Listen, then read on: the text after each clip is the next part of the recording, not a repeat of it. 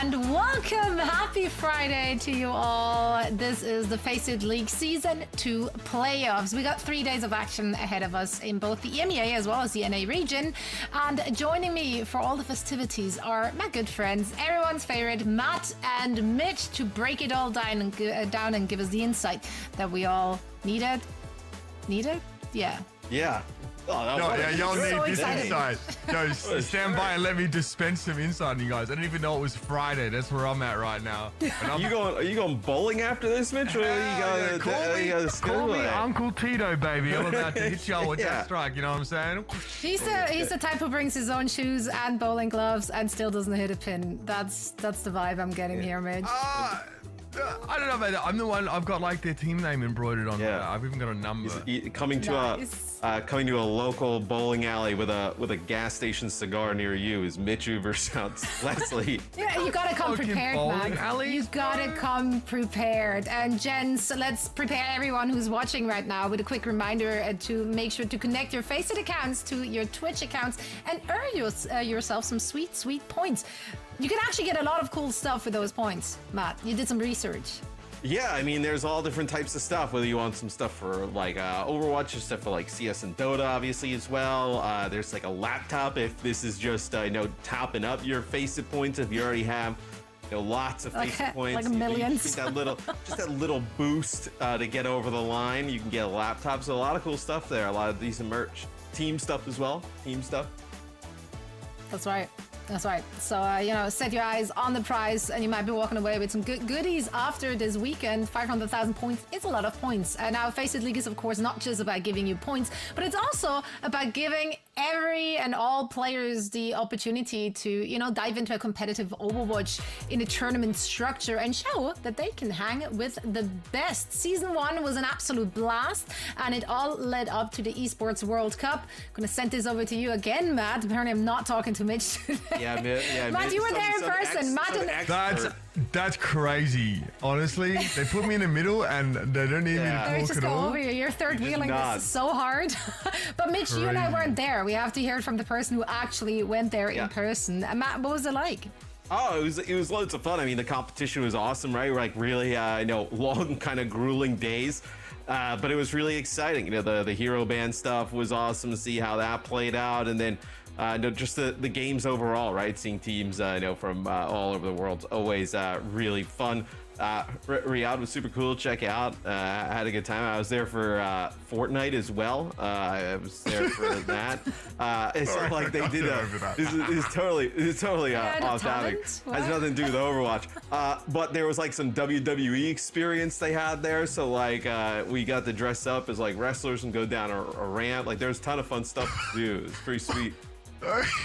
You're gonna dress up as wrestlers? That's kind of Yeah. I wish you could have done that on the They had, broadcast. I was just walked into yeah, the next room and done the show. We wanted Is it dressing up or dressing down? Because quite frankly, it's not like wrestlers wear an awful lot. Did I miss Matt in Speedos? Mitch, Yeah, I had a full. I had a Mr. full Orange Theory body on full display. I had a full Ric Flair bedazzled robe. And they had the actual like runway that they run out, and you could pick your song and whatever, and like it was crazy. It was cool. what was your song? I mean, it was just like generic, like it wasn't like you got Spotify, you got to pick, right? It was just kind of generic.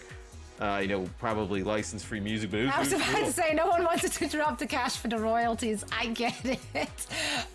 Well, not sure how to transition out of the imagery of Matt in Speedos, but I do want to remind everyone that this is not the end of our 2024 competition. Season 3 signups are open right now, so make sure to get your team together, sign up, lock in your spots to compete by October 2nd. That's very soon. Mitch, it's your birthday soon. I heard that your biggest wish is for everyone to sign up. My biggest birthday wish. I'm gonna get in trouble for this again. My biggest birthday wish is to get everyone to leave me alone. They don't sign up. Or sign up while you're leaving me alone. All right? Yeah, You know my what? No one birthday will is leave the you alone. first, so I want everybody to sign up Thank you, Matt. for my birthday. My birthday is actually first. My yours birthday is is first. this very Monday. So please, if you love me, sign up. Now I sound desperate. Yep. Either way. It's worth it though. Trust. Take a look at these fancy prices, because we're also leveling up our affiliate program by getting players to sign up using your referral links. That's right, you get referral links. You can win signed jerseys. Who's signing them? I'm not entirely sure, but someone will sign it. Jake, there's gonna for be sure. cash money. Jake. Yeah, Jake will sign it. Like, he might like wipe his face with it, like get some DNA. It's gonna be sweet He'll stuff. send you like a little, those cameos. He'll send you one that says, "Hey, heroes," and then he'll Heroes. just Jake, I'm in your This is Jake, comms. I'm in your comms. "Hey, Jake, I'm in your comms." You can get the behind the scenes tour though if you're heading to OWCS as the winner, which is pretty sweet. Also, we all are going to be in Stockholm, so even if you're not the winner of that particular prize, you can still come and meet us and hang out and say hi. So make sure to grab your tickets now for our grand finals of the OWCS in Stockholm. It's going to be great. It's going to be a banger. I am extremely excited for another offline event, as Dallas was just so much fun. But gents, let's dig into the action of today. Enough OWCS talk. Let's talk FACEIT League. Let's talk about the format for this weekend. It's pretty simple. It's actually not that much to talk about. We've got 8 teams in a double elimination bracket, best of 5 matches all the way through the grand final, which will be played in a best of 7. And each region will be fighting for their piece of the overall $50,000 prize pool. So there's quite a bit of money on the line as well. Let's take a look at our bracket as we're starting things off today with our EMEA region. These are the teams that got all the way through into the playoffs. I wouldn't say there's a big surprise there. It's the usual suspects mostly. I'm looking at the hospice. Oh, God. Well- Signs of life have been heard from hospice The there in hospice. Washington. Yeah. BG is what That really is- kills me this there. is- For everyone who's not aware, that's the Gaming Gladiators, who unfortunately disbanded just like a week ago, and they added the old and trusted Ben Best back into the mix and are now the Washington Hospice. What a throwback. I love that. Yeah, I mean there's a lot of imagery and there's a lot of like hidden messaging in that particular logo. But obviously our top 8 teams feature a lot of your favorite teams, right? So like, and as we sort of talked about, if you join us for OWCS, the meta has fallen really well for that team. It's basically perfect for them, and they're taking advantage. Space Station ended the group stages here at 10-2. One loss was to Ensign. One was actually a forfeit loss because they didn't need the win. They'd already sort of guaranteed that spot, and they knew they wouldn't be able to leapfrog Ents, so they just sort of didn't play that last match. And Virtus Pro, I think, only lost to Ents and Space Station Gaming. So you've still got that really solid top 3. And then going down, surprisingly, EXO actually finishes at 8-4 coming out of a group, which is pretty impressive. This is like that newer EXO list that they sort of picked up. We got a brief glimpse of in OWCS, but they didn't really make it very far. So being 8-4, I think after Swiss play is really impressive. And then GG, or as they are now known, BG, just below them at 7-5. So I think we have that match to look at today. So we've tried to pick what looks like the closest one, I think, based on our top seedings. Indeed. We will have, of course, matches being played simultaneously, so make sure to check out our wonderful co-streamers. I think it's going to be Unter, Commander X for the coverage of the off-broadcast action today. So drop by, say hi, and enjoy the show. Of course, you have to watch our stream simultaneously, so, get to work. True. Out there. You already mentioned it, Mitch. The match that we will be focusing on here first on our stream is EXO going up against the Washington Hospice. Let's talk about these lineups. EXO, of course, we haven't seen this particular lineup in action that much. The previous showings from EXO in like OWCS, for example, was a completely different roster. So what do we know about this one? I mean, we have obviously like Zerion, play very vocal, the kind of guy who will be in match chat in an official basis. As a French, what? Yeah, exactly. They're very solid sort of flex support player. I think we should expect to see plenty from them. But in general, like this EXO team is, I wouldn't say they're super new, right? But they have not put up the big results there in the past. And if you think back to OWCS Stage 1, this team was really quite feared. Obviously, players get poached from EXO very often, so they pick up new players and they rinse and repeat. They're the pipeline, essentially. Yeah, they kind of rotate through players. Excited to see Ange playing the support line as well. I think that'll be a real fun backline to kind of pay attention to. And then Speaking of fun backlines. Yeah, speaking of fun backlines. He's running it back. Bembest back on support, back in the lineup as well. As we said, the Gaming Gladiators disbanded September 7th and now made some, changes in their approach. Bembest back on that Ana grind. Matt, how we feel? Yeah, on the Ana. How am I feeling about this? I seeing. mean, let's see what happens. No, I'm not feeling spectacular that the our Reinhardt player / coach at times He's is now coach, right? Yeah, is now in on support. So we'll see how this kind of plays out. I mean, still probably the favorites in this series, right? I know just a lot of talent throughout this roster, but an interesting roster to kick things off. Yeah. I mean, yeah, the name value is there, that's for sure. Naga, Exodial, that's an explosive front line there for them, so lots to be aware of. And I dare say, the meta is not going to be unkind to them either. No. Yeah, so let's take a look at those maps. So guys, please take it away. Oh, we're jumping in. Let's do it. Yeah, we're jumping in. Straightforward. I'm actually ready for this, folks. Okay, so here's your map pool now. Here in FACEIT Season 2, we do not have a loser pick. So the maps are, as per the FACEIT system, they are selected, in sequence, back and forth at the start of the series. So they are pre-set, pre-selected. And so, yeah, if you sort of lose a map that ends up being your pick, that's potentially pretty scary. Yeah, the highest seeded team would choose whether to be Team A or Team B. They always choose being Team A because they get more selections. There's not really a reason you'd want less selections in terms of the map. So you see, this is Ex Oblivione actually having first pick, right? Because they're the higher seed. So Lijiang Tower kick things off. Get a Runa Sapi there in the middle of the series, ending with Circuit. I think that would be a little bit of an interesting one to go to, especially with how the meta shaking out. Yeah, a Circuit map 5 would be pretty wild. We've seen our teams go for a couple different looks on that map, but in general, those poke down compositions have still been working quite well. Got to shout out the Washington Hospice logo there. They've paid attention to every single detail. It can happen. So what is the lore behind it can happen? Is it just what can happen? I mean, we can positive affirmations here, just trying to be like, hey, this can happen. You can do it. We can do it. I feel like it seems like if it is, it's badly translated from Chinese or something. You know how sometimes you also probably don't need to put it on the logo as well. Yeah. Right? I'm okay with that. Now, Juno is disabled, or rather not available for play, correct?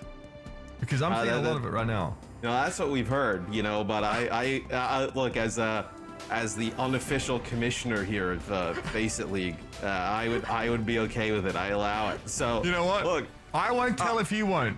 Yeah, it's played on. So it's played on the live server, right? So there's probably not an option, maybe even through the client, to be able to remove it. So that's true. Screw it. We ball out, right? Let's go. The Hospice, you'll play Juno on both sides. So Juno with the Brig. So Juno can pump out a lot of healing, right? Also provide a little bit of speed to the team. The ultimate was one where I thought it was going to be kind of poor, but it actually seemed to be a little bit better performing, as of late. Yeah, look, and in general, people don't realize this, their throughput is really high in general. Tread, though, already goes in Nemesis form, has dealt with Lauren quite comfortably. Bembest on the Brig is a fever dream, folks. I'm going to be honest with you. It'll be Exodial here on the point. Again, nicely done. Combined with the wall here, it's going to be a little bit hard for Ex Oblivione to get in. Washington Hospice able to push up now, already accruing that capture percentage. Ice block there popped by Nico, but they're looking pretty comfortable now. And pressure starts to go back in Ex Oblivione's way. And dealt with the May, as Nico did come out of that ice block here, and Exodial has to get out with a drill rush. Yeah, I mean, the comp for Washington Hospice, right? It's so tanky between the Ramatra, the May, Venture, right? Can just live forever. But now it's going to be a swap over to the Divas. Even with that kind of comp that's pretty sturdy, being able to hold point, Diva still eventually wins out at the end of the day. So it'll be Tread going over to Diva. All right, switch up here. Still both teams on this Juno, of course. Those Pulsar Rockets, if you can sort of guarantee 4 to or rather 8 to 10 connections there. It's pretty terrifying. That's obviously not possible because you can't hit yourself with it, but still very, very effective. You can get good sight lines here. Benbet's going to fall to the pulse bomb at the start of the fight, though, and Oblivioni take the advantage early. They pop a lot of ultimates to do it, in fairness. But again, Lauren looking to get a lot of value out of this this Pharah into the Brig matchup. There's nothing worse than playing Brig against Pharah Colts, man. No, I mean, it can be pretty difficult with the, to make the Brig work, as Oblivioni will go up, about above the halfway mark here. No Juno ult here for Oblivioni. We saw in that previous fight, so we'll see the Washington Hospice with an opportunity to use it here on the entrance. Yeah, orbital ray is going to be difference maker here. Okay, already Tectonic Shock going to be used, and yes, straight away Washington Hospice try and take the fight. They've given a good amount of percentage over to Oblivioni in the last couple of moments. Exodia are going to pop up there and now start to put pressure down by the coastline here. LSA have failed. And obviously Oblivioni are done in this fight if they don't have their tank to work with now, so it's a fighting retreat as our Washington Hospice squad look to take more map control. Yeah, but Oblivioni does a nice job kind of controlling a lot of the point, right? So see now the Hospice trying to push up into the spawn, maybe see if they can get a straggler. They do not. So now I think with what the Hospice have, right, you want to play like close here. You have the rally to use, right? Blizzard, an opportunity. I mean, very difficult though to get Lauren going up in the sky. This is going to be the rally as they try and catch one player, it looks like, in that side room, and they do actually, they end up getting the Diva. That's a pretty big pickup. Couldn't ask for much more than that at all. There we go, Unlimited's Pulse Bomb, eaten up by Tread. Oblivioni had a couple of big ultimates to bring into that fight, but they lose many of them. As Washington Hospice find the perfect place to press on, it's the main tank of Oblivioni. Lauren still holds on to the barrage. We have a switch up here, LSA over to Winston. As I feel like you gotta get a little bit closer to the point. Barrage here, zoning Barrage there, off to the side, denying access to that mega health pack. No, just maybe there was one player there that they were trying to catch out and then kind of darted away off screen, but they'll actually contest the point here because they absolutely need to, because it's last fight territory. But yeah, it's a Blizzard in the middle of the map though that connects with the tank. I mean, that's your tank in Brig gone. This is quite a brutal scenario here for Oblivioni. That's a massive turnaround now. Tread, even with a mech refresh if needed here, it's going to be a struggle for Oblivioni. They try to come in with the orbital ray here, and it's a great way of giving yourself just a pure mathematical advantage with healing and damage increase at the same time, but there's no one there to benefit from it in the end. Washington Hospice just need one good fight to get back in, and from there they snowball it. Yeah, and give a clarification on the Juno. So both regions, I guess, got to vote potentially on whether to include Juno here in the season 2 playoffs. EMEA voted obviously to include Juno because you see Juno here on your screen. Yeah, buddy. NA, they're all scared. They said no, not gonna. Oh, what? We got lucky with EMEA this morning. Fun region activated here in EMEA. As Juno, I think when she was first released, right, maybe thought like we weren't going to see a ton of play with her in the meta, but she has been quite well received in terms of how she's been played, right? We've seen, in APAC games, we've seen a decent amount of Juno, right? Seems like a decent alternative to Lucio. Not as easy to kind of utilize the speed potentially, right? But as Lucio, but provides a little bit more in terms of the healing output. Yeah, and you feel like if you can create enough space for her, she's very effective, providing you're not going up against hit scan because she's very floaty in general. Very like echo like floatiness. Yes. Yeah, except obviously you can't actually gain altitude outside of your double jump. So even your flight cooldown, your sort of glide boost, it doesn't actually raise you up. So you've got to be mindful of how to use that most effectively. But in general, pretty quick to strafing. Good range to be fair, even though obviously the weapon doesn't look like it goes that far. And yeah, the healing in general with that priming fire is very, very good. Not to mention your pulsar torpedoes, which can be really good in a pinch, and especially against other Junos who can't dodge them very well. If you can find that last hit and get elimination, rally here better. Best rally here for Ange is it's got Oblivioni in control of the point, and they should try and use this rally to push up. Yeah, they end up getting a mech. Exodia though with a big pulse bomb. I don't think it's going to be enough though to get it. Oblivioni off of the point. So really early rally there for Oblivioni with Ange getting onto the point, using it, and then getting rid of Tread's mech. So really nice start for Oblivioni yet again. Yeah, and again, I mean, building up that rally as quick as they did, kind of astonishing. Ben Best still only at 95% himself. That was such a long fight. FACEIT already got to 53 before Washington Hospice come back for a second time. That is ridiculous. Pulsar torpedoes coming out there from Johan, mostly just for healing by the looks of things there, trying to make sure the rest of the Hospice are looking very healthy, and so they are. It is a rally expanded by Ben Best here, but outside of that, it seems like a very straightforward fight. Yes, both teams now playing this kind of like mirror matchup where it feels like just the survivability is so high, right? I know even with D.Va getting a little bit of a nerf, right, with like defense matrix and whatnot, still just so tanky in combination with like the Mei and the Brig. Extremely difficult to take out, but it's kind of playing out a little bit like how we saw in the last round, right? Where FACEIT gets an early lead, and then Washington Hospice takes it back. This will be Johan using the Juno ult here, just kind of keeping everybody around him topped up. And the orbital right here for FACEIT is set so far ahead of them that they have to get behind Washington Hospice to get value out of the healing and damage boost. So the latter definitely with a much better fight there. FACEIT really forced that fight coming off the bridge and got absolutely clowned. Well, it's also like really difficult to dive into or, be aggressive into the other team while they have that Juno ult rolling, right? A nice Maywall here, though, from Nico. It's going to block off some of the members of FACEIT, but they'll be able to kind of stay alive. That's another pulse bomb there from Exodio, finding Anji again. Yeah, crucially, getting that Brig in 2 times in quick succession, Matt, like you mentioned, that's massive. That's a real win condition for Tracer in this fight to make sure that pulse bomb goes where it's intended. And once again, it's Washington Hospice that let FACEIT in a little bit early on, but now threaten to really run away with the game. They're even holding on to a Blizzard here, which could be massive, especially insofar as stopping Aliseo in their tracks is concerned. Last time they switched to Winston and got caught by a Blizzard. I don't think they're going to do that. I think they want to keep that defense matrix to have a chance of negating this Mei ultimate. Yes, now it'll be the Hospice taking the lead. So see the approach here for FACEIT. Another nice Maywall, just kind of constantly splitting them off. The pulse bomb there from Unlimited doesn't connect with anything, and that's the Blizzard from Miko. No. Oh, it's perfect. The Hospice get their Blizzard off. That's the most important part. They're able to circumvent Aliceo's defense matrix, but Tread eats another big ultimate. I think on the previous map it was a pulse bomb. Now a Blizzard, though. That was a win condition for FACEIT. That's the map thrown away for them there and then. Nicely done by the Hospice. I just want to call them the Hospice. I don't know why that feels extremely... The Hospice. Feels extremely metal. Yeah, I mean, just throwing the dreams Washington... go to die, baby, when you play against us, because we're just shutting out the game. Yep. Yeah, we're just taking you out.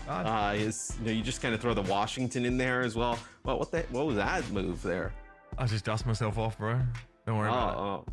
But all the confetti coming down after I get given my gold medal for my insane bars. You can get that off me. Oh yeah. Your award that doesn't exist now. But no, the Washington Hospice. They take that first round. These two teams have played competitive series against each other. Back and forth, right? So I fully expect this to be a pretty competitive series where EXO got off to a good start on both points. It's just once the Hospice got control, there was just no taking it back. Yeah, and again, like they're dealing with early rally on the side of FACEIT, right? That's really kind of snowballs that first fight. But the moment that the Washington Hospice can come back in, they win one fight, just spend their rally. Like, it's really quite economical the way they're able to win things out there. Tread holds on to the self-destruct for a long time to make sure that there's an easy remake to be made here. And again, we saw multiple pulse bombs from Exodio find multiple Brig kills. That is huge. And Unlimited... Yeah, there were some pulses here and there, but we saw obviously a missed pulse, which is not out of the ordinary. It's not crazy. It's far more remarkable that Exodio's been able to hit those so consistently here. But just the little things here that are giving the Washington Hospice the edge. They're still a very quality outfit. Yeah, I mean, we see here, using the Venture, right, getting aggressive behind the burrows and whatnot in combination with the Mei. So some really nice looks here from the Hospice. I also think this is probably what you're going to see from a lot of teams moving forward, right? Especially now, kind of considering like we didn't have Juno in OWCS. Still want to have Juno in NA, but we've seen from APAC and then now in EMEA. It seems to be very effective as a hero. So fully expect to see comps in the future kind of built around this here in the same type of archetype.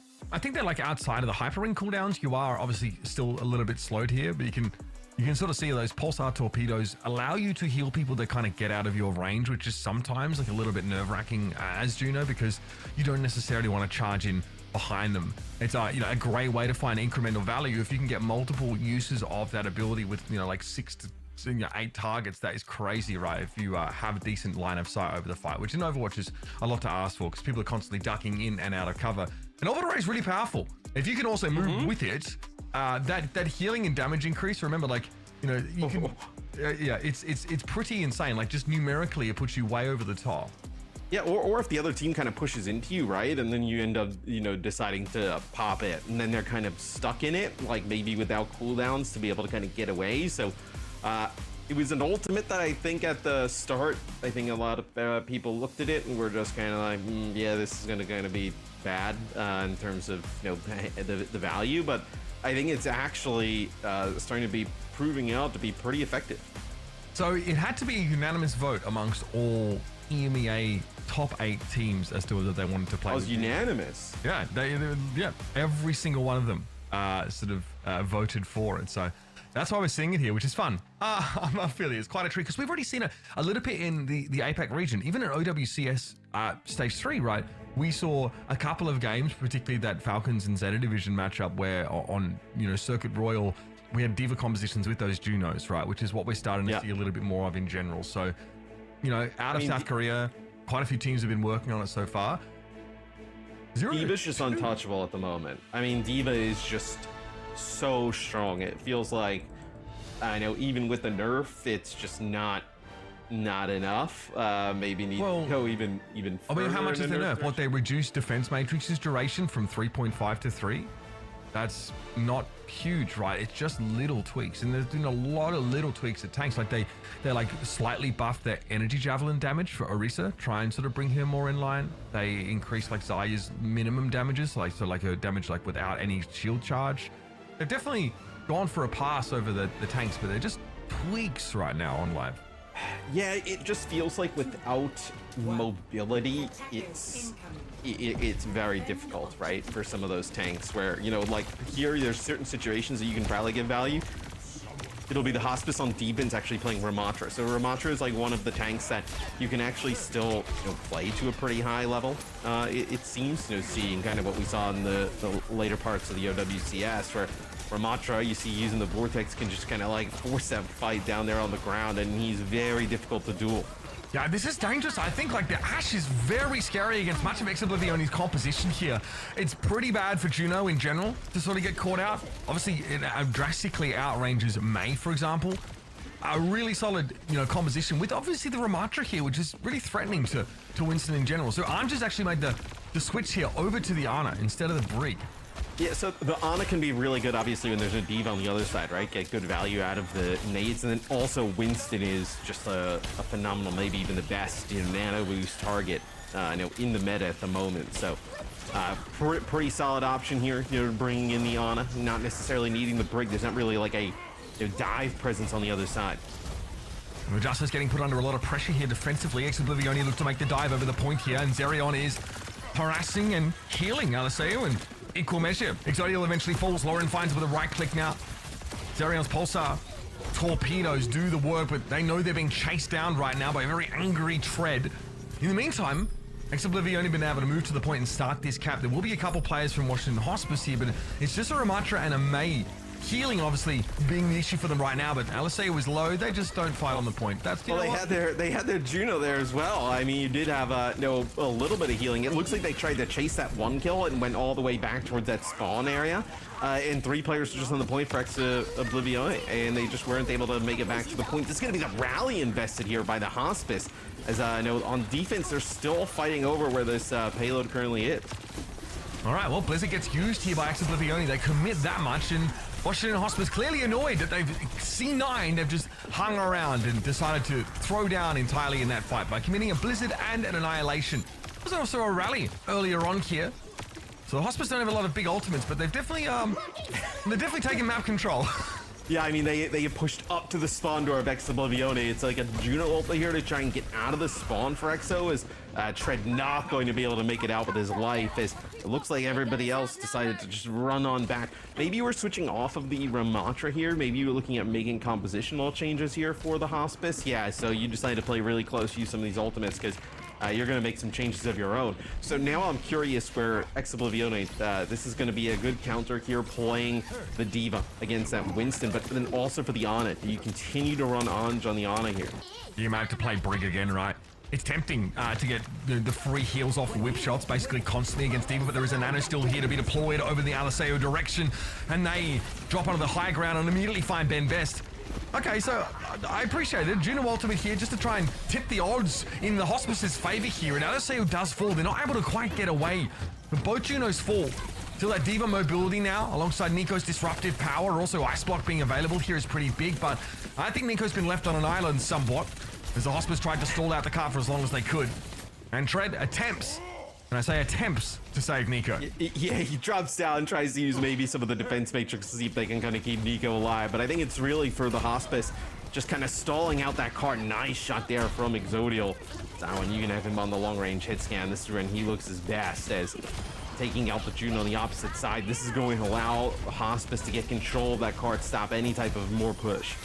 I mean, Exodial now, we saw it briefly before we switched perspectives, but that was a close range fight against the Tracer that they win out very comfortably. And it's going to be tough to play Juno on this part of the map. Getting out of those sight lines of Ashe is no simple matter, and she's kind of like a natural predator to you in many cases. Well, I mean, just even getting back close into this area. Let's look at this. I mean, Exodial takes out a limited, then Lauren coming out of the spawn gets hit with a Bob. Is the Hospice plays so aggressive here, Mitch. I mean, with this comp, they're just right up to the spawn door constantly here against Ex Oblivione. Again, pushing out towards the spawn. Here's a rally being committed here by Ben Biss. I've not seen too many teams be so sold or priced into the spawn camp gameplay. Normally it's like half a fight, right? Back up, maybe force out some abilities, but Washington Hospice are back here and they are throwing their own abilities into this hole. Yeah, I mean, they are all in, right? But you see where Tread is positioned, right? Use this defense matrix, kind of block any of the bullets coming Exodial's way for a brief period of time. Let him kind of free fire down range, is trying to catch Aliseo here out, but it's out with his life. Is you're gonna have the primal here, which could be huge, right, if you need to get into the back line. But that kill on the Ben Best, you may not even need to use any ultimates now. Tough life out there for Breeze. Not an easy role to play, and Ben Best definitely suffering there, being chased down by Unlimited. And the Washington Hospice probably just let this one go. I think realizing there's not a whole lot to be done. They get a primal rage out of Aliseo, crucially, but it's still going to be dealing with a huge bank of ults from Ex Oblivione. I mean, they burnt a ton of time, right? I mean, we are under a minute to go here. Ex Oblivione's now just getting under the bridge. We're going to see a Reaper set up here. So now this is like an all-in, right? You're going to try and see them go directly for that backline here with the Reaper. Also put a lot of pressure on that Winston now that he doesn't have primal. A lot of these orbital rays getting dropped down right now makes it tough to follow, but Aliseo gets picked up early. It's like Tread was able to gobble up the Winston, and that's always the risk here. Aliseo not going for a Diva mirror so much. That definitely means that Exodial, and I'm surprised it took so long, but switching over towards the Reaper now just to tear this Winston to shreds. Yeah, and you can't exactly, what do you do, right? Are you going to go to the Diva here, a final few seconds scenario? It's really a difficult spot for Ex Oblivione. As Hospice, you have control over the high ground. You probably have an advantage in terms of comp. In a great spot to get a hold before the second checkpoint. You go, Yoham. You better, buddy. Flying through the air. That's it. Just plug away with that Medi Blaster. Okay, here's Aliseo stepping up first. The wall there, quite disruptive, thrown behind Aliseo by the Hospice, but Nico perhaps overextending here. Zerion is able to pick him up. Cart now obviously very close to the second checkpoint, and Tread fancies another mech. At range, being peppered down by Zerion, but still able to get back in the mech and get back to business. And Aliseo finally picked up Ben Best, able to take him down. The rally, of course, a huge pickup in that moment for the Washington Hospice. And Tread somehow still stays inside the mech, despite an egregious C9 on point A. Washington Hospice still able to hold on point B. Well, I wouldn't call it an egregious C9. Right. I would say they got maybe a little bit too, aggressive, pushed into the choke, tried to chase a kill, and then just didn't have maybe the speed to make it back. I think it happens at times. I mean, when I think of egregious, there's a lot of other C9s that would come to mind before that one. Okay, we saw almost like a Yongjin. We saw a ridiculous, like, yeah, I was just gonna say, I was like, the one we just casted that one was egregious. This one was, just maybe didn't get the timing down exactly. Okay, I'll give it to you. Either way, Washington Hospice. You didn't even put up much of a fight. Typically, I gotta argue. We gotta sit here, listen to you. Use big words nobody understands. But that one, you're just gonna give up. The worst part is that Zoe is English as a second language speaker, and she understands those words that I use. Well, you guys. I don't know what you guys are doing. It's just not being cool. Yeah, all right. Sitting in your base. I just not had an issue with communicating with Zoe in that same way. She's not even from here, so I just don't know what to tell you. Yeah, it's more of an indictment of yourself, I think, but that's cool. That's debatable. It's not cool honestly. though. It's not cool. Yeah, I get that. Yeah, it's just not really that cool. Ex Oblivione, they'll actually go with the Orisa here, or it's Orisa Bastion. So like, you're really trying to do D.Va using Matrix, right? You get a Javelin, you can't eat the Javelin stun out, and then maybe you can put down enough damage. Like, is that kind of the play you're going for here? I feel like Orisa, even with some new additions, not even new additions, just a little bit of buffs to the kit's not going to work out. And look at this. So big dynamite here off the rip for Exodial. A few players weak. Then there's a follow-up from the D.Va right away, and everybody's dead for Ex Oblivione, and the comp is gone. Yeah, really clean. That comp obviously really wants to brawl. It really wants to take space. The problem is that D.Va creates space, and Exodial had a lot of room to breathe there. Very comfortable. Also, Orisa is someone else who's very susceptible to just getting slapped around by the Brig, right? It's pretty easy Inspire Procs for her to build up. And also walling her off is definitely a viable strategy if she lacks verticality of any kind. So, yeah, I mean, Ex Oblivione, that didn't really look like it was the answer at all. So then back to the Winston comp that features the Ana. Yeah, and more interesting enough, they've actually just dropped the Juno here on defense. It's a nice bio eat there from Tread. They dropped the Juno, so no speed availability, not that big ultimate that we've talked about, so with some really interesting uses that we've seen so far. So they'll drop that for an Ana Brig setup, which on defense, I don't even think the Ana Brig is really the reason this isn't working. I think you just kind of give up point A, you give up some space, now you can start to snowball a little bit, but just interesting they're not gonna have a speed to be able to kind of take back some of these areas. No, I think they didn't want to go out without Juno in the last round, and it forced Ange to be the one that switched, right? As opposed to Zerion, who was just sort of stuck on that Juno. So now, a bit of a different look for Ex Oblivione, realizing just how effective this Ana Brig backline still is going to be against these D.Va pushes, but I can't spend a lot of progress here. It's unlikely that it'll get too far in this next fight as Washington Hospice do get picked apart, and Lauren playing back behind them, Unlimited constantly nipping at their heels. Yeah, but for Ex Oblivione, it's about some of these next fights, right? Like, you cannot allow Exodial to get set up on the high ground. Here is the Ashe, especially in this type of scenario where you could end up getting pinched if you don't deal with these players fast enough. That is quite true, right? The reinforcements are on the way in, and Eco's done that. Unlimited has been taken down, and Ben says, I'm going to rally here. I respect this so much. Well, Tread's going to be back in the fight pretty soon. However, rally will have expired by that point, so I'm not really sure in the grand scheme what that's looked to achieve, but hey, I respect it.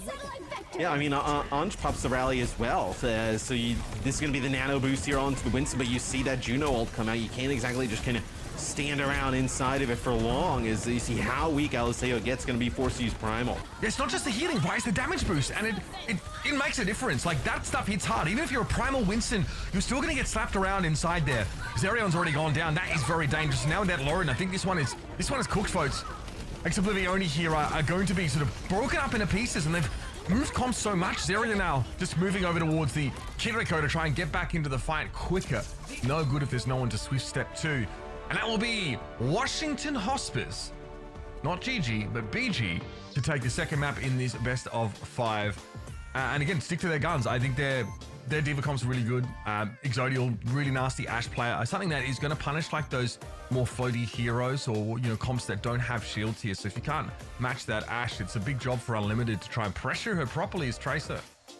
Yeah, I think though, going into Runa Sapi, it'll be interesting. You can play some different type of stuff on Runasapi, right? Where you can maybe make, Ramatra work, or different types of, rush variants that we've seen in the past, right? Where Eichenwald feels like it is strictly like Diva Winston, right? We saw both teams tried to mess with like Ramatra and Orisa, and both teams kind of lose very quickly with those types of different comps, right? So Runasapi could be one that changes that a little bit. Yeah, we've seen Virtus Pro that really favor the Ramatra-based comp. I think we saw Space Station try and play Reinhardt, even with like a Venture mixed in as well. We see like Malga comps on that map. Quite a few options. The flank lines are pretty long, but looking back here, of course, very quickly on this map, we saw a complete backline overhaul. I think for Ex-Oblivionia here, trying to make their compositions work. I think the Reaper switch for Exodial, once he realized that there was a switch off of the Diva to the Winston for Aliseo, it's like a huge opportunity to really just exploit that Winston. It's also pretty scary for Mei to have to face up. It can force a lot of those early ice blocks if Reaper turns up in your front line. But in general, like Exodial is that piece that is flexing to the counter picks at DPS. That was a nice one. A little whip shot, punish Nico. I'm glad we caught that. But in general, this Diva comp tread on the Diva as well looks really comfortable. Yeah, it just feels like that Diva. I think at the beginning of OWCS in the last stage, we were talking about maybe that Winston is going to kind of like overtake Diva with some of the nerfs. It does not seem that whatsoever. It seems like Diva, even in the mirror, let's say they kind of like mirror, but instead of the Diva, they have the Winston. It seems like the Diva version kind of wins out every single time. She just seems to be so incredibly strong at dueling opposing players. She kind of takes like hit scan like off the table a lot of times, right? Yeah. Because the Divas don't hit scans don't really play well into Diva, so just feels way too versatile in comparison to Winston at the moment. So far so good here for the Washington Hospice, despite obviously having been dropped from that larger organization. They still have plenty of the strength, and they're getting this done, of course, without FD Gold in the back line. Ben Best is getting out there and getting it done. Oh, the Brig holding in one for the boys. What's the motto on the logo again? I mean, it can happen. Yeah, I mean, hey, it can happen. I mean, we're getting close. Right time. We're going to be back with map number 3 of the series right after this short message.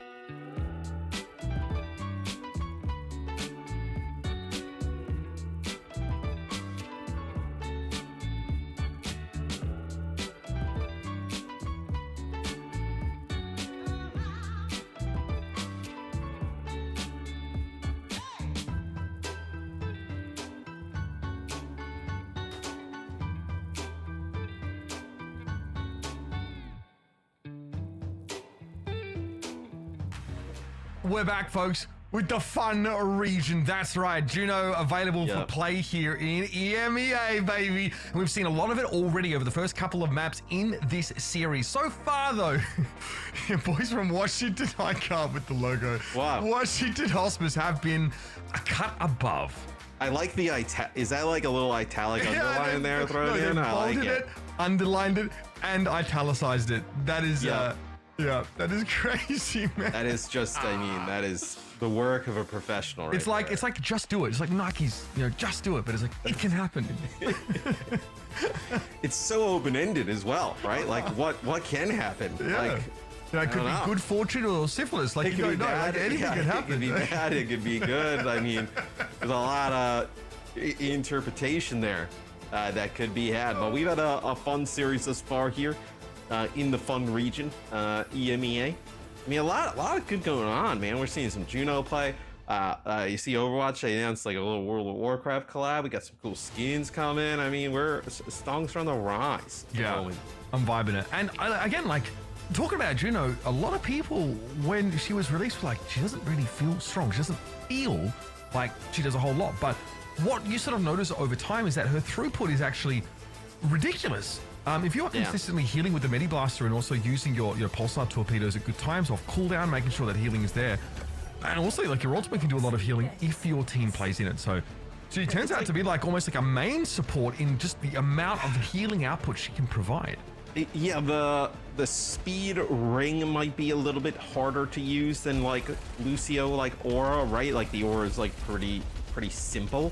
But just kind of the healing and damage output that Juno provides, I mean, it's enormous. Like how you mentioned, it is very main support-esque. I mean, you see being able to kind of keep, I know Alceo here up for Oblivione right off the rip. Just the healing that can go down is both teams up for a D.Va comp here. But it's actually going to be the Hospice going to be playing that Ashe yet again. So the Ashe is really good in the previous map on Eigenvald. Alice's done really well defensively here so far. They've had to spend most of their time peeling for this front line, but eventually Washington Hospice kind of break through. I think Aliceo at some point is sort of looking over towards the Mei, trying to pressure Nico down and, isn't in a position to peel for their back line any longer. And they get a D-Mech here, and they're just going to back up all the way. There's not really an awesome spot for Aliceo to reset. It looks like I think they got all the way back to spawn. I mean, that is just a brutal, if that is the case. Is this going to take a while, right? We'll see. No, the D.Va actually looks like potentially up there on the high ground. Just going to shoot the blaster. Funny trying blaster. to get back. Yeah, just trying to get back in with the blaster. They have to keep Aliceo alive. I mean, you're so committed to kind of keeping the D.Va up at this point. Yeah, it's a big tempo loss, I think, just having a desuited D.Va in general, but there aren't many great ways to, get that environmental elimination on yourself, for lack of a better term, on this map. But back in the mech is Aliceo. Look at that. See, this is where the value is. Like, if you can get hits like that, and Zerion just showed us, obviously, with those pulsar torpedoes, it's a lot of healing and or damage. Pulse Bomb, though, found a connection on the Benvest. Unlimited starting to get those stuck now, which is good, but they trade themselves out. Nico can find that elimination. Big Blizzard, though. Yeah, okay, Trader's at least going to be able to capitalize in a big way. Aliceo probably would chase after Exodial here, but we talked about the D.Va, and you mentioned before the break, like, it kind of can nullify your hit scan, but I don't feel like Aliceo has the bandwidth to actually limit Exodial's impact very much. They're too busy dealing with this upfront pressure from Tread. Yeah, Trey and Nico just putting a lot of pressure on the D.Va, right? And then when Aliceo dives on in and tries to make a play for Exodial, you have Benbest and Johan right there doing a nice job protecting the hit scan, because that allows Exodial to get some of these big dynamites off that we've seen throughout the series. It's going to be a Bob here that goes a little bit off to the side here, just going to get an off angle across the point. I mean, it's a great position to put Bob in. It's really annoying. And look at the way that this orbital array has been set up. The Hospice can get the full duration of that. It basically is, again, been thrown out right in front of you. It spawns on your location as Juno and moves in the direction that you're looking there. So it can be tricky sometimes to line it up, but yeah, that's not good. That's bad. Yeah, if you're waving, doing the tactical crouch over by a bicycle in the corner, it's not going well. Listen, we're only at 1 though. We're at 1 in terms of the Zerion all chat banter counter. I think they called Exodial a KDA player in the first map.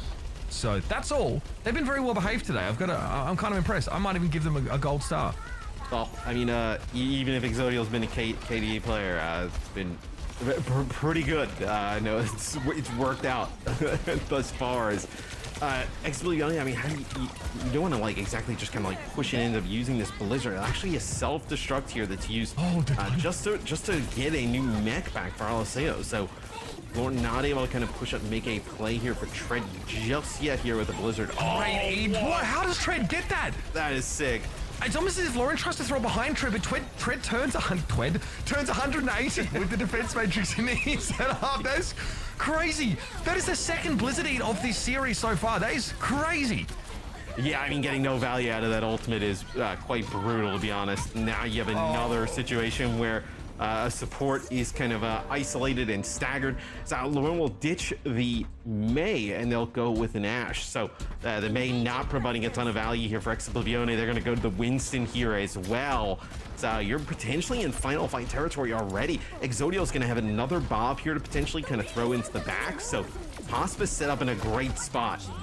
Yeah, and look at this. Again, Orbital Ray used extremely aggressively now. And this is how much space Exodial has. Like, they're in a different province from where they're playing. And there's nothing that Alisei can really do to sort of shut them down. Winston makes it a little bit easier, in fairness. Even without their defense matrix, you can really get to them. So Exoblivione spend on this one, switch to the Winston. Now the Orbital Ray to send them forward. Big pulsars there from Yoham. Actually caught Ange out with that ability. Nicely done. But just at the death of things, Oblivione able to survive. It's winnable here. Zero. So, I mean, you're down 140, plus meters here. 142 is as much as they get. I mean, this is nobody gets 143 meters on Exoblivione. Nobody full clears Exoblivione on Runasafi, fam. All right, Pulse from Unlimited won't quite get there. Coach Gun going to send Exodial out of the blast radius, and this Tracer is going to now have to contend themselves with putting this extra pressure down. Yoham airborne there. Zeron able to pick them up with the Pulsar torpedoes, and finally Exodial is brought down. Unlimited getting busy after the Pulse Bomb miss. Now they've been able to string a couple together. It feels like a lot would have to go wrong here for Hospice to allow Exoblivione back in the game, because Hospice can just kind of just keep jumping onto the bot, like stalling it out, forcing ultimates out of Exoblivione, where eventually you're just going to run up against the clock, right?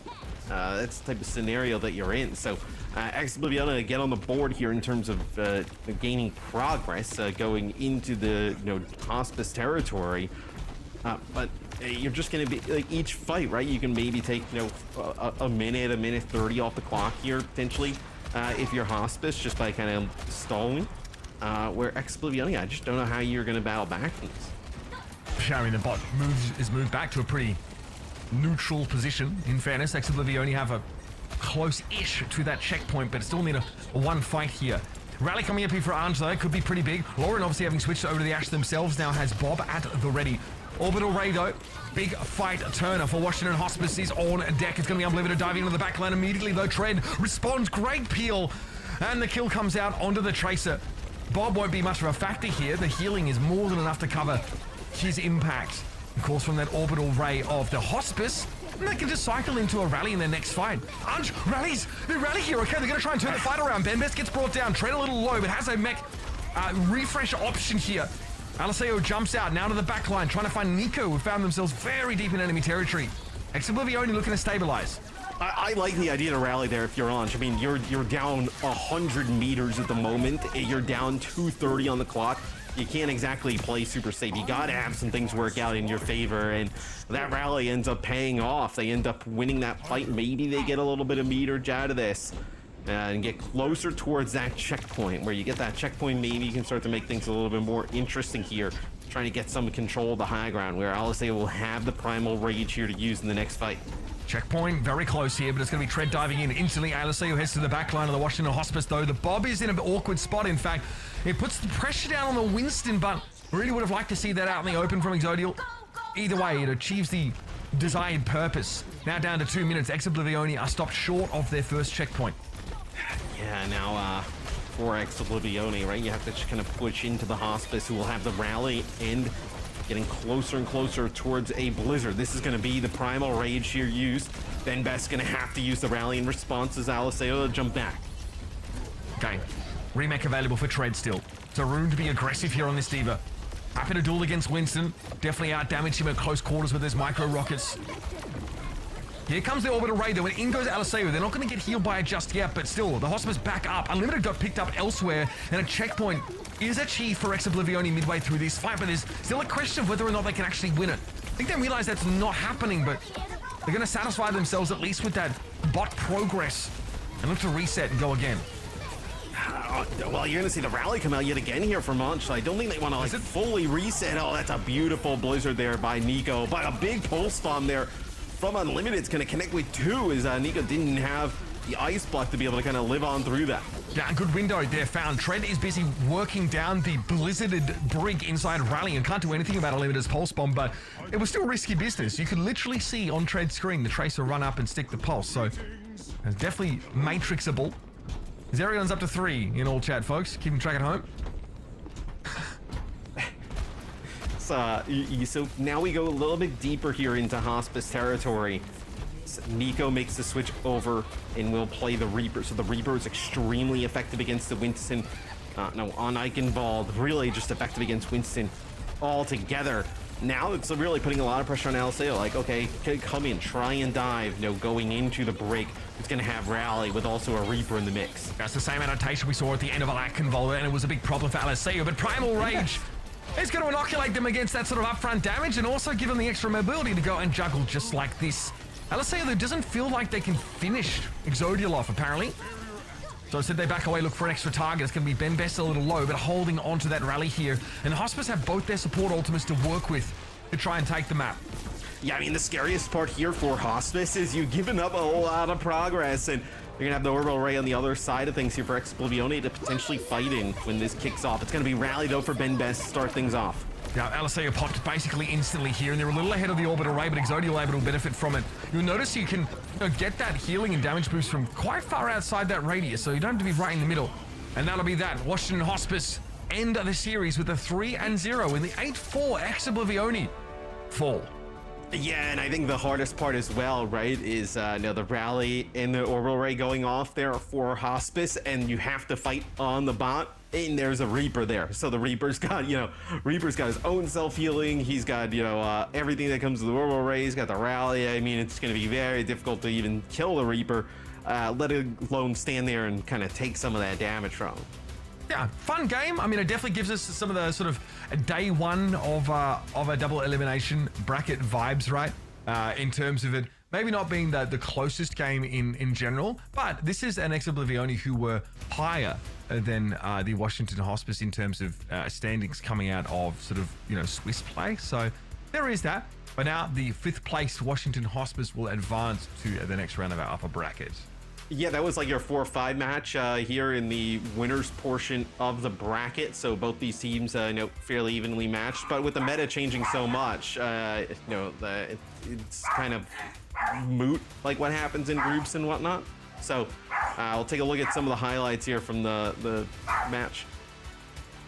Let's go back and see it. Of course, we saw an interesting comp, right? Like this D.Va look with the May Venture, from our Washington Hospice squad. Eventually that was switched off of here, but in general we saw a lot of Juno over that map.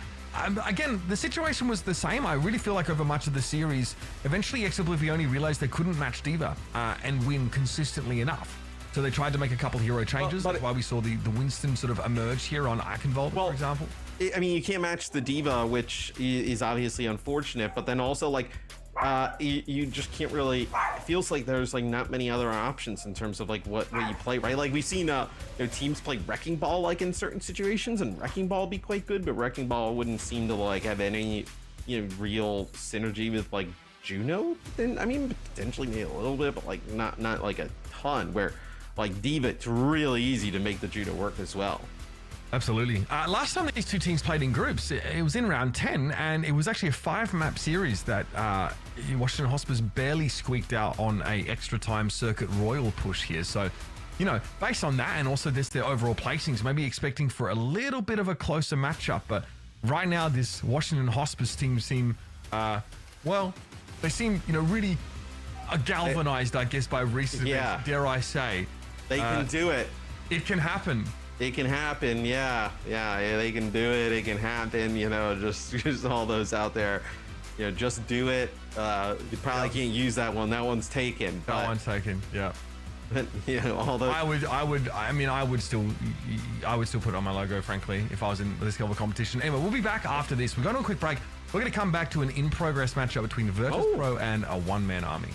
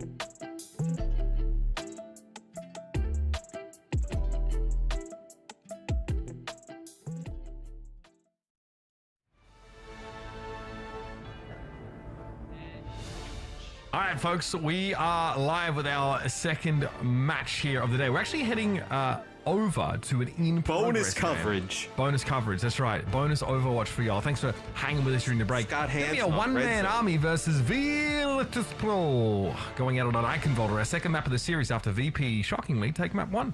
Yeah, the VP. This should be a fun match, though.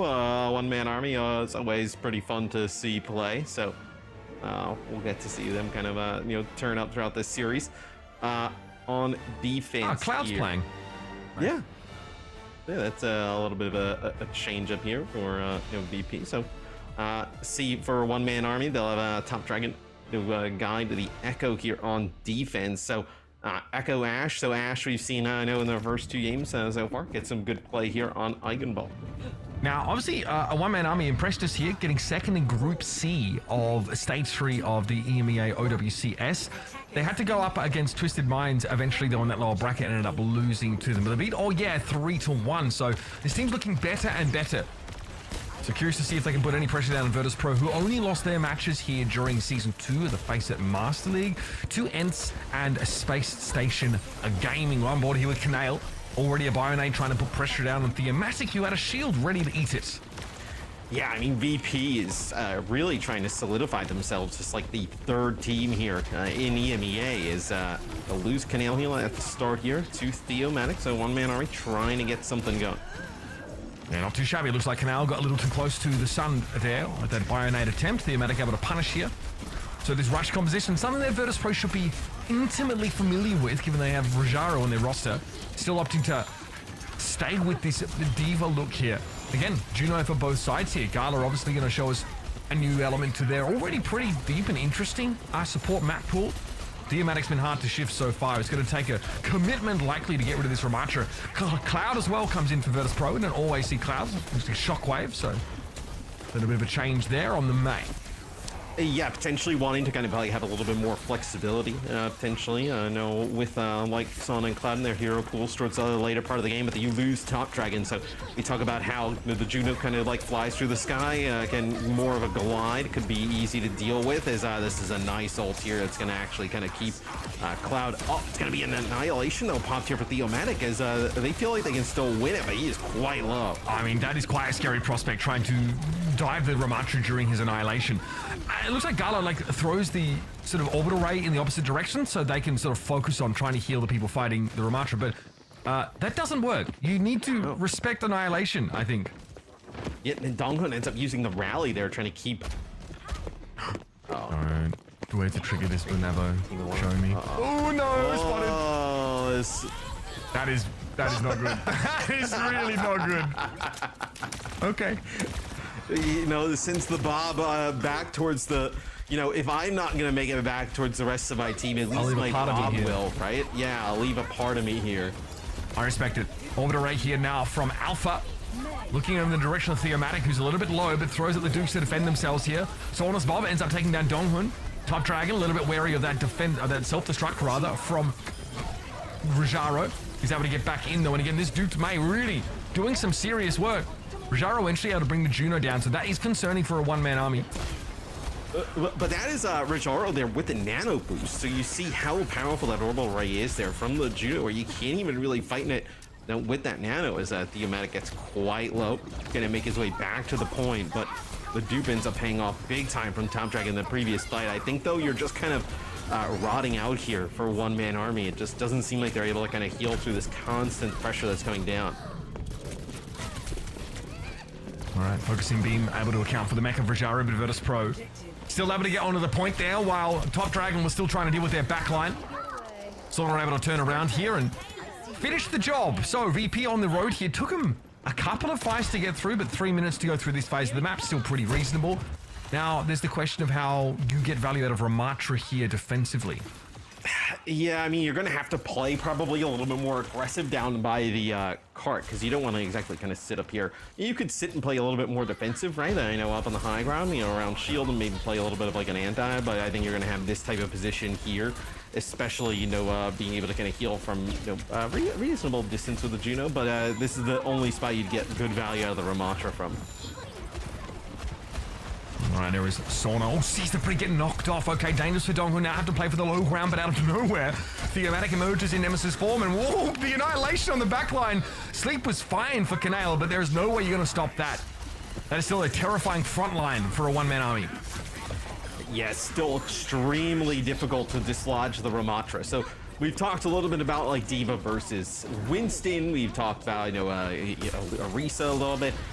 In Ramatra, where Ramatra seems like still has points on maps and, you know, areas of maps where just the inability to dislodge him and know how tanky he can be another kill. Make it really difficult to play against. Virtus Pro are really in disarray right now, this aggression for a one-man army. The follow-up there from Theomatic, it wasn't clear that he was going to fully commit on towards the Ana position, but Canale just lingered a little bit too far out of spawn and was easily snapped up.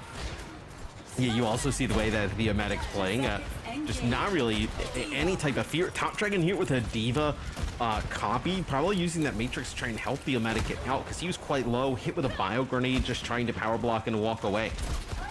Probably a worthwhile spend of ultimate if you're worried that your D.Va could get, you know, caught out, stalled, staggered, all the rest. Orbital strike here now for the defenders. Rajaro now heading in towards the castle, has spotted out Avo, but can't put enough pressure down, at least gets the coach gun out. It's gonna be an option for later on, and what? Theomatic just ceased to exist there. Maybe the damage boost, I think, from the orbital strike, something that Theomatic wasn't quite prepped for and didn't have the defensive cooldowns to cover. Here comes our rally though, Donghun turning up the heat. Rajaro takes the mega, gets on out, but sees a Bob waiting for them outside. Still opts to go there, but they've lost Cloud, and they're gonna lose Gala here too. Yes, this has not looked good for VP. You know, even one-man army was making some big plays on their first point defense, and then eventually just kind of like rotted out over time. Is Rajaro is going to have a mech here with a self-destruct, so going to have to use that. It's going to be a blizzard thrown in here from Cloud, trying to get Theomatic out of their backline, which they do, and it looks like Rajaro will get a remix. So maybe now for VP, you can start to move the bot. And that Blizzard is the main answer to a Ramatra in this composition. Despite his speed inside Nemesis form is considerable, it can also interrupt an annihilation. That's a big deal, and it's a game changer as well when you've seen what Theomatic's been able to do to the backline of Virtus Pro when he's walked up with that ultimate. Yeah. But great stall. We're down to the last fight here for Virtus Pro, and they've still got a lot of ground to cover, but they've got an Avo first. That long-range threat of the Ashes off the table. This checkpoint is legitimately up for grabs here. Well, it's a really nice dynamite from Sauna as well, as they're all trying to exit out that side rooms. Theomatic will end up using the Annihilation, just trying to stay alive on that payload, but not going to work out. Unreal. So, big dynamite from Sauna as a one-man army trying to get out of that choke point back towards the payload.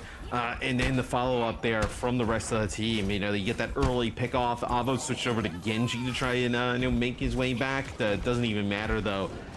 VP at the final moments will unlock the final checkpoint. Okay, see there, the Annihilation was much more manageable from Theomatic as he was out of position and poked down consistently by Sauna and Co. Here's Top Dragon looking to wrap around, cooldowns on the back line. Sneaky bombs do connect, but the sleep, but he's going to force a dupe, and Sauna can't do much because Theomatic already charged straight into them. Top Dragon did their job there, tying up the back line, allowing Theo to walk up. Well, you can be way more aggressive with the duplicate, right? Because if you get quite low, you can just dupe really anybody, like you just saw there, just dupes the Ashe. Not really kind of the intended target at the always, but goes for the Ashe just because it's right in front of him, able to get some health back, and then able to still fight this. The Echo also really good against the D.Va. You know, you can get D.Va's armor off and then get the focusing beam down. The D.Va just melts. So really a one-man army. We've seen them play the Echo pretty consistently. Top Dragon's been phenomenal. And that's actually a sick bio from Kaneo. Connects with both supports. What's the impact going to be, though? He comes to push up a little bit low, though, with Gala. Okay, goes for the orbital Reiki, but it gets taken down, yep, by the undodgeable Pulsar torpedoes.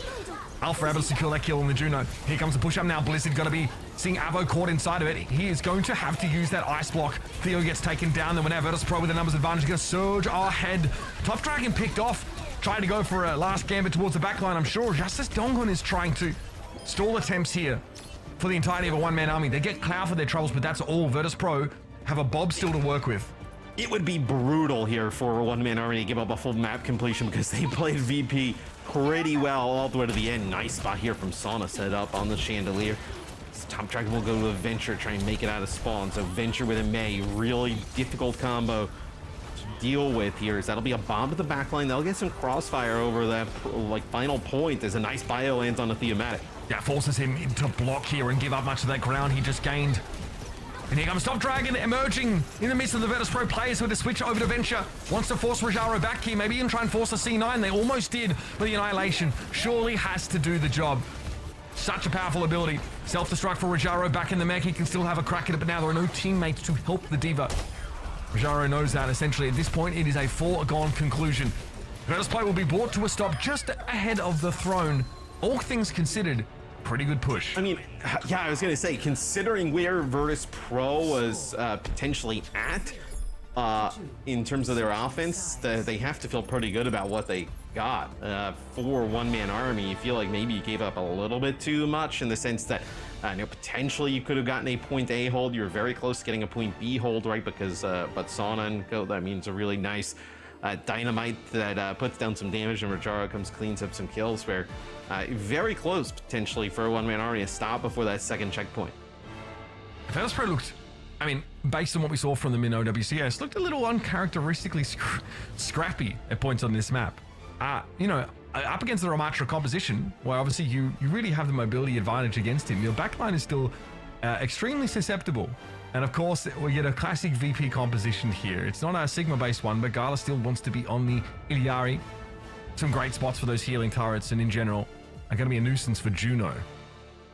Yeah, and I think this composition works, I know, really well with the Baptistas in combination, right? You can just put down tons of damage from the support line, and then also just the actual support is there for Rajaro, being able to keep the Ramatra fighting, especially if they're going to play Ramatra on the other side.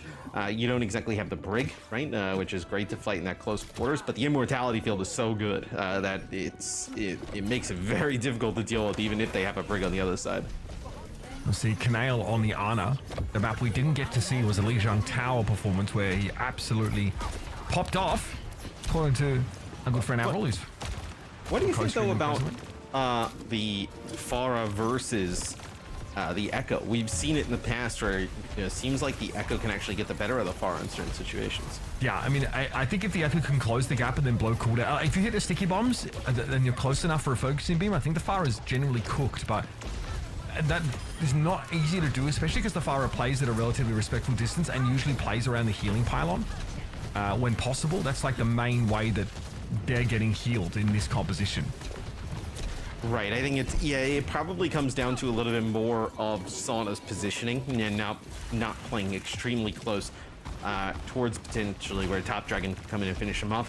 I will actually switch over and play Cassidy here, so a little bit sturdier.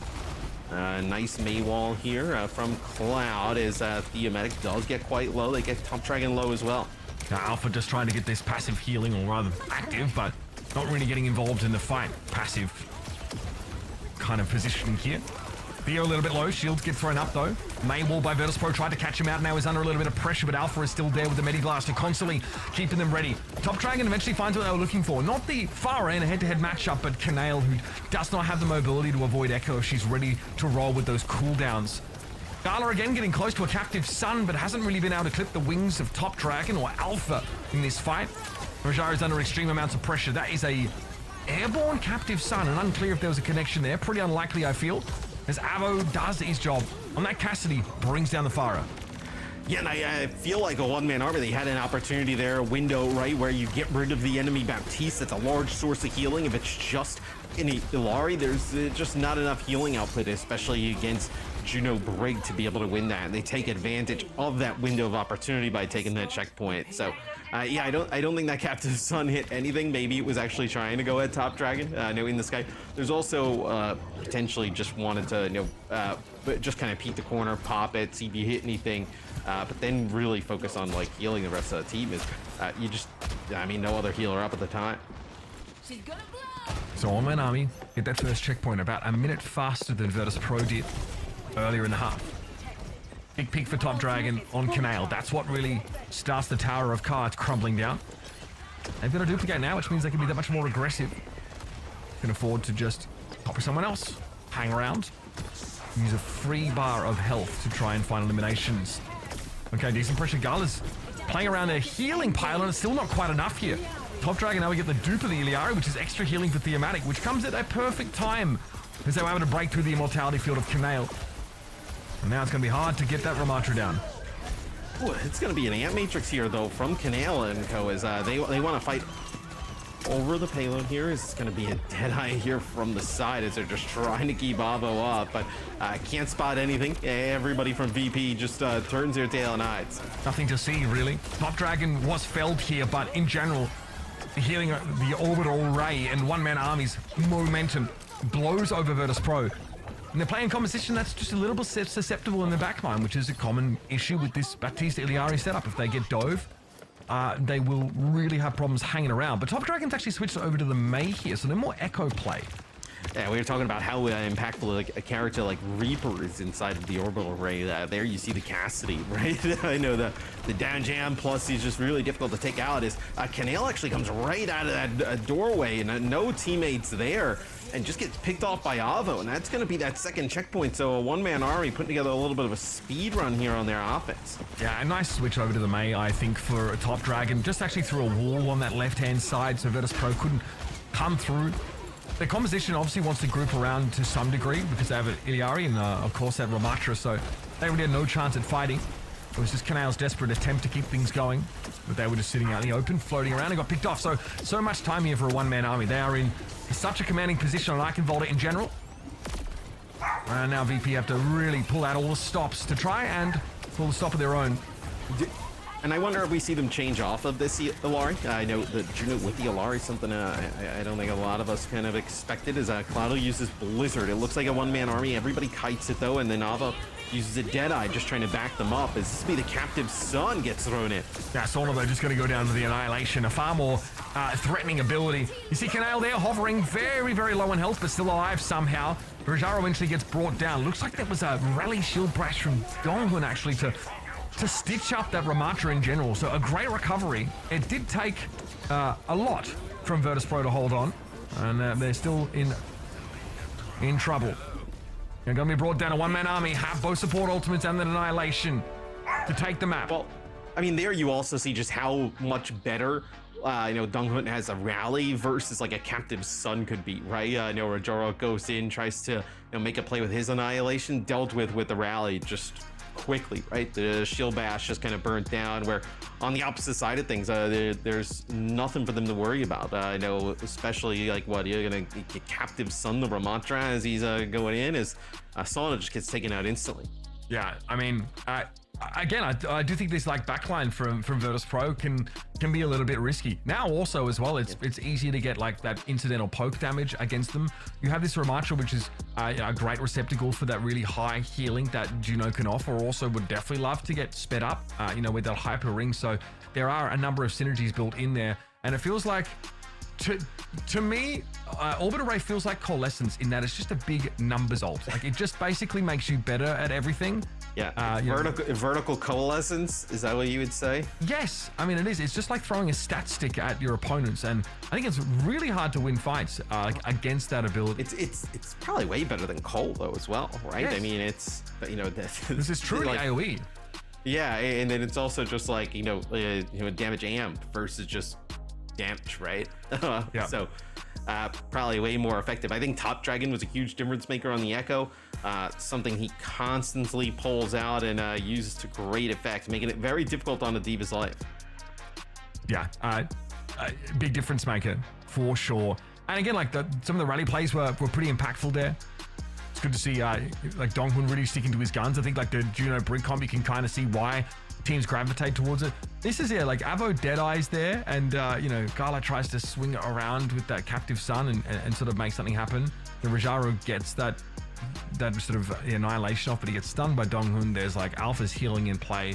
Basically everything you could ask for a one-man army there. So looking good. I just want to be clear. That is a map win against the top 3 team in this region. VP are the team that you need to basically knock out to really get into the higher echelons of EMEA. And I think we've seen a one-man army as a team come like a really long way over the last month or two.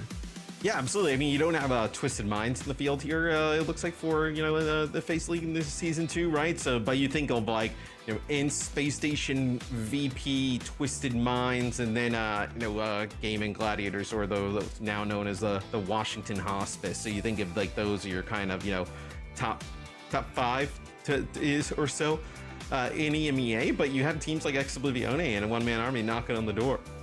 Yeah, that's right. I mean, and good to see for them here to equalize a map in this series. Again, it's not loser pick per se. It's that both teams alternate choosing maps at the start of the series. And again, like Matt sort of mentioned, if you win the toss, you can be Team A or Team B. Obviously, Team A has extra picks. You get to choose more maps, which generally tends to favor you. So most teams go that way.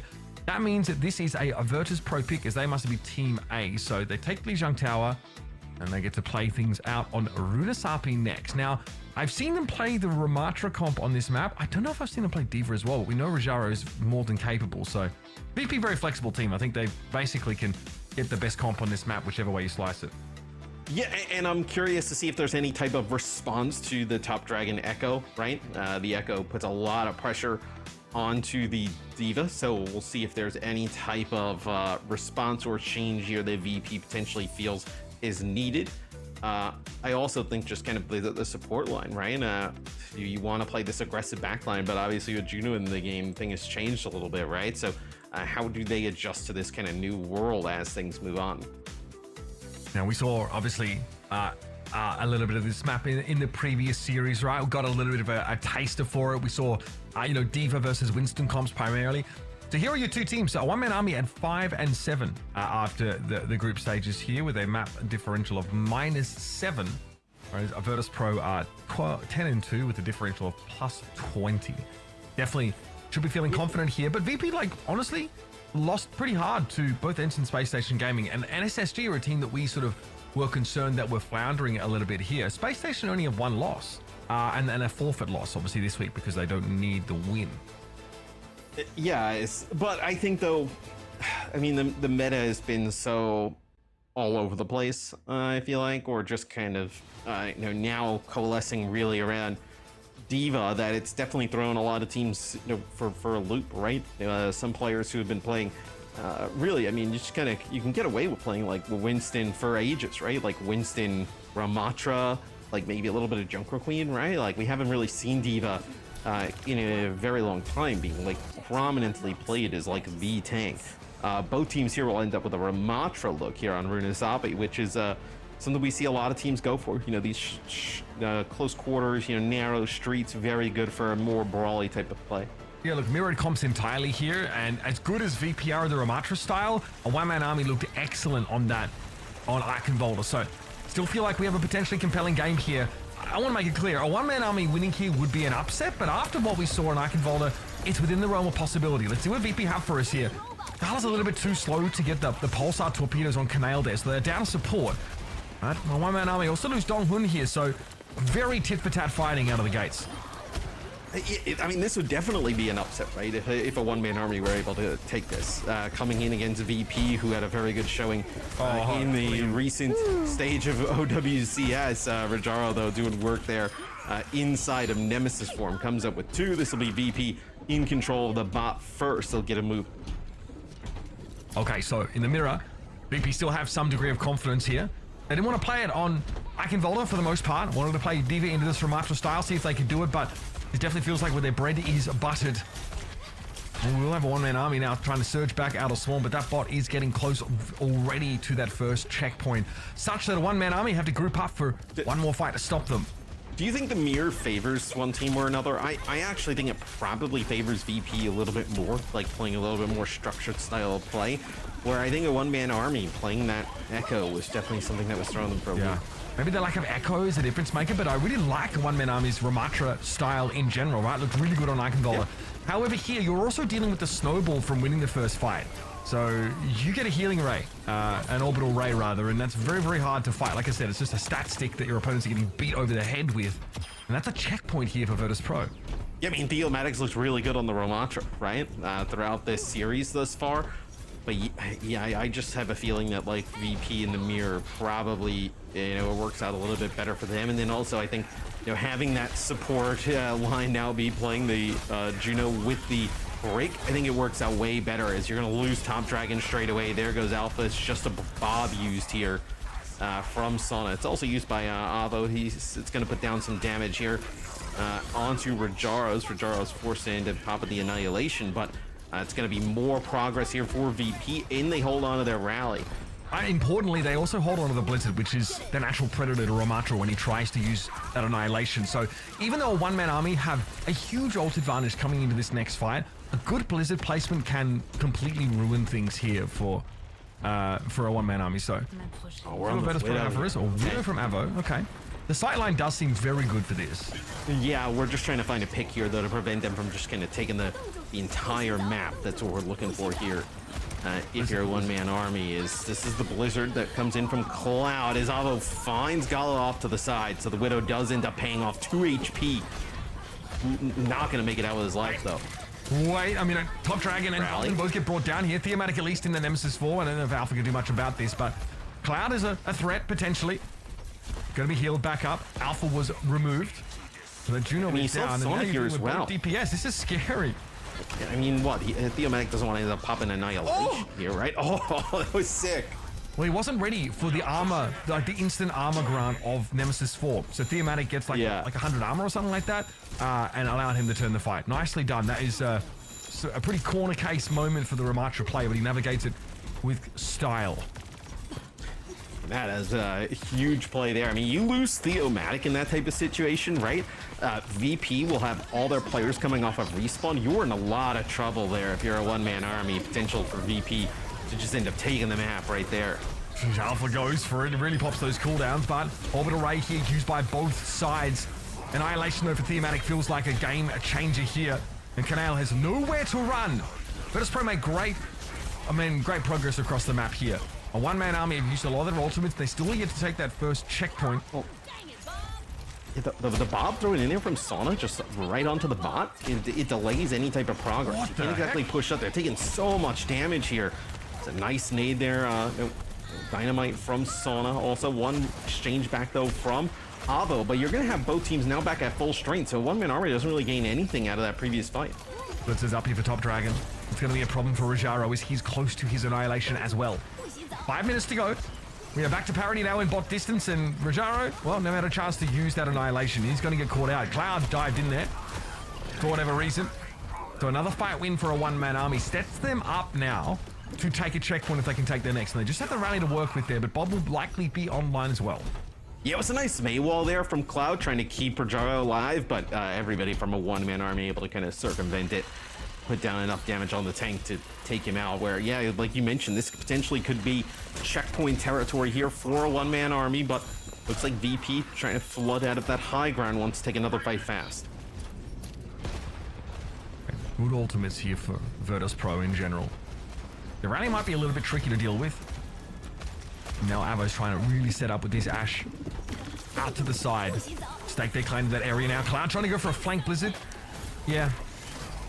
Not what he was looking for there at all, unfortunately. Rojaro's going to be forced back now with the Bob on an off angle. This should be a checkpoint for a one-man army. Virtus.pro dropped the spaghetti in the last couple of fights. Oh yeah, I mean, they had the game pretty much in their favor. It's not, it was not like what we just saw, right? 142 meters to nothing, but it's still a 113 meter lead there at the start, where now it is fastly dwindling here as a one-man army going deeper into VP territory. You won't have a Bob for the next fight for VP, but you'll be able to match support ultimates where if you end up seeing these popped, it's an absolute must-win for Virtus.pro. I love that from Theo, just taking liberties there. Forces an ice block out of Cloud just by pushing up a little bit further in non-nemesis form, by the way. Everyone needs to respect this. Hyper Ring going to be thrown out for both sides. Healing Rays also coming through. Cool, Healing Rays, Orbital Rays. As Alpha gets punched to a pulp by Rajaro, but the Annihilation comes up in for Theomatic. Rajaro holds his ultimate. Donglin very, very low inside rally here. Rajaro doesn't need to ult until he feels a little bit low, and now it's time to go with the Nemesis 4. Really being mindful of conserving this ultimate economy. Theomatic, though, starting to become a little bit of a nuisance. He's going to pop that Annihilation, find Top Dragon first and foremost, and then the rest of a one-man army will have to give it up. But for a one-man army, I mean, you got yourself back into this game, right? The bot's going to go back into their territory, at least mid-map, but still, you got 99 meters off of that one push. Put yourself within basically one fight territory of tying it up or taking the lead. So a one-man army gives themselves a fighting chance here in the last 3 minutes to actually take this map, which is quite impressive. All right, back to equilibrium for the bot. Blizzard up here for Virtus.pro now. Ava's been pretty effective. Took a really nice off angle, got a Bob set up in like a quasi-flanking position when they fought over that checkpoint. That really undid Virtus.pro. Some solid Ash play over the last couple of minutes. Here's a Blizzard. This time Cloud opts not to flank with it. I respect it. That is going to freeze a Theomatic solid, and in the meantime, Rajaro gets to blow past him and deal with the rest of these one-man army players. There'll be Tongun trying to reposition with a shield bash there, and Theomatic gets left for last as he was nothing but an ornament. An ice sculpture as the rest of the fight whirled around him. Yeah, as you see, I mean, if you can get the Ramatra out of the way, it seems like you just pop your Nemesis form and just push on up, and it's really easy for the opposing team to deal with the rest of the squad once you have your Ramatra up and theirs down. So this will be the past checkpoint here yet again for Virtus.pro. So one-man army will be able to kind of contest this, so holding some of that high ground. It's a lot of damage coming down to try to kind of contest straight away. A lot of poke. Avo was kept out of the fight briefly there by a Kinale. Now they can take the balcony, which is scary. Bob's going to get thrown off, and again, that annoying off angle is going to be used here. Cloud has to ice block. Rajaro jockeys back here. And so that Orbital Ray doesn't really get used at all. Again, it's the Ash that really strikes the fear of God in Virtus.pro. Well, yeah, the Bob forces them out of it. They make me want to go aggressive there behind that Orbital Array, but the Bob kind of just putting down shots from directly behind them. You can't exactly just run on in with that Bob directly behind. You can't turn and shoot the Bob, right? I mean, that's just an instant death for your entire team. So the Bob there from Avo ends up paying off in a pretty big way. Yeah. Moments like that make you miss having Ash, rather Ana, to sleek the Bob, or God forbid Sombra to hack it up and avoid that scrutiny for a time. Here we go again though. Blizzard now going to be used here by Top Dragon. Pretty preemptively tries to use the Maywall to catch Rajaro. It works, but Nemesis form gives him a bit more bulk to work with. However, that Annihilation committed after the fact by Theomatic is pretty big, and now a one-man army is starting to catch up on Virtus.pro here. Generally anyone's game, and it is going to come down to one fight in which a one-man army have at least one support ultimate to work with. The other one they've used just now, the Orbital Ray, is good, and Canal gets caught out by the May wall. This is so close. And in fact, Virtus.pro are in no position to stop the bot for the time being. Rajaro has to int. And it's Dongun who has a rally, so I mean, this is enormous here for a one-man army. It's just going to be the Blizzard that comes down from Cloud. And Dongun just shrugs it off. He's in ice block for the entire time now, and in overtime, Virtus.pro are in deep trouble. A one-man army have gotten in the lead now, and it's just an attempt to stall, to stagger here with a Moira pick. And this one is over. I don't think I've seen such a comeback in quite some time. A one-man army, baby. That is what I'm talking about. It's like Finally, 113 some good fudging meters. Food. It's 113 meters there at the end, but once Donghun has that rally there on the point, and the blizzard isn't like a catastrophe, right, for a one-man army, and they're able to kind of live on through that. There's no way you're fighting that, right? You're all just kind of piling into a Ramatra who's got a Nemesis form while a rally is going. No way you're gonna fight that as a one-man army. Takes 2-1 lead in the series, and I believe New Jungsu is their pick, right? So should be going to a map that they feel pretty confident on. Yeah, we like that. Great recovery. They are behind literally like 114 to 0. They were really competitive in OWCS. Like, they were pretty fun, right? I think everybody loves watching Top Dragon play. Just all the different heroes, whether it be like Echo or Mei or Far, things like that. But just couldn't seem like they could kind of crack through that like upper echelon. But right now against VP, looking quite good. VP also trying to make the backline thing work on Eichenwalde Ando, going with the Juno in the brig here, which I think looked better. I think this is a better setup just in general. Yeah, this team's shown themselves to be quality. Their road through the group stages, right? It's like kind of what you'd expect, right? They lose to like your SSGs and the Ences. There are a couple of like odd losses that they maybe like they lost to De Impero. I think at one point they lost to Ex Oblivioni. That's like what kind of sets him down. Like, they end up 5-7. Like, you really feel like this team could have at this form anyway, really would have been threatening. And now they're just putting the thumb screws on our number 3 team here in season 2, the Masters League. So I respect this. These guys look great. And also got highlighting it as well for VP, like no shockwave here today thus far. Not sure whether they just don't want to field shockwave today. Maybe it's a scheduling issue, right? But shockwave would typically be the like Ashe type of player for this team, right? Where Sona specifically has really been like a lot of tracer play just throughout his career. Yeah, definitely. A different look at here for Virtus Pro, but we're loving what we're seeing from a one-man army, and we're going to see more of them after the break on their map pick of New Junk City. So, as always, don't go anywhere.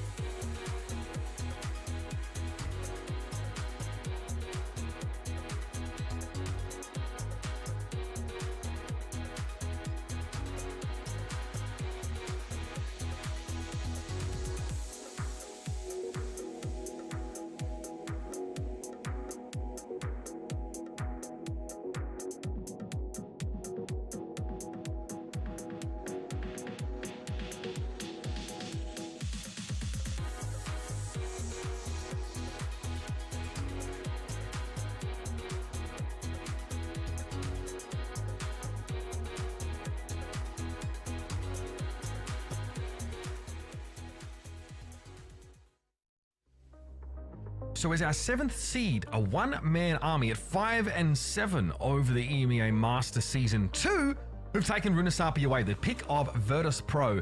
And they start at a significant disadvantage, Matt. It's like 114 meters in favor of Virtus Pro. Yeah. And then a one-man army turn on the heat, take the map, and takes to their pick of New Junk City. Yeah, they bounce back. I think they look really good playing some of these Ramatra comps. And you can definitely do that here on New Junk City with an opportunity to really, I think, surprise a lot of people taking out VP, who they were quite awesome in the OWCS.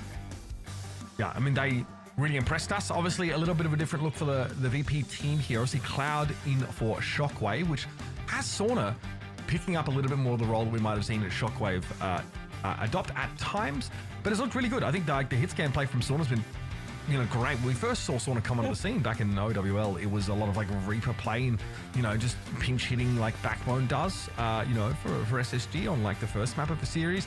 Now we're getting to see a little bit more of what this player is capable of. It's a high ceiling, to be sure. The Virtus Pro, just in terms of how they put their comp together, the overall cohesion wasn't at a high enough level to stop a one-man army. So it's a Ramatra mirror, but Top Dragon will be on the Venture. Yeah, where Venture provides a little bit more lethality for the pack line. Top Dragon can obviously play this at just extremely versatile, right? Can just play so many different things, unlock so many different comms, and look how aggressive they want to be behind this Venture. The Burrow is already getting big damage. It's great damage in general as well. Over the top went Alpha with the Pulsar torpedoes and great pace overall from a one-man army. Virtus Pro got absolutely smashed here, and they're looking like they're still reeling from their previous map. They really had no impact in that fight. Yeah, I mean, I think it's just pretty difficult to deal with some of the pressure that a one-man army is putting down. It just seems like they play at such a faster pace. As Sauna over to the Cassidy here. So with Venture in the mix, right, we saw that Burrow come in straight away. Burrow with a little bit of speed boost, getting everybody in the mix. It's really difficult to keep the Ashe alive on through that. So going to play the Cassidy, just a larger health pool, a little bit sturdier. Yeah, also just having that hindrance available to you might give you the breathing room you need to do the damage. Still takes some time. Nice Vortex. Sort of now going to be pressured down by Top Dragon, who just came through, didn't quite emerge under them. But still, Rajara's getting pounded in this front line. Absolutely slap silly. Virtus Pro need to take a sidebar here, and this is just an extra fee, 10 to 15% of free progress on the capture for a one-man army. Here's the Annihilation from a Thematic. Cloud though gets the Blizzard, and that is how you stop a Ramatra in Ultimate, folks. Yeah, I mean, no way you're gonna push it on through that Blizzard, right? So finally, in the end, it works out for VP. And now an opportunity to potentially hold on to this for a period of time here, Mitch, because you're gonna have double Sepulto, you're gonna have an Annihilation of your own. Sauna's Deadeye, you wouldn't think it's like extremely impactful, but it's definitely a deterrent, right? Don't want to exactly just kind of like push on in directly into that Deadeye. Have to at least respect that portion of it. Also, it's scary if a Juno is in flight. They have to dump altitude pretty quickly. Same problem that Mercy has dealing with that ability. Here's the Blizzard from Ammo, throws it straight on in. Good capture, but Thematic just pushes Virtus Pro essentially out of it. Still, it's the cost of Canale for VP now as they find their Annihilation finally. Tectonic Shock just gets flattened there by Top Dragon, who's in a very exposed position. And Rajara with this ultimate is pretty dangerous. Not much the Thematic can really do about it now. Lost much of his team and can only defend as he backs up. Cloud eventually gets the job done with a Ice Spike. So this looks like potentially for VP an opportunity to completely flip this point. Is Top Dragon's gonna go over to the okay, I was gonna say I was like not gonna play Sojourn here. Is this is gonna be VP taking that first point. So a one-man army played pretty well, like all the way through it. It looked like a position where they're going to be able to take that first point. VP just flips it and then just kind of steamrolls, puts together 2-3 fights in a row to end up taking our first flash point. Is VP is a must-win scenario, right? They find themselves down 2-1 here against a one-man army. Is you'll see both teams actually match the Cassidy. Yeah, Avo making a switch over there, just not feeling like he had enough oomph for the previous fight. Gala caught out a little bit, low health, and the Pulsar torpedoes came in.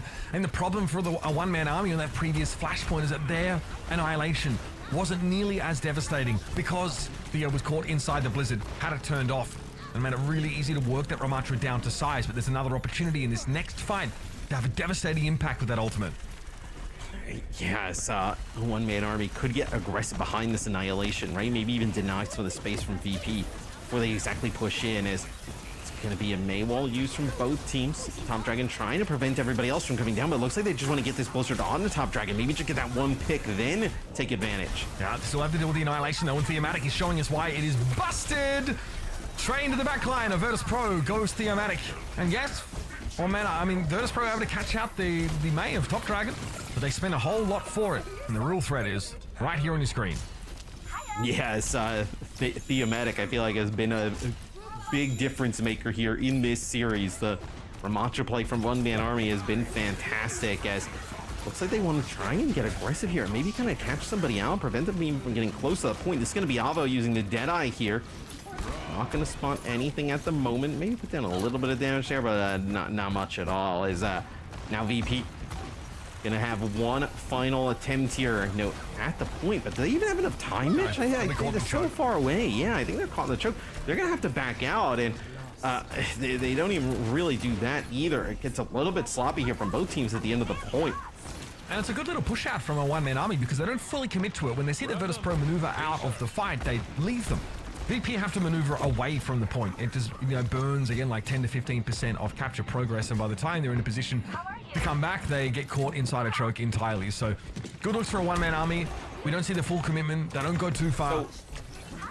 Here's the positive, though, for VP. I mean, you come back in this next fight with all 5 ultimates, right? One-man army really just has, the rally and Blizzard, not really a ton to work with here. So you're in a great spot for VP to at least take this point, as it'll be just a Deadeye use here from Sauna off the rip. Top Dragon Blizzard catches Rajaro, but he wasn't in Annihilation at all.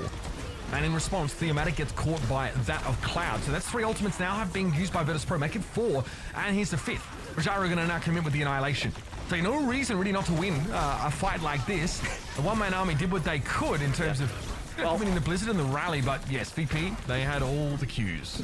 Well, look, I mean, you trade Blizzard and Rally for 5 ultimates on the other side of things. It's not exactly the worst fight ever. I mean, you got to feel pretty decent about that. If you're one-man army, you at least get the ultimate economy back in a situation where it could end up trending in your favor. VP, you end up holding on to an ultimate or 2 there with already 60-something on the point, nothing on the other side. I mean, this is another easy point to take where a one-man army at least gives themselves a chance here to flip the point. 78% and counting, though, for Virtus.pro. Very drawn out engagement. And again, just having Annihilation here might be enough to tip the scales. Theomatic probably won't be subtle about it, Matt. Likely will leap in and look for an opportunity to get onto the backliners as soon as possible. Cloud is already low. There's that Annihilation straight away. And look at those health bars drain away. First, it's Sauna picked off. Theomatic, though, finding in a bit of a target-scarce environment now as Virtus.pro all split away from that Ramacha. He needs to get his skates on to try and chase him up, and there's even a wall put in his way. I'm going to be honest, a good disengage considering how deadly Ramacha is in that ultimate.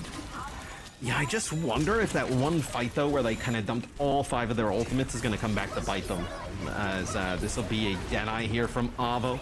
Trying to get a little bit of an off angle there. Doesn't really find much of anything, but it's going to be the combination of the Orbital Ray plus the Blizzard that ends up resulting in a fight win for a one-man army. So they throw in some key ultimates here. Trying to stagger out Rajaro here. So this is going to buy them even more time.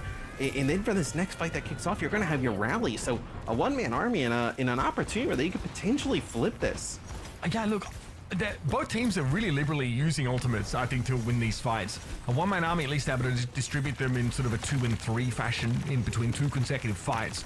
The Virtus.pro now are the ones that they're verging on their peak ultimate economy-wise.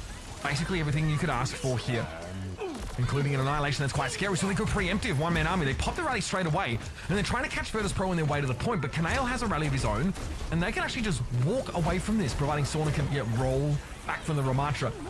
Theo now has that Annihilation, and he pops it instantly. He wastes absolutely no time, but the Blizzard is a problem, and again, Theo gets caught out by that key ability. That's what Virtus.pro have been finding huge edges in these fights so far. And now, able to find Donghun after the fact. That is big. Virtus.pro, with that ultimate peak coming their way, able to shut down Theo.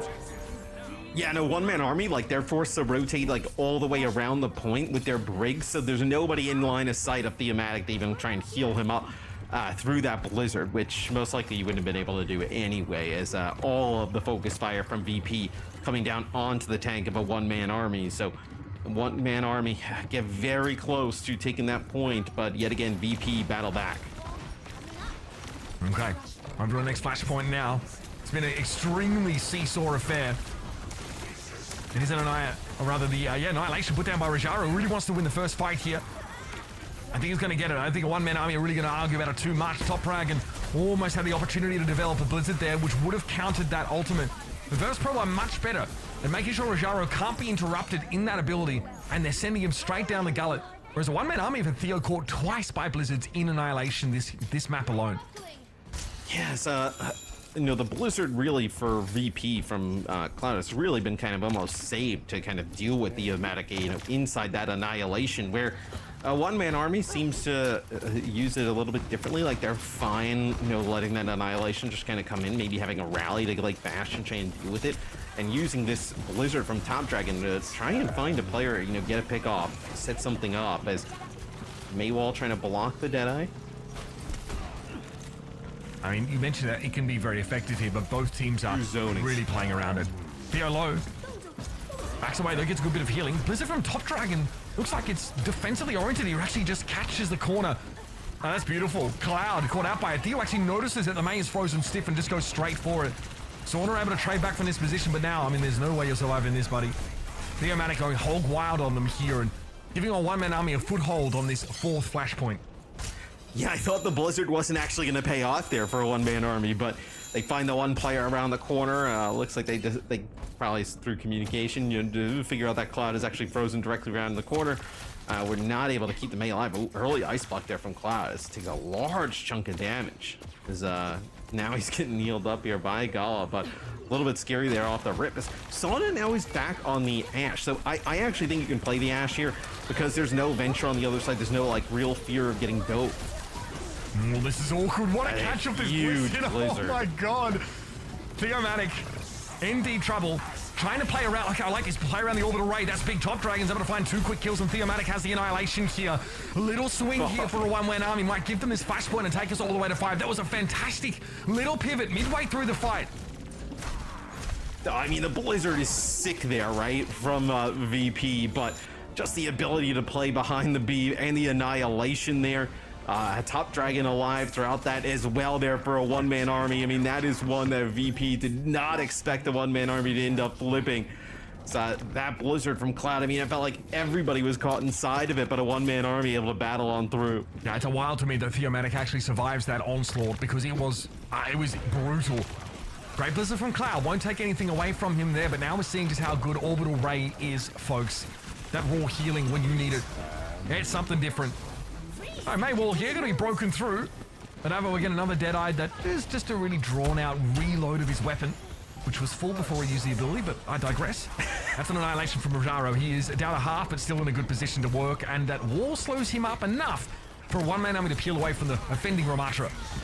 Yeah, you get Theomatic, and that feels like it's going to be the points here early in control of Virtus Pro, and I think now this Ashe is definitely something you got to consider here if you're a one-man army, right? You're just having the range here from Sauna so good to kind of set him up in the high ground, and then just the Dynamite's putting constant pressure in terms of healing resources on you. Again, it does tax those lower healing compositions, or the comps that don't have great on-demand AoE healing, right? If you can't get Annihilation procs and protect your team from the ticking damage of the burn, it's quite annoying for the Juno to have to shoot everyone a couple of shots each time. Jaro looked to be a little overextended there, but a Maywall made it harder for a one-man army to overrun him, but now he will be trapped by one from Aoma instead. Orbital Ray here, Rojaro gonna just bathe in that for a moment here. Theomatic may not get to his ultimate. Yep, took a little bit too long here. Virtus Pro winning 2 consecutive fights may be a death knell for a one-man army on this map. A one-man army takes a lot of damage on the way in, and then there's just really good ultimate advantage for VP coming into that fight. Gala ends up using the Orbital Ray. The Blizzard catches out Theomatic yet again. Can you get here fast enough, though? It looks like a one-man army going to switch over to the Tracer here. If they do, it could get quite interesting. Vortex load up the Tracer here. I don't think there's any chance of touching, and Virtus Pro equalize the series here. A hard-fought map, I've got to say, and I really felt like a one-man army had a crack at it after how they recovered from that Blizzard at the end of that 4th flash point, but Virtus Pro just seemed to be a little more comfortable here, and in general led for much of the game outside of that first fight. Yeah, VP seems like they played the ultimate economy game maybe a little bit better there than a one-man army. I feel like at the opportune times, they always had a large advantage in terms of what they had to work with, where put the Omatic and the rest of a one-man army in some positions that were just, quite frankly, unwinnable, right? So I think now forcing this Shambali for a game 5 here. You can play a lot of the Ramatra here on Shambali, right? That's kind of like what we see teams want to go to here. So I fully expect similar types of compositions here, including the Ramatra in the mix. Absolutely. Both teams seem to have shown a real preference for this style of composition, and it definitely seems to fit their strengths here. This is just how terrifying that Annihilation is. It lasts for a very long time because Rajaro is, getting people in that AoE, basically constantly keeping that ticking over. So many of like these fights are kind of highlighted by that ability, and there are some ways to shut it down, right? The first is to disengage, but none of the disengages away from either of these Annihilations were particularly clean. There always seems to be one or two players caught. It's a big blizzard that can stop the Ramatra in his tracks, but he's fast. He can often get out of the radius or just do this. Yeah, heal up with your Juno ultimate and come back in with an Annihilation of your own. This turnaround was it was stunning. Such a shame that their last flashpoint goes so poorly for a one-man army. Yeah, right. They're still in this series. Yeah, the map was so close, and then the final point I felt like was so anticlimactic for how back and forth the rest of the map was, as it was just kind of like VB just running on through them. Right, there was nothing really a one-man army can do. I'm curious how this Shambali plays out. I think you're going to see probably like Ashe play here as well. And then I don't know if you're Top Dragon in a one-man army, do you go back? Well, if they're going to play Ramatra, you're not going to see them play like Echo, right? But if they try and bring out like a D.Va, you could definitely see them go back to that Echo play yet again. Yeah, I mean, Virtus Pro have that D.Va composition. We've seen Rajaro play a bit of it on this map in general. We jumped into Eichenwald, I think, where Rajaro was really trying to, to push that D.Va against a one-man army, and that was a map, obviously, that Virtus Pro lost. There was a lot of Ramatra play straight up from AOMA in general. So yeah, options here. This is definitely the kind of map where those rush compositions tend to dominate. We've seen attempts at playing D.Va here before. And also the kind of map where like you can bring that Baptiste in there as well for that extra little bit. Also, Virtus Pro will play Iliari here, right? This is the kind of map where we see them play that slightly more poke style, right? But Tigala switch over to that. It could be Juno Iliari, as crazy as that sounds. Do you like that though? No. No. Okay. No. Yeah. I don't. Like again, like going without the Baptiste seems pretty dangerous. Especially if you're in a Ramatra mirror, they might just go to. It feels like you need the Brig or the Bap, right? You need one of the two. That's what it feels like. Where if you're not going to play the Brig, it feels like you need the Bap. If you're going to play, and vice versa. It just doesn't seem like you make like Juno Illari work. It feels like if the other team just plays. Like if you play Juno Illari and then they just play like Bat Brig for argument's sake, right? Like I mean they probably play something a little bit different, but like how is your Ramatra winning that? Again, yeah, that's the problem, right? And sometimes like the reason why we call it a greedier backline is not because it has less team utility. In fact, it has a lot. It's just it doesn't have a lot of like individual survivability. When we used to compare the Baptiste Iliari to like a Lucio Kiriko setup, for example, which is like much harder to dive, much harder to put pressure on directly. Whereas like Baptiste only really has that vertical mobility, and if you can force that immortality field to be used on himself, then the enemy front line is drastically weaker here. So, okay, Virtus Pro, again, on the defensive side, not too much of a surprise. They do go for a very well-behaved, Brig and a Juno combination. Yep, well-behaved. It is well-behaved. They've learned. They're evolved. But I like the Ashen play, like I mentioned. I think just having the longer sight lines. And I wonder if a one-man army decides, do you play maybe Top Dragon on Venture, try and like challenge that, right? Like because that's what we saw them try and do, like bully that Ashe out a little bit. We'll see if that sort of plays out. We've seen Zen actually taken out of the gates here for the entirety of the map in the past, but it will be the Juno here for Alpha. So again, both teams with similar backlines. The Ashe will be present on both sides, as will the Mei. So very much the same composition we've been seeing for much of the series here between these two. And one-man army looks much better at the end of Renasapi, but not the beginning. And obviously they crumbled at the end of New Junk City. We have two very evenly matched teams here, folks, playing their decider match here in this upper bracket. What happens from here on out is anyone's guess. What do you think of the positioning, though? A one-man army has kind of gotten a really interesting position where they've actually, pushed the bot down. They've forced VP to not exactly give up this high ground, but put them in a really odd spot as Top Dragon there. I mean, you saw it from Sauna's POV. He's got players down the street. He's got players directly underneath him, like putting down fire. as one-man army gets really aggressive onto the payload first instead of trying to fight for that top high ground, and definitely I think catches VP off a little bit. Well, if you can poke back as attackers, there's no point in actually like pushing into the defender's position. You actually want to make them give up that high ground by, forcing them with the cart. Like, you want to force a fight on cart, then, there's less defensive layering for, the DPS up on that high ground. And someone like Top Dragon, like we just saw, can just, right-click Sauna, who has to, play in a dangerous position to still get involved in the fight properly. So, I like that force fight on the cart here. One-man army going to do it again in just a moment. Top Dragon has that Blizzard available. That is going to be a big game changer, I think, in this next fight. Yeah, Blizzard comes down basically straight away. Rajaro is going to be frozen stiff. There's no way he's getting out of that one. Ice Block was there for Cloud. Ooh, look at the healing. It's pretty good. Rajaro needs to say it's really good. Away. That ultimate is busted, man. It is so good. Blizzard now comes out from Cloud. So Virtus Pro survived that first foray from a one-man army, but it's still the Annihilation and the rally to contend with. Kanail stunned up briefly there by the looks of things by Donghun's stun, and Alpha still has an orbital ray to spend. One-man army fight off the point at some point as Theomatic goes deep to deal with Kanail, and eventually they will prevail despite being stymied in the first ult trade. I mean, you can just see the orbital right there from Gala being able to kind of keep Rajaro up through what looked like it was going to be a guaranteed death, but a one-man army, what they have rolling there at the moment, they had the Annihilation, they had the rally going. The rally's a little bit better and later from a one-man army, and that allows them to take that first checkpoint. So one-man army gonna get cooking there on offense. I really like the position that they took. I think they can put VP in an odd spot. Yeah, VP have to fight again here, basically straight up. Rajaro needs to get close now for a big Annihilation. That's a good hit, but it looks like he was whip shot back briefly or knocked away by the coach gun. And orbital ray, something that one-man army saved from the previous fight, means that they can sustain through that ultimate. I think that's a great trade of Volts. But Top Dragon still has a Blizzard to work with now. The wall came out to try and isolate. There's pressure now being applied, though, to a one-man army's backline, as there's a flank there from Sauna, but Sauna can't do much with the front line. Spends so much time away that his front line gets trampled on. And the Bob prevents the payload from continuing to move on through this. But I mean, look how split some of these players are. I mean, Kanail's there. Where is Sauna? I mean, just out in the middle of nowhere. Probably didn't even need to send the tank all the way out there to go get him, right? Probably could have dealt with it an even easier way. But you can have both players now back off spawn. I don't think you're going to be able to contest this here if you're VP. So that's going to be a second checkpoint here for a one-man army. Yeah, and a lot of time in the bank to work with. VP didn't even bother trying to contest that.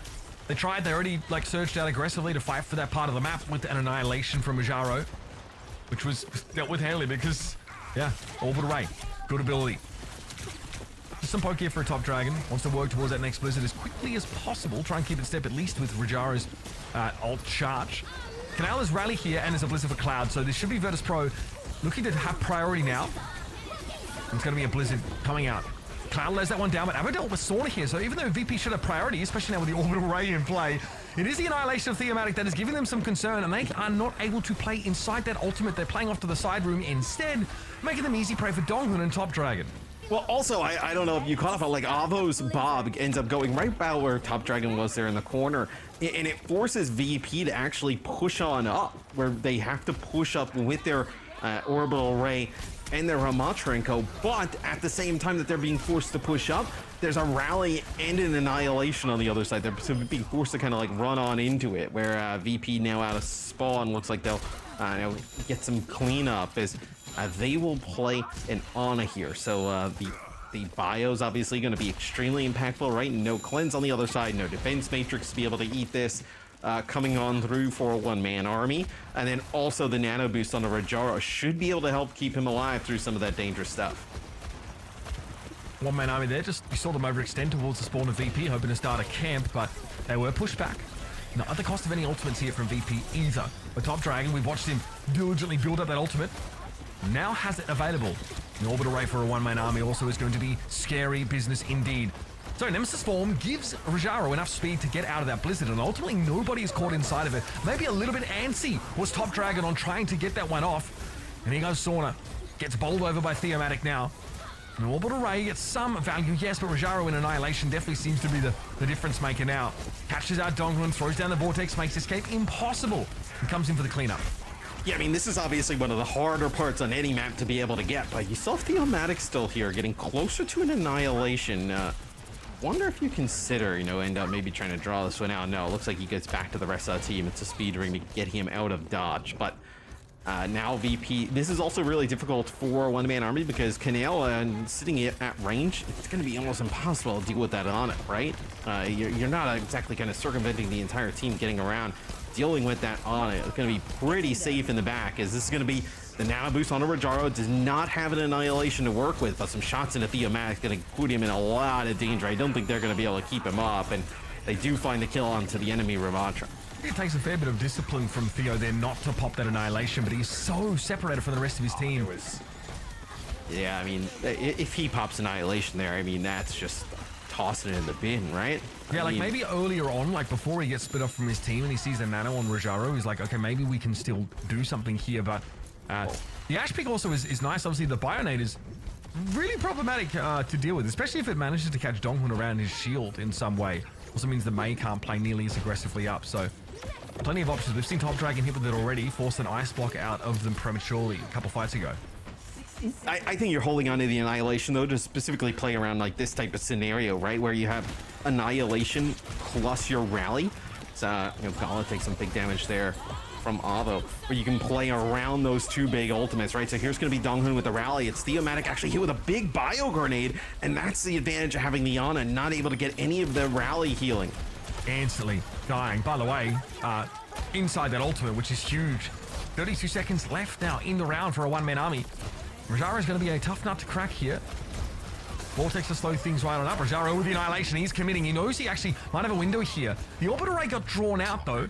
Gala, got Suzu but couldn't touch down. So a one-man army are allowed to finish the map as Rajaro heroically tried to stop them with that ult. Yes, you finish with some time in the bank. That's what's important there for a one-man army. So we'll see how VP's offense goes, as a one-man army did a great job on first point, right? I know being able to kind of negate some of the advantages that potentially that high ground has inherently on defense.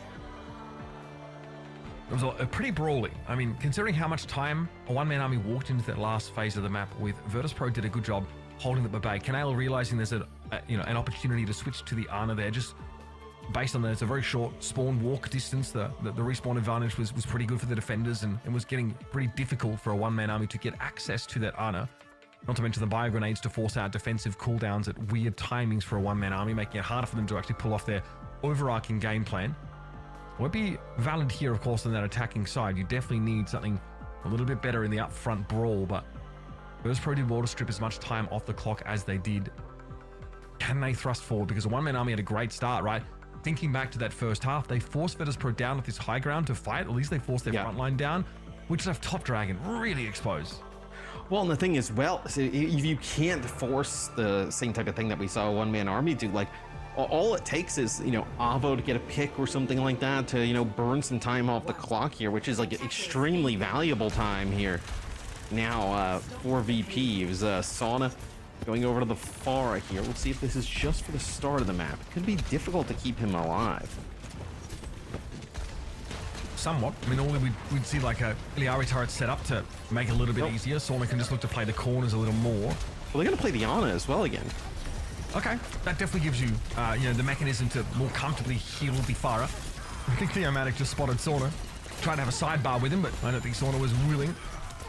Beautiful, completely caught out there is Theomatic. I mean, very spread are Virtus.pro, right? Across that sort of low ground, threatening with the Pharah, and a big biotic grenade hit, I think, was what really tipped the scales in that fight. Yes, when they see Pharah on the other side, they ditch their Mei, they'll end up playing the Echo. So we saw this kind of a little bit earlier in the series. I'm wondering if you consistently play the Ramatra. It feels like you kind of have to, like in this Ramatra mirror, especially Ramatra is so good on this map. Interesting enough, as Top Dragon went over to the Echo, Sauna now switches off of the Pharah, goes over and plays Ashe, and then we'll get back to, basically that mirror, except with a Brig in the mix here for a one-man army. No, Virtus.pro having to be satisfied with the Pharah giving them the edge in that first fight. Now going 1-for-1 here with Gala down, so that's a lot of their healing that's not going to be a factor anymore, but Kanale, of course, can really stand up in the absence of a Juno. High throughput backline for Virtus.pro. And that is very low, Top Dragon. Forced back, Cloud may not even have needed the Blizzard here, but it could be an insurance policy. That's a dirty wall. That's Yeah. a dirty wall. Checkpoint achieved by Virtus Pro. There was nothing Theo could do but look on. Yeah, I mean, you get that first checkpoint. You have a ton of time in the bank as VP with the Ana in the mix. It definitely seems like it's thrown a little bit of a wrench into this one, right? Where a one-man army consistently playing that Brig in combination with the Juno, the Ana, the bio grenades, the nanos have been so impactful here for VP. It's made because what a one-man army was doing really well before, Mitch, is like, you know, they were like more of the aggressive team here in this matchup, right? Like pushing on in, making a huge impact. There's a sleep there from Canal, and that's going to be Rajaro with a nano boost while he's got the annihilation going. So, you know, two of Ana's biggest skills on display here. And Virtus Pro might not actually win this fight. That's the craziest part of it. Okay, Dongan eventually falls. They still have the Ana healing, so they're good. That was very interesting. Rajaro forces out a very early orbital ray by the looks of things in by just ignoring Theomatic, charging the backline, popping that ultimate, and then just soaking them up. Eventually returns to the rest of his team and is like, okay, Canal's there. He can throw like a nano down on him if he needs to. There's a lot of healing available. That's a dirty little combo. Yeah, and I mean, that's during the rally as well for a one-man army, so the rally doesn't even really pay off that much as Avo jumps over the wall. It's a Bob that gets slept instantly.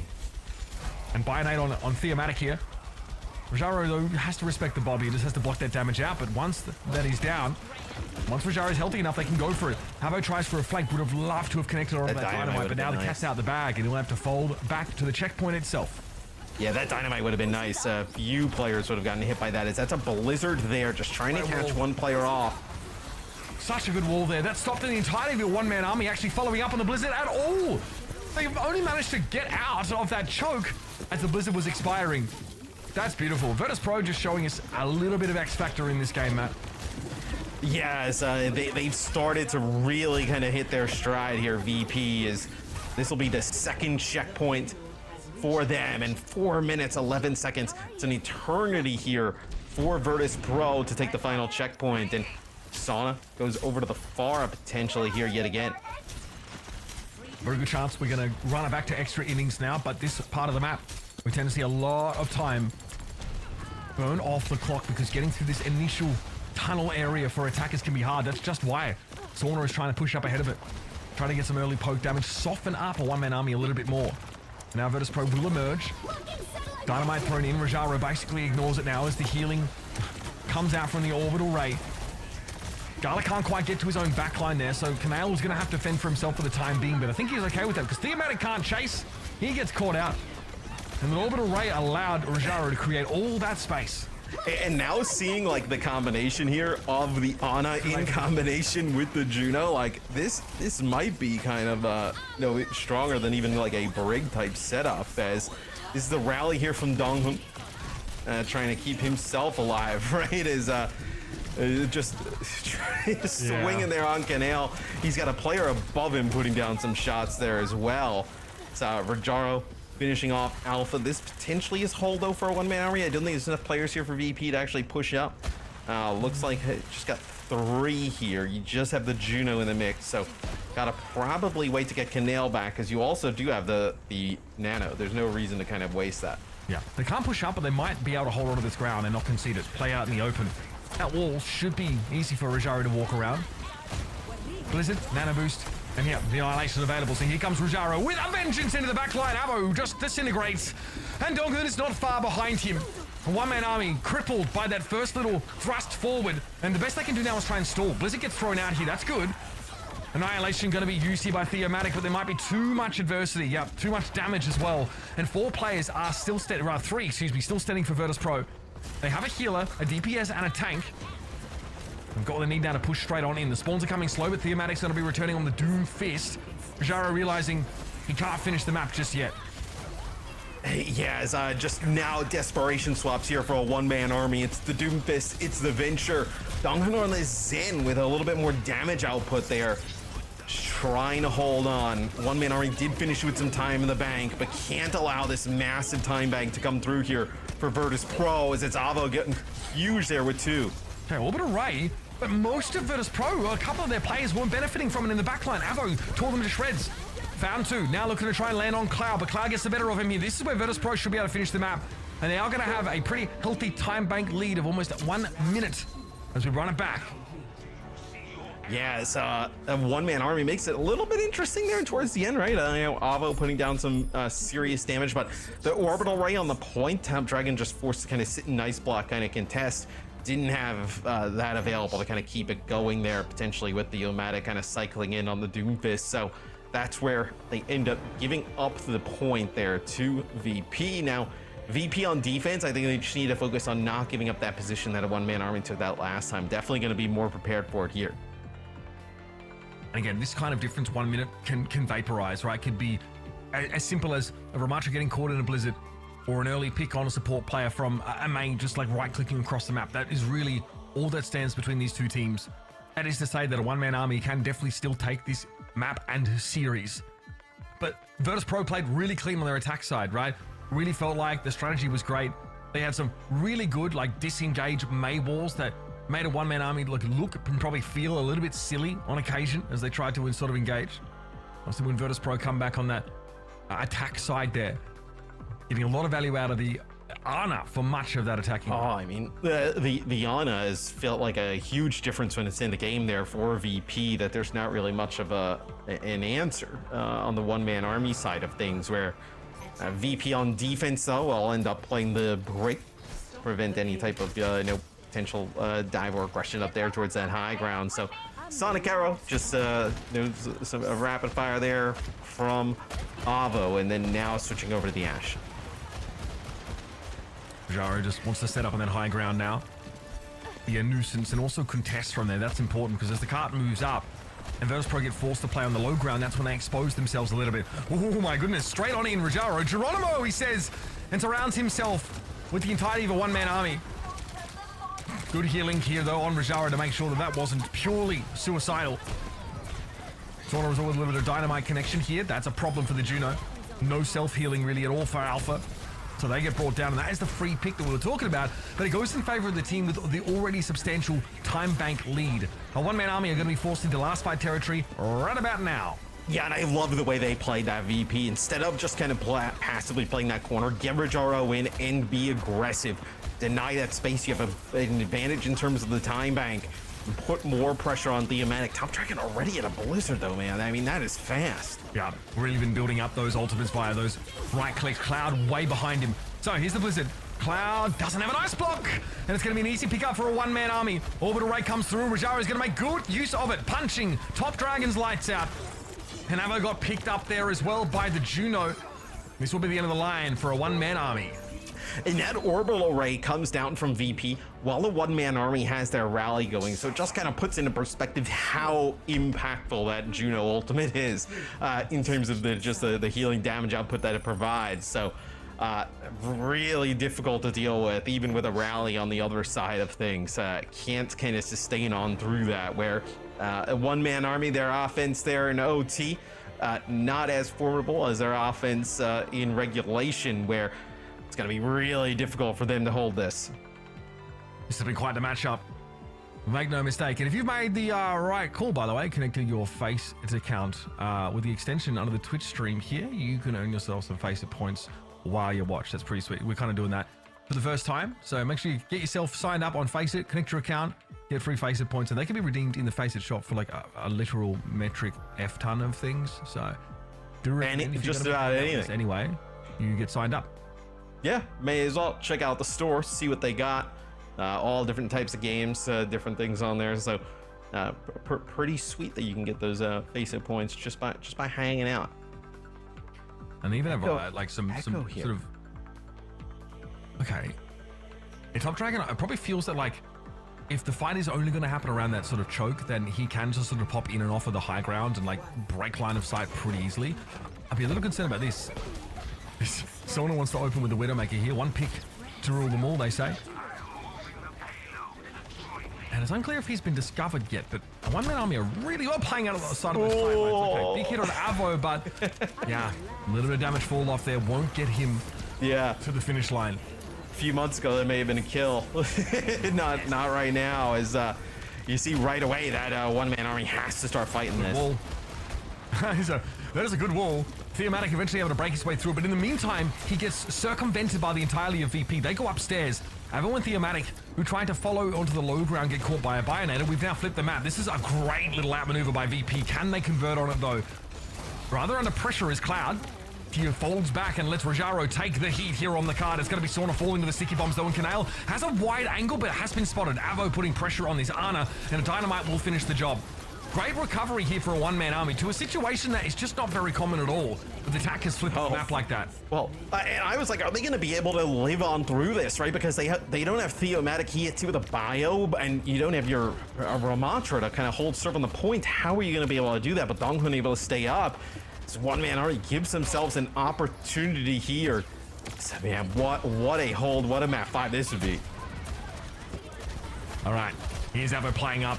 Alpha quite low there to some poke by the looks of things now. 33 seconds and a one-man army definitely within the territory of being able to win the whole series here. Rajari getting pressure, but a Bionode comes in. He gets the boosted healing, but can anyone even see him? He backs away behind the wall, but doesn't escape. It's going to be Donghun catching him out. And now 20 seconds are left to play. And a one-man army holding on for now, but they've lost their main tank too. Alpha has to jockey back now with those pulsar torpedoes and try and stay at a respectful distance while healing his team.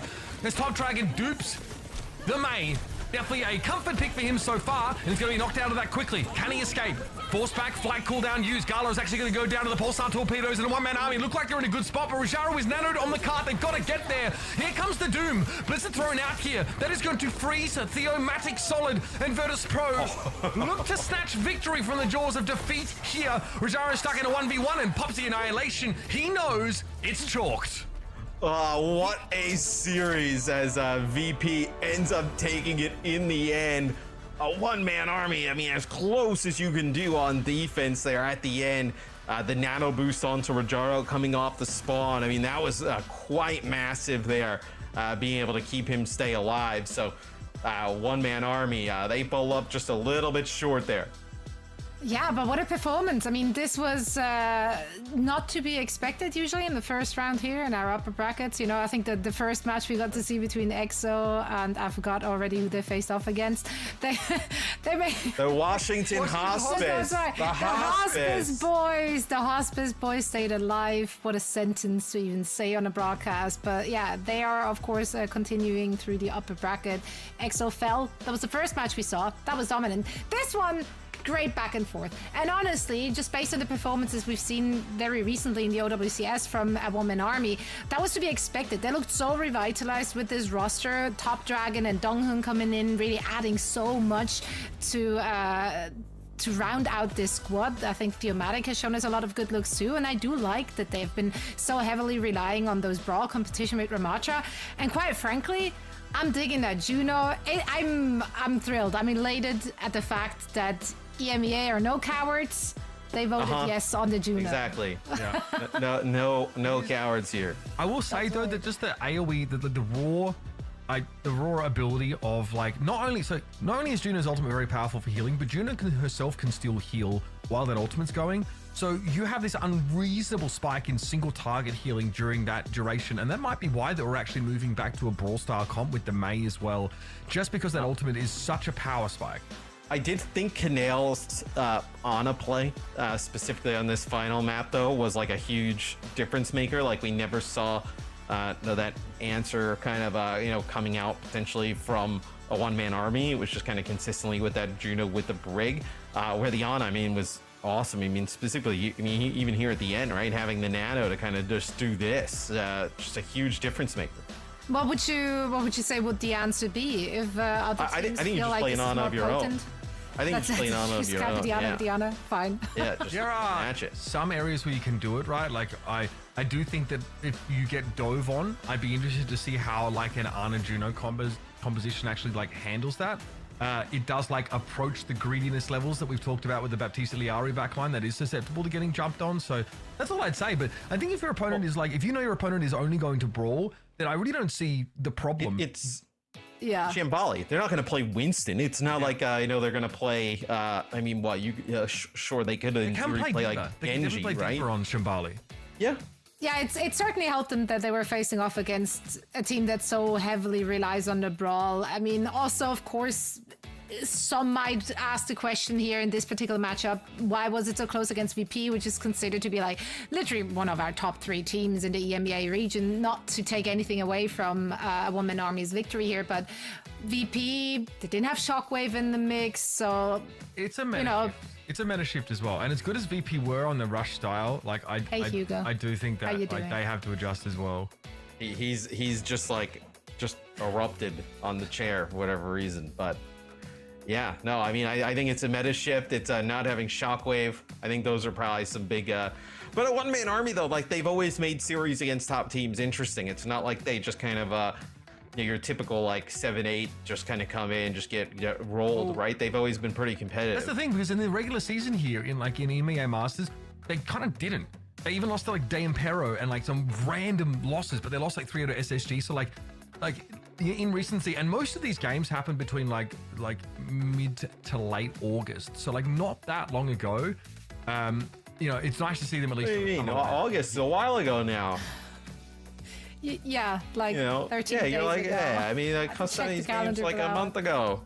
Yeah, that's right. It's in the past. Live in the future. Bitch, get over it. Speaking of the future, they can do it. I had the perfect transition. Matt interrupted. I am mad.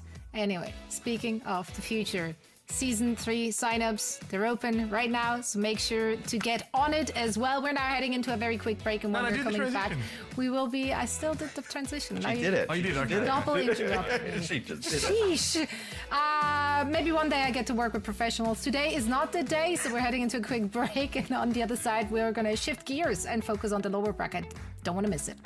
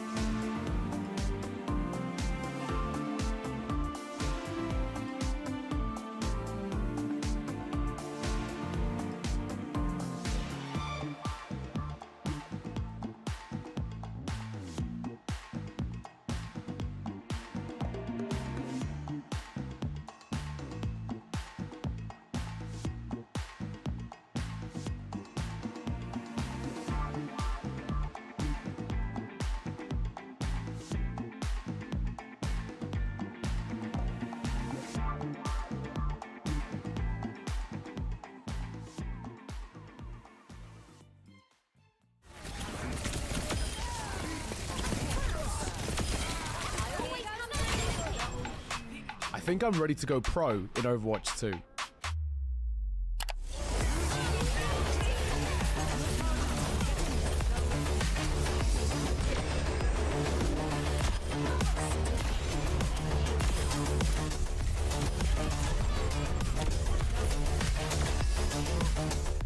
Join 250 teams in FACEIT League Season 3. Compete in weekly officials organised around your schedule. Anyone can start their journey, rising through skill-balanced divisions and climbing to the top of the FACEIT League for cash and fame. Don't miss Season 3. Register before October 2nd. Let's do this, guys.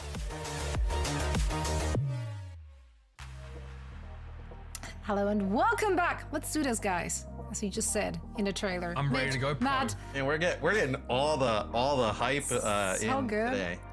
We really do. I mean, we started the day off with a very quick series, followed by a very, very closely matched series with VP and a one-man army. The later has to go again immediately. Let's take a look at the bracket to see where we're currently at after just half a day of play, really, in day one of our Season 2 playoffs. We still have a way to go to actually crown some winner in both the EMEA and NA region. For now, this is the lower bracket in our EMEA region. Super Shy and Ex Oblivioni finding themselves there. Super Shy actually, I believe, even forfeited their second game.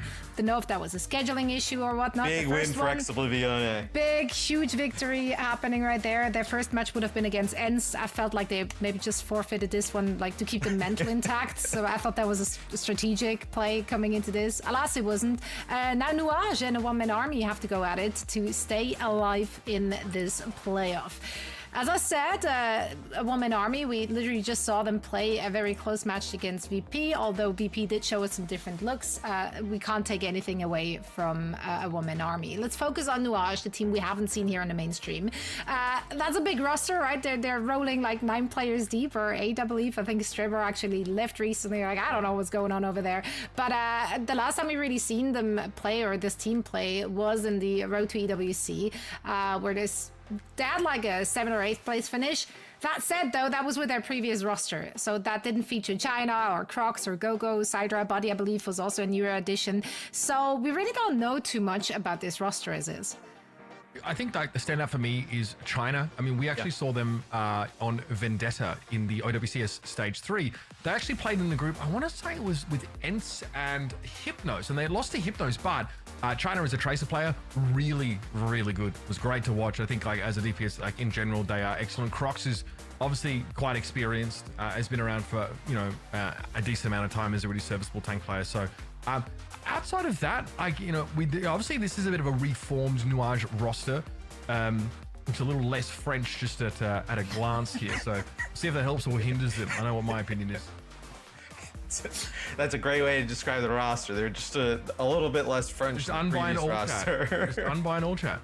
Yeah, but that's what sometimes gets them the victories, you know? The French are inside your heads. They're using that all chat to their advantage. Now, speaking of advantages, I think a one-man army, they made the right roster changes midway through the year, or in the early stages of the year, when they added Donghun, Alpha, as well as Top Dragon. I think they have been explosive. Top Dragon showed us so much goodness on his Echo and his Mei. Generally, I feel like they feel very well-rounded. Thematic, though, do you feel like we're seeing too much brawl? Do you think they have what it takes if we're switching back to maybe something more divey against Nuage?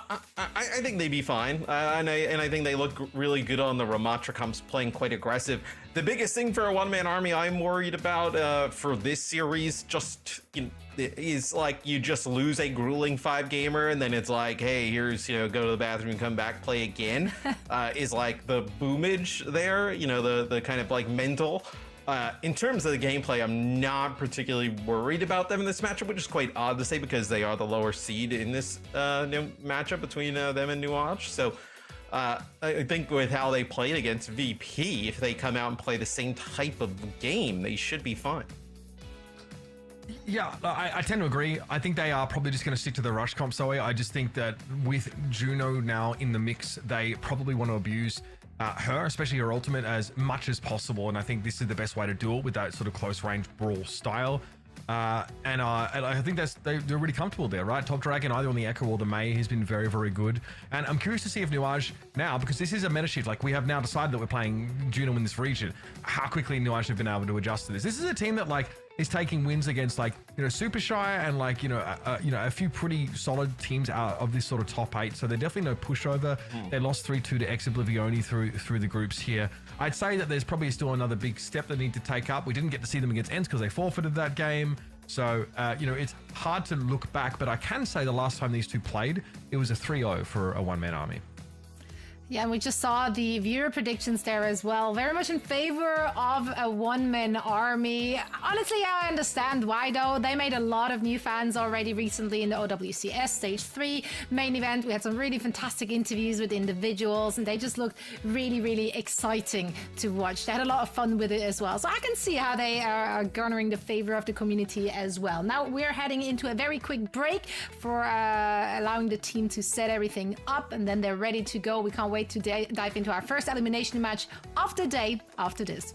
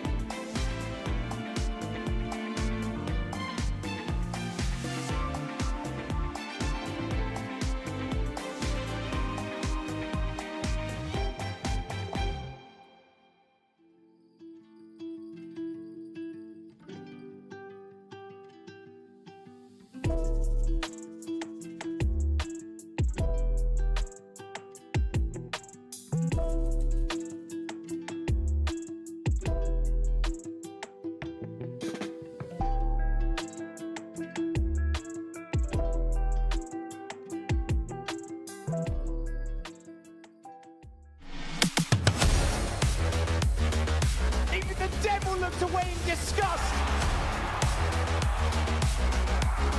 I'm sorry, what just happened?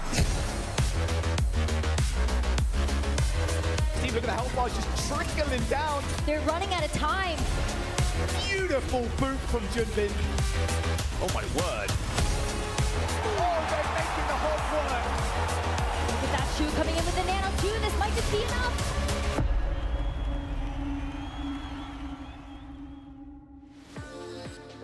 All right, folks, we are moments away from jumping into this next game. A one-man army, a very close matchup against Virtus Pro, but they fall short at the last hurdle, and now they need to head to the lower bracket to take on a slightly new look Nuage roster in a very different meta, one that seems to be dominated by Juno, Matt. Well, it's really a story of like how does a one-man army kind of bounce back after a really close game against VP, who's one of the best teams in EMEA, and can Nuage kind of catch them off guard a little bit? Maybe a little bit reeling still after that game is a one-man army, and they slip up here to Nuage. Yeah, that is possible. However, they seem to be pretty comfortable playing this sort of brawl-style composition with the Ramatra, with the Ashe, and a mix in of the Mei there. Brig and Juno seems to suit them quite well here. Now, we didn't get to see Nuage play their first match. They were obviously knocked down to the lower bracket already. So we'll see if they have something similar up their sleeve. They've got, a team that definitely seems to allow for it. Like we mentioned, pretty strong DPS player in China. Croc's a very experienced tank player. And we'll be heading over to Nepal to start things off. Yes, we see Bruna Sapi yet again make it into this series, and then New Junk City. So two maps that we just saw in our previous series make it on in.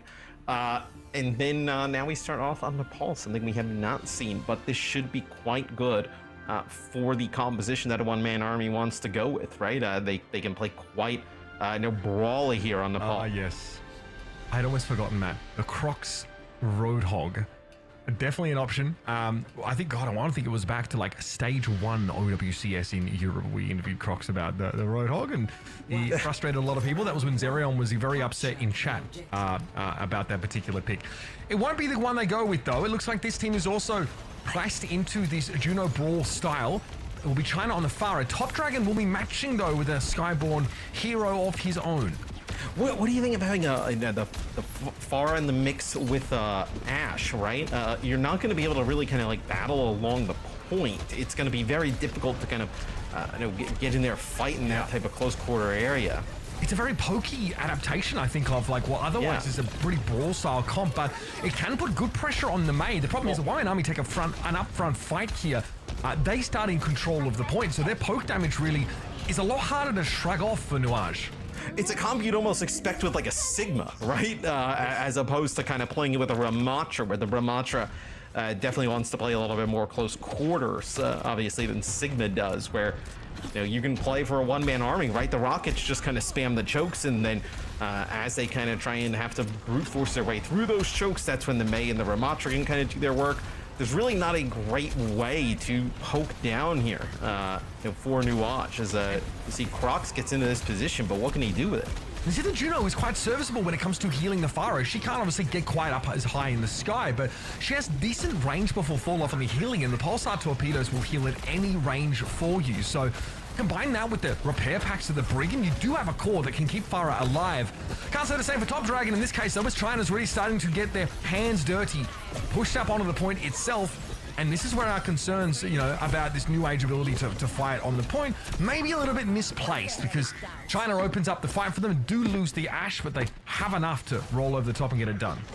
Yeah, China connects with 2. It's a nice dynamite that comes in from Zedra there across the point and lands on a few players. So we'll see if Nuage can hold on to it. It feels like this would be better where their composition's like served, right? Is to now have control of the point and then poke as a one-man army tries to push in.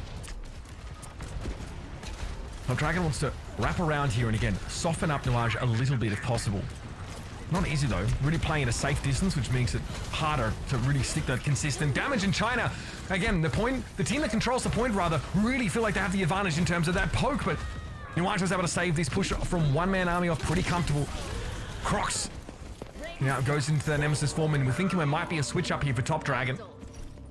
Maybe the Far is not the way to go. Maybe they want something a bit more brawly.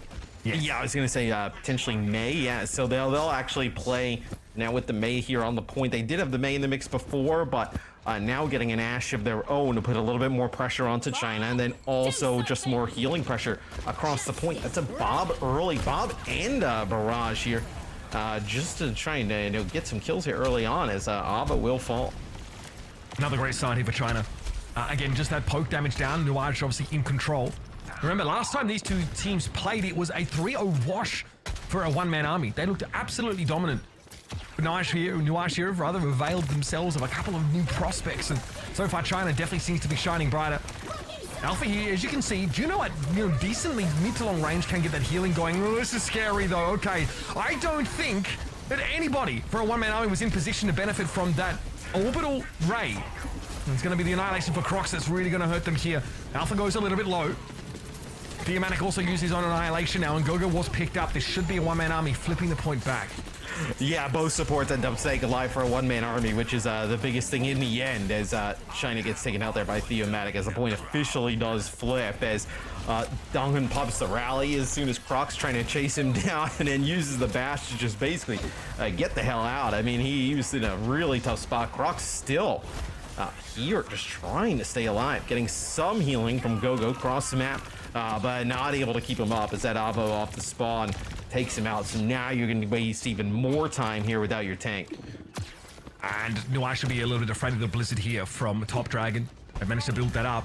Crocs are over to the Doomfist here. Okay, so obviously a lot of potential to try and sort of ignore or circumvent the Ramatra as much as possible. A hero who doesn't really have any displacement or hard CC outside of the slowing effect of that Vortex. Croc still finds himself fighting the Ramatra though. Frontline v frontline, but Theomatic's going elsewhere. He's seen an opportunity to push into the backline here in Nemesis form, but distributing the punch damage across both heroes. He's Theomatic without elimination, and was a deadly steal of the Mega Health Pack by Crocs. Nicely done. Theomatic's out of the picture, but China elsewhere was felled. 4v4. It feels like the Doom's going to be pretty difficult to play into this, right? Especially with the Mei being able to kind of hold on the point as we do get into OT. So Top Dragon has this Blizzard. Oh, nice Ice Block. Barely gets it off. Here's the bomb.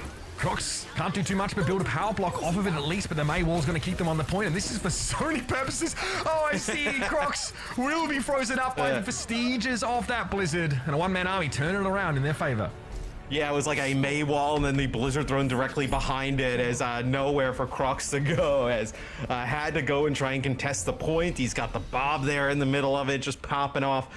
Really difficult situation to be in, regardless of what tank you are on. But the Doomfist, they do get a kill early on it. I wonder if it's something they want to try and pull out. As no, we're gonna see Malga here. So nope, never mind. Back to Ramatra. So a lot of Farah. I just it's hard to see. Like Malga Brig. I mean, surely you wouldn't play Brig with that, but if you did, you're just asking to get ranched there. Yeah, it's just going to be a lot of poke over time. So they will play the Doom, though. Interesting. So getting really aggressive with the dive here. I want to see what the plan is here. Obviously, the displacement is good because a one-man army want to group to get as much value as they can.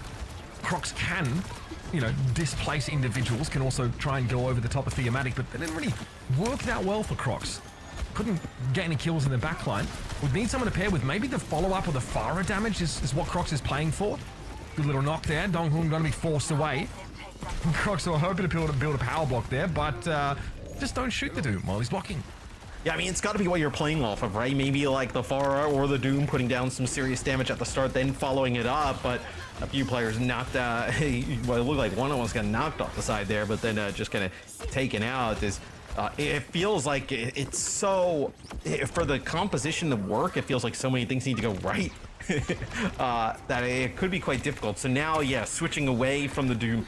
Once you see them go away from Farah, they end up playing the Ramatra here. Now the Doom experiment, a short-lived one, and as a result, it's about 30% just handed over to one-man army, with already a round under their belt. A very close fought village, I must say, from Nuage looked pretty good in this shell as well. The Mei Wall dead is going to slow China up. He's thinking about one of his own here. Can he catch? Okay, Ice Block used by Top Dragon. Theomatic very, very low here. Zydra just dishing out damage. Ammo fell at the start of the fight. Nuage are going to almost effortlessly break into this fight and had nothing to do with the tank switch. No, I mean, it's really, Zydra just winning the Ashe battle, right? Avo putting down some damage at range, but not at the same pace that we're seeing from Zydra on the Nuage side, as Dynamite's big just headshots at range and able to find one early on that allows Nuage to get quite aggressive push on through. So although the comp at the start wasn't great for Nuage, they make a quick switch and they're right back in control of the point. Okay, Blizzard now getting deployed by Top Dragon. That's onto the point itself, which means Natsuki is going to be frozen stiff. Crocs are able to find some value elsewhere, and Gogo at long range deals with the Mei. That mid to long range poke is annoying at best for the Ice Queen to deal with. Nuage in control here, not quite a full flip from a one-man army, despite Top Dragon committing an ult. You're getting closer and closer here, Talon, to Nuage end up taking the lead, and they're gonna have all 5 ultimates. I mean, nothing really used there by them at all, just winning these fights relatively cleanly, as Top Dragon ends up using his Blizzard there. So that one-man army we saw in the last series, right, used to great effect off the table. A regroup here for a one-man army. They still, of course, have Orbital Ray. Bob gonna be deployed by Zydra at the start of the fight. That's a pretty dirty spot to put it, Theomatic. Yeah, he will be caught out. Frozen stiff by China's Blizzard. And a quick reset here for a one-man army. They don't want to commit any more to the fray. They managed to get 3 ultimates out of Nuage. Yeah, but it's still Nuage in control of the point. I mean, you got 3 ultimates out. That's great. I mean, I guess you have both support ultimates. That's where a one-man army potentially kind of wins this one out. But look at this. Crocs and Co want to get aggressive here. He's going to have to, it feels like, pop that Annihilation here soon, right? Use the Nemesis Worm first. Just going to back up just slightly here. Oh, this is weird. Okay, Bob's sent over to the point. He is going to flip the point, and a one-man army going to run away with that fight. Nuage really take a big risk with that over. Where are we going here? Somebody stop Crocs. Somebody make him go away. Make him disappear. Little vamos.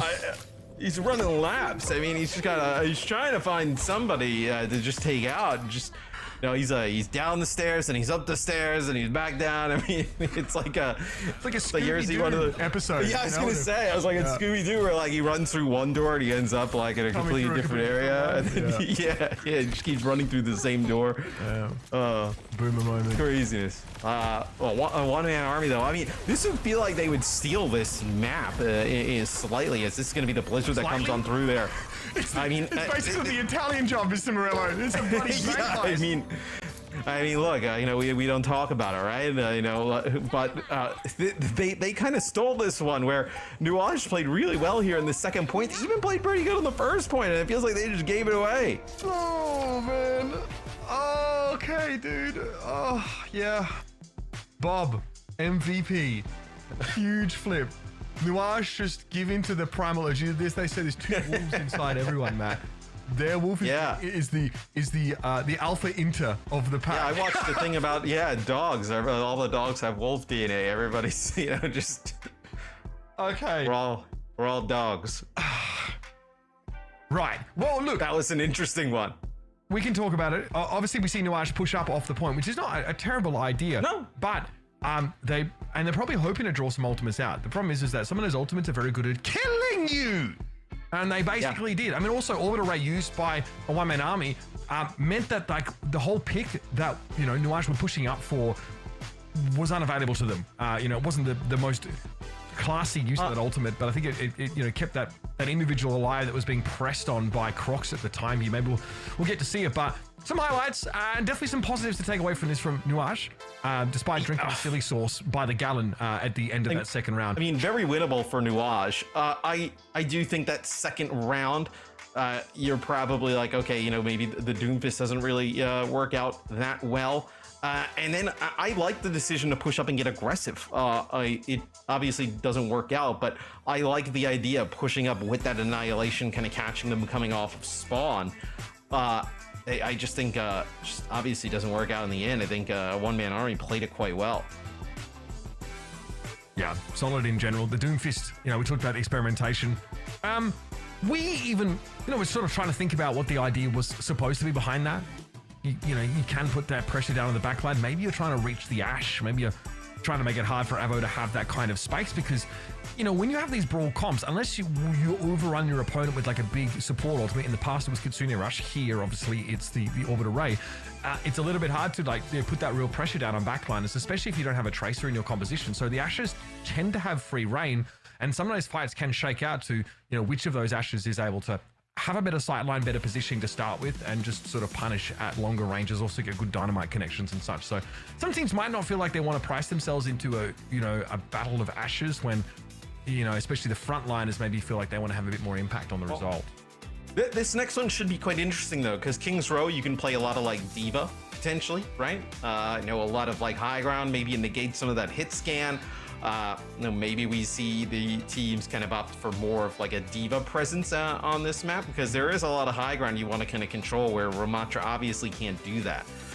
So potentially some Diva in the mix. I wonder if we also see some Ana here, you know, not maybe on the defensive side of things, not really totally reliant on like the speed or even like Orbital Array, right? You may get a little bit more value out of like a nano boost. Yeah, absolutely. We've sort of seen that. It could be map dependent. You might just value the mobility that Juno offers you a bit more. And yeah, with that Pharah option, right, it means it's a little bit easy to keep, you know, the Pharah topped up. But we know that Ash doesn't really have doesn't have any huge problems with that either. King's Row, a map that was selected by a one-man army pre-game. This is not loser pick. It is basically a preset based on the players alternating their picks for the maps here. So that's where we're headed. So got to feel pretty good for a one-man army getting to turn up on a map of their choosing. But these compositions obviously have looked quite similar. These two teams gravitate towards similar styles, albeit with, you know, some Doom being mixed in here and there. The King's Row will be a telling tale of which of these guys have the Juno comp under wraps. Yeah, absolutely. I mean, even if we'll see if we see a lot of Juno, right? We've seen it pretty much be like a must pick almost throughout the entirety of today thus far, but King's Row, definitely some potential to kind of change things up, as we do see a one-man army at least coming out on defense here. They'll play the Juno with the break. So this is, for a one-man army at least, it seems like this is entirely their kind of plan in terms of support. They don't really have many other looks that we've seen today. Yeah, on this defense side, we've seen some solid stuff from a one-man army, but what a new Irish cook it up. Let's head over to their comms and listen in. Cox, I hope the audio is on now. I hope the audio is on now. I'm gonna mute the guy. If you want to talk, Guys, lock in. Lock in. Brig, Ash, May. Same calm. Maybe May one. Metos. Anzo, they have Anzo. Cardo one shot. Anzo one shot? No, that Ash. No, me. May left side.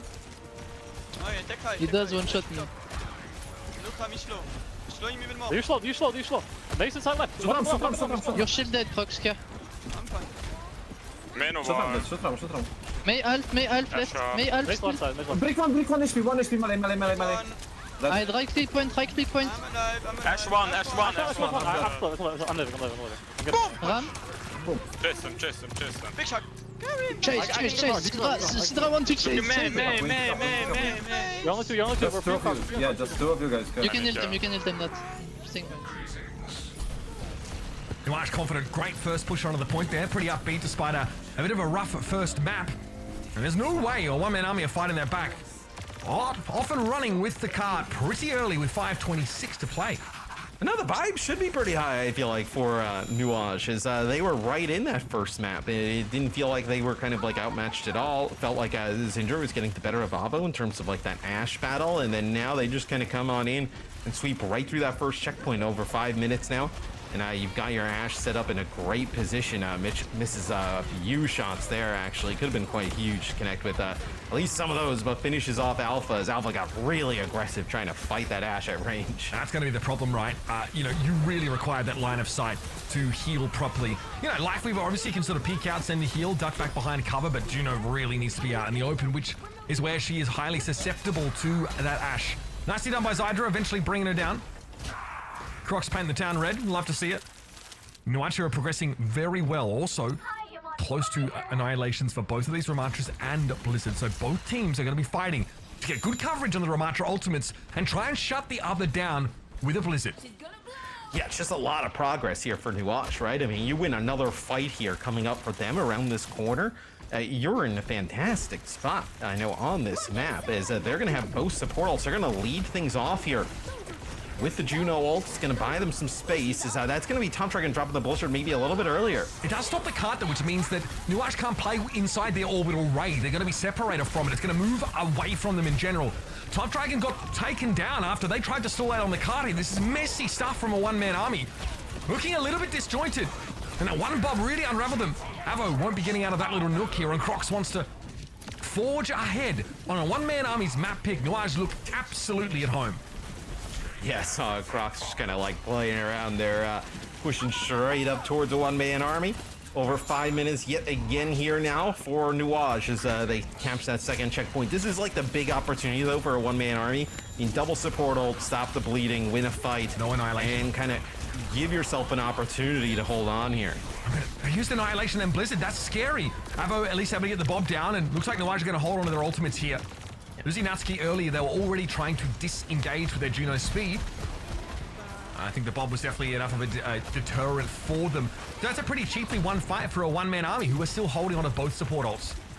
Yeah, it was like a nice May wall that comes in from Top Dragon, and then the Bob puts down a lot of damage on the Crocs, and they don't end up getting Crocs in that fight, but enough that it forces some players up. They end up getting that one pick, and then end up pushing up, taking that space, and Nuash backs out. So huge fight win there for a one-man army. Absolutely must needed in that type of scenario. They got to rattle a few more together here now, though.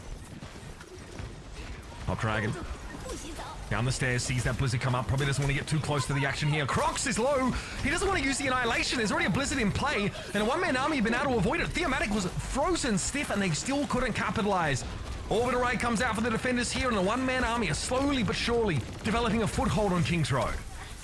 Yeah, and that's just the Juno ult there used as Crocs just kind of shield himself in a corner. I think he's going to get taken out here, though. Yeah, so what are you even building towards here if you're Nuash, right? Like, typically you'd see a team trying to, like, build up maybe towards some big combo, force out some stuff from another team, right? And then come back with a fight that you end up winning.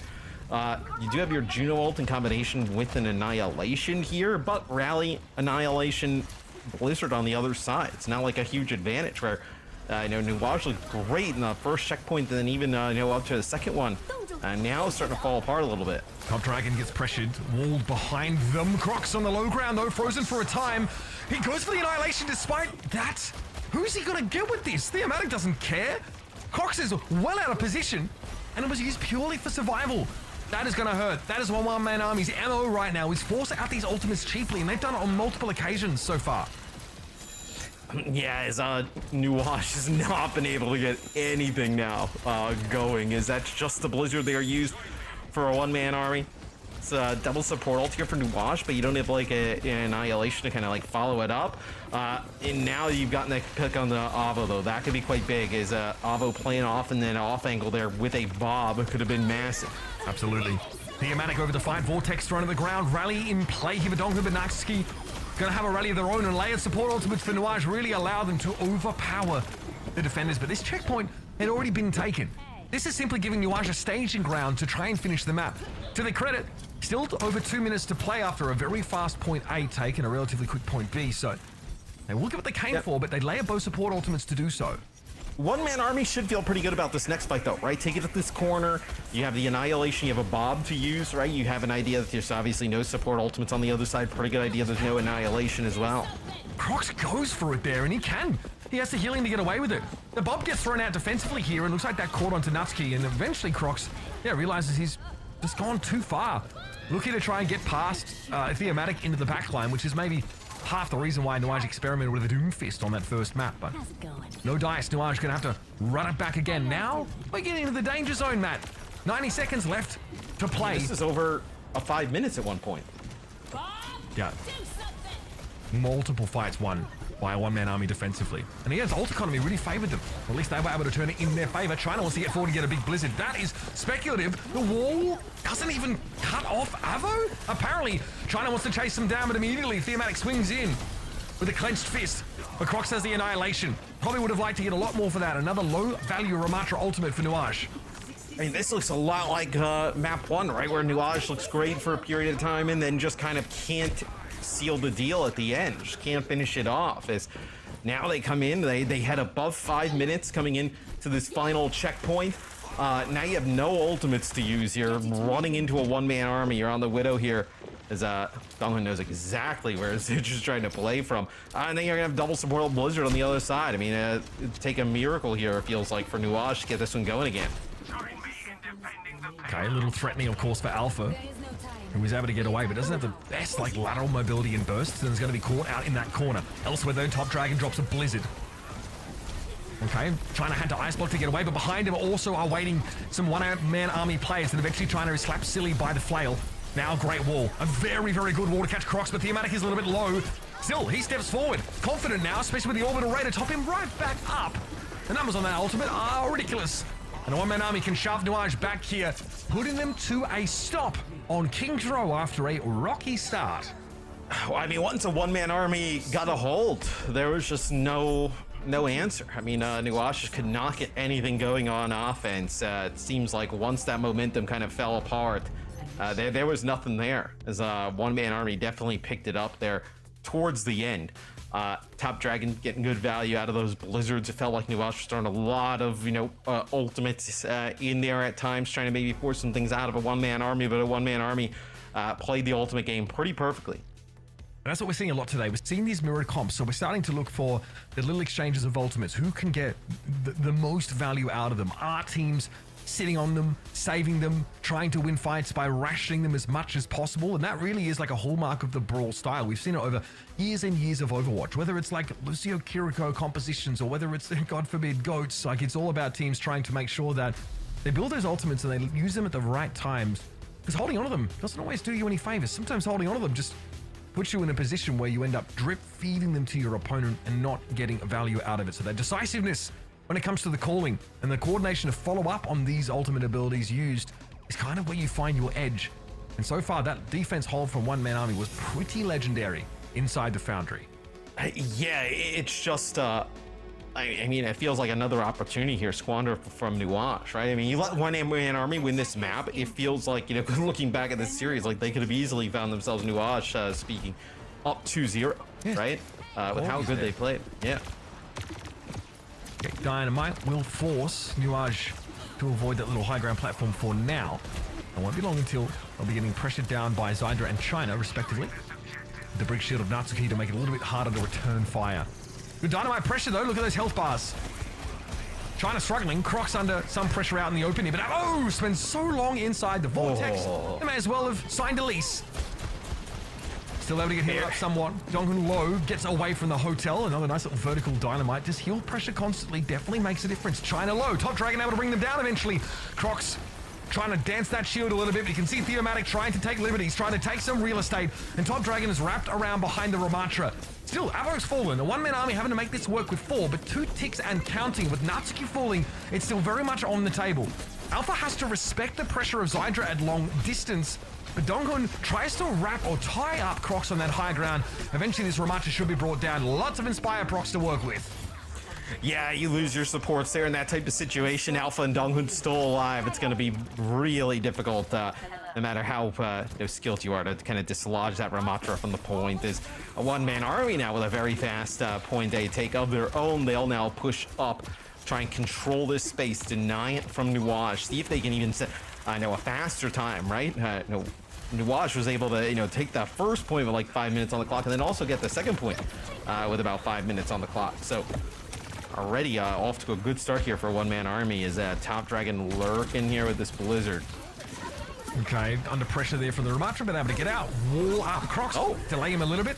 Blizzard dropped down. They've got Crocs in there, but the shield is massive for Crocs. Can they get around it before Crocs has a chance to even think about using Annihilation there? They are able to surround him, crowd him, bring him down. And a one-man army have gone from strength to strength now. This first fight in the second phase was an absolute demolishment. Yeah, I don't even think that was like really the goal. I think they were kind of probably a little bit surprised that Crocs ended up just jumping down there to the low ground inside of the brewery, and then ends up getting taken out. They end up using the Blizzard, right? Like, hey, he's down here. You have that Brig in that close quarter area. Like, if it could have got dicey, you had the rally to be able to pop. Looks like a one-man army potentially setting up here to go quite fast. It's going to be the Bob directly around the corner, so they want to prevent Nuage from even contesting this. That's going to be Rally here as well, Mitch, from Nuage. Not even really going to get much value out of it. It's just free for a one-man army. They obviously do send a Bob in there, so that exchange of ultimates, though, I think they're going to be more than happy with. Still will be an orbital ray for Gogo here, but Alpha and Donghun can just slam those support ultimates in and hope for a second point take. Here comes China. What the heck was that? Avo just crumples. Beautiful endothermic blaster connection, and China's going to make it too. Elsewhere, Gogo does go down, but they were able to part with their ultimate beforehand. China, having done so much work, going to take a quick cryogenic nap and then throw a blizzard down, but the mobility is there, or at least it is for Donghun. Not so much for Top Dragon, who got caught by the blizzard. Yeah, for a second there, I thought one-man army had an opportunity to turn that. You had the Ray going, you had the Rally, and the Annihilation all rolling for a one-man army. Just not able to come out on top in the end, so Nuage gets a much-needed fight win there to just kind of give themselves a little bit of breathing room, right? Did not have a good push from the second checkpoint on to the end of the map. But you win another fight here, right? It puts a lot of pressure on a one-man army. Yeah, I mean, this gives him an opportunity to battle back. So Crocs has the Annihilation, and one-man army has the Blizzard. That's the gist of this next engagement. A one-man army spent... Again, they doubled their support ultimates. They drew the Rally out of Nuage and still couldn't win the next fight. Here's a Blizzard. Has an ice block looking... Okay, China didn't have it available apparently. That's a free May kill. Still, Annihilation though is going to be a problem. That was used preemptively, the Blizzard. So no mechanism to shut down this Ramatra. Crocs is going to go for it anyway. One-man army going to take a bit of damage, but Donghun and Alpha are still here, giving that healing over. Top Dragon still feels the need to go into ice block here, and won't that have that available for the later part of the fight? Natsuki down, less healing now for Crocs. Then Annihilation has actually expired with one-man army finding an advantage here. Still 2 minutes to play, and that second checkpoint looming closely, but Crocs is able to do a lot of work, finding 2 kills. Ice blocks for both Mays. A high ground is going to be a problem here for a one-man army. They do need to clear it, but Nuage need to contest on the card itself. It's going to have to be boots on the ground, and Zydra acquiesces. Drops in. I don't know if that Dynamite really found anything. Now going to be stuck inside the Vortex as Top Dragon falling to Natsuki now. Orbital Raid, though, coming out from a one-man army. They might have the option here. Pulsar Torpedoes being used. Theomatic getting aggressive now as the Annihilation to come forward with. That's too much for Zydra to deal with. Vortex attempt to slow Theomatic up, but that Annihilation is going to eat everybody alive, and Crocs can't do much more than be a warm prop and try and keep the game going. That's second checkpoint. 2 minutes 50 to play. Man, the beams for both teams. I thought for Nuage it was actually going to be able to turn it. They actually keep Zydra alive. He's almost able to find some kills there, but a one-man army with that Annihilation in the end. It is just too strong there for Theomatic. And now it'll be rallies for both sides here. It's going to be a really early one here for Nuage, as you see one-man army trying to back up out of it. Top Dragon turns around though, disengage, and then throws the Blizzard at Nuage. But can a one-man army use it? China had a Blizzard of his own, so it ends up being a bit of a stalemate. Here comes the Bob from Zydra. Avo's close to his, but a couple of percent can make a big difference in fights like this. And still a one-man army opted to get out. Nuage had the defensive option in the Bob, forced to disengage. Yeah, the Bob here for Avo, though, could be massive, right? A lot of ultimates thrown in, disengagement that comes in. Here's going to be the Bob from Avo and a one-man army. Is it putting a lot of pressure on the Crocs? And when that wall drops, Bob's going to be in a perfect placemat to shoot both sides of that corner. The wall really set that positioning up. Otherwise, it's hard to land him there. Dynamite here going over towards China. Crocs has an Annihilation, but there's going to be an ice block instantly from Theomatic, rather Top Dragon amongst it. Still good damage from Crocs. Managed to get Avo in the end, but Theo also has that Nemesis form to go on with. Crocs will be forced back, and that armor just disintegrates. Another orbital raider. Beam me up, Scotty, and get a one-man army out of trouble. With 90 seconds left on the clock, they're going to finish the map, and they're going to take us to a map 3 with a 2-0 lead. But it feels like either of these teams, obviously a one-man army, they clutch up when it matters the most, but it feels like either of these teams could be up 2-0 in this series. I mean, really nice play from Nuage as well. It just feels like in those moments where they need, clutch plays and whatnot, or, it's a big fight, it feels like they're down at ultimates or they don't come out on top. It's, quite unfortunate for them, but a one-man army, not slacking after that Virtus Pro series. They're still playing strong. Yeah, we're genuinely getting a very good game from this team. There were a couple of questionable things that we probably saw for both sides, but this is a very transactional meta in terms of how like ultimates are offered up and kept. Like one team's able to bait an ultimate out, then they still lose the next fight despite having both support ultimates layered together, because that individual element still makes a big difference. Even if we're trying to play flowchart Overwatch where like Top Dragon just walks out, randomly ice spikes and Ashe beats them, drops down with a big blizzard. Moments like that can give you a massive edge. Yeah, it's take a look at some of the highlights here. Top Dragon always sneaky with the blizzards, like kind of like lurking in some of the corners, trying to catch them off guard, maybe throwing it on a flank. And then I think both Maze, China and Top Dragon, both really nice, alternate fires, icicles at range. Yeah, that's crazy. That's a double kill, Doesn't do right much there. damage. That's the thing. No, they're much better in terms of like support, right? The damage just seems like an extra benefit of it, right? It's like, we've seen what 3 or 4 kills now, I feel like, in some of these highlights. So with that though, and now we're starting to see that in many ways Juno is just flying Moira. Right, if you think about think about like the flying Moira. Think about pulsar torpedoes, right? She's all numbers. There's a bit of utility, of course, in the speed. That's what sets her apart here. But obviously, like healing and damage in equal measure, great numbers, of course. And we see what the damage boost is pretty bloody good. The speed is what makes her dangerous in the sense in that Moira does a lot of just numbers, like you mentioned, right? But it doesn't really offer much in terms of like team utility or like something that is useful for the team, where Juno offers those numbers now, but also with a speed, right? Yeah. And speed is like a pretty niche part of her kit, because it's obviously harder to like consistently get that down perfectly, but in those short bursts, like the speed still matters. It's not persistent or constant like Lucio's might be, sort of in speed form, but it's still in a pinch can make a huge difference, especially when your Ramatra wants to run roughshod over an enemy comp in a brawl setup. I think at this level though, like it can definitely replace like a Lucio, right? Because like the players are just so skilled and talented, and they have all of the timings down where it can be like Lucio with bigger numbers in a sense in terms of like replacement. But I think for the general player base though, it's probably much harder than just, the like playing Lucio, right? And providing speed, in a comp game or whatever, or a FACEIT match, like in a lower division, like it's going to be much harder to get value out of the Juno. Runasapi next on the docket here between Nuage and a one-man army. This is a Nuage pick, but we've sort of seen that one-man army on this map definitely get the job done. We expect the comps to be the same, folks. I think we've seen a couple teams like mix the venture in like here and there. We know that Top Dragon has a pretty deep hero pool. We're seeing obviously what China is capable of. A lot of the May play so far.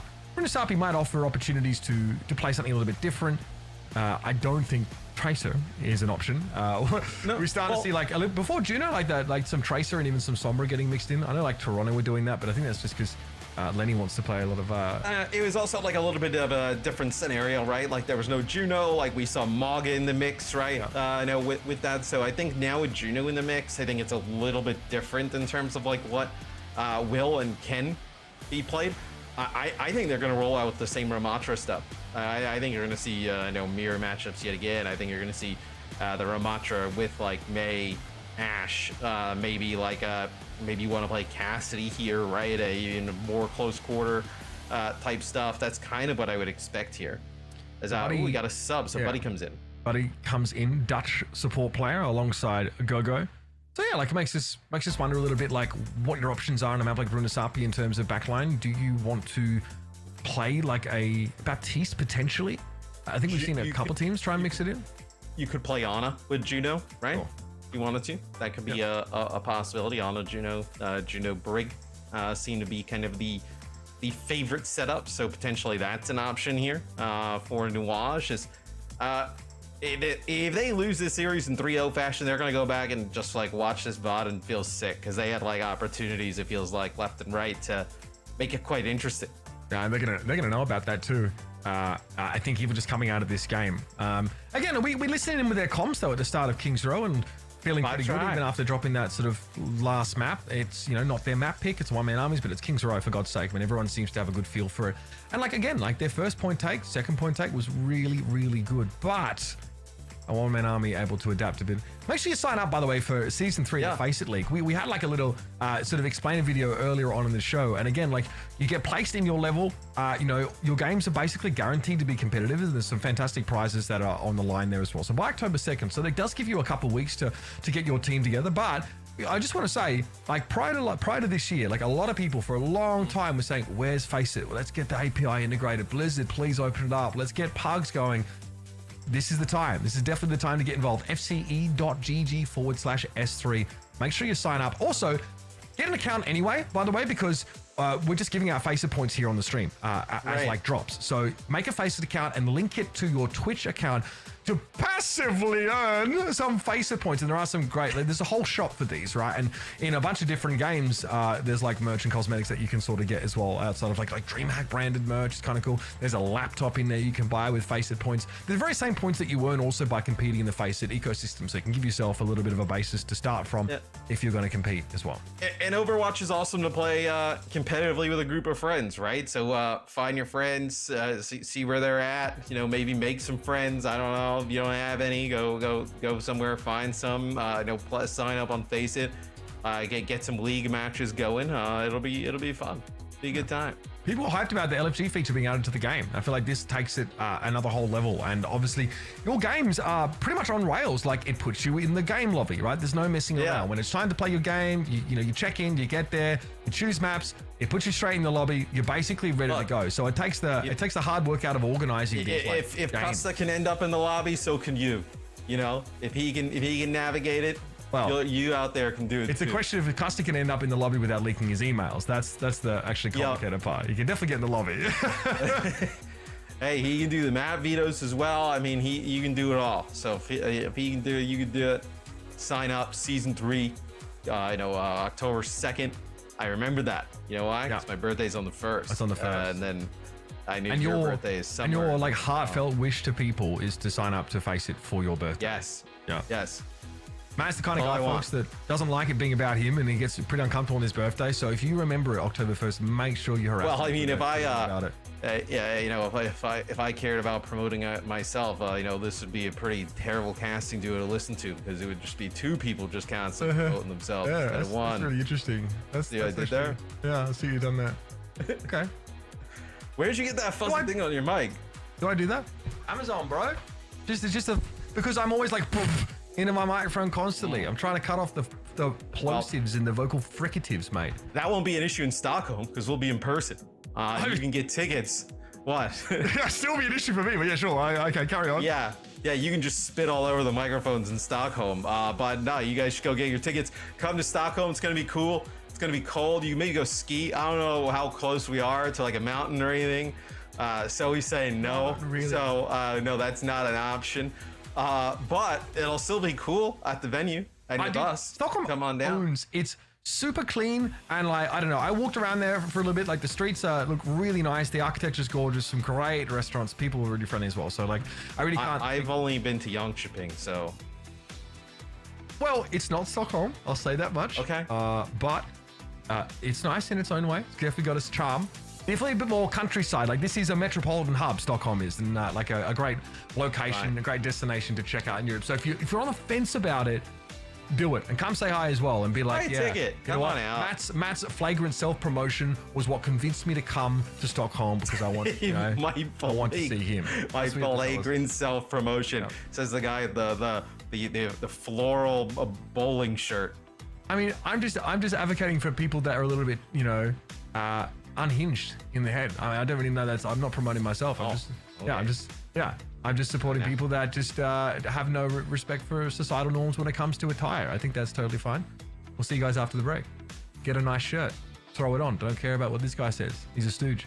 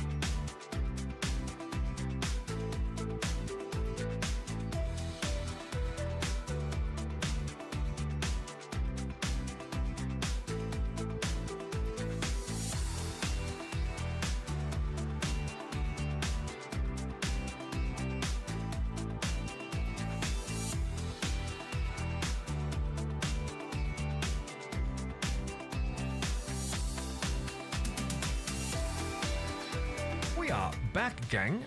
We are jumping into the map set in just a second. It looks like Nuage tried a little takesies-backsies on their substitution plan, but they are sticking with it now. Yep.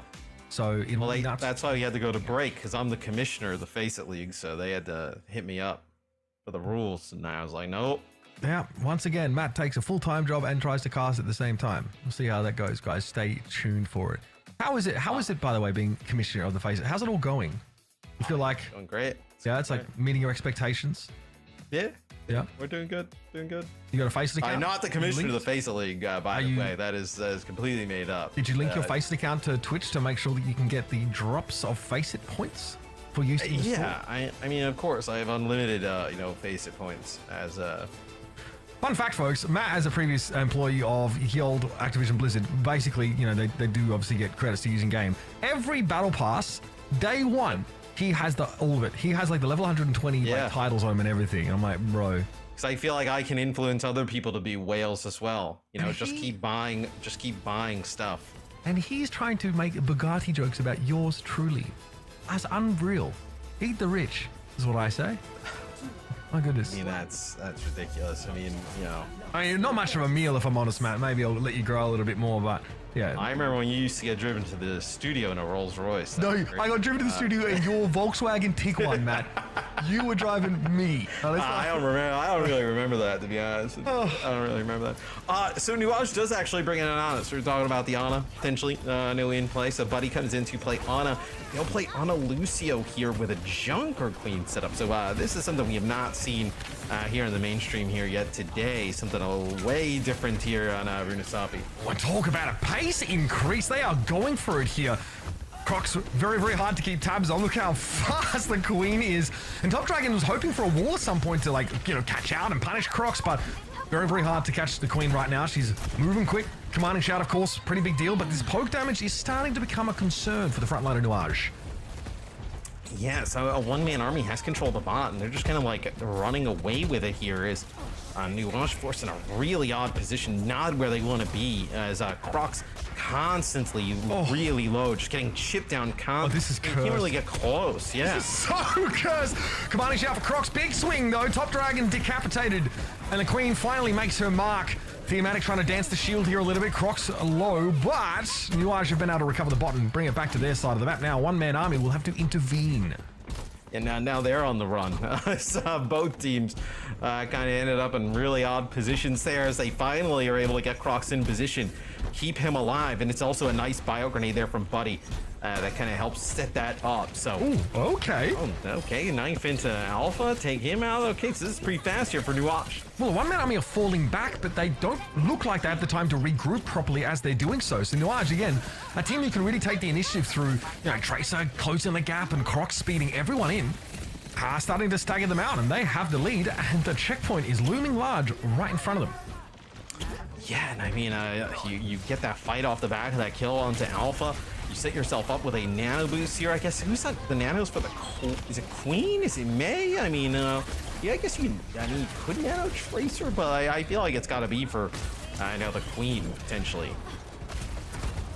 Yeah, a good chance of that. A lot of these ults already developed here for Nuage. Is the Rampage Top Dragon affected by it, but should be able to shrug it off with an ice block. Doesn't even have to in the end because the follow-up is absolutely non-existent. All of Nuage's turn to try and deal with the threat of Bob. That is now neutralized. Zyder was very low for a time, but was able to find a health pack apparently, and a Blizzard will force an ice block from Top Dragon here. Lucky they didn't use it for the Rampage earlier. Thematic was frozen, but again, here comes that orbital ray. Is going to send a one-man army on a collision course with Nuage's, most poorly defended parts.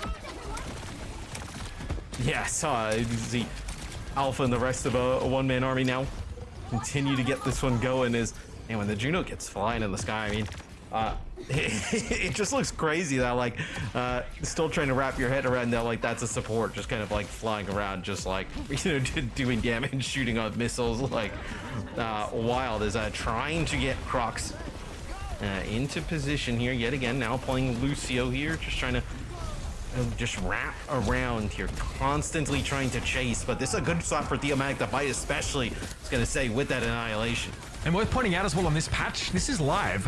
Lucio's health was actually toned down from 250 to 225, so he's a little bit more vulnerable, and getting caught out like that has always been an issue for him, even more so now, where he's just that little bit more squishy.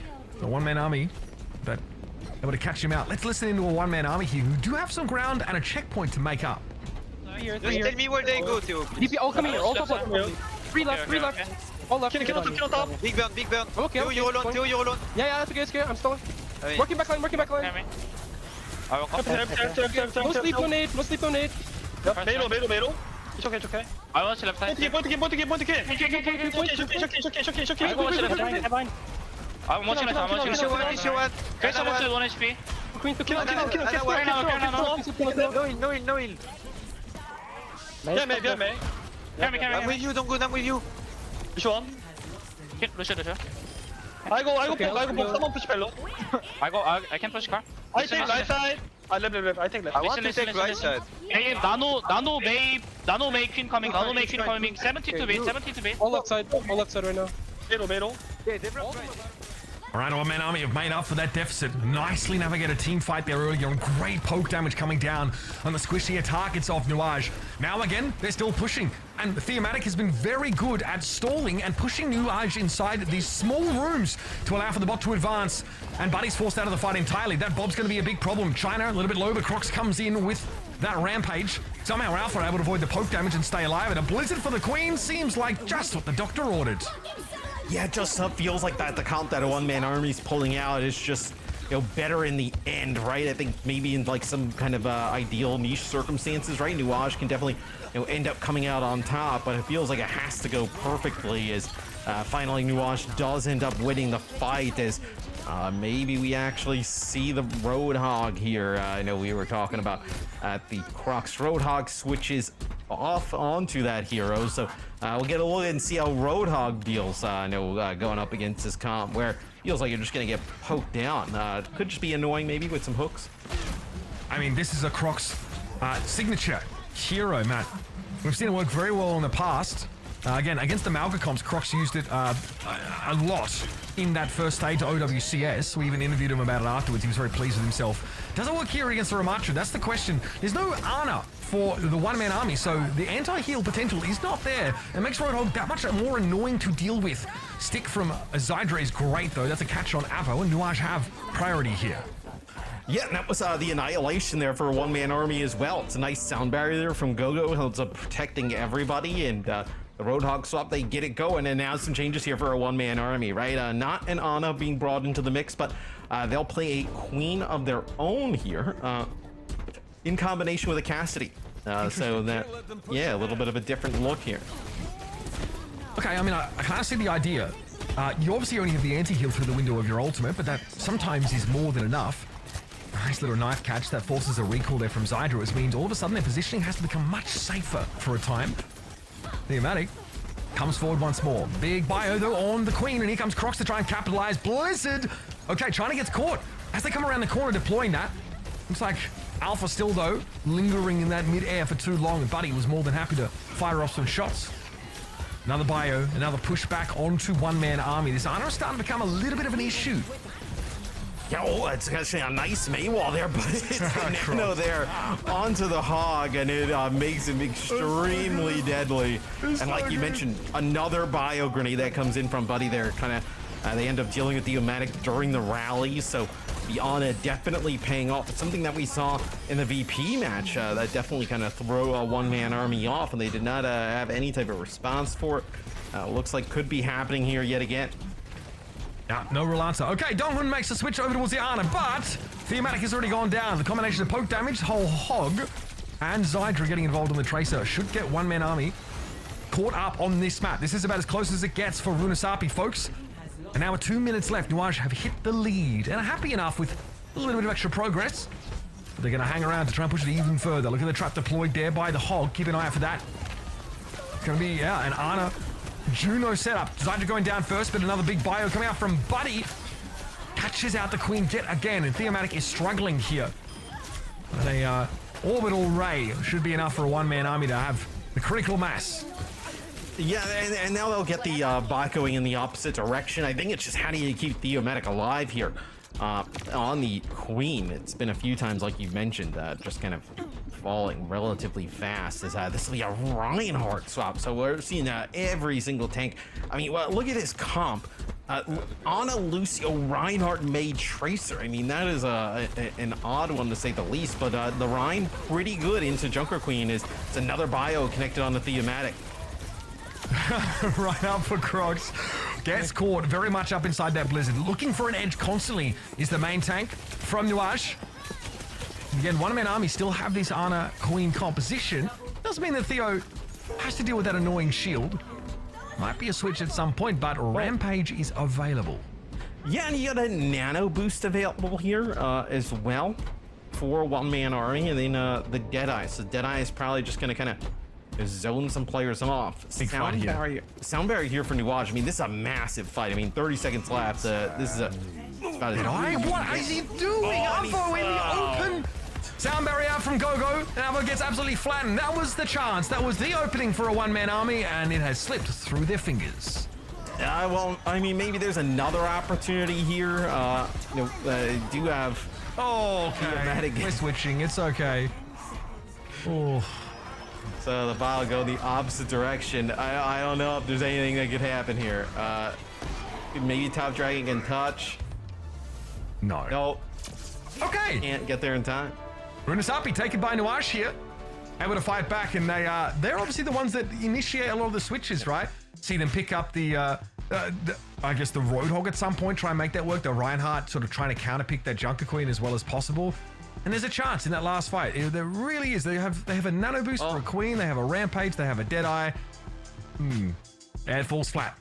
They started to win once they went to the Roadhog, right? Forced them to make some changes. I think the on as well. Now, can you do that on other maps? That is yet to be seen. But also, Nuage has been pretty competitive in our first two maps of the day. So this is a series that is definitely not over. Even though one-man army was up 2-0, never felt like they were going to kind of steamroll away with this one. No doubt about it. A very competitive game. Great comeback there midway through from Nuage. Let's have a look at some of the moments here from Runasapi that give Nuage that much-wanted map win. At the start of the round, it's like the Ramatra comp against the Queen. Crocs is getting poked down a heck of a lot, but as soon as this happens and there's the ability to close the gap while breaking line of sight and avoiding this poke damage, this comp seems pretty nasty. This is ultimately what forces, Theomatic to have to rethink the approach here. Yeah, the Queen, it was interesting at the start, when they get the Queen in position and to take the fights, the Queen actually looked really good. It was just hard to get the Queen into that spot, and then the Roadhog swap, I mean, you see there, I mean, you just get knocked in every which direction. He's got the benefits of the nano.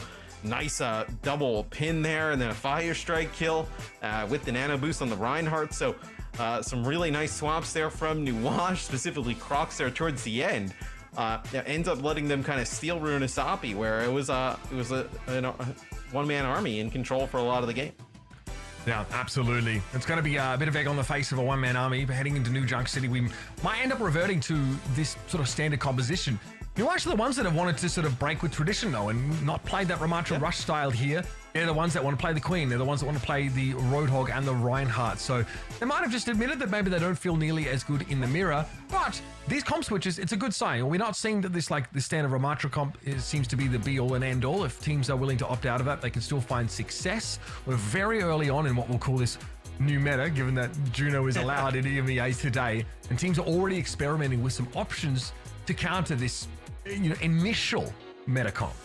Yeah, and I wonder if we'll see Nuage make any changes, right? Does Buddy stay in, and do you play some Ana here? Do you play like Ana Juno and play maybe a little bit faster, right? Maybe try and deny Avo from playing the Ashe on the other side? Is that type of the route you go with? Or do you say like, hey, screw it, let's start playing Roadhog and Junker Queen and all these different types of tanks and just make it pretty sloppy in that regard? I think those are two interesting paths for Nuage to have to take. Yeah, a lot of options at their fingertips, and frankly, the DPS were looking excellent all series long. In fact, it's really just on a team level, maybe on a more macro level, that they weren't able to take away those first couple of maps. You can see there's 2-3 on King's Row. It's a very close one. So, a one-man army, fortunate to fall upon their map choice to try and close the series. It'll be New Junk City, a flashpoint map here. And a one-man army would like to put Nuage to bed before this gets out of hand, because Junkertown, well, as we know, Nuage pick here, and they have looked very, very good in comfortable territory. Yeah, absolutely. I mean, this must-win match. Also, the 2-0 on Nepal doesn't really kind of tell the story there either. You mentioned like the 3-2 on Kings Row. Like Nepal was extremely close. Like I feel like a 99 to 100, like all those games there on that map. So this series has been as close as you can possibly get at the moment. See if Nuage can send us to a game 5. All right, here we go. Natsuki obviously on the sidelines, but still more than happy to get involved. Asking for Bastion. Zydra here. Looking at earlier on. Natsuki gassing up Buddy. All right, I respect it. Let's see what they have for us now. Don't know if we'll roll out with this Bastion comp. So, Zydra comes out on that. So Bastion Doom with the Mei. It's going to be Ana. Okay, wow. And the Juno. So Nuage with a very different look. A one-man army, a bit more standard here, just with that variation of the Venture. Yeah, it's a little bit of a different look than I would have expected here from Nuage, right?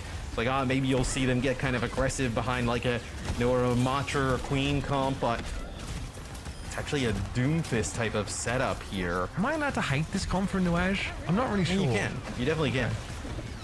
It's very interesting. So obviously, Bastion really thrives when there's, layers of sort of support utility to keep him protected while he wants to be aggressive.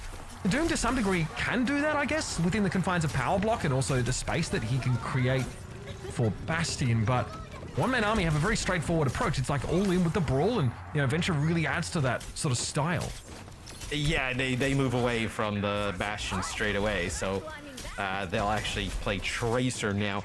But I do feel like that's a little bit odd, like in the sense of like Doom Mei Tracer, like you can kind of see where the synergy is with like a one-man armies comp, right? It is like they want to speed in, get behind the burrow, go in, catch players off. Where like for Nuage, it feels a little bit harder. Like, okay, how are they capitalizing on this? Is it just like bios and then follow-ups with like the Tracer and the Doom? Oh!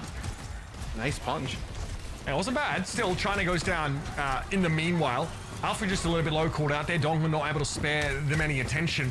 But one-man army are winning out on a lot of these trades. Crocs is doing mental and physical gymnastics in order to try and make this composition work for Nuage. But at some point, I think you've got to give it up for dead, because we're at 86% and counting, and Nuage are currently being staggered on the point. Yes, I just think the comp for Nuage is just pretty poor here off the rip. So see if they decide to make any changes here. Looks like not. Going into our second point, I mean, no ultimates even needed across the board. I mean, now a one-man army. I mean, you're just building up towards your fifth now. This will be a Blizzard here from Avo. It actually connects with anything. I mean, it's like long range. I mean, it's a pretty mobile comp from Nuage here, so maybe just trying to take a risk, maybe looking to catch the Doom out, but yeah, we only see the aftermath. We don't really see the conception of that idea. He had the concepts of a plan, Matt, and that's what matters, Yeah, absolutely. I knew there was something habit in there when you were still talking. I was like, well, what the hell is he talking about? But I get it now. This will be the Venture Ultimate here, man. I feel like Nuage gotta move away from this, right? I mean, Arisa? Well, I mean, they were playing fine, I feel like, in the mirror even too, right? Like, I don't think this is a series where you kind of get like so in your head that like, well, there's no way we can win it. They're playing the Flores Ramatra challenge right now, and they're doing really well in that regard. In terms of the overall map, though, a little bit tougher. Roadhog, Theomatic there, caught in a very aesthetic pose. Ziz would be proud. Sound barrier as well. Frozen up and taken up. Yeah, I mean, okay, Nuage expend that here. Perhaps not necessary, but still gets him back into the game. And the classic pick for Crocs once more is back. Yeah, I mean, the Roadhog definitely paying off. It's odd that they're able to make the Roadhog work, right? But Roadhog makes a little bit more sense though with this kind of comp, right? Tracer can kind of pester the backline, but play around like Roadhog and Mei, with your supports is Buddy potentially being spawn camped here, and by potential I mean he is, that is Top Dragon taking him out. So that's a large source of healing for Nuage, who's not going to make it back into the next fight. That is going to allow a one-man army to probably have a flip back here. Nuage really can't do a whole lot. They will maybe try and contest here, drag it out, try not to take too much damage in doing so, but with China getting backhanded by Top Dragon, that's now not really an option. Here's the flip for a one-man army. And now it's a big stagger for Nuage. Crocs was already so committed to that fight. A big health pool, feeding ultimates and slowing the regroup down for Nuage. Yes, now we got a little bit of a tracer battle here between Zydra and Top Dragon, as Top Dragon will end up backing out here with the rest of the team. Is just one more fight for a one-man army, and they are on Flashpoint game point, and then also would take the series. So 90% you're going to be walking directly into this rally as Donghun pops it early. The Amatic with the bios here. That'll be a recall from Top Dragon, and yeah, okay. Look, did Zydra miss the point? Yeah, like Zydra wasn't focusing on the point though. They were just so locked in that Tracer duel that I think they don't manage to touch the right time. Well, I think he like blinked across the point or like the backside of the point, and then obviously you could have touched and like created OT before grabbing that health pack and then doubling back. But maybe he didn't touch the point actually. So kind of all right. Well, that one goes in favor of a one-man army where, man, for Nuage, it's like they're so close in this series. Like it's just minor mental plays and scenarios and certain maps really backfire for them. Yeah, I mean, the comps they're trying are viable, right? That much we can say at least. Crocs are going a solo mission there. Little attempt, a flank hook. Top Dragon is actually just convinced that Zydra is the only person that deserves his attention. Pulse there, but he's able to avoid it only just. He is a nano boost now being given over to Crocs with the whole hog. That is a pretty nasty combination of abilities. No one from a one-man army can play inside the orbital ray either because of this level of displacement being leveraged. Theo hooked now almost down into the pit, but he's able to avoid it. Crocs low, slowed up by the Mei as Avo converges upon his position. Now he might be in trouble, looking like he's about to become a porky pie. He tries to get back up the stairs over to the point as the rest of a one-man army really bear down upon the hog, and there it is. Donghun finishes him off, tenderizing the pork. And one-man army in control. Yes, now Buddy is quite low. A nice boop there. Just trying to protect the Ana, keep the Ana standing, as I know a little bit of percentage there gained for Nuage, but it's really a one-man army. Now in full control. It feels like in full control of this map. When they try and get the Roadhog into position that time, it was the whole hog in combination with the Nano. Doesn't really result in much of anything outside of just moving players for a one-man army off the point. So maybe this barrage can be impactful though, as China trying to get in position. All right, Gogo lets that one go. One-man army don't really look to test it. Gonna be a trade as China goes in and press Q to respawn, at least takes Donghun with him. Is the Annihilation. Yeah, Crocs can sort of deal with that pretty well, and the Bionade from Buddy was well timed. So this is Nuage finding a way back into the round. Switching over to the Reaper as a one-man army pick up Orisa. Yeah, so the Orisa is obviously a little bit better here, against the Roadhog, can interrupt the heal and whatnot. The Reaper on the other side is quite interesting. I mean, the Pharah, there was really no answer for the Pharah on the other side. So the Pharah you could have kept running with it. Maybe you just weren't finding enough damage, and then like the follow-ups. Tracer mirror now. Top Dragon with a pulse bomb, of course, to work with. We have that Tracer mirror all map. So I'm talking about the Reaper switch up. Bio, another big buyer from Buddy. Zydra didn't need it though to take care of Alpha. Was a flippy for one-man army though. They're going to commit to this now with the rally. China needs to TP out. He's having to back away, but only just barely clinging to life. Crocs wants to try and deal with the Mei as it comes out of ice block. And Zydra was able to pulse bomb to chime in. This is annoying for Nuage, as they probably would have won the round had the point not flipped, but here we are. Yeah, I mean, they're still just one fight away. And also, you have this whole hog here for Crocs. Can he just, like, knock these players around? Potentially deny them from even getting a touch. There's no touch here. anyway. Yeah, it doesn't look like they're even going to try and touch. They're just going to give it up. So they'll move on to the next flashpoint. Hey, this is working out for Nuage. I think the Ana difference is starting to hurt a one-man army. The Amatic, of course, can shrug off that anti-heal. Ao switching over off to the Cassidy. You see that Crocs is just lingering behind a little bit here, looking for hook to fish someone out of position. Brick shield makes that a little hard. Whole hog at the ready. And we'll see One Man Army try to move as a unit over towards his last flashpoint here. Okay, ducts it is for flashpoint number 4. Cox with a hook. No kill off that though. Theomatic doesn't really seem too bothered, but the whole hog is going to push the Orisa right back, and there it is, another bio. Those setups from Buddy have been real. Top Dragon though, is able to make the most of the vulnerability that Roadhog experiences doing whole hog. Picks him off straight away, and this means a one-man army now. I'm just gonna wash this. Yeah, and I think even with that bio that comes in from Buddy, it's Beam from Alpha that ends up being the big difference maker, right? Providing a little bit of healing and damage, specifically Top Dragon, where he takes out 2 right away, even after they lose Donghun. So that Juno ult proving yet again to be impactful as Nuage, Sound Barrier, Death Blossom potential here, for them, and for a one-man army. You're just trying to hold this high ground with that Orisa. A nice spear right off the break. It hits Croc's gonna deny him this space, trying to just back him up. 80 damage per Javelin now makes that a little scarier to face down. Here comes China though. Donghun quickly turns, dashes away, and China's not in a position to get any damage there. Forced to Wraith walk away. Still though, definitely it's scary to deal with for a one-man army, but they shrug it off, and Buddy's taken down by Top Dragon. He gets into the back line and is more successful when it comes to assassination. Crocs is an easy target for the Cassidy, even from a low viewing angle, and is constantly going to be under damage pressure. Top Dragon with a pulse, found China apparently. And this should be it. A one-man army should be able to clean up the map and series right here. And there's nobody for Nuage to stop them now. They stick with the Roadhog, they try something a little bit different. A one-man army though have something up their sleeve too. The Orisa comp prevails. Yeah, I mean, they kind of go out with an interesting comp there for Nuage, something that we've seen Crocs and co have success with. They also had pretty decent success throughout this series with it. Just a one-man army able to deal with it in the end and end up taking the series. They looked pretty good here throughout all of the day, even in the match against Virtus Pro. The one-man army looks pretty strong. They do indeed. Nuage, they did fight back though. You guys mentioned they showed us some different looks there, and they didn't seem like desperation looks. Like those compositions, they seemed legit for most of it. Like it was a valiant effort. It wasn't just like throwing the kitchen sink and something else on the wall. I don't know what else people throw at the wall. Usually the kitchen sink comes last, but yes. Yeah, I don't know. They threw everything. You're starting Babies, with the kitchen bathters, sink. I don't know what's sinks. next. Throw the Things oven were at the thrown. wall. That's the point.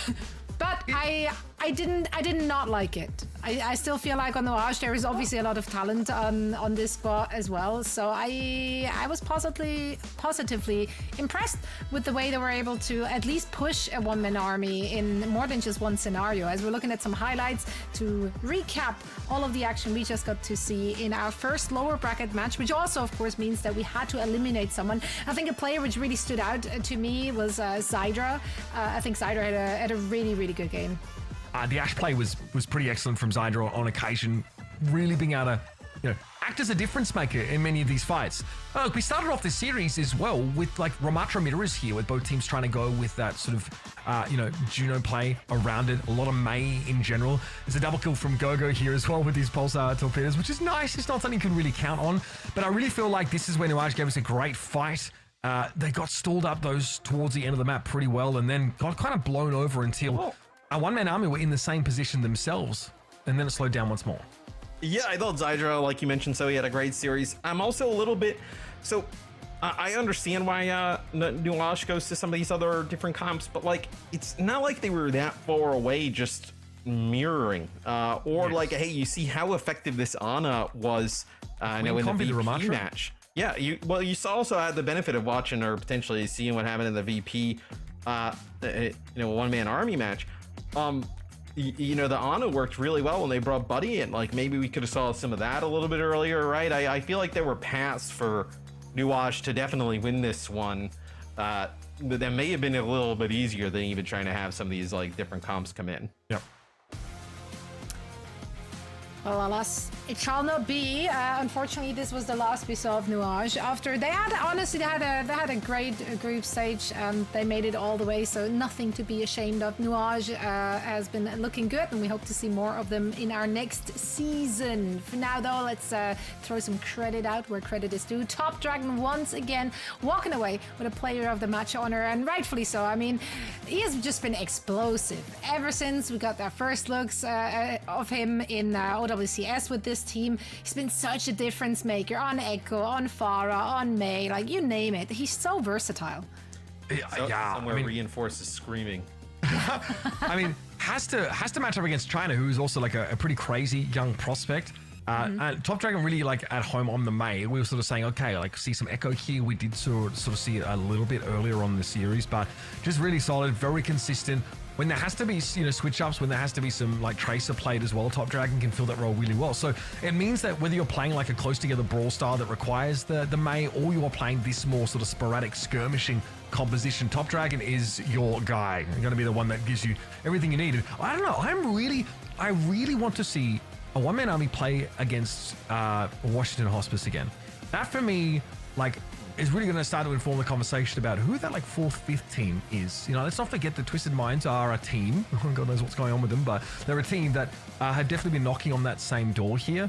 So we'll see, like, if Washington Hospice fall to the lower bracket. I think they are currently behind in the semifinals against ENCE. So, I want to see that kind of matchup. I'm very interested in that 4th through 6th tier of teams in the EMEA right now. Yeah, and as they're battling it out on top, you too can join the fight in Season 3, of course. The signups are open right now, so make sure to register, you and your team. And Matt, you said it before, if Costa can get there, everyone can. Yep. Literally. Yep. All you gotta do is go there at the site and sign up. I mean, it's that easy. Once the game starts, like Mitch was saying, you just open up the FACEIT app, you just hit play, and you're you're there. Oh. Yeah. I mean, it's been like something that a lot of players have asked for a while, that like seamless integration into a tournament system, and FACEIT like has that. That's what we've literally been asking for, FACEIT. So now that we have it, make sure to make use of it. It's a great place to experience those like serious match conditions at any level. It is indeed. So we hope to see more of that. For now, though, we're finding ourselves in our playoffs, day 1 of Season 2 playoffs, that is. And we have one more match in the EMEA region that is going down after a quick break. So stick around and we see you on the other side.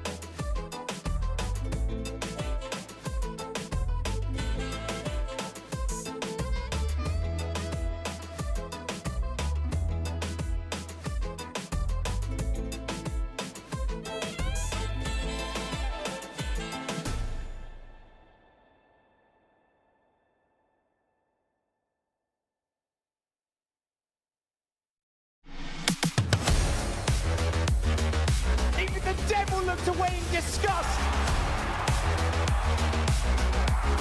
I'm sorry, what just happened? See, look at the health bars just trickling down. They're running out of time.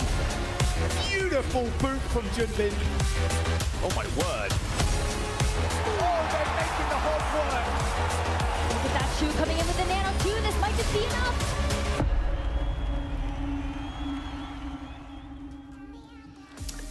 DreamHack in Stockholm. Get your tickets now. Visit us. Visit DreamHack. Visit Stockholm. So many things to visit. Talk to Matt in person. It's an experience. It's true. It's very short-lived. There's not a lot to hear, really. Hey, Yeah. see what you did there? That was so smart. Yeah. It's just not. I mean, I don't know if I recommend it. I wouldn't put it on TripAdvisor with a 5-star rating, that's for sure. What do you mean? You wouldn't? There's no like a Viator tour that's just come hang out with us. There's nothing you could get like that. Yeah, we're gonna advertise Matt as a tourist attraction and stuff. I mean, I do That's think how we we're should gonna leave get it people for. to join us. If you're not there to see us, you might come and hang out because you want to see your favorite teams. And some of the teams are actually finding themselves here in the FACEIT League as well. Let's take a look at our upper bracket here in our EMEA region. Pretty much everything is playing out as most people would have suspected. Don't think any big surprises have hit us just yet. That semi-final though, Space Station Gaming, Virtus Pro, some revenge going on there. I'm gonna set this up as the ultimate grudge match, honestly, because we're here for that kind of drama. Rightfully so though, because they most recently obviously faced off against one another in the OWCS Stage 3 main event.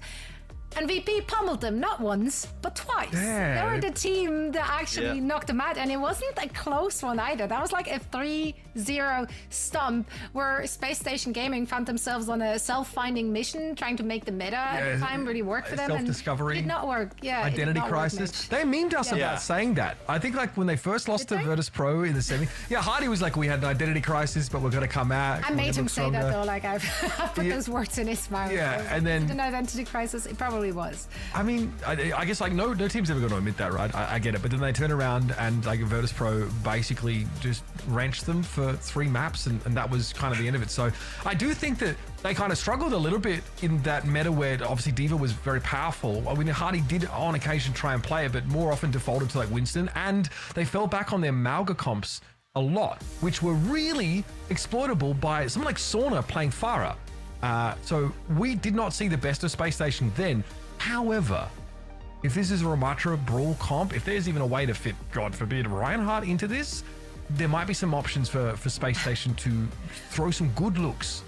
I mean, if there is one team that will make it fit, it would be Space Station Gaming. That Ryan fits everywhere. That's as far as they're concerned. Now, Very VP, compact, of course, so far, they've been really standing out. They had a lot of great looks today, but we haven't seen Shockwaves. I feel like we haven't seen them at full strength just yet. Yeah, potentially, but then also like they're the only team in the round 1 that ends up losing maps, right? You know, it goes 3-2 with a one-man army. Everybody else just kind of takes care of business, like 3-0 and whatnot. So, and we see a one-man army put up a pretty good performance against Nuage just there.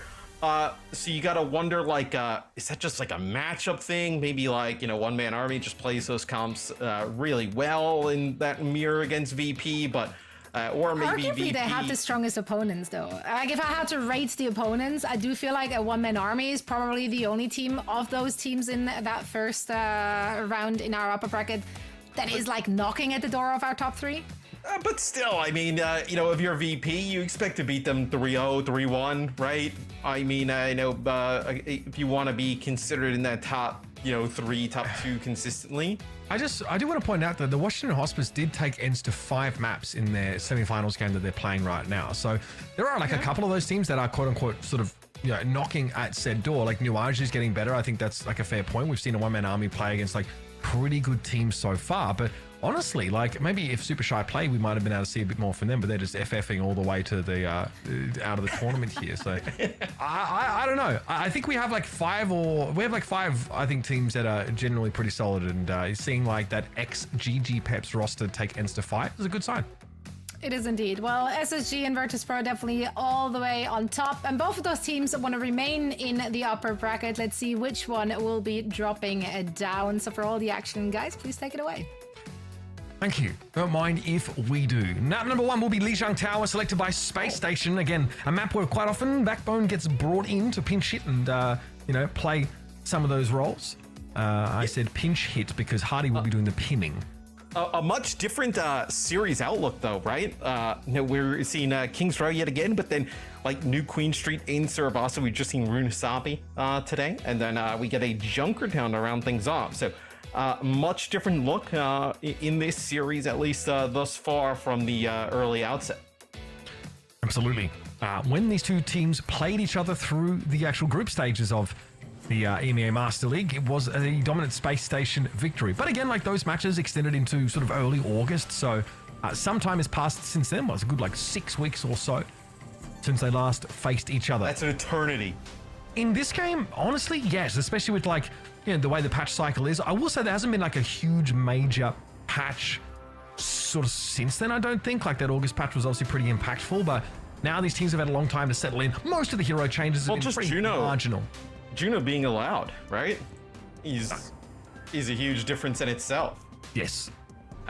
And Space Station still want to go with this Diva composition here, so this will be a different look, something that they obviously were working on a lot in that previous meta. Still want to play with the Juno.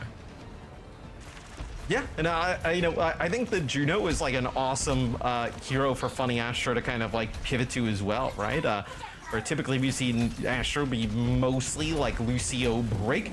Now they have an opportunity here to flex him onto the Juno and let Landon play some bridge.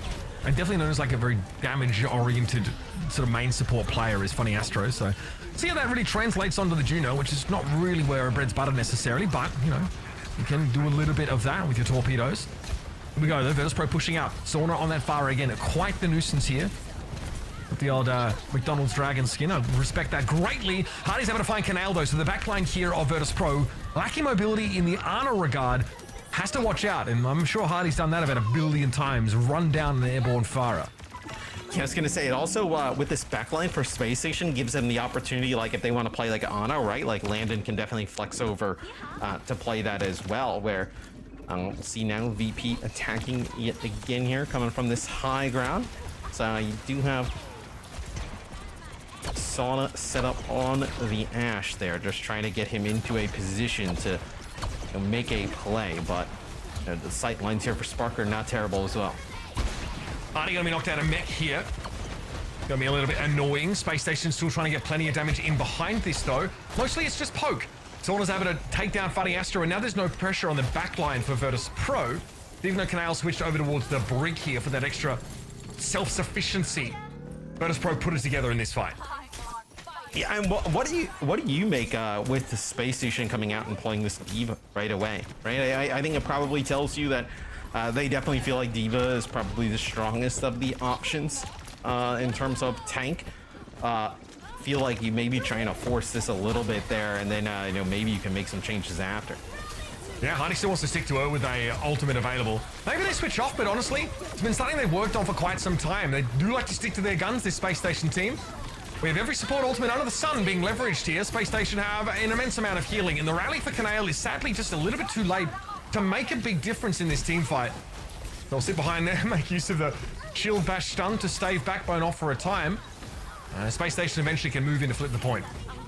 Yeah, it'll take a little bit of slower to actually make it their way to the point and get over towards it. Rajaro will be knocked off the side there. They'll get some kill credit for that, and that'll be Space Station getting in control yet again, coming out on top. And look at this, Hardy looking for more, pushes on in, but it's going to be both supports there for VP. You're going to make it out with their life, but Hardy in a lot of trouble. That's a nice May wall there from Cloud.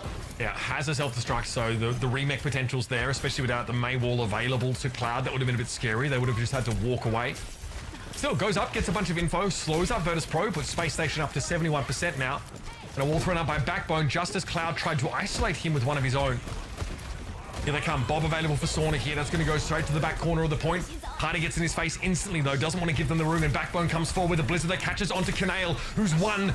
Backbone finishes the job. Beautifully done. His May play on these control maps has been such a boon to Space Station. But the annihilation from Rajaro will wrinkle the brow for Space Station and their fans. Does Virtus Pro not in a position necessary to flip back? Bob contested the point very nicely there, coming out later for Sparker in the fight than it did for Sauna, who's now switched over to the Tracer to try and get back to the action quickly. That's a Blizzard that will be respected by the dispersion of players, but won't stop Space Station from staying on the point here.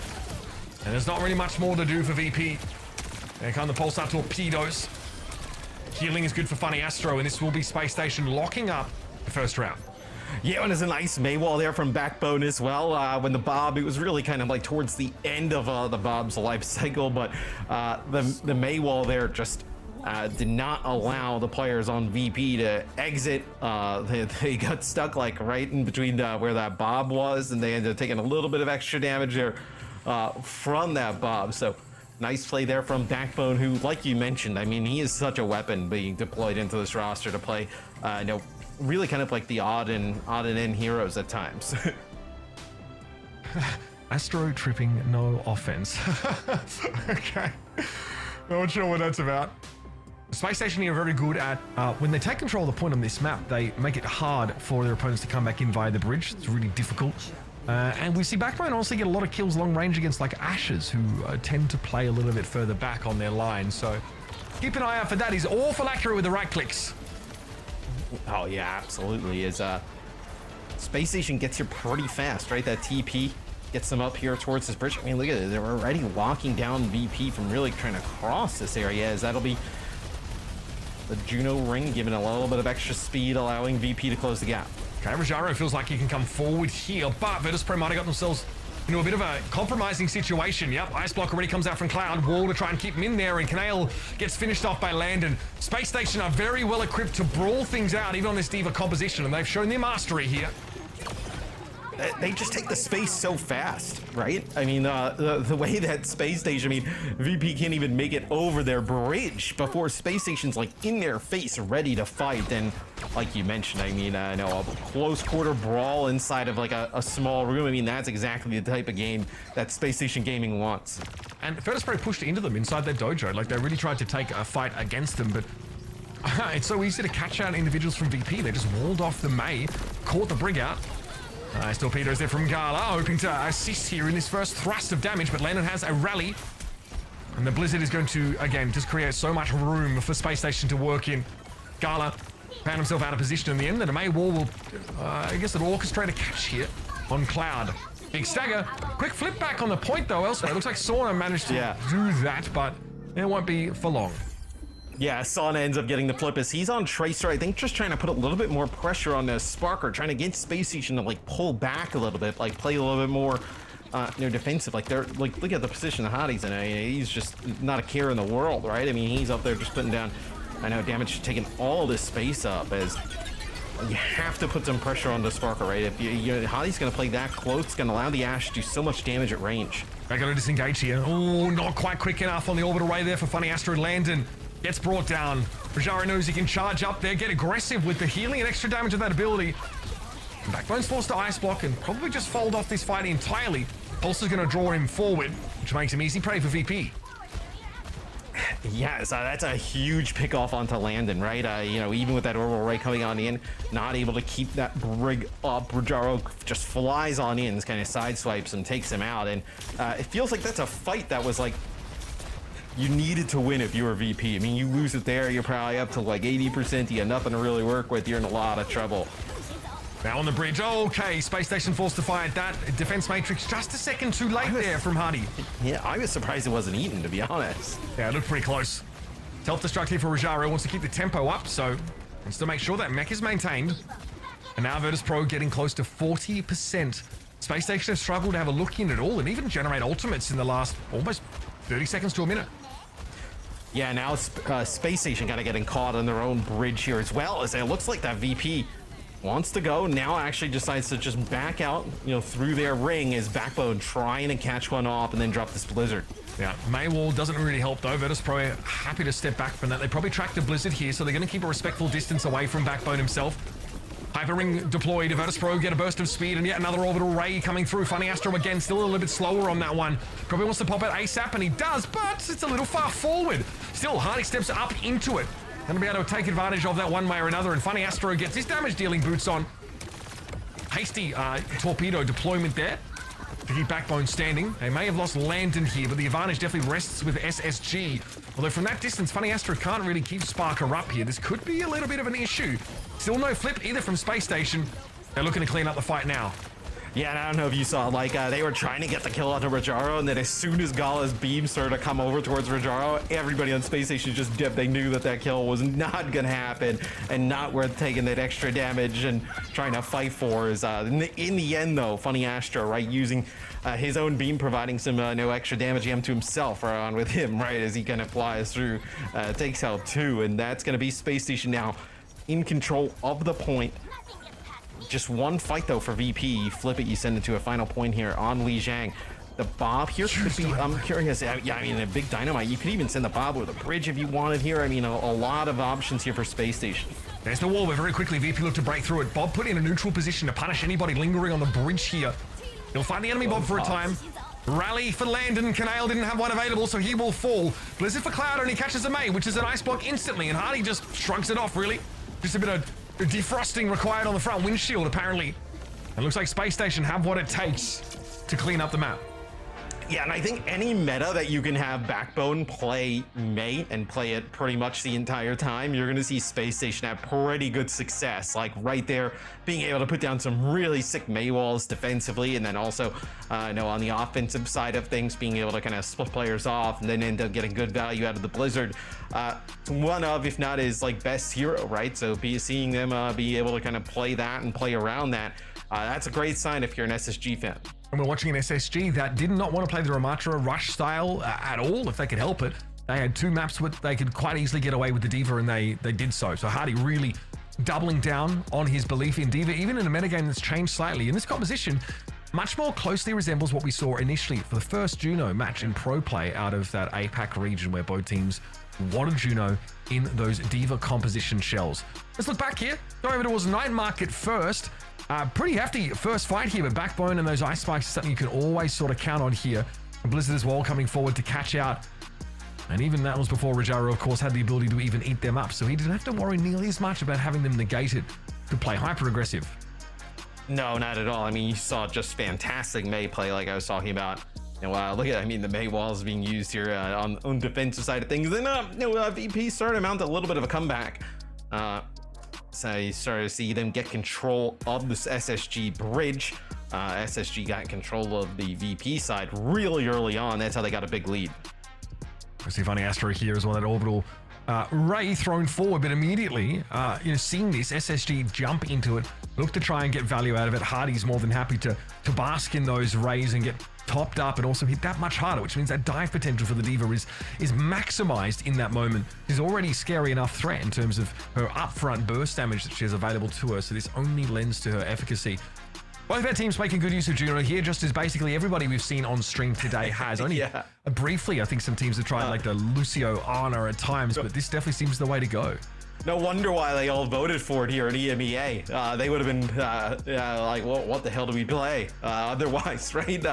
But I imagine if you're practicing for like, stage 4 of the OWCS and like Swifts and everything that'll come after that, right? You're looking at like playing a lot of heavy Juno comps, right? I know, especially with the way things are going. I believe they announced like for a mid-season patch, they're nerfing D.Va, nerfing Sombra, so the tank might change in terms of who you're playing around it with. But we've seen good success with Ramatra, right? So you figure if they nerf D.Va, probably Ramatra next in line. Yeah, and also, like we mentioned, we saw a little bit of Orisa in the previous series. She was, I think it was noted by just the devs that she was just a little bit lower on the win rate in general. Wanted to give her a little bit of a boost. So we've seen her come back. It's marginal. You're trying to push Orisa play on people. What's your deal here? I mean, it's kind of fun, I guess. I'm trying to think back. There was like a very heavy Orisa meta, I think, for a time, like earlier on in the year. I don't know if that really, I'm not really sure if that butted my red, so to speak. But yeah, was that fun? I like it being thrown in. Listen, I tend to prefer avoiding, as a caster, I don't like mirrors just because it's fun to discuss the differences in comps and how they interact. Yeah. And pros are very, very good at iterating on a concept and then basically coming to the same conclusion. And I want to remind everybody that GOATS was a thing for like 3 out of 4 Overwatch League stages. So nice to see, teams trying like a counter a comp. I think that's the best part about it. Stages or years? It was a long time. It was such. I remember like the end of 2019. Everyone was like, "What was the end of 2018?" Everyone was like, "Oh, watch out, this comp's coming!" And boy, it hit us hard. We saw it contenders first, and then a whole year of play. I'm saying, I mean, I should have asked for hazard pay for that year. Like again, same comp over and over again. We really worked hard to try and get creative and making that interesting. So I like non-mirrored comps. That's all I'm saying. I like to see those points of difference. Here's King's Row being picked by Virtus.pro.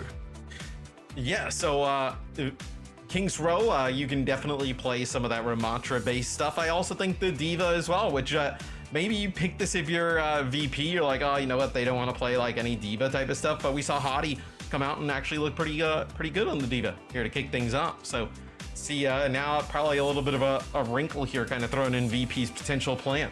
And I mean, it's not as if like the VP can't play that. Rajaro, very, very solid Diva.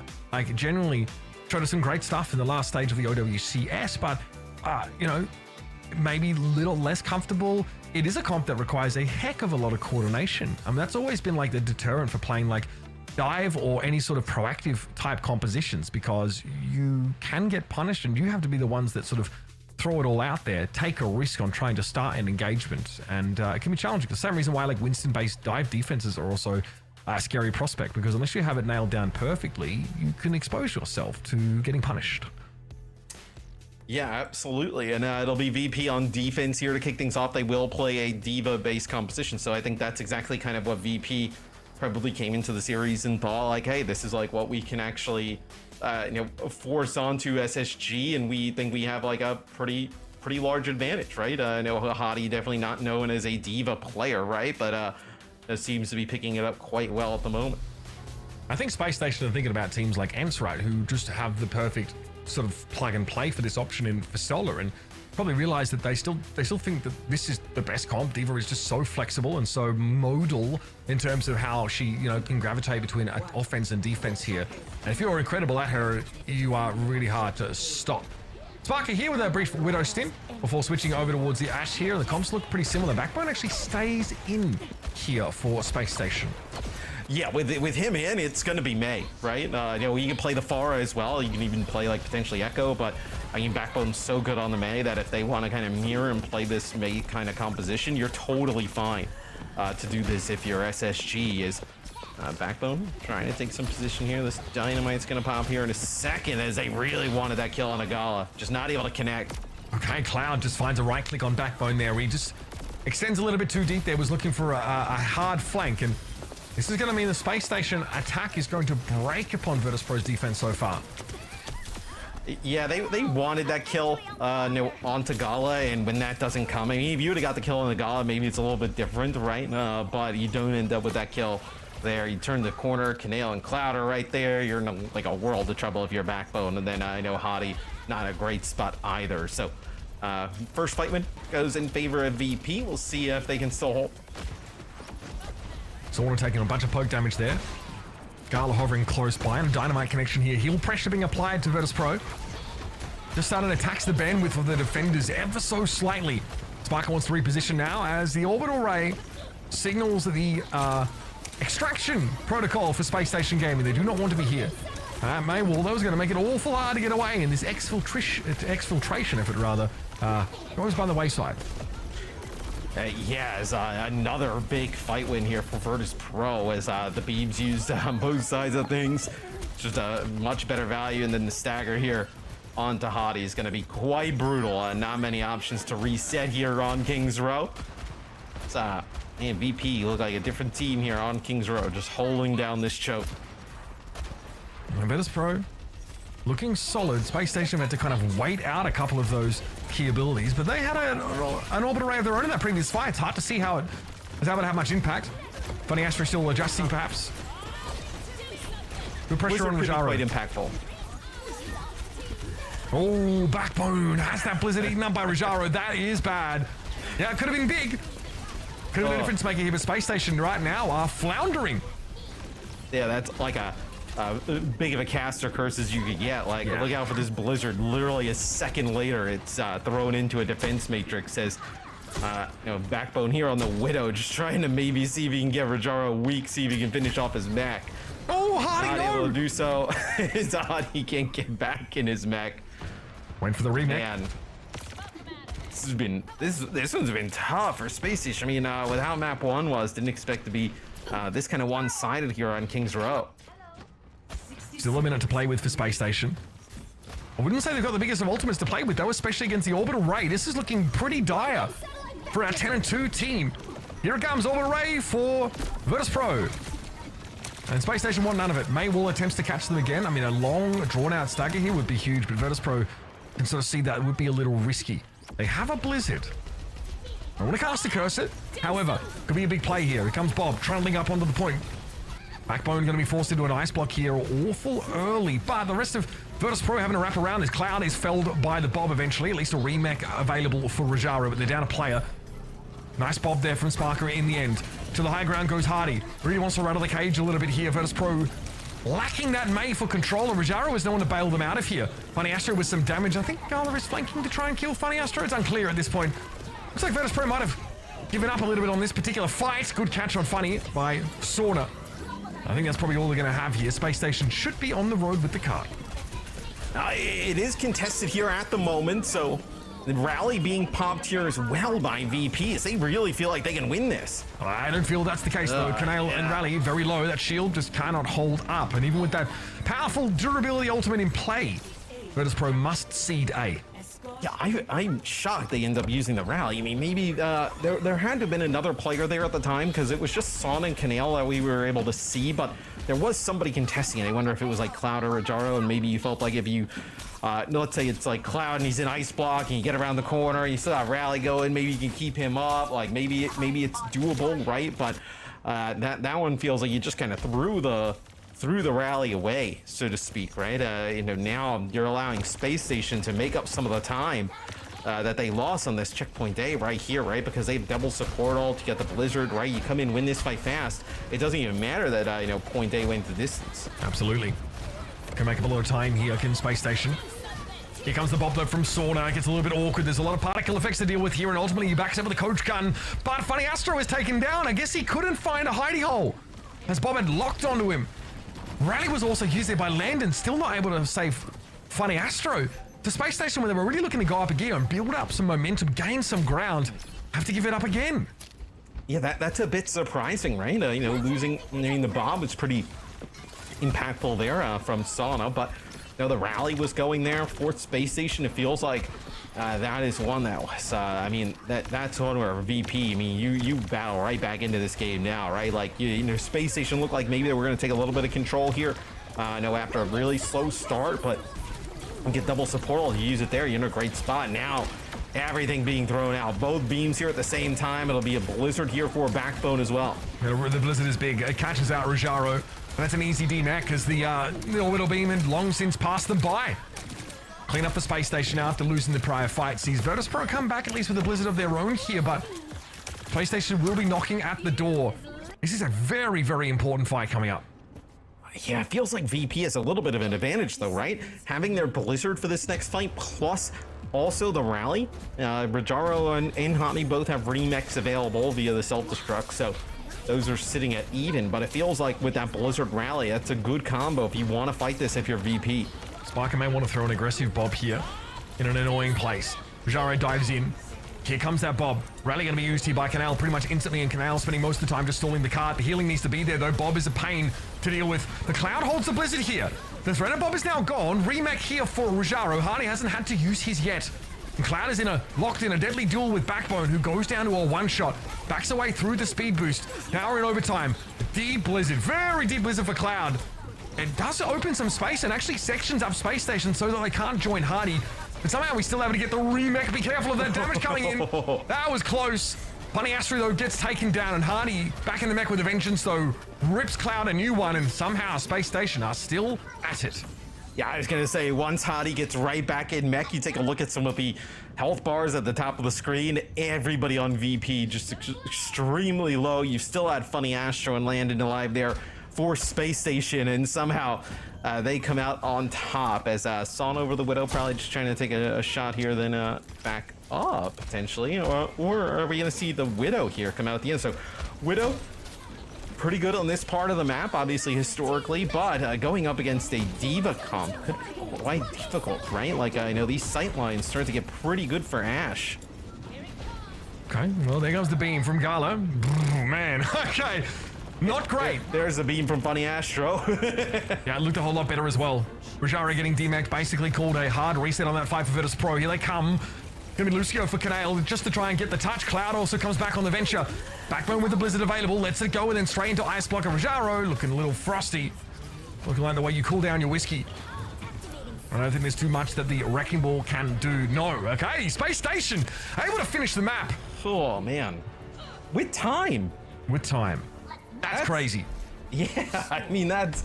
With how that was looking, that is impressive for Space Station, where VP, it looked like they were potentially going to just hold them on first point, right? I mean, for ages, they were just spawn camping them constantly. Hadi was having a difficult time even just getting back to the spawn to reset his mech. I mean, it was all Virtus Pro. And then even once they got the checkpoint, right, did Space Station... It felt like VP still had a little bit of control, right? That first fight after, VP ends up winning it with just the Bob really kind of used. And then a Space Station, they win like 2 fights in a row and battle back. I don't love the Widow swap at the end. I mean, that was, didn't really end up paying off, but man, what Space Station ends up coming up clutch. And they've got to be feeling a sigh of relief after how horribly the game started for them. Constantly getting forced back on that attack side. Virtus Pro, and they should definitely take solace in just how much they were able to burn the clock down despite that sort of late round capitulation that we maybe won't linger on too much. Now, if they're quick out of the gates here, they can still threaten Space Station. Let's see how they're keeping their spirits high. Let's go to a Virtus Pro listen-in. Alright. Yeah, Steve, I don't know if you want to play for.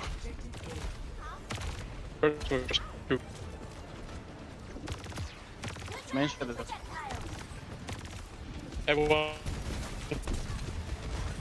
So, Can you come on? Can you go to map? I can Discord the game. Discord is... He's gonna fuck. I don't know what to... I'm going left, I'm going bottom left. A pause in this economy? I'm not so sure about that. I don't know about that, guys. Sorry. Sure if the admins are. Okay, here we go. We get a pause here. we caught it live.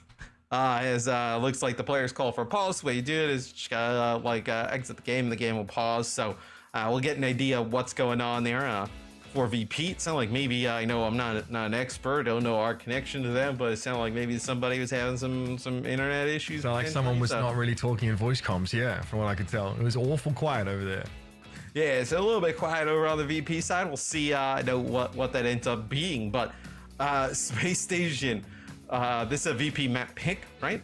Coming into this one, Space Station somehow finished with time remaining. Quite impressive. Yeah, those last couple of fights for Space Station are huge. Their attack on point A was pretty disjointed. I'm going to be honest with you. Obviously, the May walls play a huge part in that, right? Being able to section off players, but it all kind of starts when Backbone goes for a very aggressive push into the hotel, hoping to wrap around and flank. Ultimately, he gets caught, and then there are multiple staggers. Also, it's got to be said, like the orbital ray economy, there I use that term, how I'm introducing that, was much better for Virtus Pro. They're getting a lot more value out of theirs for most of the map. Till towards the end where things started to fall off a little bit there. So again, a moment here to take a breath, maybe build that composure back up, and Virtus Pro should be right as rain. As again, they still have a pretty, they have a time bank to chase still. We are, if they finish the map, going to be running back on extra innings either way. Yeah, but quite important that they don't fall down 0-2, right? Because the third map as New Queen Street, that was like a Space Station map pick, right? I don't see much of that lately. No, don't see much of that. You imagine there's a reason why teams don't like to play it in terms of like a certain type of play style you can maybe play, like maybe just play like rush completely there. I know on New Queen Street there's not like a ton of verticality that you need to control, right? So we'll get right back into game as already it's actually 2 players down for Space Station. Yeah, Virtus Pro did pretty well considering they're the ones that were having the tech issues there, presumably. Landon gets cleaned up. Canale doesn't fall to Backbone, but can he stall for much time? There's unlikely to be much of a health pack in there. No, that's taken away. So here we go. Virtus Pro are going to have a very quick hit on this point A. Very different to Space Station start to the game. We'll see though, can Space Station get back in and contest? It looks like trying to move up here with Sparker and co. I need some picks here from Sparker. Hard to find those. A nice damage with the dynamite. Mostly covered over though. Enough. Need to pressure Sauna away, but he's been a little slippery. Goes low. Juno also pretty exposed up there. Sparker's hitting some good shots. Now the numbers are here for Space Station, but that Blizzard was not stopped. Still, a bit of stall here with that ice block on the point. How long can Backbone survive? That wall is a problem here. If they get off the point for too long, it could be curtains. With no supports left, it will be either way. Space Station, and their second attempt to defend here will crumble.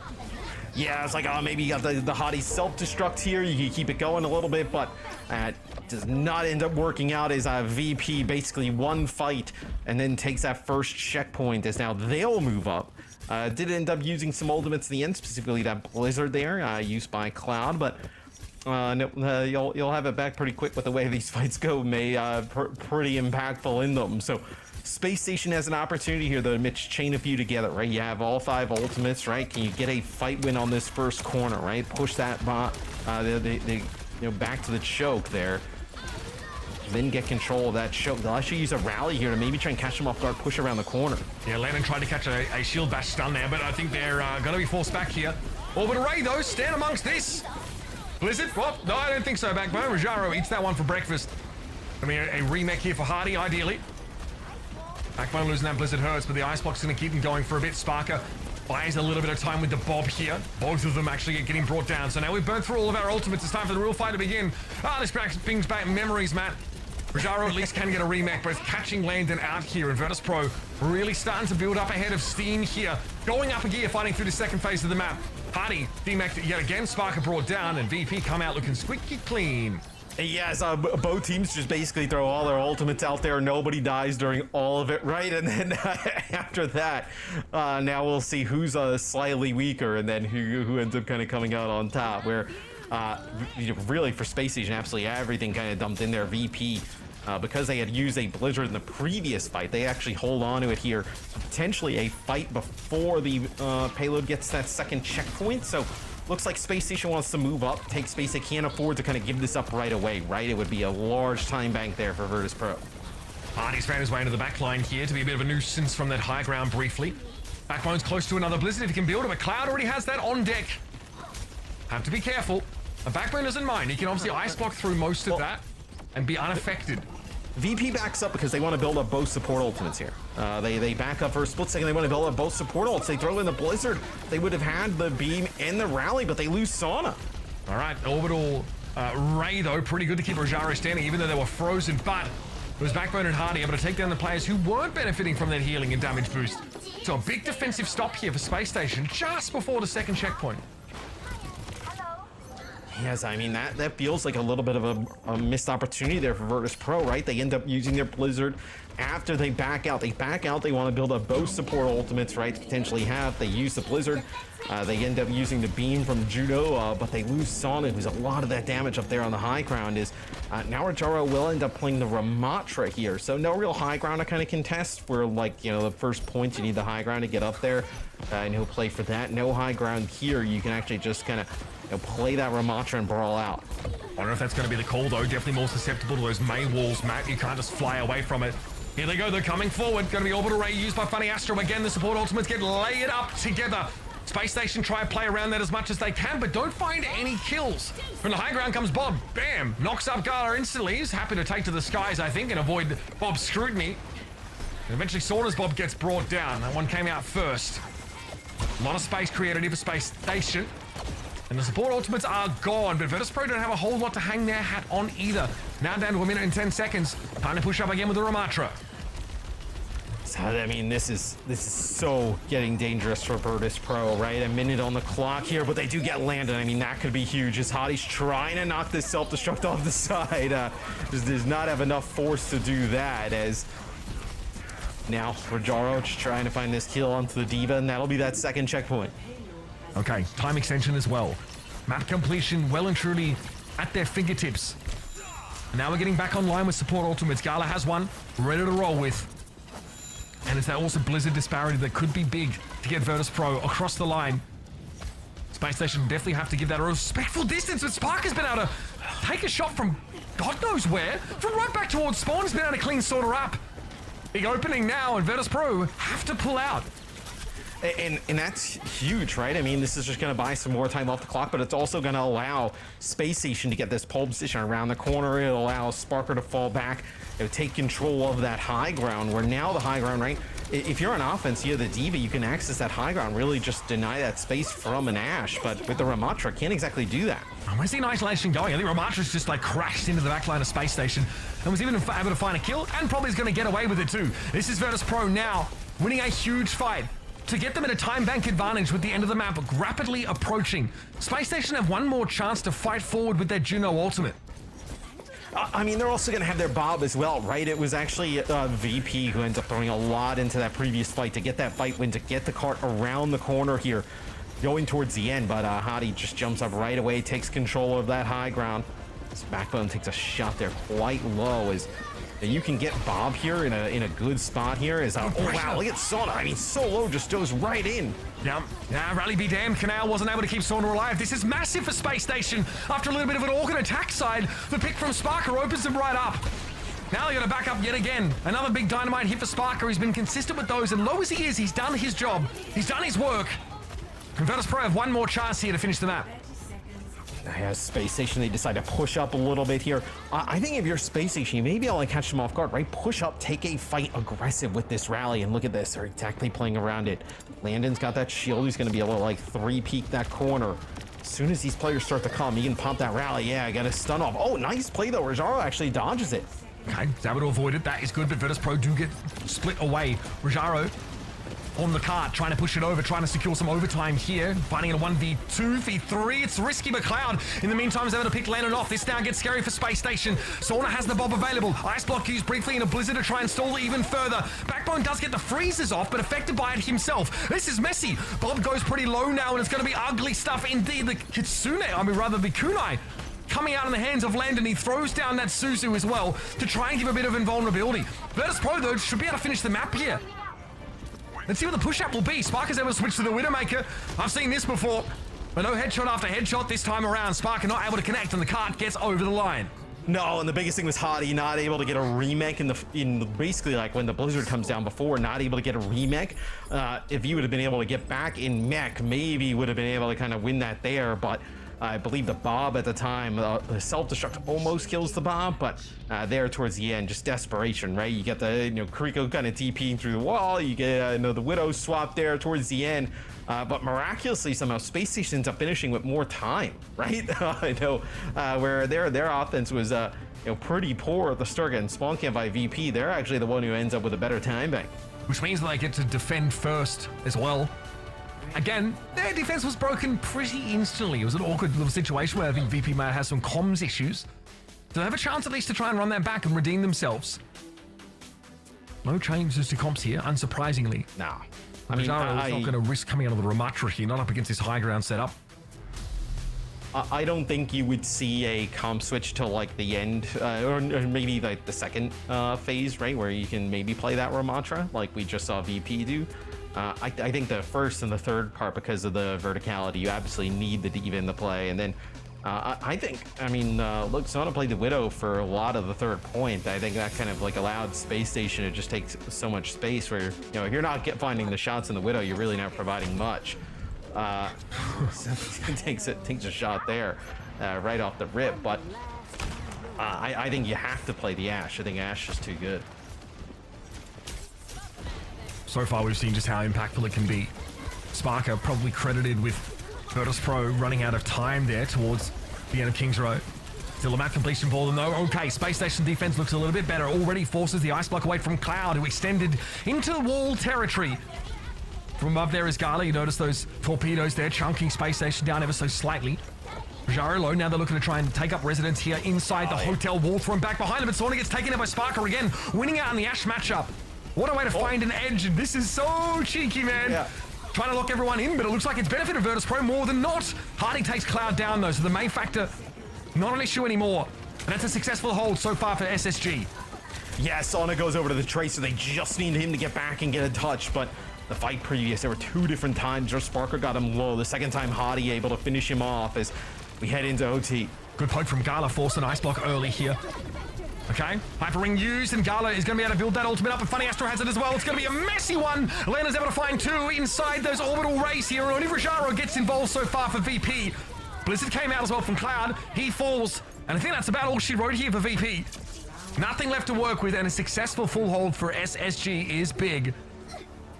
Funny Astro here to talk about stats. I hear in the grapevine, i.e. Uncoachable's podcast, that he's a big stats looker, that one. So is Sparker. Yeah, it's, now it's just well, Space Station doesn't even give up a tick, right? Which is quite huge. So an opportunity here for them with a little bit of extra time. It's not going to be a huge difference maker in terms of kind of where that's at, right? 20 seconds is maybe like a spawn or two, right? But see if Space Station decides to pull anything interesting out. I think both teams are just going to kind of stay where they're at. I think if VP loses this map, man, I think they're in a world of trouble. I think trying to come back down 0-2 against a Space Station team that's looking this good, especially with Backbone being able to play the Mei, I think they're in a lot of trouble.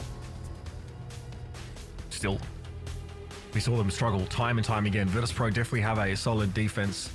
I'll be real with you guys, the prospect of a draw is definitely not out of the question here. It's not a lot of time, minute 23. Such a small difference in banks. But it was that difference maker of Sauna. The pick off, rather of Sparker, the pick off on Sauna. Really started to open things up. Been very, very good over the last sort of 3 to 5 minutes of this game. So here comes Space Station with limited opportunities here to cap point A. You'll just get one tick is all they need. Virtus.pro looking very good on their defensive rotation. Let's see if they've still got it. Yeah, the Space Station point A offense before was not very good as Sauna takes some big damage there from Sparker as you see Hottie kind of go try and take some of that high ground space away. Space Station's offense pretty poor the last go around. All they really need though, Mitch, is like one pick off here and it feels like they take the map. Yeah, honestly a good hit's all they're asking for. Backbone pressured away. A bit of a speed boost now. Wall's going to keep Backbone on the point, but he wants to try and fight this out. He's worried, though, about Sauna from the high ground, and as he should be. Sauna's in a very powerful defensive position. 36 seconds to play. Still going to be a clean tick on this point for Space Station, and Landon's already gone down. Dangerous times here. Hardy with the D-Mech. Space Station need to regroup quickly if they can. And I don't even know how you do, regroup quickly, right? As Backbone takes out Canale, but... Well, they get wave respawns now. That's worth bearing in mind. So you will get back into this fight. Is it enough time to get a touch? Should be. Should be. But, I mean, you just eat a Mei wall here and get caught out. Hardy has to bait it. Gets the touch. Takes to the skies, but knows he's going to get a pummeling here either way. Okay, Orbital Ray comes up. Funny Astro still a couple % behind in that one. Can they withstand it? VP actually dash ahead of it, though, but it doesn't matter. They make short work of Space Station, and this, folks, is going to be a draw. Self-destruct, Hardy says, okay, well, not much more to do here. And that'll be that. No winner coming out of Kings Row.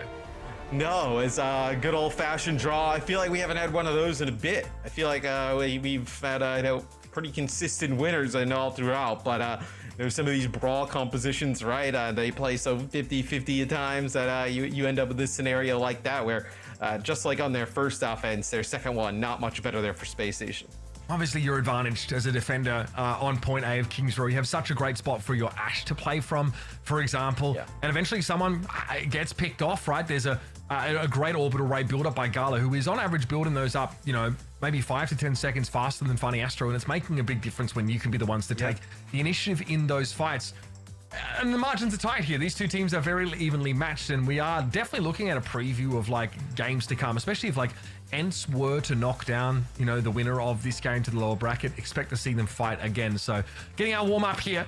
Kings Row ultimately, even with no result, we got to see a lot. There's a lot to glean from this map and these two teams. Yeah, and I think what happens for Space Station there towards the end is they get Sauna low a few times. They're never able to really kind of capitalize on it.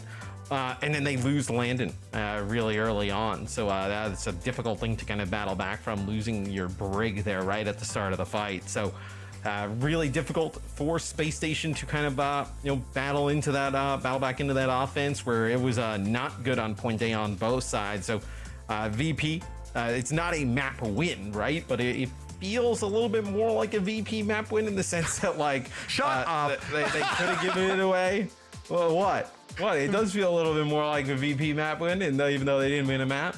That is pure 80 proof distilled cope. You know, I guess so. I think I see what you're trying to say, but you know, ultimately, like, I think what we saw from Space Station's defense towards the end of the map, the way that they sort of burnt that much clock, they definitely earned themselves at least to be on even footing, despite like an attack side that definitely left a little bit to be desired initially. Both these teams felt stronger in different phases of their respective attack sides. I will say, Reverse Pro really limped over the line, whereas Space Station were able to push in pretty quickly. And it's a draw. It's a rare thing to see, but I think it speaks volumes about just how closely matched these two teams are. I'm just talking to the admins. We're going to run Kings Row again. How do you feel about that? I've just asked them to replay the whole just map. run it back. Yeah, that would be. I mean, you know what? Just like a new rule here, right? Like, just run it. Oh, you're the commissioner, bro. You run it back. Make it happen. It can happen if you make it.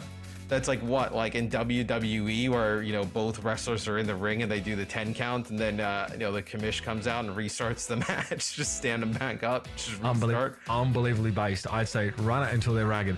So, Kings Row is done. The next map graphic is not true. It's going to be New Queen Street for our next map in this series. That's where we're headed here. A map where draws are much harder to come by. But this is a selection of Space Station. And they are curious to see what kind of comp they roll out on this map, if it is just going to be this sort of Diva-style comp. A big contrast, I think, between last time we saw VP play, where they were very much like invested in that Ramatra style.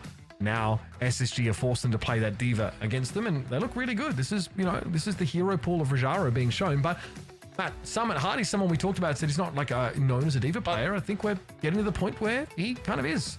Yeah. He's been totally fine on the Diva, right? He's looked good. I don't think it's like something where you're like, oh man, I really just hate that look from Space Station. Like, it's pretty poor. Like, no, I think Hardy's Diva's been totally fine. And I think that you can play the Mei with that Diva. I think that's putting two of their players on, like, you know, comfort heroes, so to speak.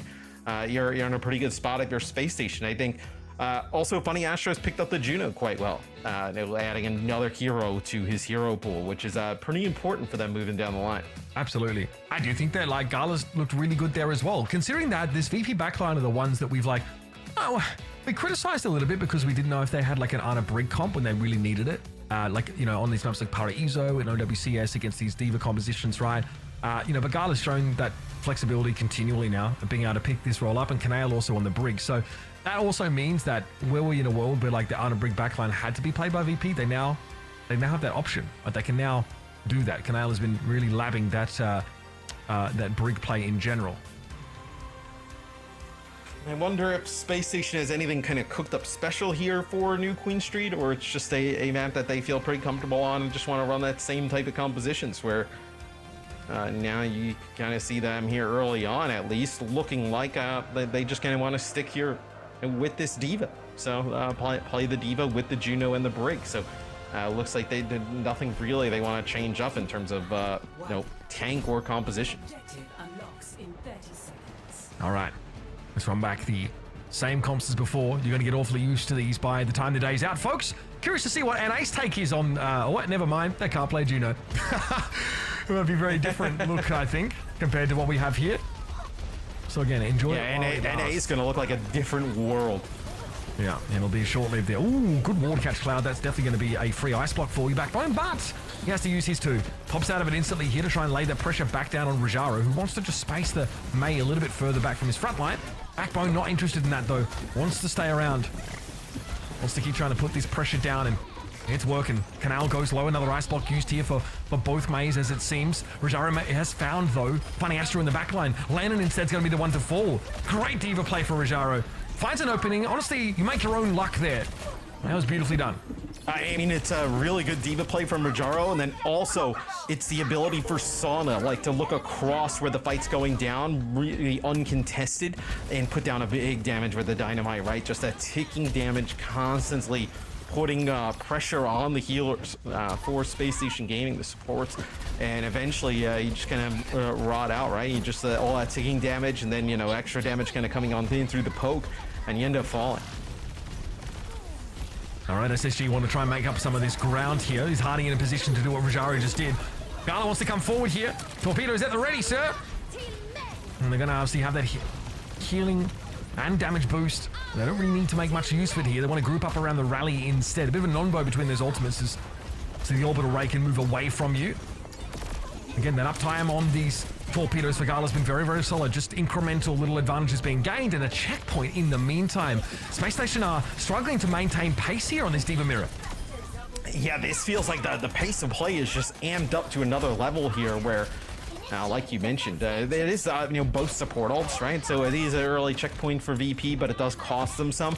But with how things are going, I mean, you kind of throw this Bob in, even with the orbital ray here for Funny Astro, you can still, like, if you can kite that, great, and then maybe you come back, live to fight another day, get one more engagement. Okay, here comes Bob from Sauna. Doesn't really seem to be in a great spot, maybe more at a defensive location, but it was enough to catch Hardy out, get him out of mech as well. Rujaro, same issue, but has a self-destruct to clamber back in, which means that VP still have priority, and they still have this tempo. Look at Hardy immediately move up to take this high ground now. Yeah, and this time, right, where you're getting this push, and Funny Astro's hasn't used his ultimate, that's going to allow VP to build back up to both of their support ultimates yet again. Backbone finally finds one here. Space Station looking to break the deadlock eventually. Now Rujaro looking to go forward there, go aggressive, took that high ground up, but Space Station able to hang on there, and only really cost them that Bob. Not 97 meters in 3 minutes. That's pretty good for VP. As good as you can possibly start without just kind of, running it straight all the way down. So we'll see now how Space Station kind of, battles back, starts to get some of this meterage back. Checkpoint here would be enormous for them, right? I know an early checkpoint, kind of give themselves a next spot of where the bot will continue to kind of walk through to. So, but look at this. This is quite aggressive from VP, straight down the stairs. Yeah, and look, Space Station are ready for this, right? They have a ray of their own to throw out. That Blizzard ends up looking like a defensive one here, and Hardy still able to get rid of Sauna. Sparker with a little space, but concerned about who was playing in the tube. That's Rujaro, low, and no chance to remech it all. So that's 2 consecutive fights, won by Space Station, and now that checkpoint is beckoning. I mean, would you say that's even slightly like too aggressive there, or reckless from VP to just kind of pop rally, just go straight down the stairs, like even with the May walls gone, right? And knowing there's no Blizzard in play, still, it just seemed like just kind of maybe you're trying to get some of those ultimates out, right? Like you're trying to get the Ray and the Rally out, and maybe that's the idea here. Now VP gets another fight before checkpoint. That could be what they were looking for. It's an awkward spot to play from either way, Matt. Could have maybe just taken their time a little bit. Here comes the Ray, though, from VP this time. Immediately, you see Space Station disperse. I don't think they want any of this, but Backbone looks like he's been caught out. Rujaro not allowing him to retreat up the stairs here. Though it takes a lot of damage in order to do so. Constantly being healed, though. Gala getting back towards yet another ultimate just by keeping Rujaro standing. Backbone gets caught out here, and then self-destruct from Hardy. Oh, catches Canale. Wait a minute. Cloud goes down as well. Keep that shield up, young son. Landon trying to stay alive against this pressure of Rujaro. He's going to force a remech here via that ultimate. Self-destruct pop. Funny Astro did fall in the periphery. The Space Station still have a degree of confidence to come forward with. Well, it'll be a spawn advantage though for VP, right? So it's going to force Space Station to back on it up just a little bit. So, try and get back at full strength, and then have the entire team there with 4 ultimates, right? They know they have a pretty large advantage in terms of the ultimate economy at the moment. That's why you see them starting to now, as soon as everybody's back, pick up the pace. And Space Station see the chance to come forward here. The May wall from Virtus Pro a little bit too far forward to actually block off the stairwell, so they can't cleanly disengage at all. And remember, the bot last stopped right in front of the checkpoint, so we're just going to zoom around the corner. And Space Station can probably equalize, at least in that metric here. Yeah, as you see players at the end for VP just kind of throw themselves at the bot, just slow it down for any period of time. Yeah, Gala just needs to live. This will be checkpoint, though, for Space Station Gaming, so Space Station even it up in that regard in terms of, getting that checkpoint, but still in terms of meterage, 35% and counting now behind, but should be able to close this pretty quick. That's going to be the bomb to kick things off your Sparker. Both support ultimates are in for VP, so absolute must win. Okay, they have the second Ray, but Funny Astro is still brought down by Gala regardless, and Hardy can't stay in mech even with that extra healing. Virtus Pro again, once more, I'd say their orbital ray economy vastly superior. Yeah. And then it's also so difficult in push. Like, even though you're battling, getting back into this here, if you're Space Station, like the advantage here for VP in terms of having that much advantage in terms of meter, right? It's going to be very difficult to fight back, regardless if you win 2-3 fights in a row. Okay, instantly, Backbone wants to stall this out a little bit more, so throws that ice block out pretty early. Still, Space Station want to play by the stairs. Yeah, you're a little susceptible to these walls. Hardy has the mobility, though, to get away. I think Space Station just want to reposition. They're going to have to give up a little bit more ground to do so. But Backbone without an ice block there for a couple of seconds just didn't really want to risk it, I think. Here come the right clicks. That wall's going to get broken through pretty quickly. Like John Cena comes the bot. Now Canale is one. Literally, actually one. Oh, Jaro also out of mech here too. Yeah, Richaro, I think, was trying to keep him alive using the defense things, just kind of flying around him, and then you end up losing, Canale, Richaro getting a remake back, but you end up losing Sauna there as well. But so does Bob in the afterlife, ends up picking up a kill. Look at this. I mean, this is going to be the Ray from Gallus. He wants to continue to fight this. Pretty insane 4v5 fight win there for Virtus Pro, Matt. There's no two ways about it. That was sick. They lose Canale right at the beginning, and Richaro was also forced into a self-destruct in order to remake. Despite that, they're able to come back and actually clap Space Station, send them scurrying once more. And now the 2-minute warning is about to come up here. Still a healthy 30 or so meter lead for VP.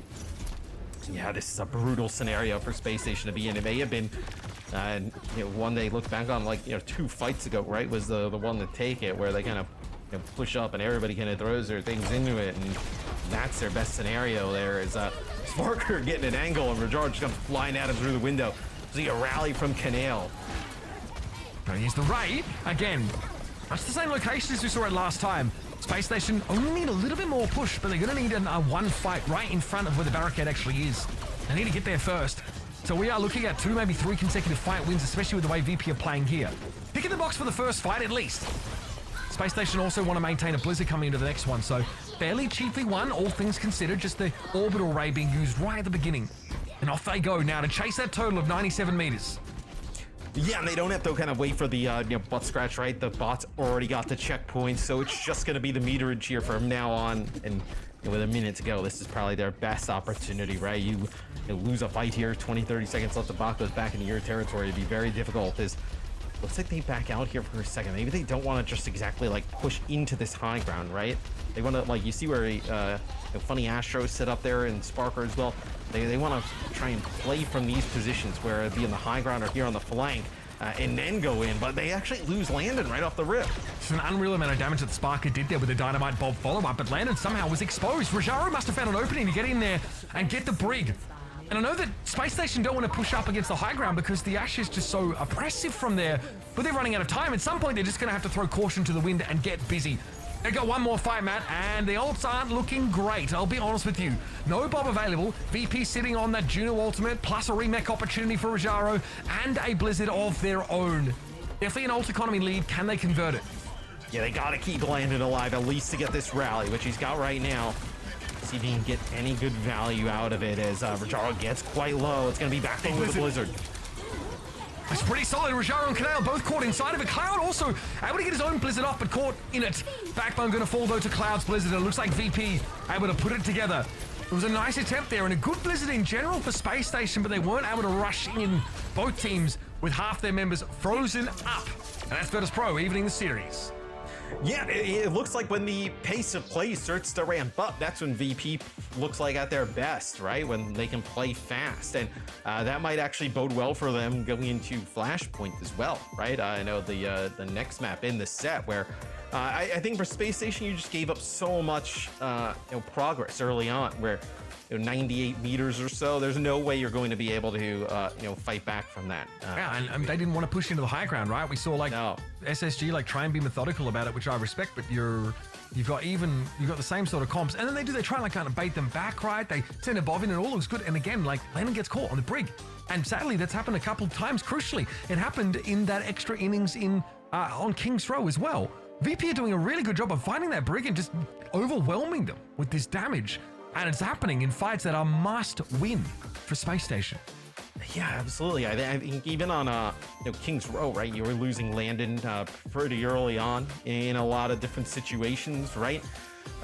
Just keeping that Brig alive. It's great to have the orbital ray as you see here, but the rally and the bash and just kind of the passive healing that the Brig provides. It's just unmatched, especially when the D.Va wants to get aggressive. So trying to figure out how you keep Landon up. I think it's also just Rajaro doing a good job being aggressive and finding that target constantly. Yeah, honestly, impressed with Virtus.pro. They've obviously adapted to this composition really well. We knew that Rajaro had what it took on the D.Va. It's just so interesting to see VP play so little Ramatra here. It's like out of respect and maybe a realization that D.Va is still the number one option, or maybe just a little weak against the Ramatra looks. They're just kind of going for it. So got to respect them for that. And Suravasa is just around the corner here. Obviously, probably don't expect to see a big change in comps, but we're going to take a break. We're going to come back. We have a series with a draw in it, so it's still 1-1 coming into map number 4. Don't go too far. More coming your way.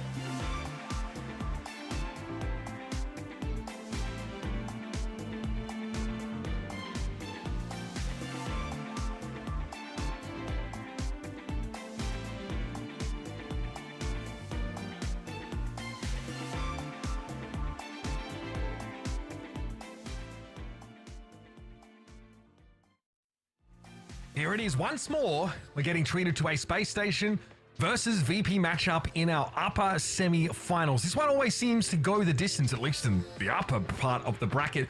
And Virtus.pro fight back admirably on New Queen Street after a very close King's Row, such that we got a big pixelated draw symbol for you just to indicate there was no winner decided in that map. So Suravasa is just around the corner here, and both these teams are stuck to these D.Va compositions with the Juno backup, Matthew.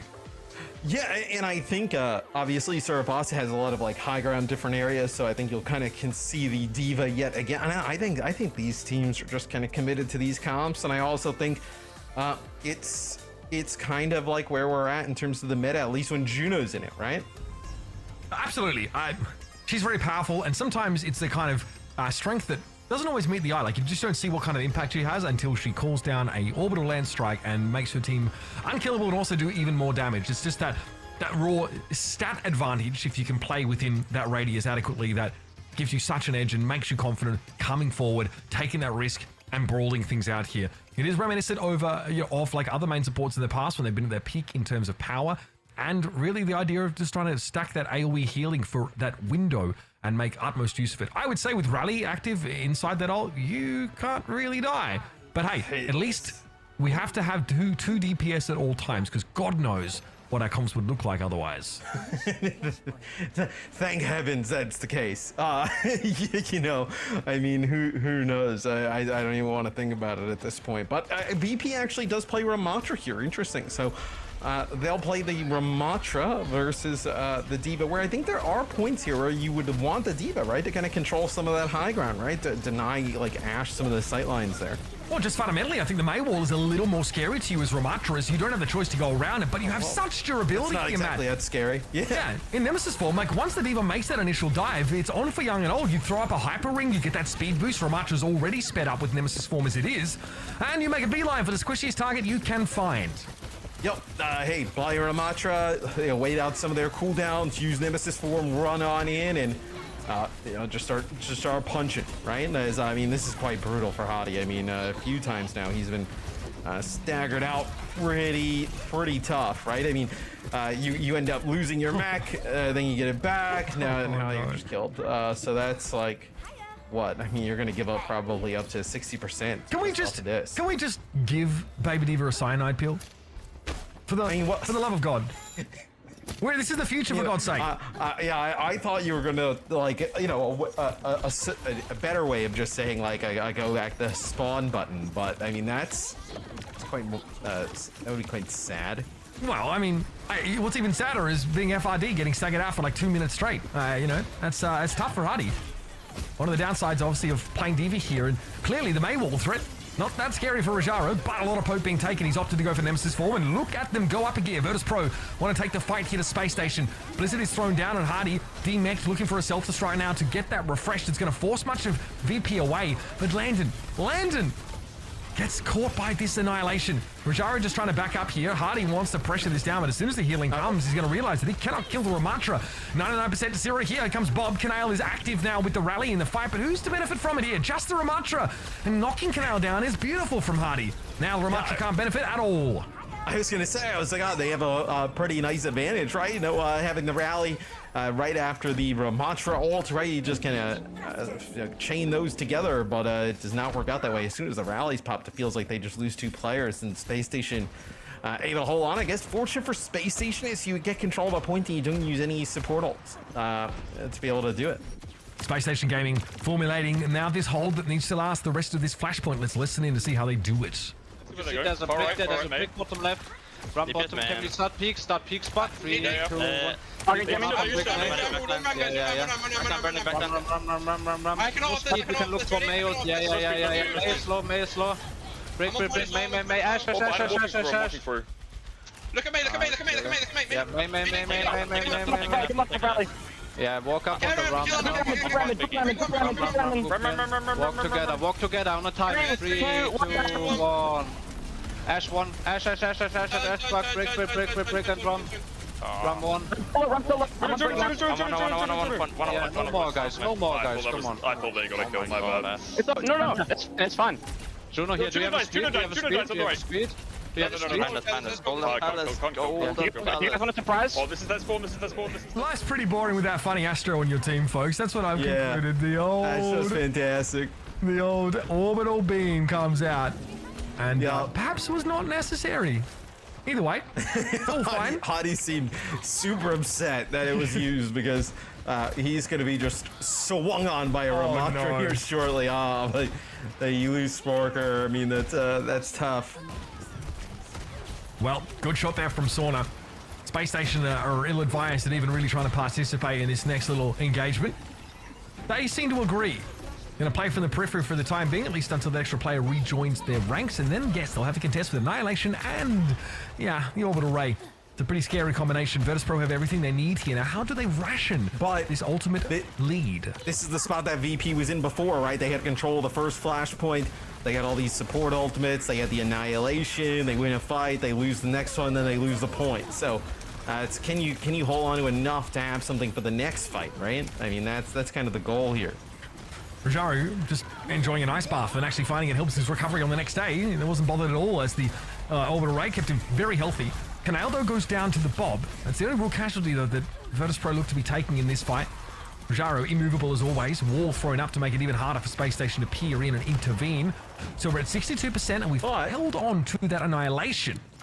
And you get a kill on a Gali here. So, I mean, this is good, though, for Space Station, right? Hadi's going to get healed back up. You're going to have both support ults. You're going to come right back in. They have no Juno here. it's really it's just the damage that Sauna's putting down on Hadi that's deterring them from even moving in, but now they just go all out. Okay, and Virtus.pro holding on to their ultimates here. They use the rally and the beam again stacked together. Yep, I mean, they're powerful ults, but there's always the question of, whether or not both were required after that free pick on Sauna. You might have an idea of what the comms are like. Get me back in the comms, yeah. Get me back in the comms. Oh, man, I can just imagine Christopher just pulling his hair out. Oh, that's funny. I'd love to hear the story behind this one later on. Either way, VP on the way back. And sometimes we've seen those support ultimates laid here intentionally, or at least that seemed that way, so definitely does give you a massive edge, a huge advantage in that fight. Oh, big dynamite there from Sparker, right? Connects on a lot of these players trying to take some of this high ground. Yeah, I think Hardy was looking to capitalize on that too, was sneaking into the back line. Now, though, we'll have the fight turned on him. Ooh, awkward. Can you get back behind your mech, Hardy? No, you cannot. That is a rough one. Now, Virtus.pro can move to take the point with Annihilation. Backbone able to LOS that behind his wall, but really just a stall attempt here. Oh, he's got his block as well. And the block's on the point. Yeah. Blizzard is deep catching Rajaro at least. See above him though, you can see Gala is there, and okay! The orbital ray not actually able to keep Rajaro alive. It ends up getting placed a bit further forward from where Juno is, and Gala doesn't quite, I guess, predict the spacing between them and Rajaro well enough, and the beam's just not there when it needs to be. What a massive error! Just a small thing that looks compounded now, given the stakes of the fight, and that's another SSG point. And it's the same exact kind of flow, right? VP gets control early, Space Station, gets control at like 99 or, in the 80s, right? And then Space Station ends up winning the point in the end and finds themselves just one flash point away here from coming out on top on this map, which would be quite huge. Okay. VP on the setup once more.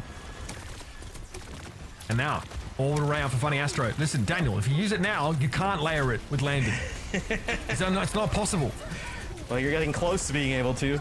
All right, here it is. Pop the beam down, baby. Get it going. Funny Astro able to find Rajaro there. Just a bit of extra damage to push him over the line. Well, Cloud was the first to be caught there. I don't know why when you said that here's the beam. The Sacramento Kings in basketball after they win. When they win, right? It's like the beam. Yeah, they light the beam. We need a Kings Juno skin where it just screams Sacramento mentioned. The Sacramento Juno skin. It is this time a little odd. Space Station in control of the point first. I've not seen this really drop this flash point. It's been VP getting control early on. It'll be Rally popped in response to the bop. Still, Gala's able to find that extra damage. It was Backbone felled early. With the rally, can he work with this? Hardy wants a remake. Trying to show. Oh, that's so dirty, bro. I saw that nudge. Cloud was on the wall on the left-hand side. Thought he was clear of it. Such a high-value kill, by the way, to get that on a May. You just don't see that every day. Now what do you do with that? Space Station just lost the flip, and losing Spark means this fight's probably already over, but I like that from Hardy. Well, I was thinking if you keep everybody up, right, and get Sparker back in, I know maybe you kind of come back in with that bot, but they actually Blizzard here in the front, and it looks like they just have Canale, who is actually using Rally, so that's a huge pick. A Space Station, they back out, now they decide to push back in. Okay, but the wall is so huge here. The main plays in this fight have been so sick. Hardy was very isolated and demeched by that. Little orbital ray play from Virtus.pro to make sure that Hardy couldn't even give him a tickle.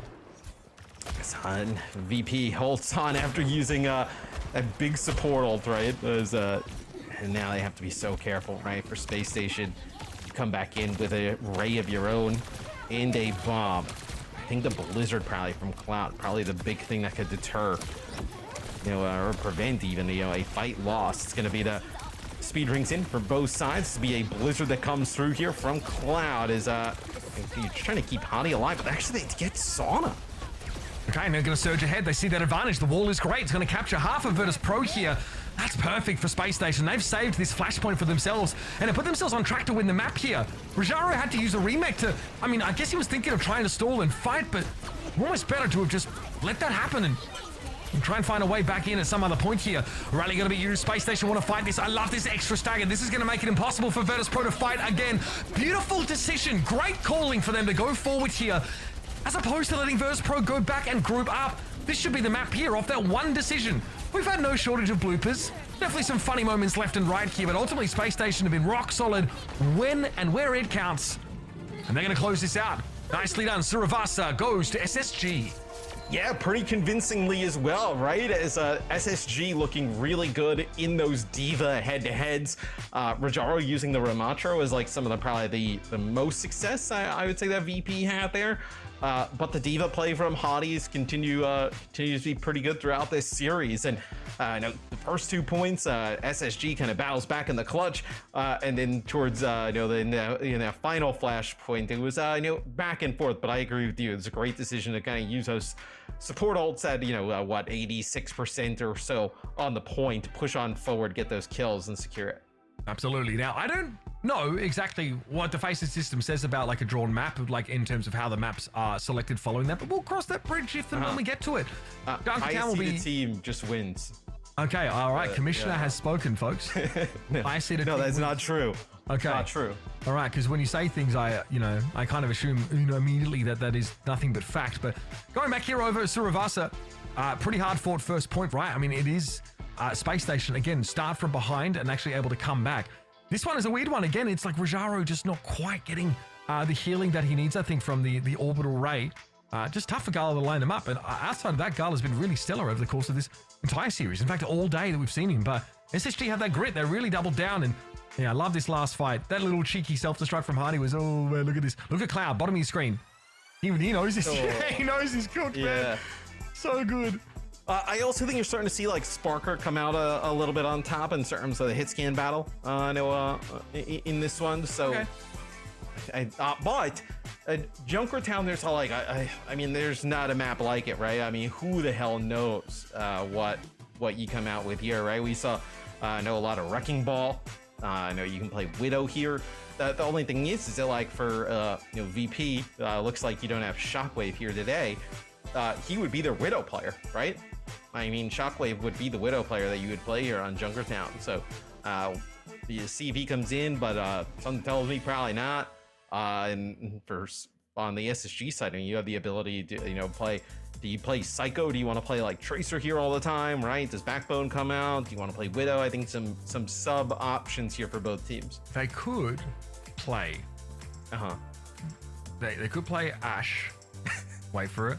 With the Mei and D.Va. They could mix in Juno, who's available right now to play. Yes. And they could put a Brig in the comp as well.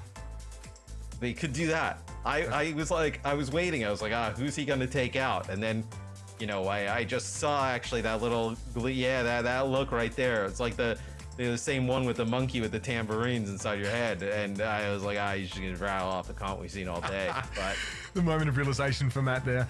Look, we've seen Sparker play like the Widow on this map. I feel like last time we watched them, Shockwave went kind of wild. He went sick.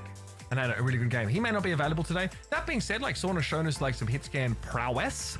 So perhaps that is something that VP have up their sleeve. We're just really starting to see what the extent of Sorna's hero pool actually is on virtue of VP not having that sub at their fingertips today. And obviously Backbone has stayed in for much more of the series than normal. This might be a bench riding meta for Psycho, obviously, as like more that Farah and Tracer player. Considering that this team is looking to play a bit more brawl, so it might be time for Backbone to get his moment in the sun. Yeah, I mean, I guess you're going to see Backbone just kind of play the entire time, right? As typically we see, Tracer a focal point of the meta, right? Where it kind of gives some of those players like Psycho a home the entire time, to play always. But at least what we're seeing early on, I mean, Tracer used sporadically throughout the day, but not extremely impactful. No, I mean, definitely mixed in briefly, and there was like a bunch of Trace play like earlier on in the day. I think it was like our first match, right? And it seemed fine. It honestly seemed fine, but these kinds of teams, like especially Space Station, they find something that really works and they really stick to it. They are going to go for the Widow though. Again, the changes to this map give Widow way more options on defense as opposed to like play with the team and be cramped or play back past that first checkpoint and be right out of the action and not really have a great sightline to work with. So we may end up getting that Widow mirror to start with. It's just too hard to look away from, I think, in this first phase of the map, which is very open.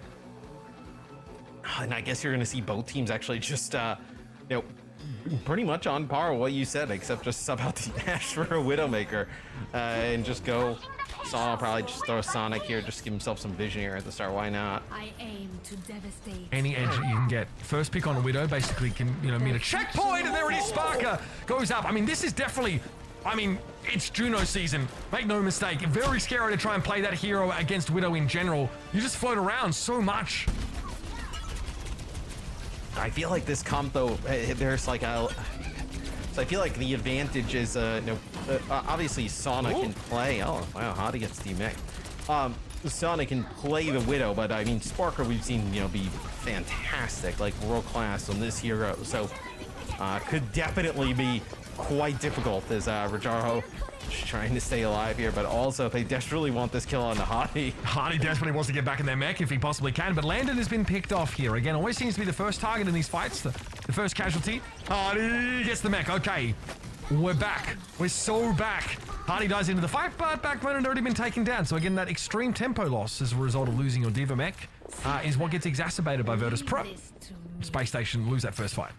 Yeah, Space Station just trying to dwindle some time off the clock, right? They throw Backbone's body at it, then they throw Hottie there. They lose Landon a little bit earlier, where you see the supports on VP, pretty sizable advantage in terms of building up towards those key ultimates, right? I think you're really looking at, like, can Sparker find some picks here? That's what I'm looking at.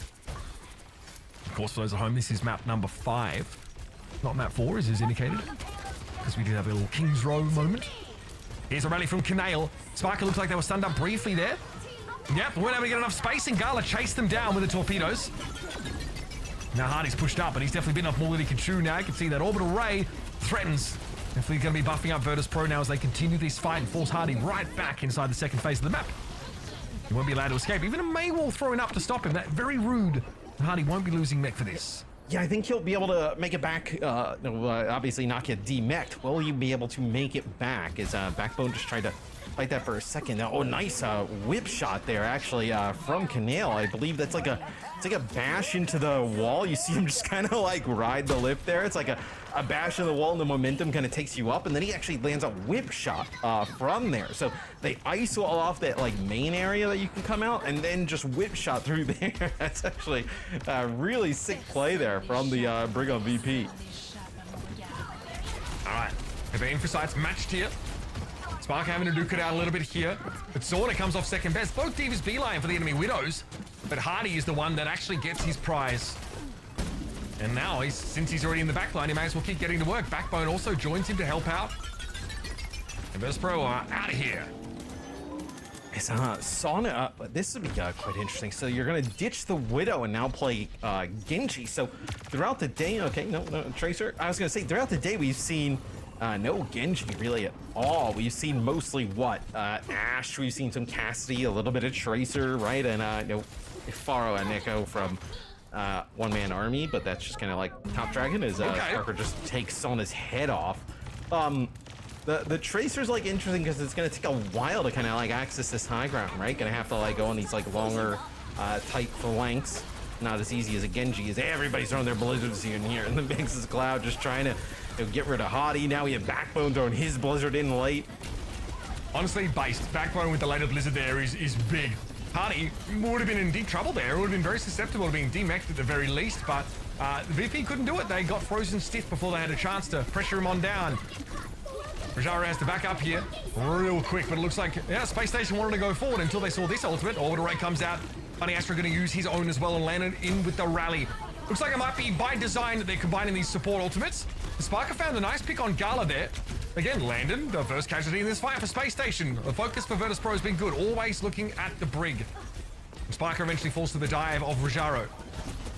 Yeah, it's just Backbone's been so annoying. It feels like constantly always on the payload, has his wall, has his block, is still here, just causing trouble as they will get a mech on Hottie. They'll finally do a Backbone, but just precious time burned as Sparker now goes over to Ashe. So no longer needing to play the Widow. Also, the constant like harassment from the Tracer, it's just not worth it. You can play the Ashe for a little bit more consistency and survivability. Space Station. Can they get into this fight without getting pulsed on the way there? Well, they got used. Sauna wasn't able to find any squishies, no multi-kills, nothing of the sort. Rajaro's a problem, he's in the backline here, and Hardy's had to ignore him, but Hardy just blows Canale up. Gotta respect that. Funny Astro here as well, just layering that healing over the fight. The self-destruct though, that's interesting. Rajaro actually uses that one aggressively. Doesn't quite pan out the way he would have liked it to though, and out of mech, Hardy finds him. And knows that he has a distinct advantage in the D.Va matchup there.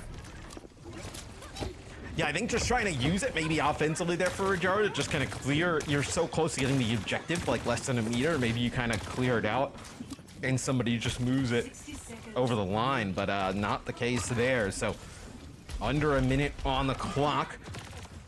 VP, you do have Blizzard if you can kind of force the fight down to happen on the payload. I think for Space Station, you're looking at like, can you get a pick from Sparker here? I mean, that would be enormous. Can the Ash get done here? Sauna opting for the Tracer, definitely a more familiar pick for us, seeing him on that. Here they come, get the speed boost for the D.Va, straight into the back line.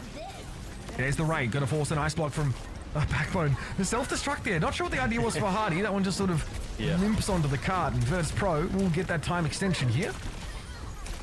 Well, I don't think there's anything you had really done there if you're Space Station, right? With the way they kind of set that fight up from VP. So I think what they tried to do was have Backbone ice block on the point, and then Hardy kind of throw the self-destruct in from the backside, like almost like behind where VP was looking, and see maybe catch one, then you kind of keep the fight interesting, right? You do some damage, but obviously it doesn't pan out that way. Right, a little speed boost off to the players on the high ground here, but Landon falls foul of the pulse from poor Landon. Man, getting focused down instantly every time. Going to bring us such a problem in the later fight. And without them available, it's harder to force Rajaro off that dive axis. So I get it. Very low though, goes Backbone up there. He's forced into an ice block on the low ground. It's going to take him a long time to get back up there, should he choose to do so. The poke is bothering him a lot, I can see that. And there it is, an Astro going to go down instead. Rally here for Landon. Well, I think worse.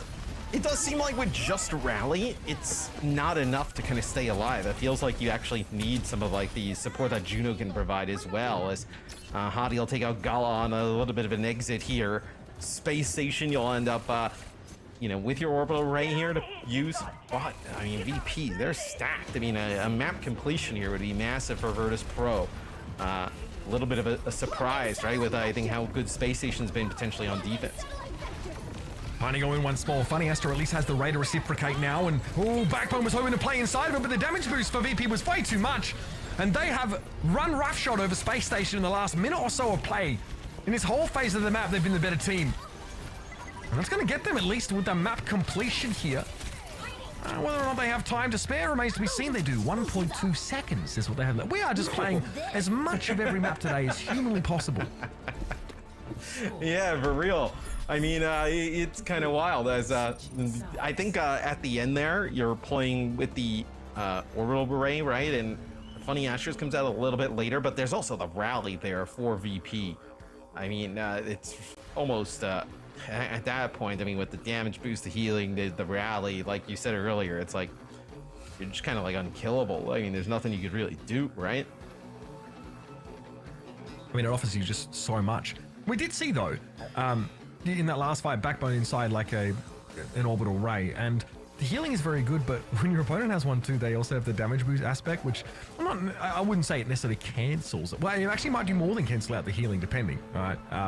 It doesn't mean that you're necessarily safe. That's why things get really volatile when both Junos use their ultimates, because yeah, both teams get healing, but both get damage amped. I think 5 players shooting at someone with a damage amp is definitely going to cancel out any sort of like healing over time effect here. So very hard to call how a lot of those fights are going to go when we have synced up Juno ultimates. Yeah, I mean, I think when the ultimates are synced, I think it becomes just, you know, really, it's almost like, can you just focus one target down, right? And just focus all your damage down on one target. I think if you're kind of like spread it all, I feel like you're going to kill just about nobody. Okay, Widows are out here. Sauna obviously starting on defense with the Widow as well. Sparker found a big first pick at the start of the map. That was on Gala. I don't think he's going to be floating like a butterfly so much anymore around this Widow. See a grapple up from Sauna, doesn't see much, but realizes Space Station are actually pushing up here towards his right, so he needs to worry about losing that sort of safe high ground as Sparker is, well, he's here. He's definitely set up. Clears the mine as well. That means that obviously he won't be visible. And there's Backbone, though, maybe just getting a little sloppy there. Maybe no ice block available. It's unclear, but I see him by Virtus Pro. Good little thrust up defensively.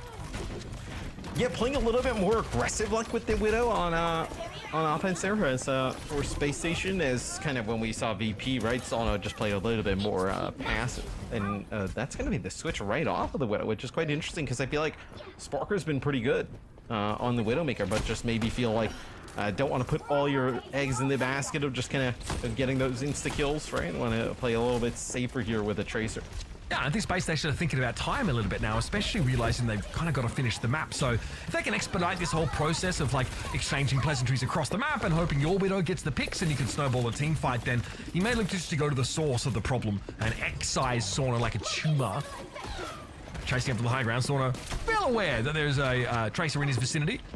Elsewhere, though, the fight really is breaking down with Backbone falling to his opposite number Tracer. And Sauna knows that the verticality is the big edge that he has over Sparker here. He's going to make much use of that as possible. Sauna. Sparker going for the health pack. Elementary, my dear Watson. Yeah, I mean, can't do anything there. So, just tack stalled out for Space Station yet again. Now, I mean, look how far back Sauna's looking. I mean, just trying to get a grapple probably from the water tower over the top. So, both support ultimates available for Space Station. Lead in with a land and rally. He actually goes for like a bash right around the corner. Doesn't connect. Everything thrown in. And Backbone realizes that there was a lot of aggression there in that moment from Cloud. He was trying to come forward, so he hoped to catch him with a Blizzard, but still it's Rojaro opening up the account early yet again. And Sauna, look at the space. They are chilling. With Sparker down, there is no one to truly threaten the Widow, and I like that. Get some taps across the map here, try and really chase away these Space Station players. Virtus Pro snapping at the heels as they flee for spawn. Yes, I mean, it's a tough one for Space Station to lose, man, because they don't have the insta-kill kind of capability, right, that you do with like a Widow in the mix. And then you end up using your Blizzard and both support ultimates. Now the Infrasight, it's going to dwindle the clock even some more. Just puts them in a really difficult spot here. Is VP's defense, no, even on King's Row was really good. I mean, that's landing and picked right around the corner. Well, Homie put the shield down for just a moment, apparently, and that ended up being his demise. That's rough. Space Station here have really struggled to find an answer. With 47 seconds left in the round, they need to find an edge.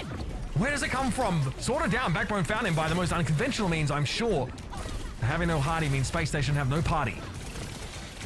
Yeah, this one looks like we're getting, you know, an extra map with the way things are going. I mean, Sauna just uncontested on the Widow. I feel like you kind of had to play it, and also kind of a little bit surprised that Space Station doesn't. Because Sparker pretty good on the hero, but maybe felt like the safer option was to continue to kind of play Tracer. But this one looking like it's all VP. Widow might have felt like too much of a dice roll for Space Station, but they've rolled natural one so far in this round. Ooh, Gala! I saw that! Sparker gets caught out by one of those pulsar torpedoes, and now Space Station have to make do with 4, with 3, and the countdown begins, folks. Cloud, nice little ice block there. The Orbital Ray, pretty powerful ability. Sauna and Canal both fall now. We're thinking about the respawns here for Space Station. The Backbone is going to be sent back. Remember, it's wave respawns now in this game, but Backbone joins that next wave and doesn't come back with his teammates once more. So Hardy, without any support of the main variety. And Cloud wants to chase this. You've got to be careful. You've got to respect it. Hardy's still standing. Eventually going to be brought down. Funny Astro dead to yet another torpedo from Gala, who's been dominating with those today. Almost as good as Gogo in the previous game. And that'll be that. Junkertown ends as Space Station struggle to get past the first choke. Yeah, I mean, they didn't even make it past the bridge. That is just a dominant defense there from VP. As you know, a rarity here, we go to a map 6, one of the oddities, I guess, of Overwatch, is we can get draws at times. So we get a draw in this series. So we will see a 6th map in this one. I'd assume the map is like randomly kind of just randomly generated. Spin a wheel. So, yeah, why not? I assume. Can I do it? I assume we get a control. That would probably be the most sense, but we'll see. I think that's fun. I mean, this was just a a drubbing here. I feel like on Junkertown. I mean, this is just a blowout. It is odd. I mean, it's been a slugfest though. If you look at the series as a whole, Junkertown just looked pretty darn poor. Look for SSG. I'm trying to think back. I don't know if this is like an amazing map for them in the past, if I can think of it. I don't think they're picking it habitually, especially into a team like VP, who in the past have played like Wrecking Ball on this map. They've kind of played like a bunch of different styles. Like Rajaro's shown that flexibility there for sure. So yeah, in theory, it will be a control map. Now, we like what we saw from SSG there. They looked pretty confident. They are the ones that came out on their Diva comp against the Ramatra of Rajaro. Here's that first pick. Bam. Tough for Juno. She can skip around a whole bunch, but yeah, she's a little floaty. I think Sparker kills a Tracer here. Yeah, that's really nice. And he got off the Widow. Played the Tracer on the attack side. I was surprised he got off of it so fast. I felt like it was like a single spawn, right? And just like went away. Because I mean, you see some of the highlights, right? Obviously coming up with some big plays, some nice shots on the Widow. Absolutely. Sauna here, more than happy to play the Tracer. Oh, was on Widow for a bit on that defense side. Managed to gain some traction pretty nicely here. And you can see just this dive just wasn't quite coming as far together. as I got. Yeah, and I think we're starting to see some of the woes that Space Station suffered, you know, in that previous meta without Juno, when, you know, Diva against the Anna Brig comp was concerned. I just feel like Virtus Pro seem a little bit more comfortable in this style. I mean, they 3-0'd them in that lower bracket game, so that kind of speaks for itself here. But Gala also, it's very, very hard to like run away with low HP now because those torpedoes tend to seek you out. So if Gala has decent time, and he does this on 2 separate occasions, catching players out in these defense side fights and, you know, saving those for an opportune moment to secure a kill. And I think we haven't really talked about it, right? But now, I mean, correct me if I'm wrong, but this is live. So we are talking about wave respawns in the game. Yeah. Something we didn't deal with in OWCS Stage 3. So in theory, it should be a little bit easier to come back off that respawn. At least you can come back together and it halts the risk of staggers.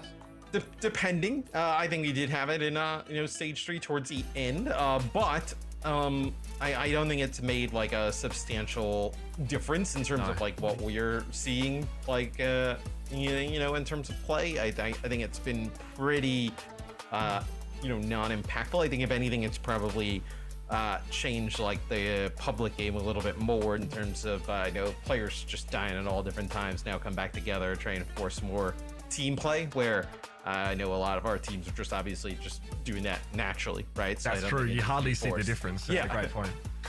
All right, we are going to go to break, folks. Map number 6 in the series is just around the corner, and the winner, of course, will advance in this upper bracket. Space Station Gaming versus Virtus Pro. It comes down to one deciding map after this.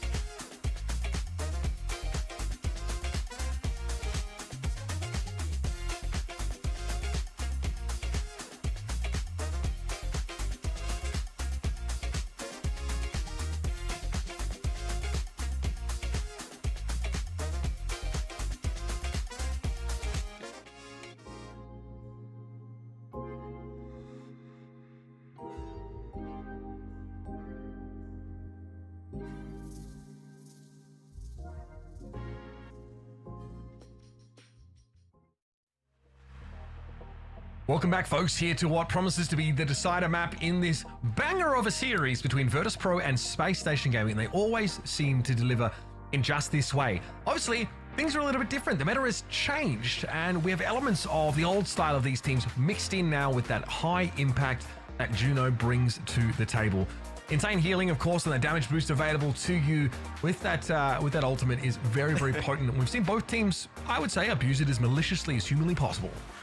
Yeah, no, they have definitely done that to great effect in this series thus far. So we will head to a final map, like you mentioned. No way to draw here. So we will get a winner here on this map, and it'll be Nepal to close things out. And what we saw earlier on was, the control map, of course, was Lijiang Tower at the start of the series, where we saw Space Station Gaming want to play the D.Va into the Ramatra. This time, though, we might actually see a mirrored situation there. Backbone, of course, has been in for the whole series and has really delivered when it's counted. He'll be on the Venture. And here we come. Yeah, as they want to play Ramatra here, so something we haven't seen Space Station do the entire series. And with it, Ramatra, you'll also end up playing a Venture. I like this switch, though. They go back to the spawn VP, and they'll play that Pharah, right? That's been putting a lot of pressure on some of these comps. Yeah, and there's not a lot of ways for Space Station to really interact with it. They do at least have Sparker. Backbone with the melee, knew the D.Va was about to come around the corner. That empowered melee the Venture offers is pretty scary. And is Landon getting picked off first. How many times have I said that today? It's tough. He is the object of focus for Virtus Pro, and they're doing a very good job of carving off the brig. Backbone here doesn't have the option to submerge. It was a second away from that cooldown, so you two will fall on the point. Yes, the Pharah could be pretty difficult to deal with, right? As you're trying to kind of like brawl out when all these rockets are coming down. You just kind of have to like kite constantly. But at least right now, it seems like they're not able to follow up on any of the damage that Sauna's putting in. I mean, Space Station come back to the fight pretty quickly, like you said. Just Sauna. Really setting things up with this Pharah poke here. Virtus Pro just can't make the connection, though. And Space Station never lost the point after all of that, even as things look like they'll be heading south. So they're back in control, and Backbone has... I like the Sombra pickup here. Very much a nuisance for the D.Va to deal with. It's just constant annoying for the D.Va, right? Especially if the D.Va wants to go in and try and finish off some of these kills that, the damage that Sauna's putting down. A little direct hit there on Funny Astro by Sauna. Too far away to follow up on it, though, but there's opportunities here for big damage. It was going to be Backbone to fall first. The generous Rajaro with that first pick. Not landing this time, but still managing to cut Space Station down to 4 individuals. And there's a barrage available here for Sauna. Has to respect the vortex, though, as Hardy comes around swinging annihilation. Oh my goodness, the cojones on that man. Sauna goes down eventually, but Gala's able to trade out. Interesting use of that annihilation for Hardy. Probably not finding the value he was maybe looking for here. And it's a switch over to the D.Va. That would explain that ult use a little frivolously. Yeah, it definitely makes sense as you make the switch over to the D.Va here towards the end, but this has been one where Space Station, I think they came out with a really good composition. I don't think VP figured out really what they wanted to do against it. Still don't really have an answer, right? As they lose Canal at the start. This is Space Station dominant. It's wild. They've lost engagements, right? They've lost first picks, second picks, and they've still been able to hold the point this entire time. Pretty frightening if you're a fan of Virtus Pro here, because Space Station have been immovable objects. Virtus Pro, they are more than stoppable when it comes to the force they've applied. Bob there gets involved, gets the job done, and we are 1 round in. A successful and that was full clear on Village. Fast one as well, right? I mean, that is just one where Space Station just absolutely dominates VP. Can't really make any type of play for the point. Feels like they had to change their comp up a little bit to try and, make it interesting towards the end, but Space Station comes out first with a Ramatra and a Venture in the mix, then switching over and playing the Sombra and then a D.Va in the end. So this would be a completely different look, right? I mean, Pharah Ramatra here with the Kiri in the mix, but see what they actually decide to do. I mean, in theory, I get it. You're really hoping that Suzu can give you the edge or at least that window. They're going to go for it. Again, Kiriko, she's had her like headshot multiplier reduced from 2.5 to 2 times, but like her base damage is up from like I think 45 to 60 or something like that. So it hasn't really affected her too much, especially if she's hitting the headshots. Ah, you've got to have a pause here. Definitely got to have a pause here. This would be the time for it, for sure. Again, as Christopher's, I'm sure, relating to the side of Space Station, someone needs to leave the game to trigger an automatic pause. And we got. And there they go. We finally get the pause that we were looking for. Yeah, so looks like just a slight issue there, and we'll once that's sorted, we'll get right back into it. But Space Station up 1-0 here in our game 6. I feel like we have.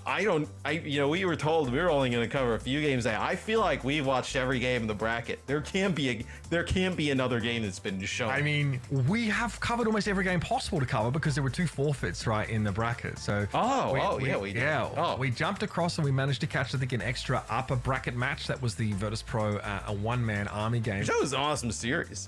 Yeah, it was actually generally very good, and I liked what we got to see from VP's had a long day. I mean, they got a 5 mapper there, they got a 6 mapper here. I mean, this is half of our show, and we are approaching the 6. We're over 6 hours for half of our show. That's crazy.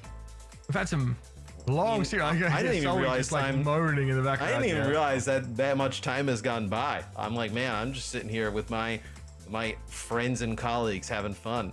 I mean, I hear Zoe groaning again when I said friends and colleagues. No, true. I mean, I'm enjoying this. It's nice to also see some of the rivalries of the OWCS get run back as well. Also, maybe like regional rivalries that were kindled a little bit in the Esports World Cup also come back to happen again. And we are seeing like some consistency develop at the top levels of EMEA with a lot of the same faces returning to play these matches. And us getting to sort of jump straight to like a double elimination bracket, because obviously OWCS we have our group stage for a little bit, right? Here it's like no, you have your Swiss groups, you play 12 games, and then you jump in and you play your double elimination bracket. So this is not an elimination game. This is simply to send a team to the lower bracket. And last time these two teams faced, it was Space Station that was sent to the lower bracket, later to meet Virtus Pro. And Virtus Pro were able to sweep them in a 3-0. So we're here waiting to see if history repeats itself, because the match score will be the same either way, another 3-2 result. Yeah, and well, I'm curious, right? Like a one-man army was really competitive with VP, right? And how VP's kind of competitive with Space Station. So where all these teams kind of just shake out in terms of what's going on in EMEA, because it feels like it's such a different play style than what we've seen recently in Overwatch 2, right? Juno's kind of like sped everything up, but then also now like provides like brawl, but then the ultimate's like a large like damage, but it's just like, it seems like it's everything that's kind of been brawl in the past now like on steroids, like amped up a little bit. Yeah, I mean, and outside of like the Juno ultimate, maybe not so much. Like, outside of that, you do have a speed boost that Juno offers you. You have reasonable healing, but none of it is really AoE outside of the pulsar torpedoes, which is like it's a relatively good amount of healing, but the cooldown is like long-ish. So the part that really is reminiscent, of course, of the brawl comps is like when the fights really break down and when you have that ultimate. But unlike Moira, Juno is not building an ultimate every fight. It's sort of every other fight that is sort of stretched out a bit. There are a lot of similarities, I feel. Could you imagine if she built one every fight like Moira? No, but I'd rather not. See, I have enough intrusive thoughts, man. I don't want to add another one to the list of just these ideas. That would be wild. It would be volatile. Okay, so Backbone, his wireless mouse died. It's been a long series, so I kind of get it. He had to find a replacement, or that's how you know it's been a long day, when your mouse battery is dead from playing so much. Out of the course, though, is actually Rajaro on the wrong end of a torpedo. Not where I'd like to be. Canal is going to be lucky to get out of that. Yeah, chased down entirely, found himself face to face with Ramatri himself. Yes, once the point opens up, this will be Space Station's to take, as this final map, it's like really not indicative of like how close the series been thus far, as now that we've gone over to the Ramatra comp, Space Station is definitely turned up a bit. Yeah, they looked very good in these early engagements. Virtus Pro here, obviously on the Ramatra of their own now, but Hardy's going to be well ahead in terms of that ultimate charge. And hey, once again, Gala is first to the punch when it comes to developing that ultimate, but Astro will have a moment. Here comes the beam. Oh my goodness, Gala really wants to push this fight up. Yeah, I guess Rajaro can't really play within the effect of that ultimate just yet. He was ahead of it, but That's fine. He was able to find Sparker with that push up. Hardy has the first annihilation. Can he turn the fight around? There's not really many people to affect by this. And Sauna deals with backbone elsewhere. That is an ultimate thrown in the bin. Yeah, I mean, there's no way you're going to be able to kind of like push across the bridge in that type of situation if you're Hottie and get like extreme value out of the annihilation. So, like you mentioned, it's kind of just thrown to the wayside. So both teams actually end up playing the carry here with the Juno, so it's a little bit of a different setup than what we've seen in the past. I want to see the Juno ultimate with the Kitsune Rush going on and just see, you know, everybody just go real fast. Here's the Juno ultimate from Funny Asher. It's kind of thrown out there. I don't really think you're going to get much out of it as that Bob from Sauna comes right on in through the backline. I mean, you get plenty out of it in the sense that they have to back away. They did use the orbital ray and they can't really make use of it to send Hardy forward aggressively. But Funny Astro backs up, breaks line of sight. Bob chooses a new target. That's Hardy, and Hardy just gets healed up. So here's this annihilation. Virtus.pro bought enough time with their Bob to come back in, and Sparker gets swept along in the Maelstrom. This is a good, if you're talking about getting value out of the annihilation, that's a good annihilation there. From Rajaro, just ends up pushing in straight on through Space Station Gaming, backing them into that corner as I did end up having the Kitsune Rush used there for both sides as Funny Astro gets caught on the exit there by Sauna's Dynamite. It looks like he actually just threw the Dynamite back towards the spawn and then connected with it, got a tick off. So we'll see now as the chat's on is like question mark, Funny Astro's just laughing. See if Space Station can kind of get back in. Make a play for this right side bridge. This is gonna be close. I mean, we're gonna be close to final fight with how long and drawn out they are. Okay, decent wall, but they're gonna be contending, yeah, with Gala's ultimate here. Orbital ray. Okay, Gala gets a Susie from Canale and is actually just able to walk away from the main, from the Blizzard in general. So that's perfectly shut down. And Annihilation from Hardy again. Very average. He has to try and win the round, right? There's no other option. You don't have the chance to use that in an ideal scenario there. That's fine.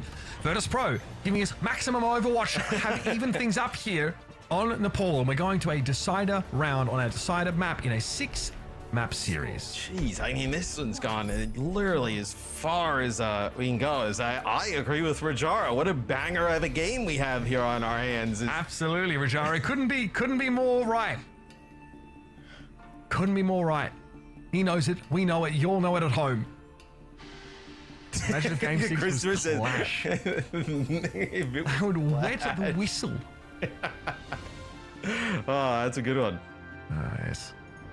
Always good to get a dose of our British humour here. Mm-hmm. Oh, Chris. Yeah, I'm sure. Yeah, I wonder why they're not calling for the listen-ins. Yeah, how about that? We've canned those. They've gone conspicuously absent. So it'll be a Ramantra versus Diva setup here for our final point here. And then with the Diva, you'll actually just play the Tracer. So a little bit more aggressive, right? You kind of maybe circumvent the Ramantra, try and go for Sparker and land it. All right, playing close here is Sparker. Early pressure down, wall thrown up to make it hard for Rajara to get any charge value. Yeah, Canal still the Kiriko. Okay. This is the variation that Virtus.pro have for this map. It definitely helped them in that previous round, and having the Suzu with a pinch seems pretty nice. Does mean no Brig, no easy, whip shot value, but... Well, Okay, a little bit vulnerable there, gets caught out by Sparker. Rajara looks to be demexed now, as Space Station do fancy playing Ramantra into this Diva. Yeah, just trying to play a little bit of an off angle there for Canal, and just they just turn and burn him. I mean, he's dead instantly. Not even really an opportunity for him to like react and try and make a play. As the VP will play Ramantra here. They'll still keep the Kiri, so they'll keep the Kiriko here in play for VP. So really, it's like Rally versus Kitsune Rush. I mean, I can see why you'd want the Kiri here. I mean, the Suzu's always beneficial, right? Whether it be, for the slow or, the dynamite and whatnot. And always pretty good healing and damage output here from the Kiriko. Absolutely. Yeah, and also that flank potential. Chain a couple of headshots together and you just open things up for yourself. Okay, Gala goes for the Ray here on the point itself, but Canale again is the first casualty. Maybe, though, the Kiriko is just a little vulnerable, even with Swift Step. It seems like Space Station are able to exploit that a little bit more. Brig obviously has a shield. Throw that up in front of her and just have maybe that extra survivability It's a big what are we difference doing maker. here? Oh, we're going upstairs, baby. Well, not all of us. Some of us are going upstairs. Yeah. So maybe they think they're gonna be able to Maybe go, it's like spotted. they're. Yeah, no. Well, I think they've spotted that they aren't coming high ground. I think they thought that they would probably venture to the high ground instead of taking the same route again, and they'd like wall them off and try and get like an annihilation going there. But I mean, dude, this is brutal for VP. I mean, you got nothing really to work with. This is gonna be rally from Landon here with the annihilation ready to go from Hottie. All right, Canal gets off the Katsuna Rush at the very least here, but the Ray comes out from Funny Astro. And yes, all of Space Station bask in it. And then no one's given him the edge that they need. Rajaro couldn't do a darn thing about it. No ultimate build-up. He's had a very quiet round in general. Sora never had a chance to get that bob away when it really mattered. Now, I can't believe we're ending this series that's been so close with a one-sided round. Space Station advancing the upper bracket, taking the series in a 6-map barn burner. This time, they get the better end of VP. Yeah, as a back and forth series ends with a game of control that Space Station really they dominate 2 rounds and VP dominates the other one there. It kind of caps off the day for EMEA with a pretty sick match. What year is it? I felt like this one just wouldn't end, which is great because we got treated to a lot of great Overwatch. I thought it was very interesting to just see this first look of SSG for us. We weren't sure what to expect after the struggles they had, of course, in OWCS. Now with Juno into the mix, how will they adapt? What will they play? Seeing them on that Juno and on that Diva, I'm kind of sold on that Hadi Diva now. We criticized him a lot for that in the past. I felt like this generally was a good look for them. Obviously, having Backbone on May, that's always a good look for SSG. So there's that. Yeah, we came into the game being like, oh, Hardy's not really known for the Stever. And I think back and I'm like, Yeah. well, they've been workshopping this so hard, like through the last stage. And obviously, like, stage 3 OWCS, not the best one for SSG. Definitely are some struggles, but they make a deep run anyway. And they are sticking to Diva while, trying to work it in. Obviously, plenty of Winston in their comps. So they're clearly still working on it. And I definitely think it's good enough. I also think when they can sort of just pull out the Ramatra variation of this comp, play a bit more brawly like we just saw on Nepal, I think this team is well-rounded enough to be a real threat. For me, the question is, okay, so they've got this down, but what about ENCE? Because that is the team that everyone should be terrified of, at least it was in the previous meta. Have they adapted as smoothly to this one? Because they had a pretty tight game in their upper semi too. That one went to 5 also. I mean, you also go up against the Diva himself, right, in Vistola. So I wouldn't want to take that mirror against ENCE, who looked so competent on those kind of compositions. Question is also, of course, with the Diva nerfs coming in, do you continue focusing on Diva, or do you have to shift away already?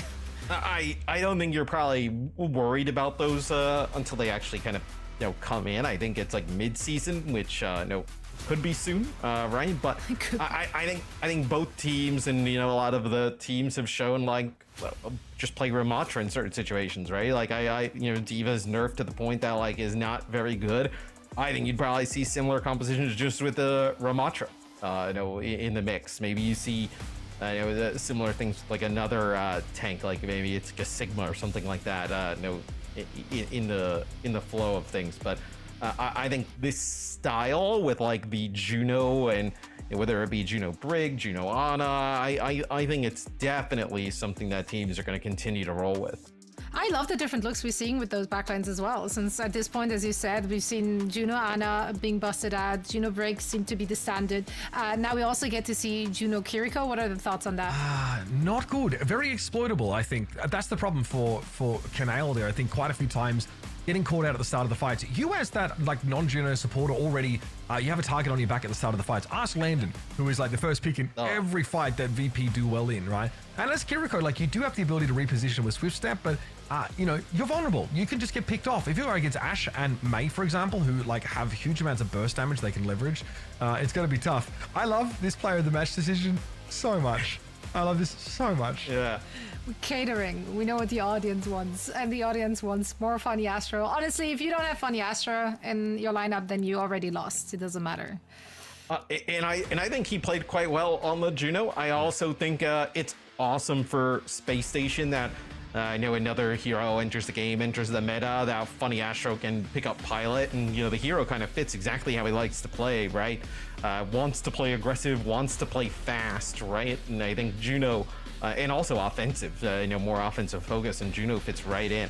Yeah, 100%. She's also punishable. So, like, you have to really have a strong awareness of your surroundings here, right? Funny Astro is definitely, I think, getting a lot out of Juno's kit here and just showing us just how impactful she can be at the right moments. I think there was one moment on Tsuruvasa where I think he gets chastised for, like overspending ultimates, but I don't think in general. Hardy was mad. Or disappointment. Yeah, I don't think Hardy would ever get mad. It's definitely like disappointed dad vibes there. But Space Station now set themselves up with that matchup against ENCE here. Again, it's EMEA Titans going at it with a slugfest, and curious to see how ENCE have developed here after a shaky game against that Washington Hospice roster.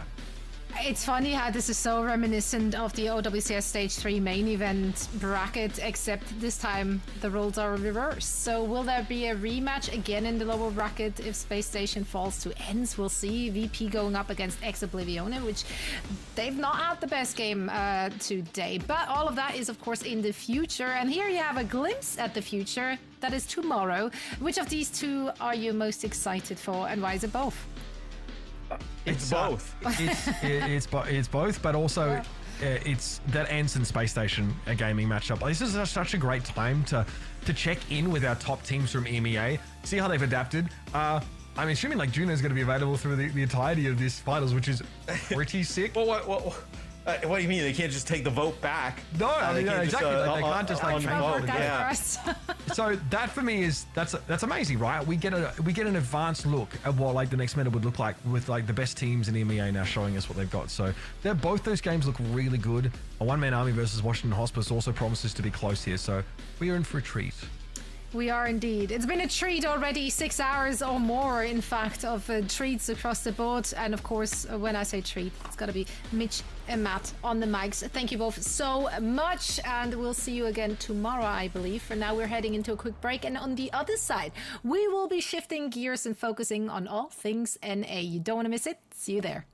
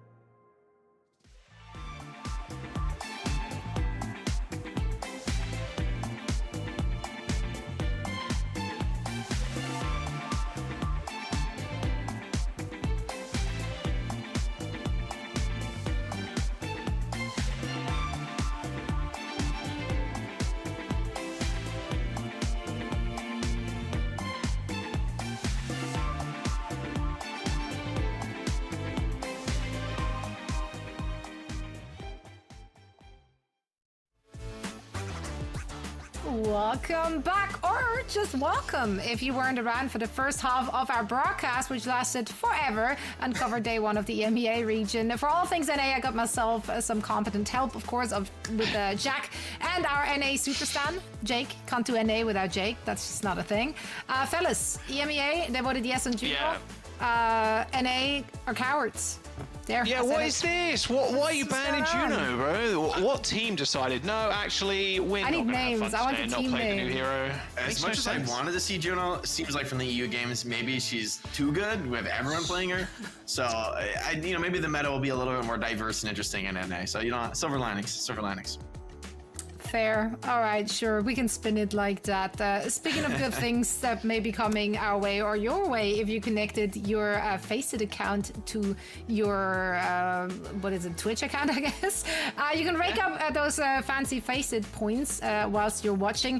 500,000 points up for grabs. That's a lot of points, Jack. There's a ton of points. Yeah, you can redeem them on the FACEIT store. There's a couple of individual in-game goodies as well you can redeem it on. So yeah, go ahead. Last time I checked, you could get like a laptop or something with these FACEIT. Yeah, for like a bajillion points. You gotta start somewhere, right? You start stacking them up. You start, playing, getting more points. It's a good laptop too. It's like a gaming laptop or something. So yeah, let's go. So good for you. Get those points. Also, take a look at our format. Because it's honestly, it's very simple. Our FACEIT format has not changed since the last time we spoke. We have 8 teams, of course, in a double elimination bracket, playing best of 5 matches all the way up to the grand finals, which then, of course, will be played in a best of 7.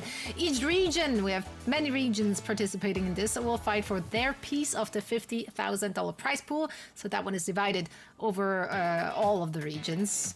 And the share is not the same everywhere. That's all I'm saying. Let's take a look at the bracket to see our NA teams which will be participating.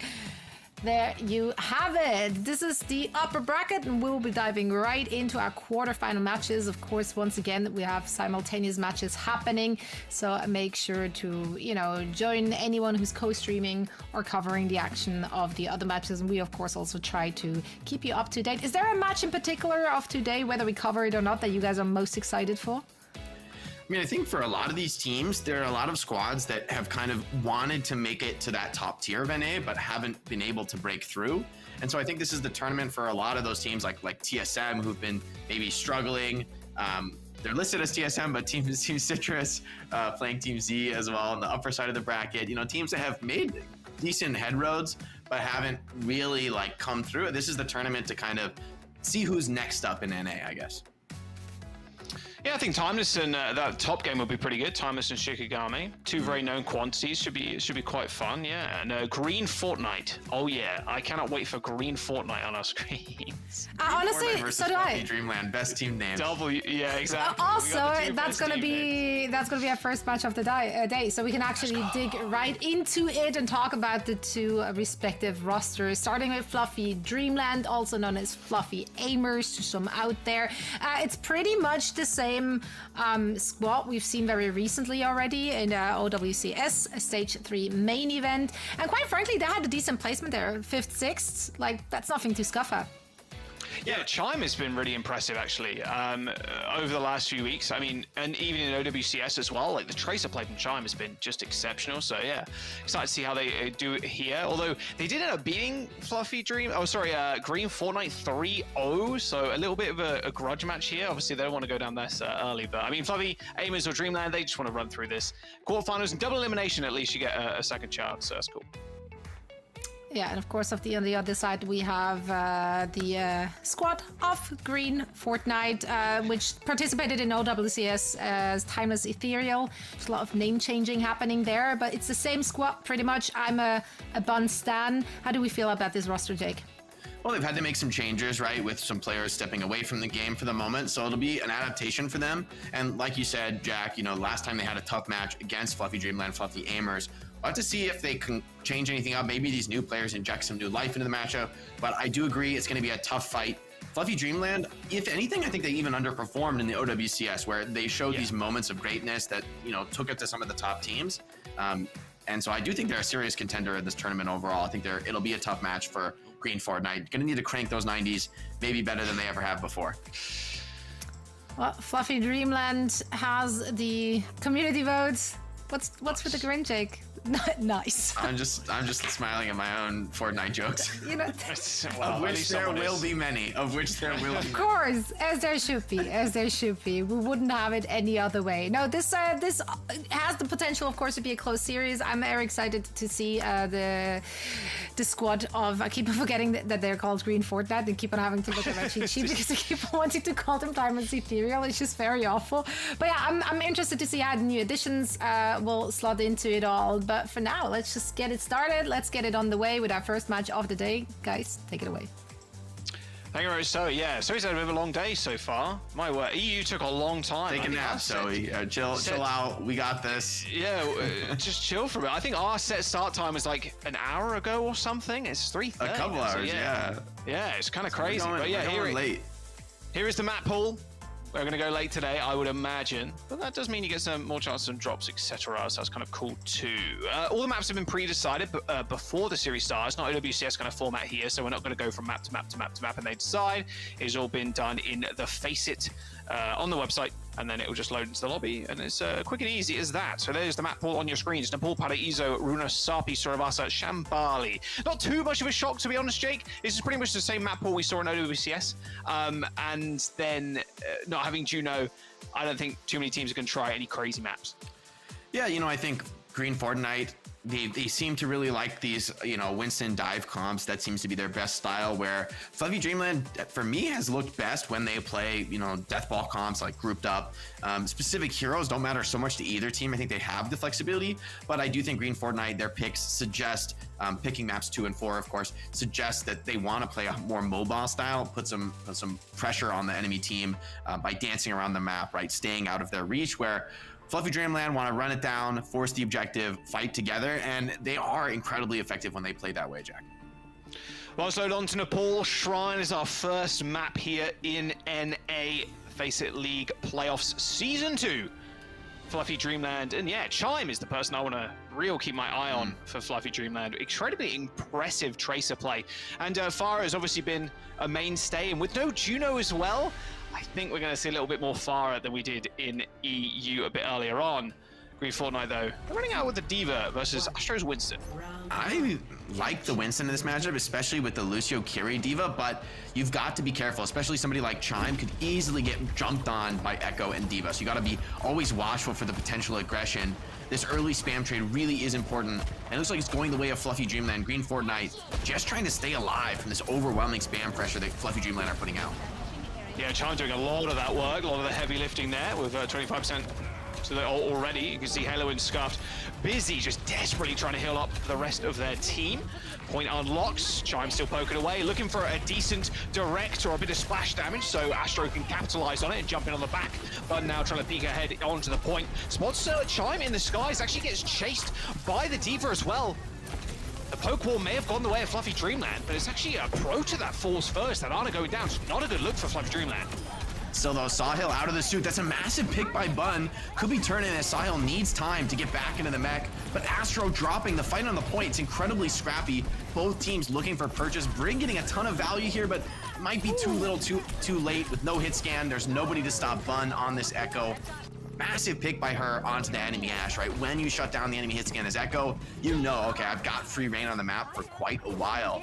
And although, they did get the D-suit on D.Va, Sahil was able to stay alive, get the remake, and now you're sitting on the cap. Chime is going to take the mirror on the Echo, just a little bit more flexible, a little bit less vulnerable to getting dove on by heroes like D.Va. Yeah, I mean, the dive goes crazy as well if you dupe the D.Va. A little bit of healing here from Proto, doesn't want to get into sniped again. They want to be able to stick at range, just make sure Haven as well can have a decent time on this Ashe. Not exactly a matchup you want to go against, that being the D.Va and the Echo if they go for some crazy dive, but I think Green Fortnite are probably going to set out for it.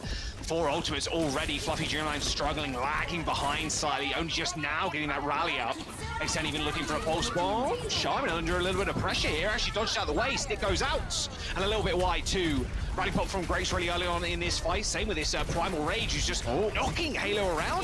Not sure she's going to be able to survive. There's the juggle, but no, Halo slips out of there, and meanwhile, across the map, Bun and Sawhill just take Fluffy Dreamland to the cleanest. That was close, but man, Halo with the slippery moves there, dodging away from the Primal Winston. Definitely one of the toughest targets to chase down while riding a Lucio, but Green Fortnite, despite having what seems like a faster paced comp, they played that fight very slowly, very patiently, and it plays to their favor, right? Being able to get those ults off once Fluffy Dreamland dropped from the high ground. A faster approach this time from Fluffy Dreamland though, coming down to this right side with a Bob, but Halo still has that beat available, and here it comes, super aggressive dive from Green Fortnite. Yeah, Haven actually getting nanoed. Oh, nanoed and boots! What a boot from Halo. Kills 2. Astro Haven down. Looked like a sketchy sound barrier, to be honest. Halo. She launched herself up into the skies, but Halo comes up mad clutch for Green Fortnite. A little cheeky cap there for Fluffy Dreamland, but it won't last for long. It does kind of keep the round in contest though, right? Like just that little cap means you are gonna have at least a chance to retake, and Chime could make magic happen with this copy, but such a difficult fight, no position for Fluffy Dreamland. Very defensive D.Va copy. Not a great start, but maybe they can get a bomb off here. Halo drops low as well. Good defense measures there by Chime, saving Astro's life. Pretty low on the D.Va though, only 350 HP of course in that dupe. Astro now pushing on to the point, same with Chime, although that duplication doesn't get much value at all. Pulse Bomb comes through. Does land on the shield, or at least on the floor in front of Grapes there. Was easily able to shield that one off for the rest of their team. And with X10 dying first, this is all Fluffy Dreamland's fight. Finally, Green Fortnite. Their building's quite... Oh, they weren't good enough, Jake. Yeah, I mean, I do think this is actually a surprisingly winnable round for Fluffy Dreamland, right? Green Fortnite, yes, they have the Kitsune Rush, but Grapes is gonna have that rally online very soon, same with Astro's Primal, and so this is far from an easy recapture for Green Fortnite. They're gonna have to fight well and get some of these ultimates out. It's gonna be a tough retake, especially with the Tracer Echo. Really, the opportunity for Fluffy Dreamland to get aggressive is much more open than it was with the comp that they rolled out with. Oh, Haven going down first. Not a good start though. Just some random Cheerios coming through from Halo. A little bit of extra spam damage too. Their Trace is dead. Rush gets ripped. Sponge just trying to dodge out of the way of the Primal Rage as Astro hunts for a target, but Halo once again being rather slippery gets out of there. Does put Green Fortnite on the point without having to worry about this Primal Rage and Winston, who's only now just joining the fight again. No Primal here, but they got the rally. Nice little bash onto the D.Va and a kill too. That's going to be good once again for Fluffy Dreamland, but they're not gaining any progress right now as once more Fluffy Dreamland find a sneaky, Green Fortnite find a sneaky capture, so they're not gaining as much percentage as they would have liked during that fight. Yeah, in the end though, you only use Rally Primal, you do still win the fight, and we are pretty much looking at a final fight scenario here for Green Fortnite. They've got a bit of time to work with, but I think a reset, unless it comes very, very quick at the beginning of the fight, is pretty unlikely to work here. So once again, Chime with this copy. We'll see if Sahil can make a difference on the Winston. Could be tough to find the Ana, but if they can, will be a game changer. Haven almost looked like they ended up forcing the duplication there. 2 Winstons for Green Fortnite now. Nano boost onto Astro 2 across the map as Bunges tries to poke people down with that right click. But here comes OT for Fluffy Dreamland. They still got 2 ults to work with. This duplication, again, not finding too much here. Green Fortnite now used the beat. Now comes the rush down and Prota just instantly killed. No backup, no health. As Fluffy Dreamland lose their backline. And with that, I think that might just be all she wrote. Astro dead, Chime in the dupe. Where's the pulse from Haven? But it's only a single kill, and you're going to need another 4 to make this an even fight. As Green Fortnite finish off the pesky Tracer and find this flip. And here come the Staggers as Fluffy Dreamland try to extend the round, but it's looking quite unlikely they're going to be able to do any significant damage. And even Prota at the very end just body blocked by 4 people from Green Fortnite. And that'll be 100-99 to start us off. Man, what a ridiculous mid-round beat from Halo, though. Booping the Nano Dash off the map, diving and the Winston. The beat, yeah, and what was it? The Brig as well, the Ana? The Winston. A Winston, a second boop kill. I mean, I wonder if the Winston was just resetting or something, but still a monster initiation from Halo. And I do think for Green Fortnite, you can just feel the hive mind for this team when they have the Lucio and they're beating in. Like, there is no hesitation. The whole team is in with that aggression, and it's overwhelming. It's incredibly hard to stop. So they do look super strong playing around this Lucio style. And now both teams gonna make the swap over to a full mirror without knowing it for this Ramatra rush. It'll be a very, very different matchup. A lot of pressure, I think, on the Maze here to find a good opening, find a wall that creates an advantage without overstepping your bounds into the unkillable Ramatra pressing right click. The unkillable Ram. Oh, I love seeing Ramatra tank the self-destruct. I'm blocking, guys. Push up. Please kill somebody. I'm not doing anything. Well, always in a little bit of trouble. Needs to block up now. There you go. Nemesis form activated. Fluffy Dreamland with a nice little priority position there as Green Fortnite had to pull back slightly. Yeah, it's a really good opener for them, right? Taking that high ground, but now they're gonna push in. I wonder if this is not a little bit too much as they get split in half by this May wall from Bun. Yeah, really nice wall there, stopping Proto, getting a lot of healing in, although thankfully, Baptiste's got those exo boots to jump high in the sky. Point is unlocked now as Fluffy Dreamland still controlling the space, but not controlling the point right now. Once again, Sawhill going extremely low, forced to pop the Nemesis form and just using it more of a defensive stall tactic than an actual aggressive tool to get into that back line. And there comes the point flip eventually there as Fluffy Dreamland claim it. And now they can go on the aggression. Also, okay, Jay's no way to spawn. I mean, why not? Send a message. Yeah, this could be good. You should be able to get the May here. You don't want to get a trade. Spawner's coming up though. Oh, the drone has to come in on Baptiste himself, not able to send it on over to Bun. And that's going to be another painful stagger here for Green Fortnite as they regroup and try to make a flip on this point. But Fluffy Dreamland, great aggression there, great patience as well as they get the early positional advantage on mid and then leverage it into a point cap and a fight win. Sawhill is permanently low too. Every time Sawhill steps up, they just get burnt. Okay, they can use the wall for a little bit of space now, just block off one entrance and try and run through the other, but Scuffed is actually alone. Green Fortnite split up completely. That hive mind, just a little neural malfunction. Xten's going extremely low too, and yeah, there's only any amount of time before they end up getting taken out as Green Fortnite get team killed. They got 5 ults though, Jake, but Fluffy Dreamland only needed the Blizzard in that one. Yeah, it's a great fight win, right? Yes, you use one ult, but you hold on to the point, and the 5 versus 4 ults is one of the weakest spots to have 5 ults, right? It's like, yeah, you could go, but you can't just, you know, rip your ults like crazy. You will still lose. You need to find those early values. At this point, Green Fortnite needs a nice, long, slow fight, and in which they basically drain all the ultimates. But easier said than done. There's Bob, and there they go. That was fast. Oh, without X10 though, it's so difficult.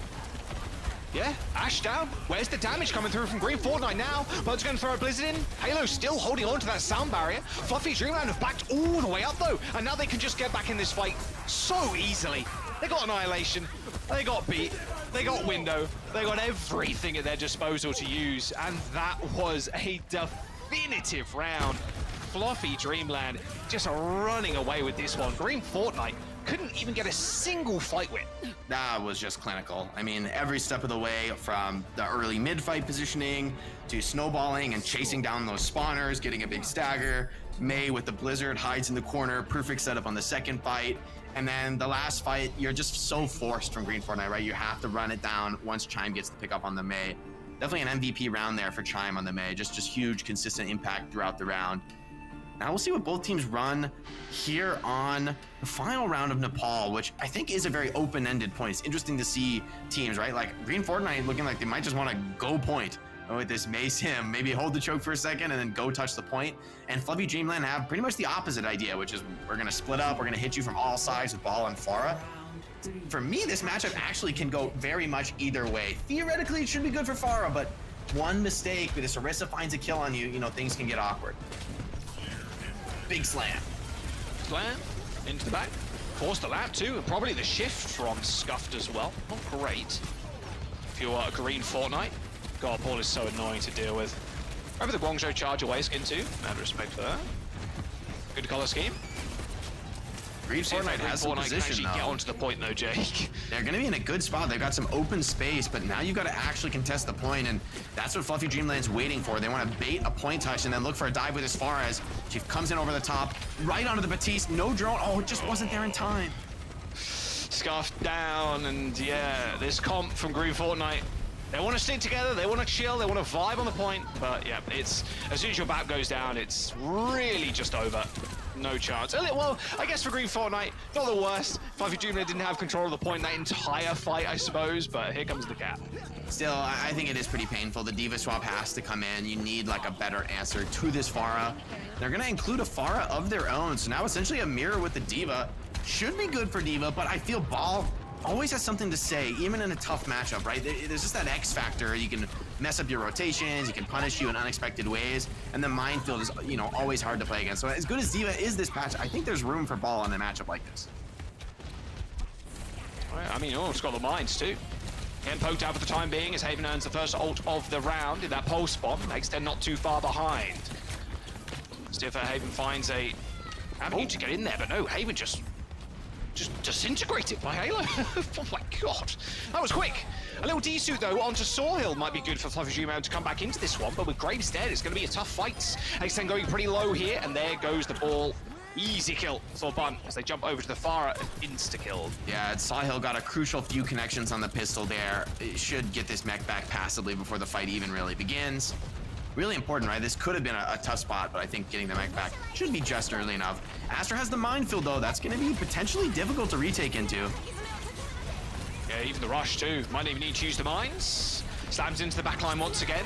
Bun taken to the skies, and here comes the return rush. The mines deployed, not on the point this time around, just on the enemy rush. I mean, perfect. Now they can't really use it all too well. Sound barrier comes in from Halo, same with Fluffy Dreamland, extending the fight even further, but Bun is the first to fall for Green Fortnite, and even the flip comes through as well, mid-fight. So Fluffy Dreamland in a very good spot, despite the kill coming through onto Grapes. A 4v4 with Bun coming back in just a moment. Green Fortnite gonna have to hold on, but here comes the barrage from Chime, up and over the roofs, and an insta-kill onto Scuffed, or they could even use that Suzu, and it's all slipping away through Green Fortnite's fingers now.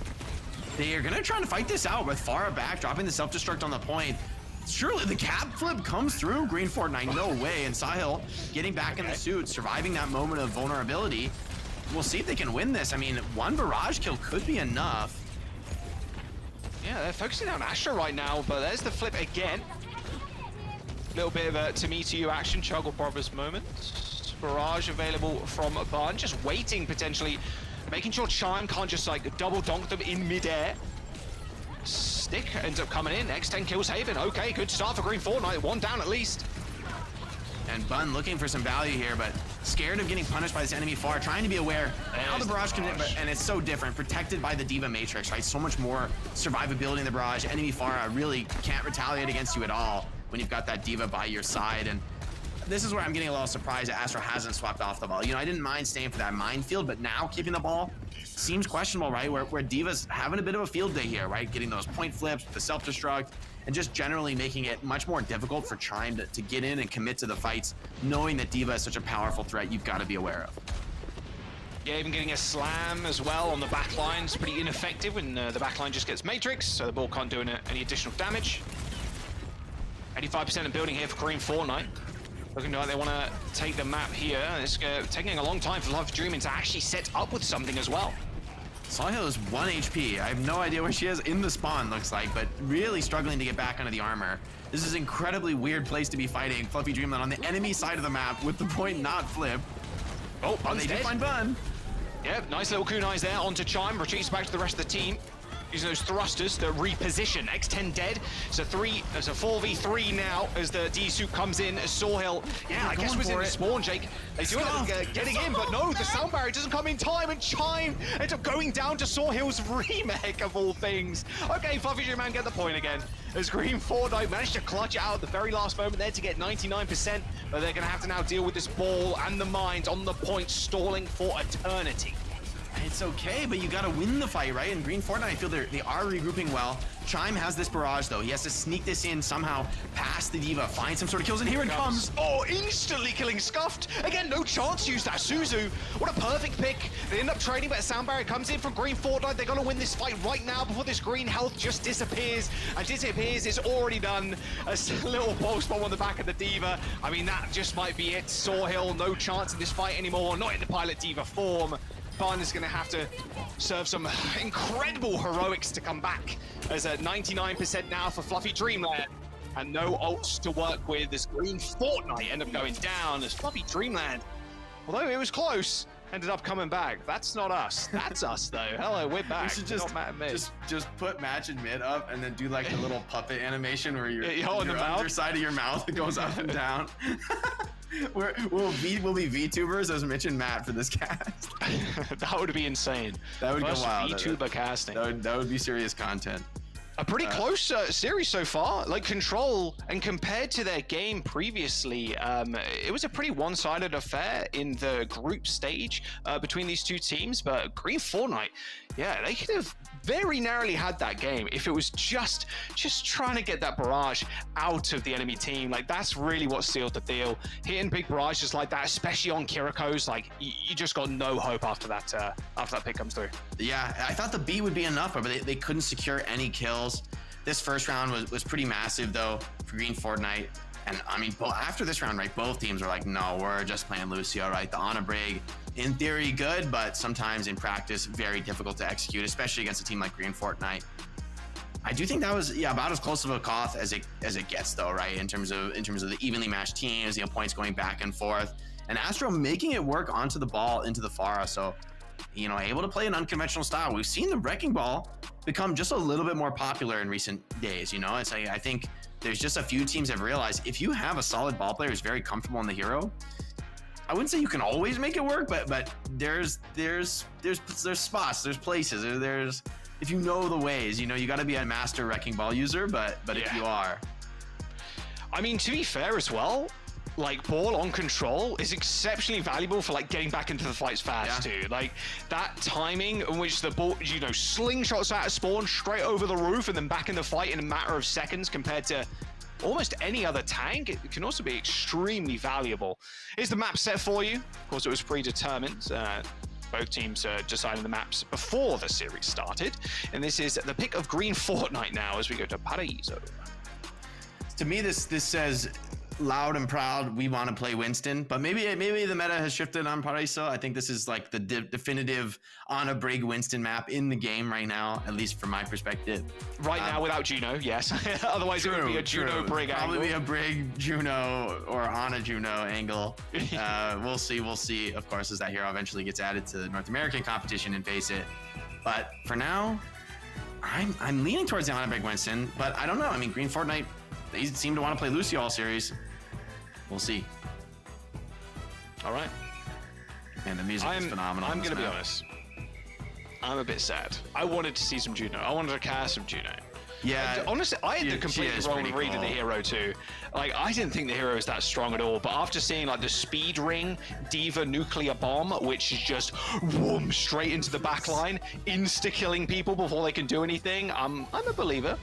And a big stat stick into the car from Circuit Royale and runs you. Yeah, exactly. It's just insane. That should be an ability. Insanely fast. Like a character, you become the Oasis cars and you just drive around.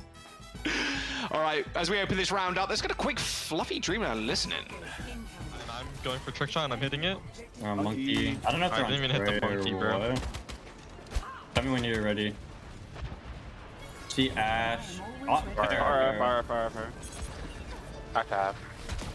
I'm gonna go slam their monkey. They're not top right. close, by the way. I don't know where Ana is. They might be above us. 3, 2, 1, going monkey. No burn. Walking right. Monkey's jump, just chill. Can't push. Not ready to push. Not ready to push. They're pushing. Oh, I'm going. Monkey. Halo zombie walked. I can go again in 3. Oh my god, how did we just kill everyone? Okay. That might be Big Icy. That might be Big Icy. That might not be Vinny. That boy just jumped in and I booped him towards us. Yeah, they're playing for retouch. They have Tracer. There. They're not. Echo. They're not. I don't think they are actually. They're not. How do we just kill everybody? I don't know. You just shot them, I guess, a few times, and everybody did just really fall over there. Like Green Fortnite didn't have much of a defense. Yeah, Halo peeked right into those Echo Stickies, and Dynamite plus Echo Stickies is not a fun combo for Brig. Green Fortnite can up the pace though, bringing out the Echo Tracer of their own, so wanting to bring some fast dives. At the same time, they're going to be under a lot of pressure, right? You got to move quick against Haven's Ash, or he's just going to find picks, pressure you down.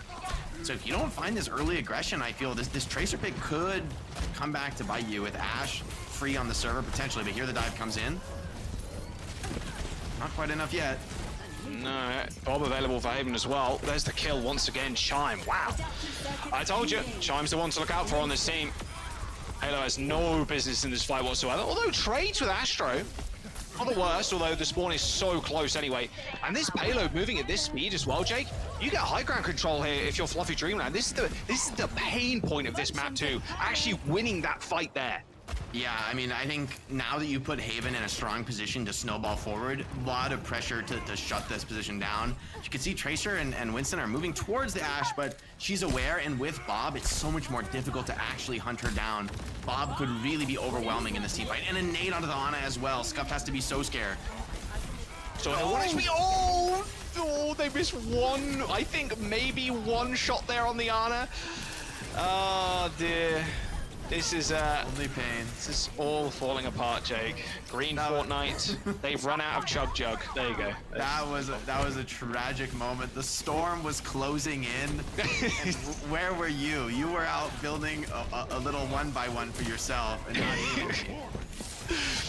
Jake has been writing these for the last 2 days, knowing that we were going to cast Green Fortnite. We're all on little sticky notes around my around his monitor right now. He's tearing them off as he uses each one. No, 5 minutes pushing into third. This is an insane time bank. And they have high ground control too. Like, Green Fortnite have to now retake control of high ground to find some sort of angle in which X10 and Bun can work on. Man, I feel like Haven is just playing with so much confidence as well. Astro not scared to just start the fight, throw some chaos into the enemy Chime backline. again! And Chime wins a duel against Bun here. These primal trades are just, Astro's fine. He doesn't actually need to accomplish anything material because just wasting time, making space, Haven is going to get more done on the Ashe than X10 can on the Tracer, right? I think it's Green Fortnite who are feeling the pressure to force things, and look at this, a very forced Nano Winston dive. It does create the space, though, to shut down the enemy Winston, and should be good enough to get a reset, but Fluffy G-Man looked like everyone else is going to get out and keep a lot of stability here on the map. Yeah, really nice disengage there from Fluffy Dreamland. 4 minutes to go. Only 1 minute burn, but now here comes the big ultimate dive from Fluffy Dreamland. Nano, Rally, and the copy. Yeah, we'll see if it's enough, but I would think it's beyond the ultimates here, right? It's just able to walk up and great dive on Ana. Dead on my screen, she's naded. Somebody do 1 damage. Scuffed on her. 1 damage. 1 damage. Okay, there it is. That was about 50. We'll take it. Chime, Grapes ended up coming up. Big kills as Chimes. Nano's in the front line. Or, sorry, not Nano. Could use the Nano in the front line still. And Bun using the dupe. I mean, this Primal Rage is going to have to be something spectacular, but that copy wearing away as with only 3 minutes and 30 seconds to go. Fluffy Dreamland are probably pretty happy with themselves. And Nano boost onto Astro to force them all back into spawn, and now I think Sawhill and X10 are alone, but X10 at least comes up with 1 kill. Nano doing a good job of zoning, but that's a good fight for Green Fortnite. Looks like it's going to be a back off from Fluffy Dreamlanders. Yeah, there we go. The numbers are finally dwindling. Man, huge game-saving fight here from X10. I mean, I think if you get the cap right now as Fluffy Dreamland, not only are you in a phenomenal position to win the map, but just mental damage done. This is a fight that Green Fortnite can feel good about. They kite the Nano really well. The counter dive is punishing. X10 gets a big connection with the pulse, finds more kills off the back of it. Something you can work with now is you've got a Nano going into the next team fight. You've got to find a way to punish Fluffy Dreamland for their greed and not running a Tracer. You've really got to get in there and mix it up with the enemy backline. Nano boost, nice nade, 2 on top of Grapes. Should be able to get out of there, but that's not the trade that they want to see. Once again, Chime takes out Bun. My word, you'd think there was like a hit on Bun's head. Chime, the amount of time Chime has killed Bun in the 1v1, it's ridiculous. Fluffy Dreamland still running in with ultimates. I mean, Sawhill trying to be a bit dicey in the front line, but a good Bionade onto Grapes keeps the Brig alive. Bob's going to come in. Quickly slept on the point, but it's only Sawhill contesting right now, and Chime comes up with another. X10 down as the Bob just goes for the cap. Halo even able to get to the point with the rally. 2 minutes from Paraiso on last. That is a time bank you've got to be proud of. Yeah, that's a great offense, really punishing, and I feel Fluffy Dreamland really understood the matchup they put themselves in here, right? Knowing that they're running the Ashe, Chime is like permanently looking for this enemy Echo, and Bun doesn't want the Echo duel, right? I think she wants to get past the enemy Echo, find her way into the enemy backline, and help get those kills on those squishy heroes and Haven's hit scan. But Chime is just always there, always punishing her and keeping that air control space. And so the no Tracer comp pays off really well here for Fluffy Dreamland. They execute it phenomenally and put themselves in a fantastic position to win the map, because honestly, on defense, even easier to play these slow comps, right? Like, even easier to cut the Tracer with your supports having good position. Maybe they don't need so much help on the flank, keeping the map control. Yeah, and Haven's gonna have a bit of an easier time too on the defense on the Ashe. See if Green Fortnite can kind of replicate that, because yeah, that first defense, you can't even really call it a defense. I mean, Chime said it in comms too. It's like we just killed everybody. Like, yeah, you know, Fluffy Dreamer was expecting to like, all right, we're gonna poke, we're gonna get some skills out. Right. Oh, you pushing into us? Oh, we killed you all. So, well, there it goes. And it looks like Green Fortnite. I mean, this comp on offense is really difficult to make work. I mean, with the defenders sitting on high ground, it's going to be really hard for Tracer to actually connect into the enemy backline before picks come through from this Ashe. See if they want to change. Yum. Don't get a headshot at Chime. 4 minutes. XN jumping on to Tracer. Yeah, like you mentioned, Jake, she's gonna have a little bit of a rough time. Whoa. Okay. History does repeat itself. History is repeating itself. No one can defend first. No one can defend first. Well, okay, sure. This is like one of the best first defense maps in the whole game, and both teams rolled over. Tossed it. Goodness. All right, gracious. okay. Maybe they just want to make it even, make it a little bit more fair. Yeah. But okay, no one likes fighting first. We'll just give it up. It's cool. It's cool, guys. It's very thoughtful. Yeah, should have done one. Should have done a small listening there. Let's see if they have the same reaction as we did. All right, Haven. See what you got on the second point. We'll see if it was if history does repeat itself and you get rolled over on second as well. That's how good this dive is from Green Fortnite. It's all about the cart pressure now, right? Now that you got the cart moving, less pressure to actually find kills as long as it's just, you know, trucking on forward. And right now, Halo feeling pretty confident, able to just stand on the car, keep it moving. And yes, you can do some damage on Haven, but massive nade by Scuffed onto Grapes. The sleep though keeps him alive. Double headshot, and there's the nade onto Sawhill. Nice taken care of there by Astro. Oh, yeah, don't want to mess with the Tracer. And now they can resume control of this high ground. That was great from X10, right? Finding the kill elsewhere on the map with supports busy. Good boot from Grapes, though, is going to really mitigate this dive, although Ana potentially caught in if any follow-up. Nope. No follow-up. Another nice little sleep, and I think Grapes there just bashed over onto that high ground. Easy as you like. Speaking of which, there she goes. Although Proto, once again, in trouble. Another beautiful nade. Grapes and Chime get antied. Pulsebomb from X10's good for one.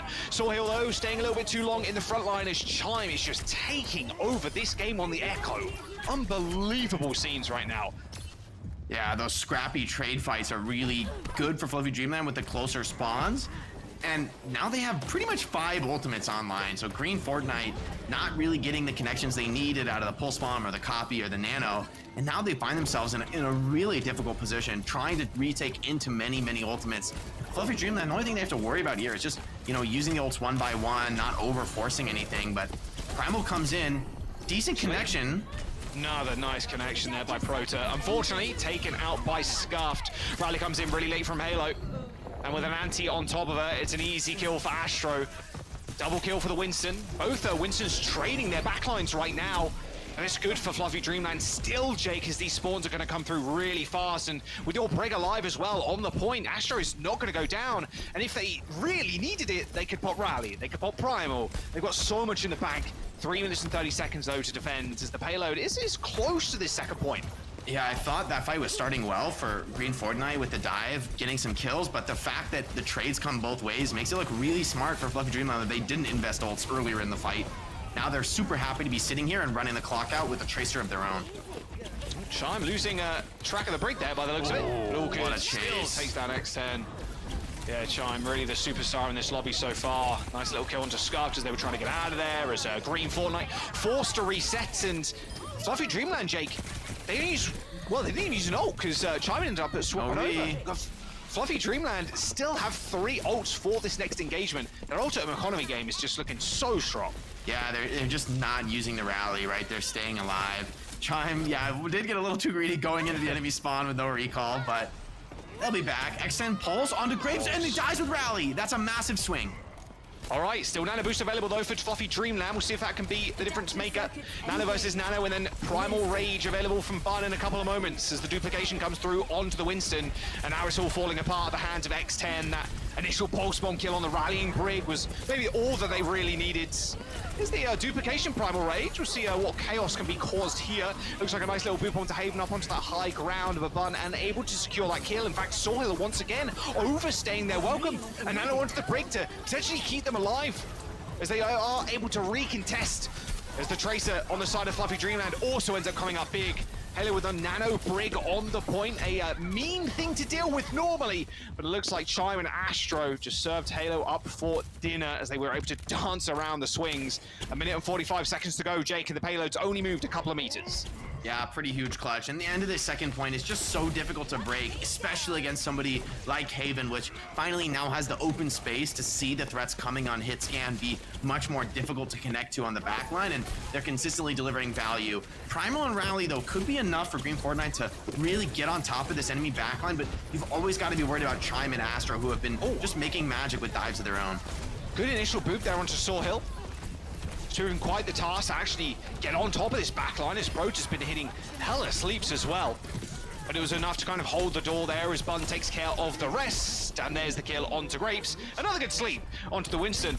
Broach's sleep accuracy looking clean right now. But Green Fortnite, they get it done. Second point is theirs. 2.5 minutes in their time bank is definitely going to be the lesser of the two if they're able to complete. Yeah, it's a great rotation around the zone there from Green Fortnite as they, send in the Winston. He knows, okay, on a brig back through the choke, I'm not getting those kills. And he turns on the enemy Winston, the enemy divers who do in fact die, getting separated away from their support. So, great awareness of position, using the structures that, of course, they built themselves with materials gathered. All right, with Bun dead, I'm not sure Green Fortnite want any of this. They're just going to back up a little bit here, just wait. A little bit of cart contest as well, but Astro's there just to jostle on the point for the time being. Haven even a cheeky angle, doesn't want to push too far up. He could get naded at any time here. The peek comes in, just backed out before he saw that Ana. But the nade onto both backrunners, both supports connected by Scuffed, who's been having a phenomenal series on this Ana. Does get traded by Astro. Yeah, X10 with a pulse bomb, a little recall there available, but they don't end up using it either. Nice little nano onto Halo to keep her alive, but what more can they really do? Bun's Primal Rage eventually ends up wearing off. That duplication too was enough for a couple of kills, and here's the big swing from Green Fortnite. Only 1 minute and 15 seconds to go, Jake, and they need to push this payload in. Fluffy Dreamland, their time bank, they're looking like they might get a free round. They're in such a good spot, honestly. Fluffy Dreamland really wise to not commit to that fight with ultimates. Just as they have the rest of the map, right? They're fine to give up some fights as long as they're ready to take the engagements near the end of the checkpoint. With Rally as well. Yeah, back-to-back fights, taking down the Echo in the skies, and with only 50 seconds to go, and Saw Hill popping the Primal. I mean, Green Fortnite, they're going to have to defend 33% in just a moment, Jake. As Fluffy Dreamland slowly but surely using their ultimates, not ever overextending. Speaking of which, Astro's just going to jump to the backline. Halo and Scuff dead, and I think this is Green Fortnite's dreams getting washed away here. As with only 30 seconds and very limited ultimates, well, 0 is a good form of limited. Oh, the spawn hold, they're going to do it. The they're also ISO spawn hold. I don't know if I've seen this one. I'm not sure about this play, but I am 100% sure about this play when you got an it's working. And they got the pop. Haven kills 2. And I think that's just about over. There's absolutely no way you're getting back into this one. X10 on the Tracer with one little recall left. And the rest is history. A nice stick too from Chime, just adding insult to injury on Paraíso as Fluffy Dreamland with an unbelievable map end up taking it away from Green Fortnite. I'm not gonna lie, Chime is styling on the server right now, whether it's the Echo, the Tracer, looking monstrous. The biggest threat, I think, to these teams is maybe their own hubris, overextending at times as well. But Fluffy Dreamland, I think, showing great tactical awareness there, right? With terms of the ultimates, right? With consistent leads in the ultimate economy. And they don't throw them away either, right? They don't just get a big ultimate bank and then use everything to win a fight 100% for sure. They're willing to even lose fights with ultimate advantage, provided they have a retake, right? Provided they're going to come back in and defend the objective in a better position. That's when they're going to deploy the ultimate. So there really is a high level awareness of the game coming out from Fluffy Dreamland as they go up 2-0 in the series. Yeah, that understanding there, I think, can not be understated. Just like you mentioned, just losing that fight, it's fine. We've got 3 and they have 1 minute and 10 seconds or something, was it? And, well, that's fine for us because we can just pop ults here one by one and then just slowly but surely choke out Green Fortnite. Nice shot from Haven there. I mean, both teams, A, didn't exist. the capture point didn't exist, and that's fine. That's fine. Not everybody loves fighting on that point. I especially don't. I hate defending this point. You can have it. Yeah, exactly. No one wants that. Just get it out of here. Paddy's and such a tough map to hold too. I mean, it was a back-to-back point cap, realistically, from Fluffy Dreamland, because point B was just a quick, clean team wipe, and then they got the cap again. They had 5 minutes going into third. It was a good defense initially, but like you mentioned, I think Chime, once again, just comes up big on Tracer and on the Echo too. The amount of first picks Chime had on Bun was ridiculous in the Echo 1v1.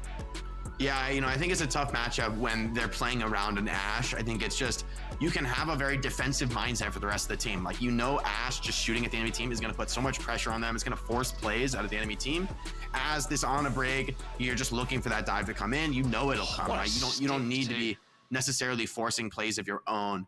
And for Green Fortnite, at times they're popping 2-3 ultimates all at once, which is something we almost never saw out of Green Fortnite, or rather, we almost never saw out of Fluffy Dreamland. They're very careful using the ultimates one by one, or even giving up fights, that didn't start exactly the way they wanted. They're willing to, okay, let's fight around our own strengths, and I think they have a clearer vision of like what their goal is as a team, how they're going to play to win these maps.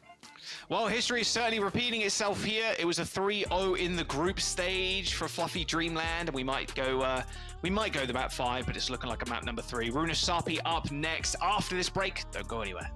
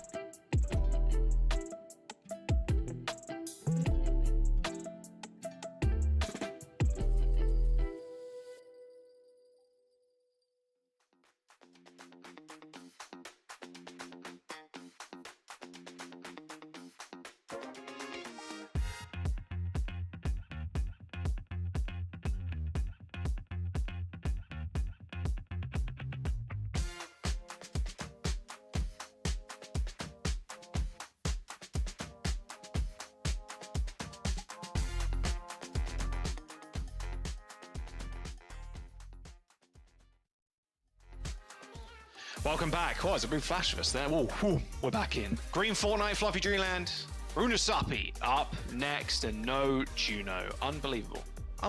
Not seen Juno today? NA, what's going on? We saw it in EU. Seeing a little bit in OWCS Korea as well. Everybody's loving the Juno right now. Incredibly strong, but we'll have one more final week before we see Juno Brig Permit Meta in the back line.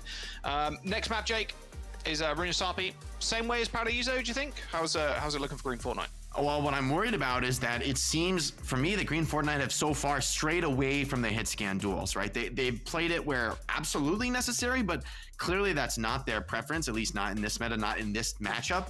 And Haven has been just locking it down playing hit scan. So maybe Green Fortnite can make some kind of Sombra Tracer, like ultra high pace style work.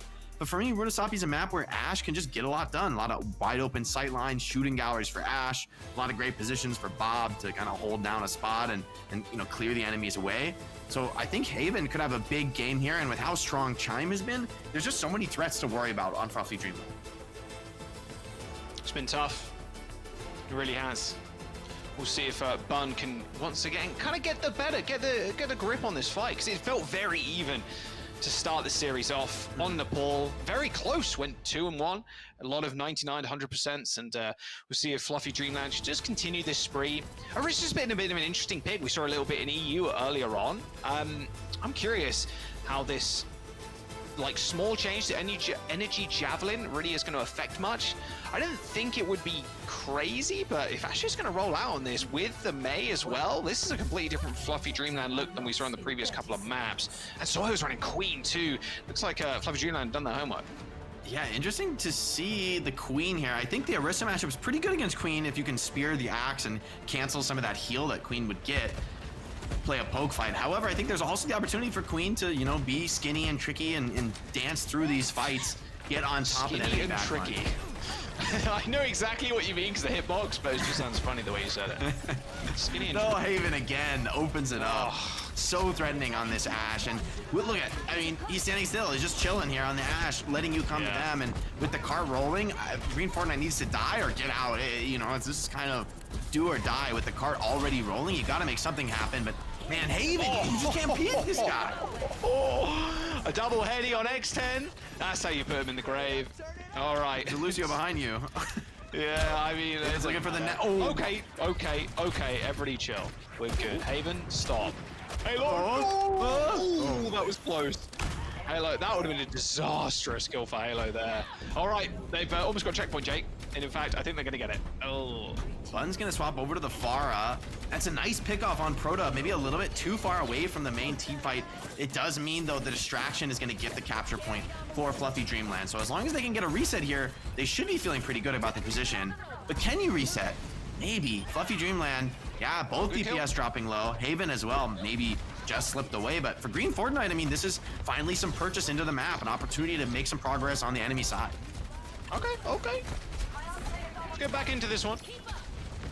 Drone force very defensive. Yeah, not a very impactful drone, just keeping people alive. Bob available from Haven too. Bit of a cheeky spot. Looks like they want to try something here, but it looks like Bob is going to join the fray for Bun. And the rest of the team can just kind of throw a few bits of damage through rockets in that small corridor.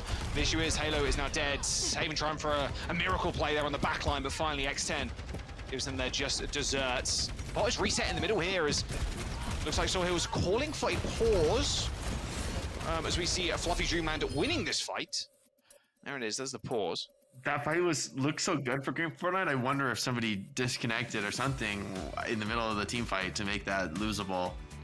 Losing their supports early in the engagement, and that's going to be painful, right? And maybe you could have made a little bit more progress there, but still, I think a very contentious map on Runasapi, right? Getting the first checkpoint on some of these push maps, I think getting the first checkpoint, it feels so big, so difficult to do. But Runasapi is a map where often we see both teams making significant progress towards the enemy team.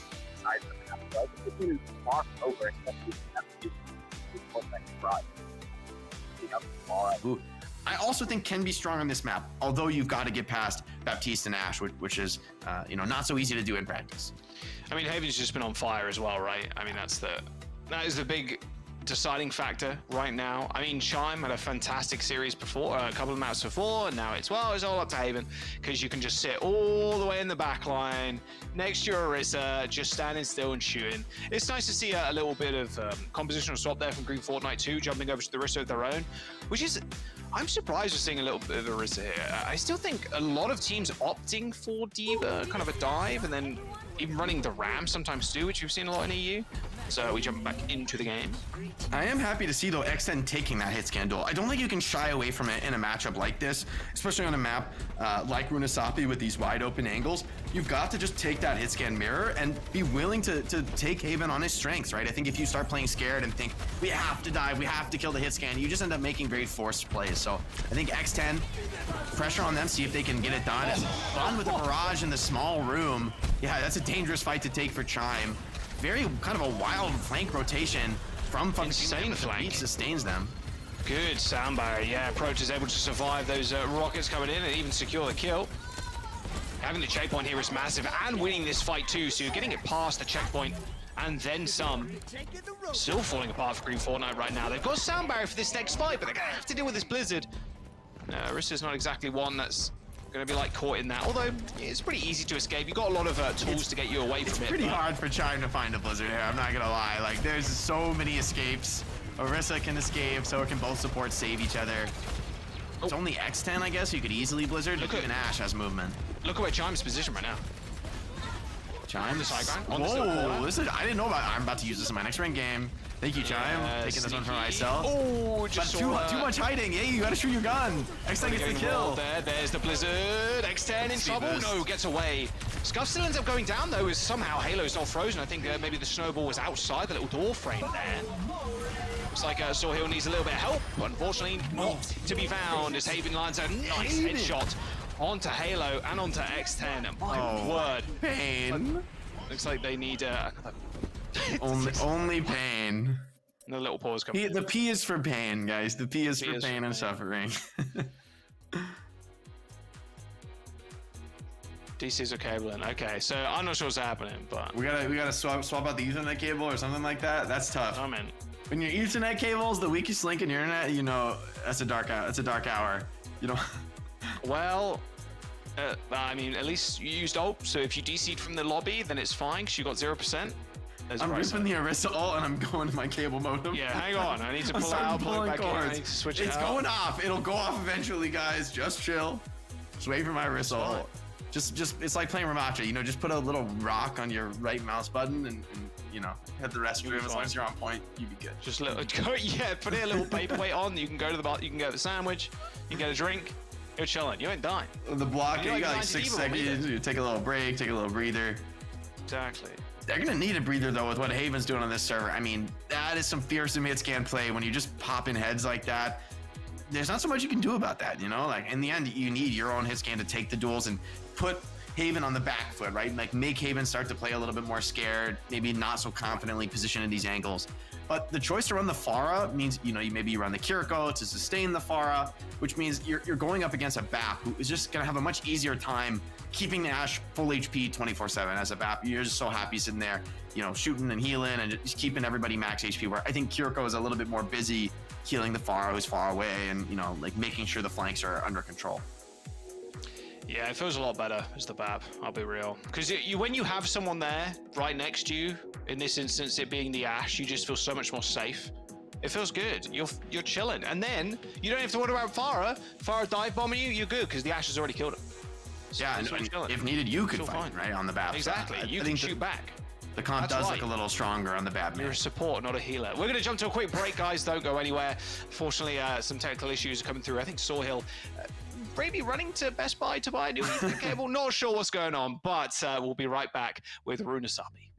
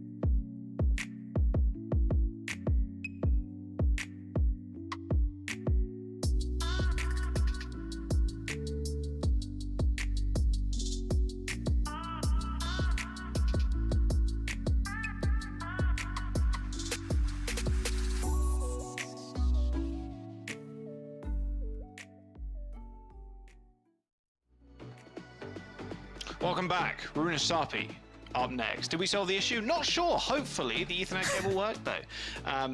Don't use Wi-Fi. Use Ethernet cable. Gaming on Wi-Fi, think of the past. No longer do we do that. Or maybe some of you do. Depends how strong the internet connection is, I suppose, and the Wi-Fi connection, but there you go. Chime says, here and ready to play. Okay, sounds good to me. Fly for Dreamland with a 100-meter lead now, Jake. Yeah, we have seen teams make comebacks on this map, so I'm not ready to call it just yet with a lot of time here on the clock, but a lot of pressure, I think, on X10 to deliver on the level that Haven has so far on the map. I think winning a duel here would be, you know, just what Green Fortnite need, really, to put some wind back in their sails and get confidence as they try to make this reverse sweep happen. And I think that's a big opener from X10, actually. His headshot was probably the only thing that could deal that damage. Soil. Dealing with the Bob now. Just trying to stay alive. Fly for Dreamland want to extend this fight for as long as possible. Hope for the reinforcement from Prota to come back. This is a really good stall here. Oh, Grapes going down. That blows. Yeah, and even more so as well with Chime blocking straight in front of Soil. Eventually, the May Thors. There it is. That would have been a really good stall there from Fluffy Dreamland because the bot isn't going to get too much progress, but with Chime dead that late, they're going to get a lot more than they bargained for. And this is where I'm starting to question the May. I mean, I think May, for me, is pretty much just a sniper in this comp, which can be enough, right? We've seen what Maze can do with the icicles at this level. But an early Bob from X10 on the flank, positioned great into the back line. Very hard to deal with as Astro turns around, tanks the entire Bob, should go down here. There's no way. Tanking infinite damage. Everybody was looking at Astro, and the Bob included. Uh-oh. Goodbye. Goodbye.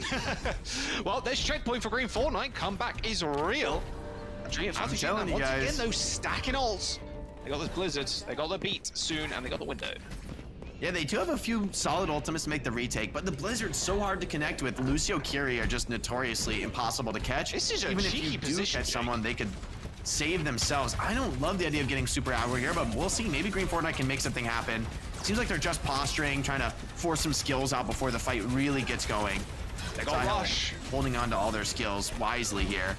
But X10 goes down early. X10 first to fall there for Green Fortnite. Nice position. Maybe if they used the rush into that backline, would still have to be wary of the blizzard, but it was good for a little bit of progress. But losing someone that quick is not good. Fluffy Dreamland kind of out-rotating Green Fortnite as well at the moment. I think Green Fortnite just losing one, they just don't want to die and just like keep the fight, keep the map control. So I think it's actually a good decision from them rather than force a desperate 4v5. You know, you give up a bit of progress, return to your side, but at least you keep everyone else alive and you have good ultimates to work with here. Chime looking for an opening for this blizzard. Like you mentioned, tough to get off. Well, here he comes. Barrage on top as well. A lot of ultimates just used in combination. The freeze does come through onto both supports. Scuffed Halo in trouble. Beautiful stuff from Chime there. Even with that sound barrier, Halo and Scuffed unable to survive. Chime lands a nice little shot for fun too. It's a scrappy one, but it is going to be 3 members of Fluffy Dreamland surviving. And a team kill comes through, and the bot gets a move in once again, and they get the checkpoint, which means forward spawns unlocked. Yeah, Halo and Scuff, you know, maybe a little bit of lack of awareness there, stepping into the blizzard at the end, right? Not realizing exactly where it was positioned, and just barely die at the end of that freeze. Fluffy Dreamland can't make any additional progress with this fight, but they have burned quite a bit off the clock. Only 2:30 remaining for Green Fortnite to make the comeback happen. Both teams are going to make the swap over to Tracer, valuing that mobility, the scrappiness here. One pulse bomb really could change the outcome of this game. There's Bob from X10 is available. Same with this rush for Green Fortnite, but Fluffy Dreamland more than happy just holding this corner for the time being. Bob Enzo coming through from X10, who's under a lot of pressure right now. Scuffed even ripping that rush on the points, but they're still able to take care of the Ash. Again, this has to be decisive here for Green Fortnite. 30 meters stands in their way of taking a lead here, and Fluffy Dreamland are burning every single second. Yeah, the rush is just so overwhelming, right, in these long fights. If you're fighting on top of that Kitsune rush, you need ultimates to be able to stop that, and Fluffy Dreamland had nothing, and they still do, right? No ultimates in the tank for either team, just pulse bombs coming online soon. Silo, maybe too far forward here, too far away from the healers, needs everything to stay alive, but it might not be enough. HP dropping, and losing your tank at this crucial moment is devastating. Curie drops to 1 HP, barely escapes with her life. Support's trying to clutch, though. Green Fortnite, they're surely not, right? But with 2 supports alive, maybe. I mean, they're trading though, which is not great in the grand scheme of things. Can Chime get the kill onto Halo? That's the question. Halo's 1 HP. Oh, Chime managing taking down the slippery Lucio. And again, 1 minute to go. Fluffy Dreamland still in quite a considerable lead. You still need to win fights back-to-back, Jake, in order to even push the barricade. Yeah, we do need to win fights on the other side of the map for Green Fortnite if they want a chance at winning. Seems like they're going to get an opportunity to at least reach the midpoint. Fluffy Dreamland electing to fight here could be wise, but is also a big risk, right? If you get wiped, you could be in a tougher spot. Rail doesn't connect, though. And Orisa down once again. Sahil dying first in the Orisa. Yeah, that's rough to come back from. Now, you are going to have, you know, one good shot at this from Green Fortnite, right? With 30 seconds on the clock. I mean, it can be done. It can be done, but it's going to be tough, and it's going to require Fluffy Dreamland to make a mistake. If anything, what we've seen from Fluffy Dreamland in the last map is that in this spot, they might not commit too many important ultimates and be ready to win the next fight in overtime. They don't know. Chime gets a pulse bomb, though. That calculus is out the window. There's no way they know. They do not check this. And they do not know. Oh, exposed backline. Easier, stickier life, but X10 still takes down 2 with a disruptor shot. It's a nice little Suzu there to save Scuff, at least for the time being. There's a nice little kunai too, connects with Chime's heads. It is winnable, Jake. Green Fortnite come up with a big win, despite losing X10 early on in the fight. A team kill comes through, and overtime is in session now, but they have to deal with a beat and this Bob coming through, as well as this Terror Surge. All or nothing, do or die time for Green Fortnite to keep them in this series. I don't hate this position for Green Fortnite. I think this is like the rush is a major X factor. You don't really have a clear answer to the rush. So Chime goes over to the Mei. Maybe a well-placed Mei wall could split the team or deny them some of the positional value, but they're going to be forced to rush very early here. And it is not blocked quite in time by the Mei wall. Better beat as well from Fluffy Dreamland. And look at that ball positioning too, just holding down this corner, and it's really hard to peek that. Nice little spear, but X10's on the wrong side of the fight right now. A nice little Suzu to connect with Astro to keep them in this fight. Somehow the Orisa is still firing. Grapes chase down the X10, and that's going to be it, Jake. Fluffy Dreamland just dealing with Bun and Halo, the last surviving player of Green Fortnite, as history once again repeating itself. A 3-0 victory for Fluffy Dreamland. Yeah, well played, well executed throughout the series. Green Fortnite made that remarkably close, and I feel scuffed, you know, the new addition to the team coming in has looked solid, right? Great plays on the flex support throughout the series, played a lot of different characters, but ultimately it just wasn't enough. Fluffy Dreamland across the board, I think they were a little bit more cohesive, you know, able to pick off Sahil on tank many times to start fights, especially on the Orisa, is not what you expect to see. So great positioning, great use of the game, aware that there can even, you know, they can force it onto a hard target like an Orisa when the whole team is ready to do so. And we saw that quite a few times there on Runasapi. So well played by Fluffy Dreamland. Got to give them credit for a dominant series. Yeah, unfortunately, this was, of course, an elimination match, and that means we do have to say goodbye to Green Fortnite. But overall, I mean, this was a rematch, right, from the groups. In the groups stages, it looked... oh, actually, never mind. It was... Double elim. It's double elim. Just the first round, just the first round. Nori. You blame the cat. Threw me off. I'm blaming the cat. Innocent little Your cat. fault, Nori. You threw me off my game.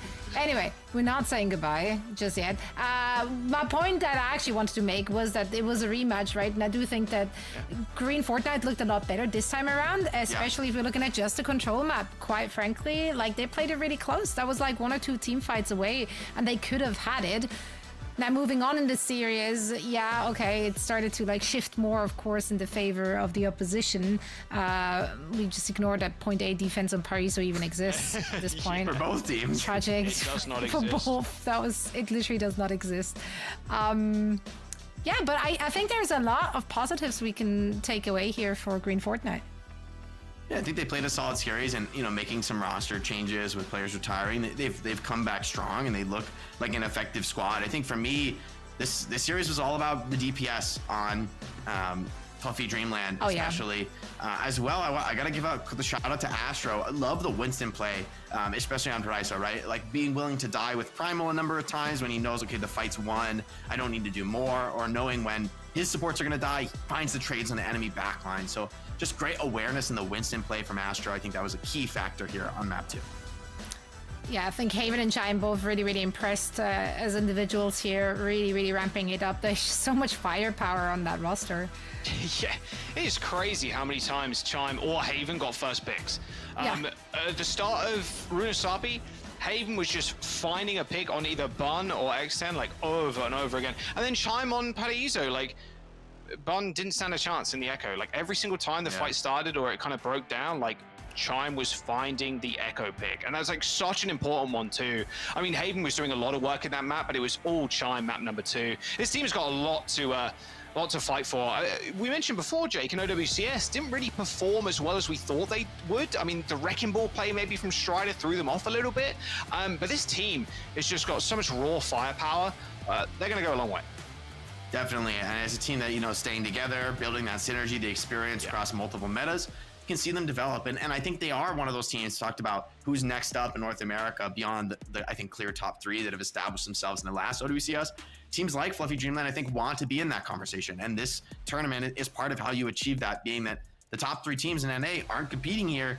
You could come away with the first place here for Fluffy Dreamland, right? Whereas I think normally with Toronto Defiant in the mix, you might be thinking, hey, second is pretty good, you know? but now this is a tournament you can really win. You can really set your expectations high.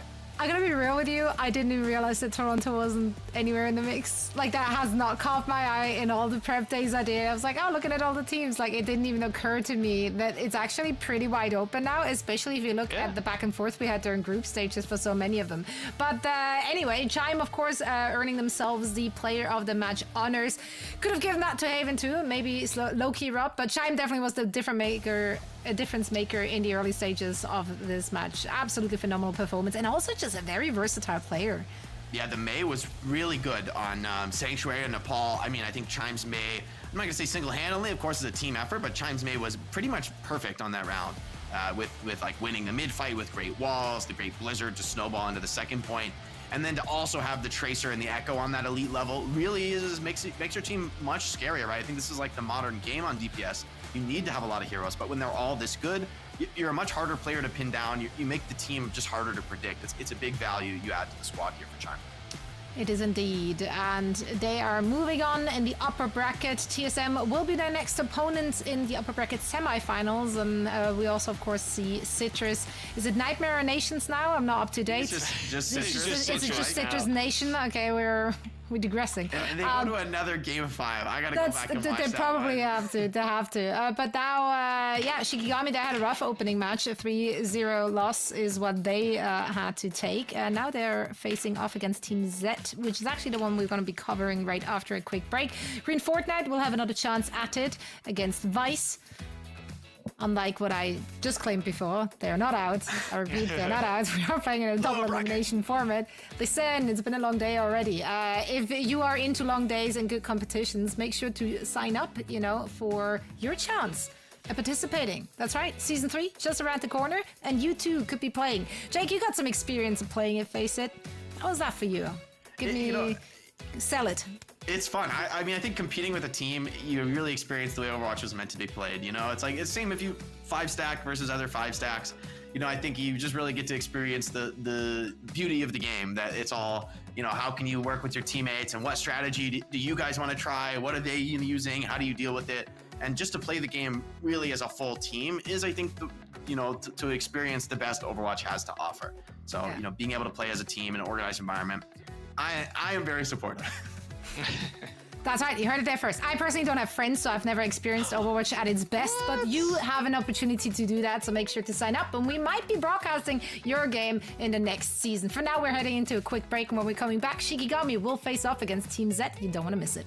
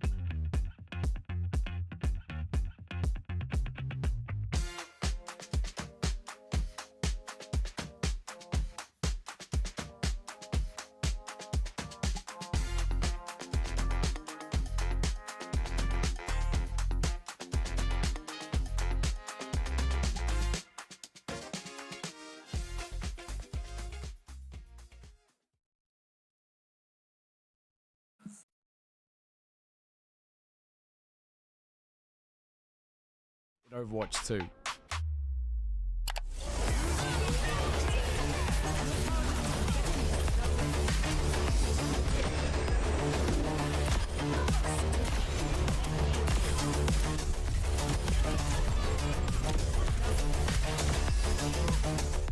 Join 250 teams in FACEIT League Season 3. Compete in weekly officials organised around your schedule. Anyone can start their journey, rising through skill-balanced divisions and climbing to the top of the FACEIT League for cash and fame. Don't miss Season 3. Register before October 2nd. Let's do this, guys. Let's do this, guys. It did feel a little bit like a frag movie, didn't it? It did. It was sick, actually. It was cool. Yeah, I loved the beginning of it. I was just missing my Linkin Park and then some like Comic Sans flying in, and I would have been Comic Sans? What montage did you looking at? No, okay. I always use Helvetica. Meme-tage. There we go. That's an old word that will never be used ever again, apart from in 2008. What, vintage? No, meme-tage, meme-tage. It's like, what are we saying? Exactly. What are we saying? What am I saying? We're saying welcome back. This is the FACEIT League Season 2 playoffs. Things are very, very serious here, especially because we're now heading into the lower bracket. And those are, in fact, elimination matches. So these 4 teams are fighting for their lives. There will be blood. There might be tears, even. There's going to be lots of tears, actually. So many tears, which is a good thing. Tons of tears from me. Because I'm all for showing your emotions. Yeah. So let's have a good weep together. I'd love that. That's a team bonding exercise. Crying together. Cry Let's together. go. And once we Next cry time we're in together, studio, stay together. We've let's had a all good cry weepathon together. Remember our season send off? Like we've all been crying with thousands of people in the audience all at the same time. It was beautiful. Anyway, also it was. That's everyone cries, and I love that. I of course do not like making one of our teams cry because they fought hard to be here. You know, Shikigami. They had a rough start here, of course, to their playoffs life. They took a 3-0 loss. It was against Timers, obviously a strong team. What do we know about this team? What are our expectations for this team? I mean, I think Ryan is a player I was really impressed by when I saw him in OWCS most recently, who had great performances, especially on the Tracer. And although they lost 3-0 to Timeless, for my money, Timeless are probably the favorite for this tournament, right? Like, given the names we see in there, I think they're maybe the team that's most likely to win. So for Shikigami, you just gotta pick yourself up, dust yourself off, and just stay focused, because I think they do have the firepower to make a deep run in this tournament, although, of course, it will be through the lower bracket. Indeed. Yeah, which is always very tough. I mean, yeah, do or die time. Do you think at this point, though, Team Z, Jake, Team Z, not Z. Team Z, not Z. Z. Do you think they have much of an opportunity? Because I was really impressed with Shikigami and have been over the last few months. Like, we know WCS as well, and I think they have a lot of firepower on their roster. Do I think Timers are going to take it? Probably, but Team Z, they've been a rather cheeky team. They've been here and there and everywhere, it feels like. They've always kind of skated in to FACEIT and to OWCS. The firepower compared to Shikigami, though, it still feels like a night and day.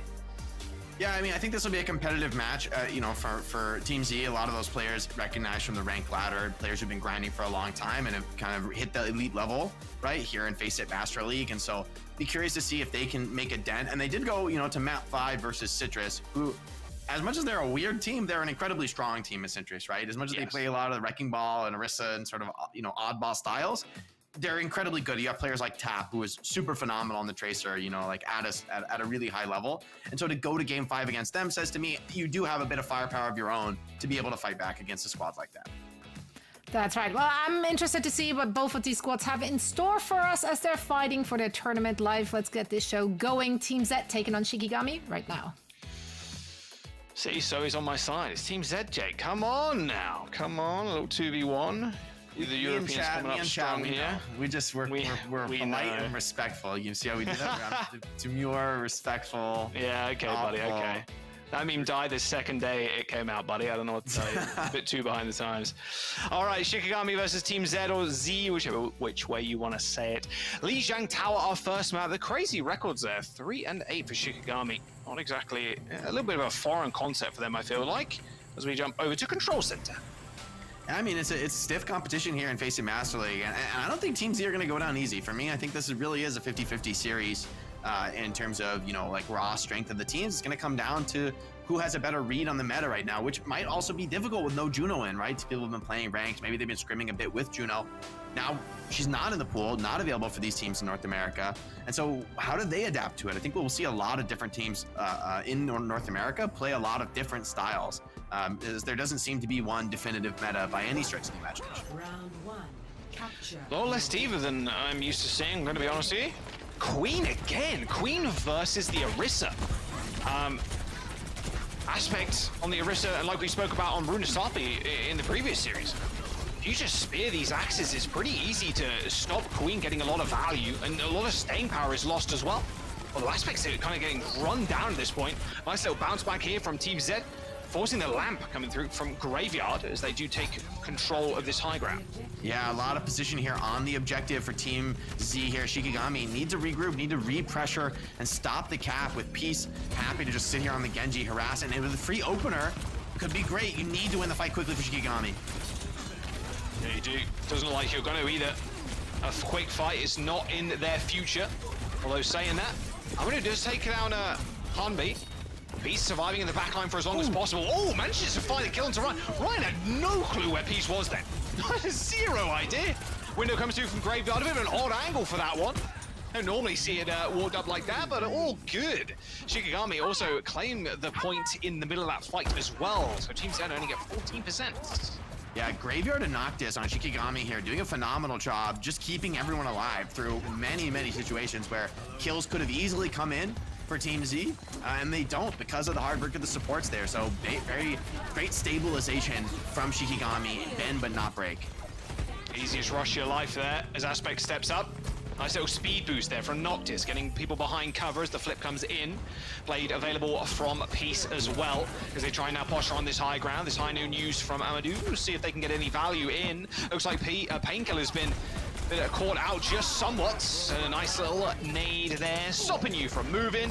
No heals were able to actually connect, as Sambe was quite far away on the Kiriko.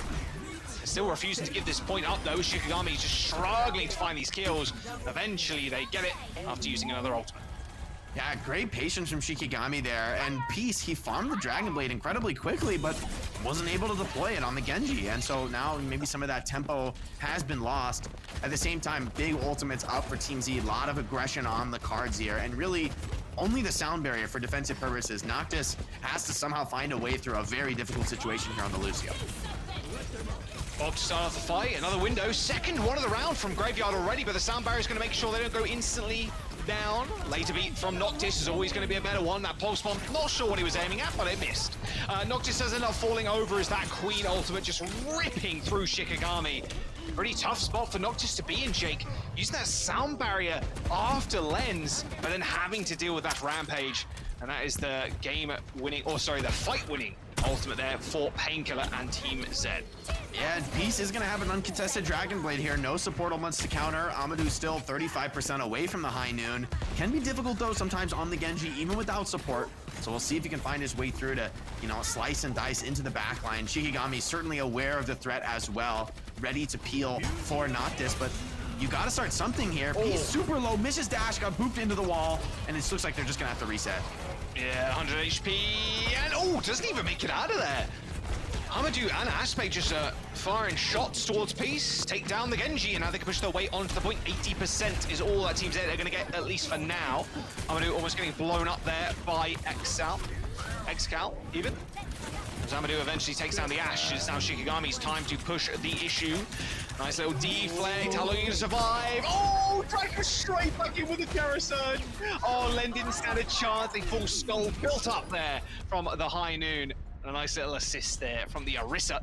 And here where it is, 85% in building. Final touch for Team Z now, coming in. Yeah, Bob would be a big difference maker, but looks like Shikigami setting up to get super aggressive. Orisa right here holding the choke point with the rush as well. Someone's got to touch at the same time for Team Z. Very difficult situation to be in. That's just even hit Painkiller, I'm not entirely sure, but it's not going to matter in the end. There you go, nice little team wipe. Team Z losing control, losing this first round as the point goes over to Shikigami, 100 to 80%. Yeah, would have loved to see Peace maybe make a tracer swap there, just something to secure the touch onto point and make that fight maybe a little bit give your team a little bit more time in the fight, give you a little bit more options to work with, but they don't find it there. Still, close first round of control. I think that could have gone either way. The spear spin onto the Genji to make him miss his dash on the blade, that was critical, right? I think that blade could have been big, needed to be big maybe for Team Z, but instead it gets shut down. All right, next map. Night market action. Here we go. This is where I thought we'd see a lot more D.Va than we had done. Although, to be fair, control center and a little bit more close Might not be the quarters. D.Va map, right? Just, Exactly. This is, also a map where you don't have to play D.Va. So the fact that both teams have picked it, and on a full mirror here with the Echo Tracer, going to be bringing a lot of pace. Very much going to be emphasis on individual deathmatch in this comp.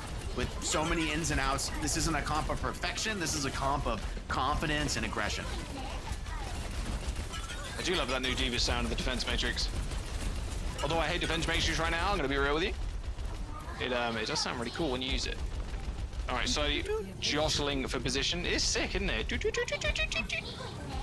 Sounds cool. All right, nice little dive there onto Peas. Good peel coming through from Team Z's backline there, making sure that you don't get instantly blown up. Pretty scary, scary character. Oh dear. No, was that sticky bombs on Ryan that killed Amadou? Okay, my bad. I think he might have gotten the Tracer anyway. You know, Amadou wasn't moving. You can't always blame your Echo. You know, sometimes it's the Tracer's fault. Rest in peace. Rest in peace. Nice little cat there from Team Z to start us off with.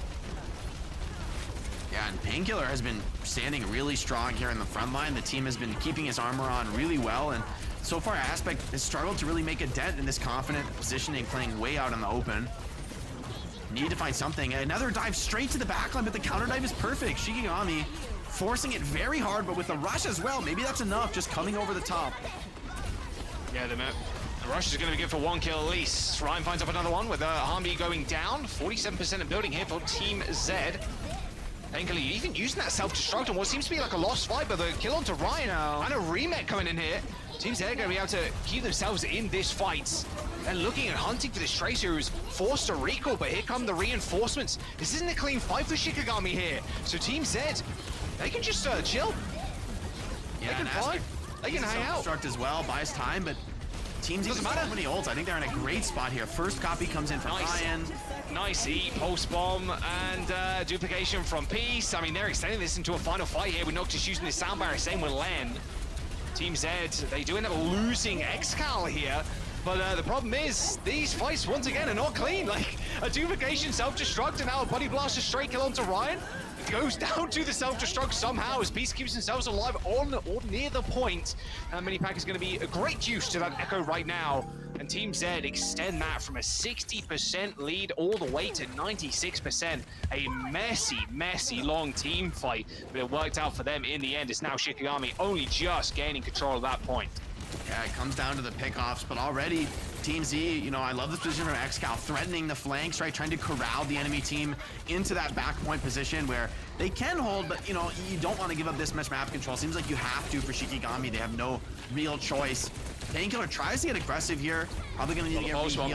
Oh, what a stick. Straight onto Ryan, Excal with one kill. 4v5 now on the point with a rush coming up soon for Team Z as well, but they might not even need it to be fair. Graveyard going down at a crucial moment too. Only 8% towards theirs.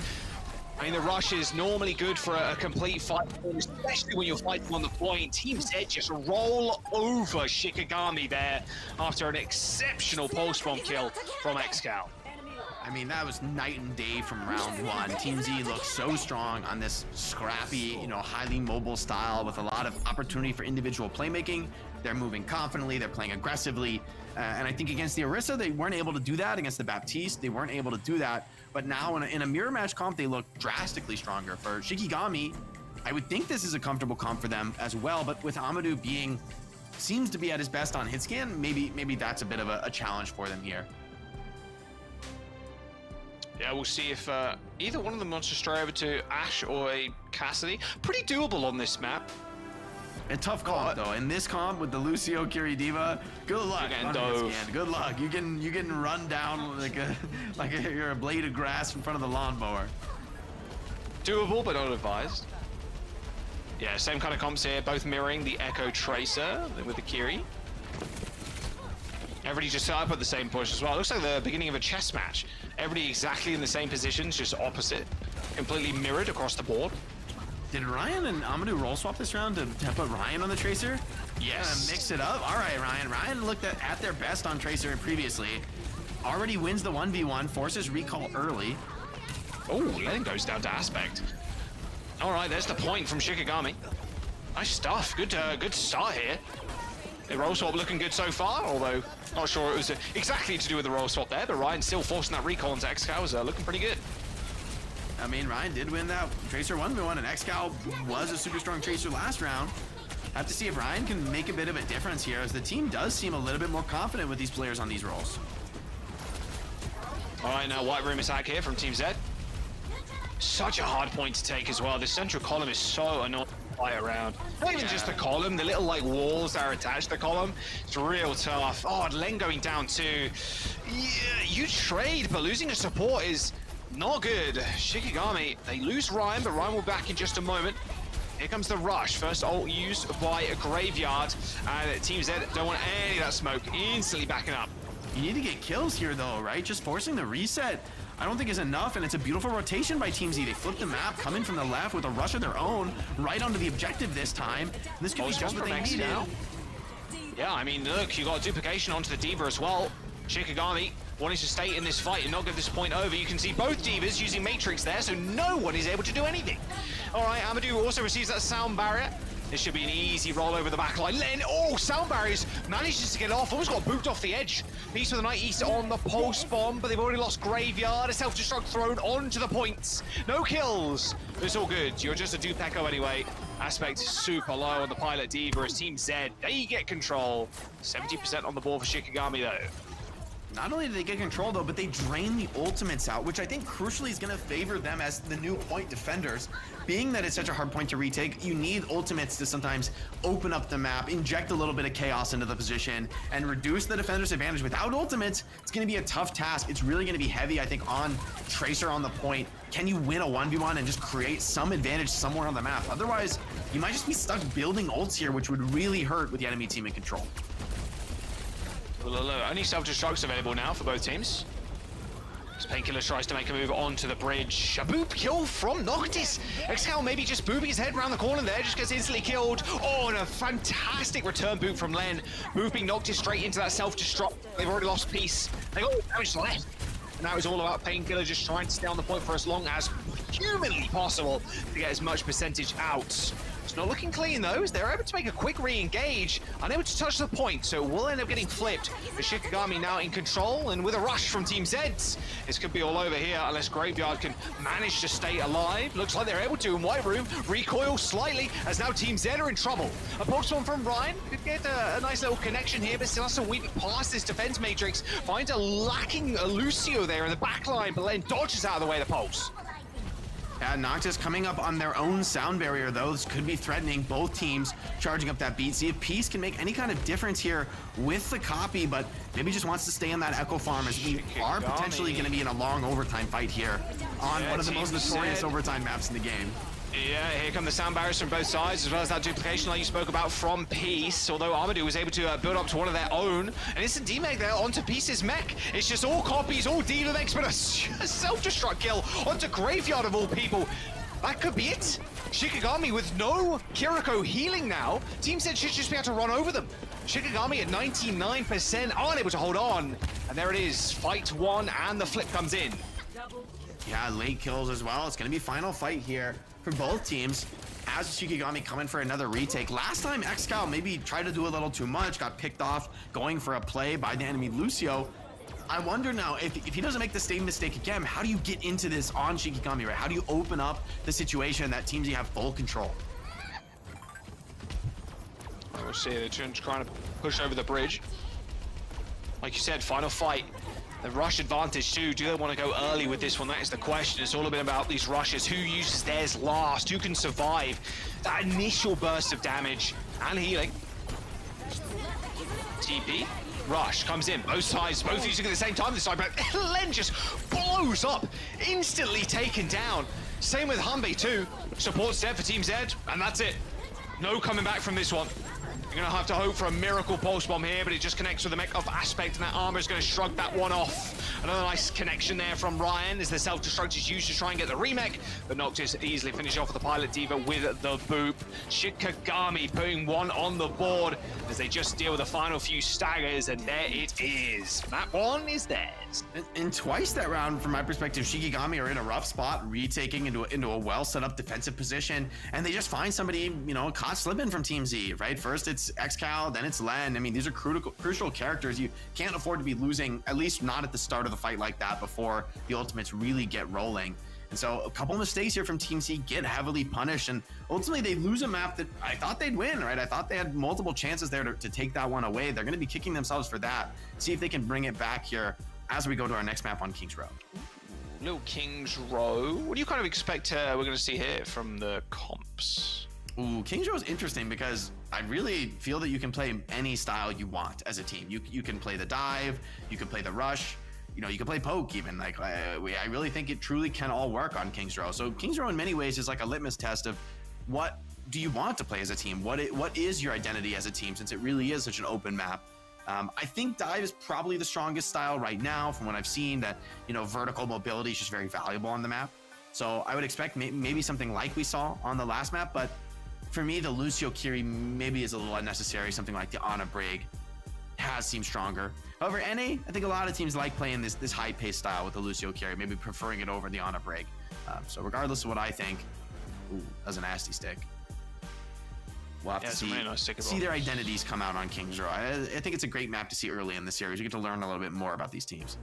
Yeah, I think King's has always been a map you can play a large variety on, especially in the meta we have right now, which is very open book. There's not too much that can't be played. We've seen a little bit of Orisa, seen a little bit of Queen, Ram. Okay, Ryan we've not seen, and Hog, to be fair, but that stick was a monster. Like slipping past the enemy diva like that, very small window to make that play happen, and they do. Yeah, there's the pickoffs you were talking about too. Just losing a Lucio Tracer that early on. This is the one that just is pretty rough, right? Like, what is Len doing there in the corner? Yeah, it looked like Len was wall riding in. Yeah, it looked like Len was wall riding in, trying to get on top of them. But yeah, as soon as you hit those rushes, like that Lucio is nowhere to go, despite the increased movement speed. I mean, this is some of that change from Lucio, right? Losing a little bit of HP, getting a big buff to his gun damage. I think most people looked at that, was like, this is a big buff. Like, he does so much more damage, charges the beat faster, and I stand by that. However, there's less margin for error on the character, right? If you're gonna get in there and mix it up, that 25 HP doesn't seem big, but it can make a huge difference when it comes to, like, do you live to get the Suzu off, right? That little half second makes a world of difference. Yeah, big difference in that small change. Yeah, King's Row up next. I would love to see some Rhyme, but I don't think it's going to happen. I love a classic Rhyme mirror on King's Row. Imagine a world we go to that. Throw it back, baby. Honor duel. I think Ryan is pretty terrible on King's Row in this game of maps, but I don't know. We'll see. Yeah, come on now. We'll see. Maybe they'll play Ryan, Jack. Why you got? Maybe. I mean, I'm not hating. I'd love it. I'd love to see it. Jack doesn't Is it going to happen? Play Ryan. Jack's messaging me saying, "Don't play Ryan. Don't play Ryan, guys." I know all the fans want to see Ryan, and Jack's like, "I want to see Diva just annihilate a backline instantly." Diva. Like, don't play any other characters. That's all I want to see. That's what we tell them, guys. Somebody's been telling me for the last like 2 weeks, just walk around the Diva, bro. How can I work around the Diva, bro? She eats all of my bullets. Play Brig. I solved it for you. Play Brig or Lucio. Your heroes are not allowed. The heroes you like to play are not allowed. The heroes I play, denied from the meta right now, or at least the way I play them. Yeah, King's Row is going to be the map up next. Shikigami coming up big with a win on that first one. Well, actually, didn't we see some Hog earlier too? I believe we did in EU, so anything is possible. Little Hoggers Poggers? Thoughts on that? Little Hog, maybe. Looks like Anian's coming in for Shikigami. That is definitely phonetically how you say the name. That is not how the name is normally written in the server, but Anian coming in for Shikigami. Yeah, I'm curious if this signals maybe a transition to like a double flex support style, which for me would signal maybe a bit of poke on the cards here. King's Row, I think very doable actually to run the double flex support. And actually, it's something I quite like. You know, it takes a little bit more preparation as a team. You got to come in and think, okay, we don't have the mobility to really play chaotically. So who's going to be where and where are the heals going to come from? Where's everyone positioned to keep map control? But if you go to all that effort and you get it all dialed in right. Sometimes on King's Row, these like high grounds have the supports all across the high ground, damage coming from all sides, tank holding the point. These can be really difficult setups to break in the moment, especially, you prep this for a match, you come in, the other team doesn't know exactly what you're going to do, and you've got some well-prepped pocket strat. This could be a great way for Shikigami to go up 2-0, but they could also get caught, if they're too committed in the double flex support, and Team Z brings the high pace as they've shown they can. I think this match could absolutely go either way. All right, let's have a little look then. 6-5 record for Team Z versus Shikigami's 3-8. A very close affair so far. In the lower bracket, loser here goes home. The winner, will advance all the way through, and you're hoping you can make a nice little lower bracket run. It's always like a fairy tale dream to get knocked out first round, then make it all the way. It's definitely what these kind of formats are made for. Is those crazy runs? Looks like Shikigami, Anian on the Ana. Definitely an honorable Ana Brig Winston. Yeah. There's integrity in this comp. This is good salt to the earth composition in Overwatch here, baby. Definitely Anian's best hero as well. I mean, this is just a classic. It would be even more classic if they were playing the Ryan. That would be even more classic. That would be pure salt of the earth, like vintage Overwatch. Let's get a quick Team Z listen in though, because they look like they want to run Queen first. Yeah. Because if you guys play so top, I can even get a rotate around and go under them. Yeah, monkey. Monkey. Yeah, break. I got you, Ashlow. Monkey's top right. Yeah, I can get under them. I'm needing monkey. 3, 2, 1. Oh, I do. Yeah, I'm under them right now. I'm shooting monkey. Yeah, just shoot one. I'm fire. Give me. Oh, nice. What? Look monkey hard. Really hard. Nice. Can we go point? I want to need from you. I want to need from you. That's bottom left. Backline bottom left right now. I want to need left side, okay? I'm with you. I'm 3, 2, 1. Big. Try bind. Ash one. Ash one. I'm gonna mark Trey. Yeah. They have D.Va now. Right here. Yeah, D.Va. No more Winston. On a close, I'm okay. Yeah, no need. I need pack. Shut out. No pack. We need to shoot D.Va together. Yeah, I'm gonna walk. So marking point. They're looking me hard. Fuck no. Oh, fuck. Okay. I think you need to go there on a piece, because they're on just sat top right the whole time, even when their team is out. No need. Okay, they're close pulse, close Bob, close Nana. I'm gonna go Winston though. All right, only 62%, almost got that second tick there. As Shikigami make a quick swap to the D.Va, and Team Z as well, deciding no more Queen. They were too risky, especially with Anian having free reign over the backline here. Yeah, Anian's nades were really painful in that first fight, right? Like constantly forcing the Queen back, denying her opportunities to get aggressive. Nade comes in a little high there from Hanbei. I think sailed right through the window past Anian. And look at this great setup. I mean, allowing the enemy to touch the point, sure, maybe giving up some progress, whatever, but Shikigami, great position from the backliners, keeping that threat in on the enemy team. Nade onto Ryan, but it's a Tracer. She's happy to just recall that pressure off, and they're turning onto the Winston, who does need the nano just to stay alive. Oh, the pole, the column saved the Ana then. Unfortunate stick by Ryan goes wide. Good nano boost as Painkiller was under a lot of trouble. Ryan actually receiving the nano coming through from Anian. Taking minuses into their own hands, especially with this baby D.Va. It's probably the best target for it. Still trying to fight over this single last percent. Looks like Team Z are gonna eventually get there. It is. What a cut. We just cut to the far as she instantly vaporizes the D.Va. Yeah, I mean, I think that Nano Tracer maybe needed to come in. Anian was bubble blocked by Painkiller. Great bubble, by the way. Blocks those heals to the Tracer.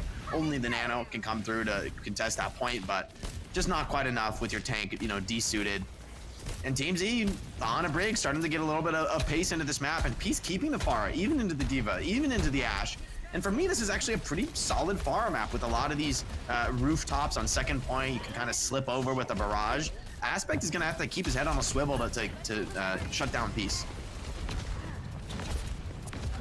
Barrage, sometimes a little bit tough to get off, but yeah, like you said, hiding around these corners is going to be quite nice. These high ceilings. Aspect has to get out of there. Oh, That is an early rally coming through from Len. Looks like they found an opening though, as Aspect has dropped to the floor and easily cleaned up by Peace. Self-destruct finds absolutely nothing.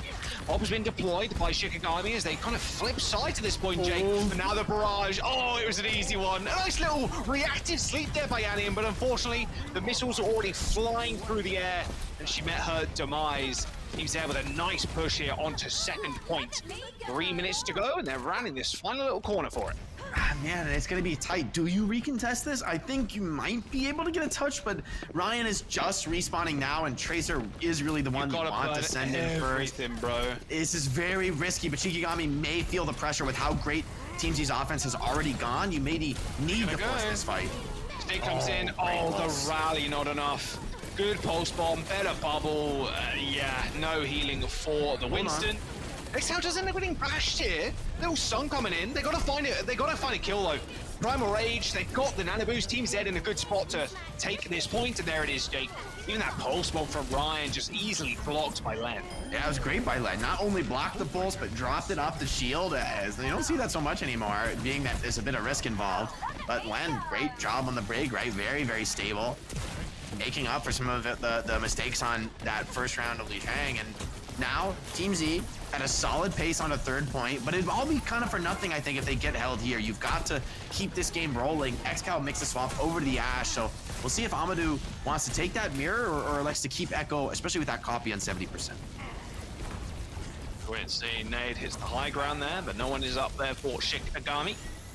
Nano for both sides as well. And this is where the Ashes couldn't pay dividends, but the issue is getting an angle here, especially against all the spam from the Echo and Ryan just being a little pesky menace in the sidelines. Be rather tough. Nano boost in for both Winstons. Aspect just zoning the enemy team right now. Nice little couple of shots there onto Peace. The right clicks are hitting, but no other damage has already been dealt. So no other kills can be followed up with. Amadou just copies the Ana on high ground. I really love that play. If you can get a free nano too, it can be just a fight ender. XCal, can they get away? No, Painkiller actually is the one that goes down. As Team Z even used that rally to keep them in that fight, Jake. You're gonna get no space from it. Yeah, Shikigami players dropping low, but no one actually dies. Great work by the supports to keep everyone stable. Now Len goes down to the biotic grenade from Anian, and finally Shikigami are going to get that decisive defensive team fight that they've been looking for. A solid cleanup. Team Z, no map control, going to have to retake from square one, essentially. And so far, they haven't really found the way forward, even though I think Len has been doing a great job on the break, right? Every Winston jump is getting booped. Everyone who needs it is getting packs, but still, Shikigami are finding kills through that amazing defensive support play. Pulse bomb in the back pocket of Ryan. Nade hits the backline too, perfect targets. Oh, Hanbei did not stand a chance. Nothing Len could have done there apart from maybe whip shot the Winston, but with the Primal Rage, yeah, good luck. Good luck. 1 minute and 40 seconds to go. 3 ultimates still available from Shikigami. Slow, patient gameplay right now, holding this payload where it is. Yeah, and showing why they put her in to play this Ana, right? Like those effective, it's not the nades on your own teammates. Anyone can do that. It's the nades on the enemy backline. That's the critical skill of these Ana players. The reason you come in and play Ana is to nade the enemy backline. Is this time, connection on the only Noctis. Amadou ends up going down though instantly. This Nano boost isn't going to be able to find anything, ends up splitting off the supports once again. Postum from Ryan goes wide. This backline from Team Z, unless they're getting naded, they're just immortal. I think Len blocked another pulse there. I mean, Len is really dominating on the break this round, like really consistent, stable play. Sure, you don't see her in the kill feed, but that's exactly what you want out of your brig. A nade onto Noctis as well. It's going to force them back. Maybe have to early rally just to get out of the spawn. Nano Primal, it's not necessarily enough. Yeah, Primal Rage available from Painkiller too. He's just holding the door. Let Annie and Noctis get out. There's the rally, here's the bash, there's the Primal straight into the spawn again. Beautiful nade. Annie and Noctis glowing a bright purple. There's only one person on the point right now for Shikigami to try and get some contest. 27 seconds in the time bank.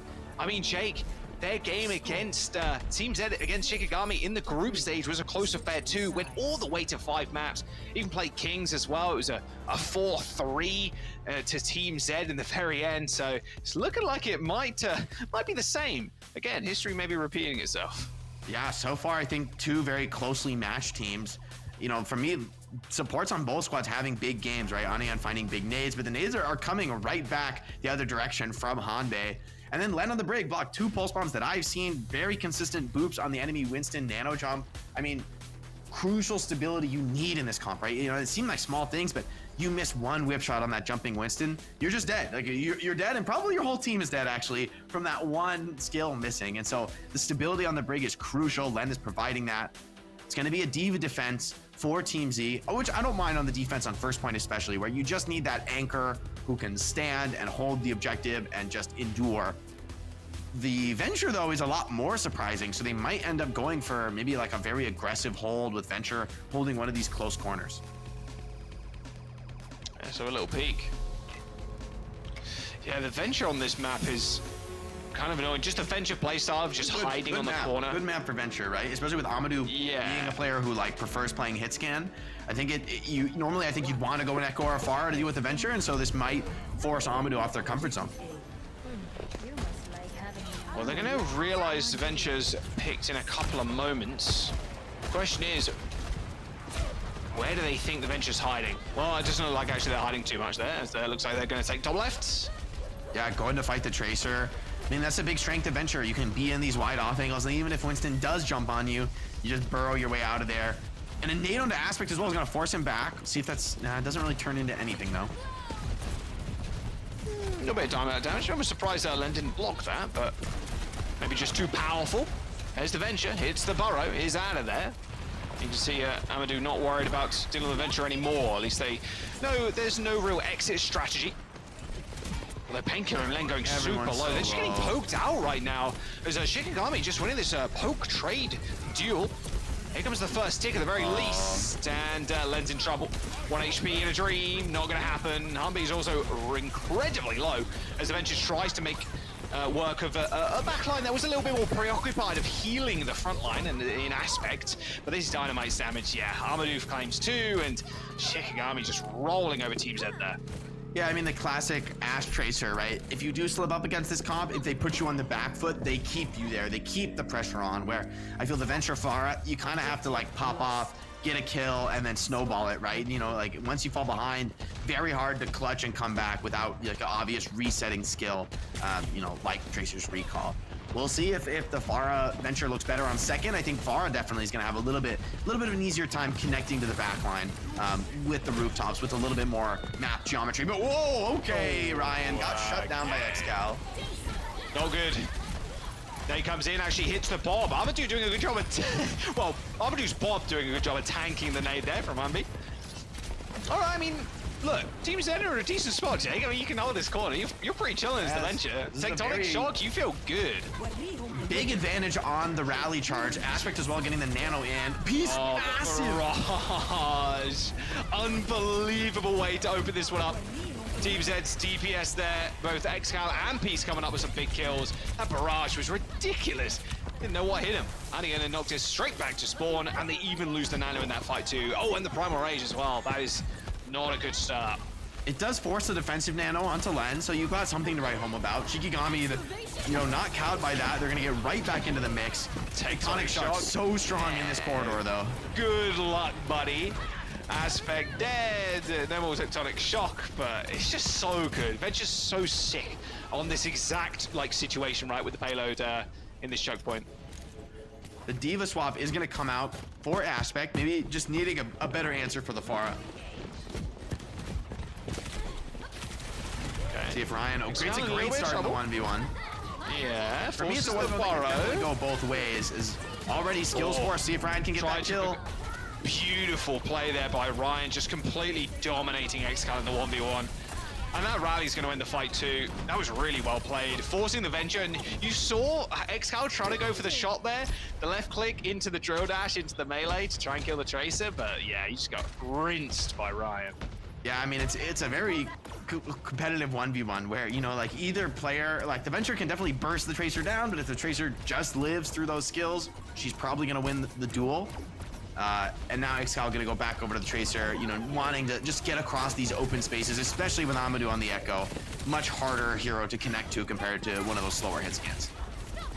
Excal on the Tracer, decides if you can do it, I want to do it too. No more messing around with the Venture pick, especially as the map's starting to open up a little bit here. Aspect is one. Are they going to be able to get the D-Mech? Yes, they are. Beautiful stuff there from XCal and the rest of the gang. Look at that, all the assists coming through. Everybody shooting at the mech at the same time, despite the defense matrix. And this could be bad. They're going to dive forward. Nade onto Noctis. Aspect as well dying. Yeah, trying to overstay their welcome there with the baby diva, you know, and wisely, Team Z gets super aggressive. They, you know, they reset the skills and then they just come right back in. No diva to deal with. Well, no diva mech. Only the pilot, who is decidedly less threatening than the 700 HP Titan normally on the server. Who decided that, huh? That's crazy. Who decided the pilot diva was less scary? What about the remake? I'm so sorry. My bad. I forgot about the power of the remake. The power of the remake. We've seen one kill today already. Just think about that one for a minute. Barrage available from Peace. Just playing this rooftop. So hard to deal with too. I mean, you can send Armadou after them and sure, but you're just gonna get blown up and you're able to just duck behind cover so easily, and then even Painkiller can come in with a defense matrix. And a boost on to the far by the looks of it though, taking the door in the skies. Nice little conk there, straight on top of the Echo. And now the barrage into the back line. A good sleep, but damage is done. Peace claims yet another double kill with the barrage. And with only a minute to go, Jake, this is not looking good for Shikigami. Team Z just have this map on lock. That was a nasty fight out of Peace. Gets the counter nano. Not only does he force the copy, puts another nano rocket on her and just leaves her for somebody else to clean up, and then goes in to finish off the backline himself on the borrow. Really well played there. And Amadou gonna go back to his tried and true hit scan. The Cassidy could make magic happen, but they are going up against a rally from Len, who could pull the trigger at any moment here. Yeah, they gotta be worried. Their rally's not up for another 20% here. So if they hear that rally coming, then they're gonna need to back off. Amadou taking a bit more of an aggressive angle, or forcefully done, as Peace did end up booping him into the front line. 25 seconds to go, asleep on the brig. I think it worked out pretty swiftly. Noctis gonna have a rally of their own as well to match this trade, so we should see a more chaotic rally trade fight. If anything, rally, Farah could be in trouble. Oh my god, Noctis going in there. A little bit too deep, maybe. Nice little double bash there onto Aspect and Noctis as they do end up recalling back to the points. Everybody with a lot of overhealth and the brig with a lot of extra armor there on Team Z as they try and make their way into the fight. And yes, there it is. Noctis once again just ends up going down, picked off. Even Ryan forced a recall before they can even get a pulse. Oh, a beautiful connection. Doesn't end up taking down the Ana, but I think that's about it. Yeah, Team Z gonna hold them on second. A little salute there from Peace, who's had a hell of a game so far. They tie the series up. Peace on the Farah really impressed me that game, right? Like a couple of huge team fights that, you know, the barrage, think back to that barrage at the second point choke that gets both supports. And then that fight, I mean, getting the counter nano and still having the wherewithal to not be tunneled on that Farah duel. Like for me, I would have gone for that Echo. I would have died fighting that Farah. Like no matter what, keep chasing that. But he has the presence of mind to realize, hey, you know what? You put all these resources into the dive onto me. I've got the nano, and I'm going to finish that nano by getting on your backline with the barrage. I'm not going to stay into the scrappy backline engagement. I'm going to go get my own kills on your supports. And that awareness gets them the fight win there and arguably secures the map. I want to shout out Len as well, because we did criticize him on the control round. I think he made a few mistakes on the Lucio. On the Brig, looked very, very solid, though. Like, doing their job perfectly every time. Very, very hard for even a player like Ryan, who's been a solid tracer, just can't find those stick connections through the shield. Yeah, Ryan, I think, has been a standout player for quite a while on Shikigami, to be fair, but yeah, unable to get the job done. Runasapi is the map up next. Seen a lot of variance so far in terms of the comps. We'll have to see if there's any more of that. Maybe we'll go back to a little bit more Faro. Maybe long range hit scan. We'll have to wait and see. Here are some highlights from that last map. Yeah, Pieces Barrage was so sick in this game. Nice sleeves from Anian, but they were just... It's so tough when the fire is that close to the ground too, because it's just an in-skill. I mean, yeah, exactly. Like, you sleep for about doesn't as matter fast what you as do, you could, but it doesn't matter. 0.1 seconds of Barrage, you already got directed. This door hold from Painkiller was actually savage. Just absolutely not allowing them to play the game. Yeah, look good so far. One apiece. Here we go. See if Team Z end up losing this one, because when they're in their match in the group stages, it was Shikigami taking Runasapi. We'll see if that is going to be the same situation rather close series regardless. Maybe another map number 5 on our hands. We'll have to wait and see. That first match that we had, at least in NA, was a little bit more one-sided than I think a lot of people expected or even wanted, right? But this one looking way closer. Yeah, I think 2 evenly matched teams here. Gonna have to slug it out. Curious what they'll do on Runasapi, another map that I think is a little bit hard to pin down. We've seen Rush, we've seen Dive, very different styles from a lot of different squads. Yeah, more Far, more Echo maybe? Coming out from Peace? I'm not a huge fan of the Flyers on Runasapi, but we'll see. Man, I mean, I think Peace made the Far look really good here on Kings Row second, like very, very solid. Even into the Echo, which in the past I would have called a counter matchup, but the more time goes on, the more I think the Far can hold her own in that matchup. You know, kiting the Echo when she was her flight, and then having the opportunity to re-engage, forcing that Echo to go first because Far generally just has better spam damage. You know, they played the matchup well and showed that it absolutely can go either way. Yeah, we'll have to wait and see. Runasapi is going to be the map up next. That'll be loading in a couple of minutes. Then we're going on to a little bit, something different, little flashpoint. We're actually going to see a 4th map. Let's go. NA.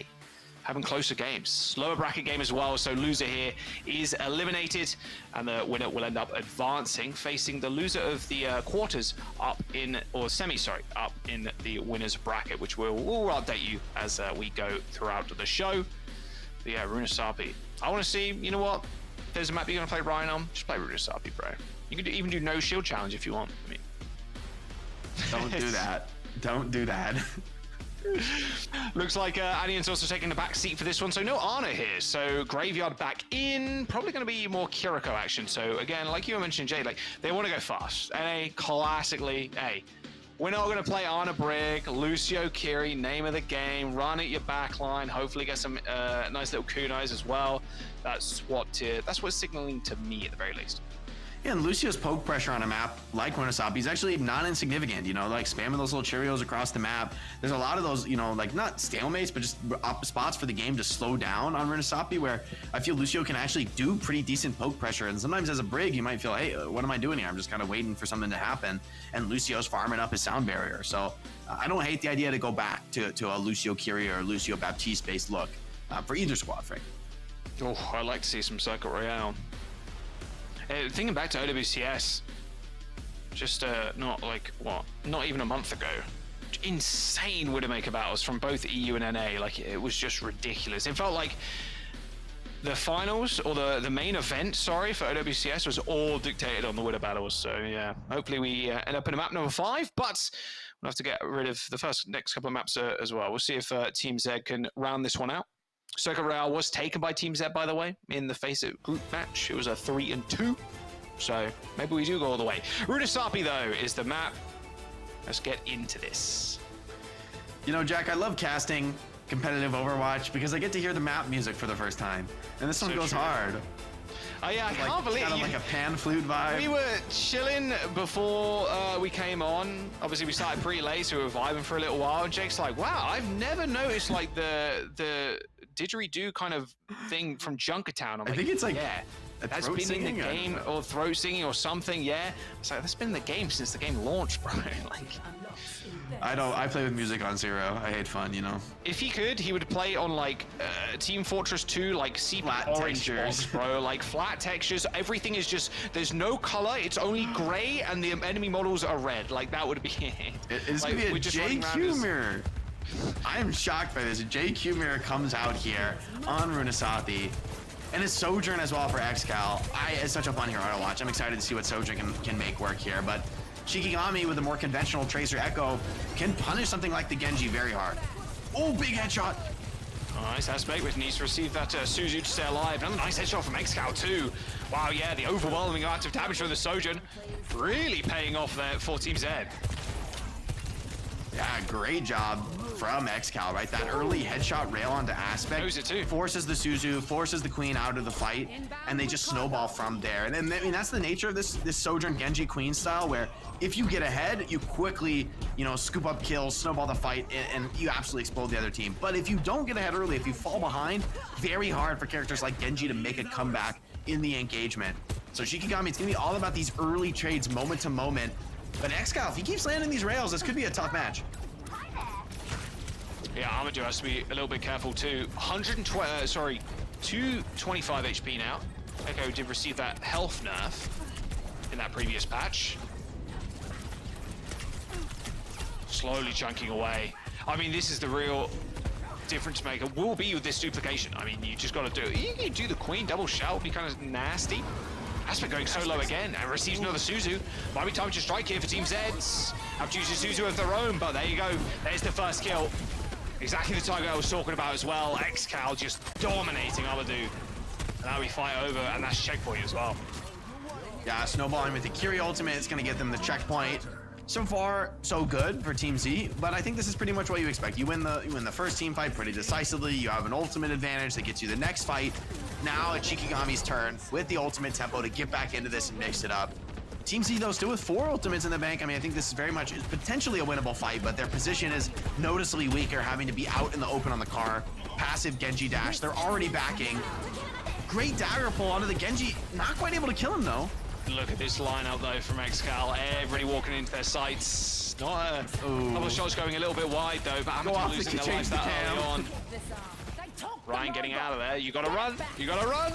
They got checkpoint already. You can't give up too much extra space here, or extra death, sorry.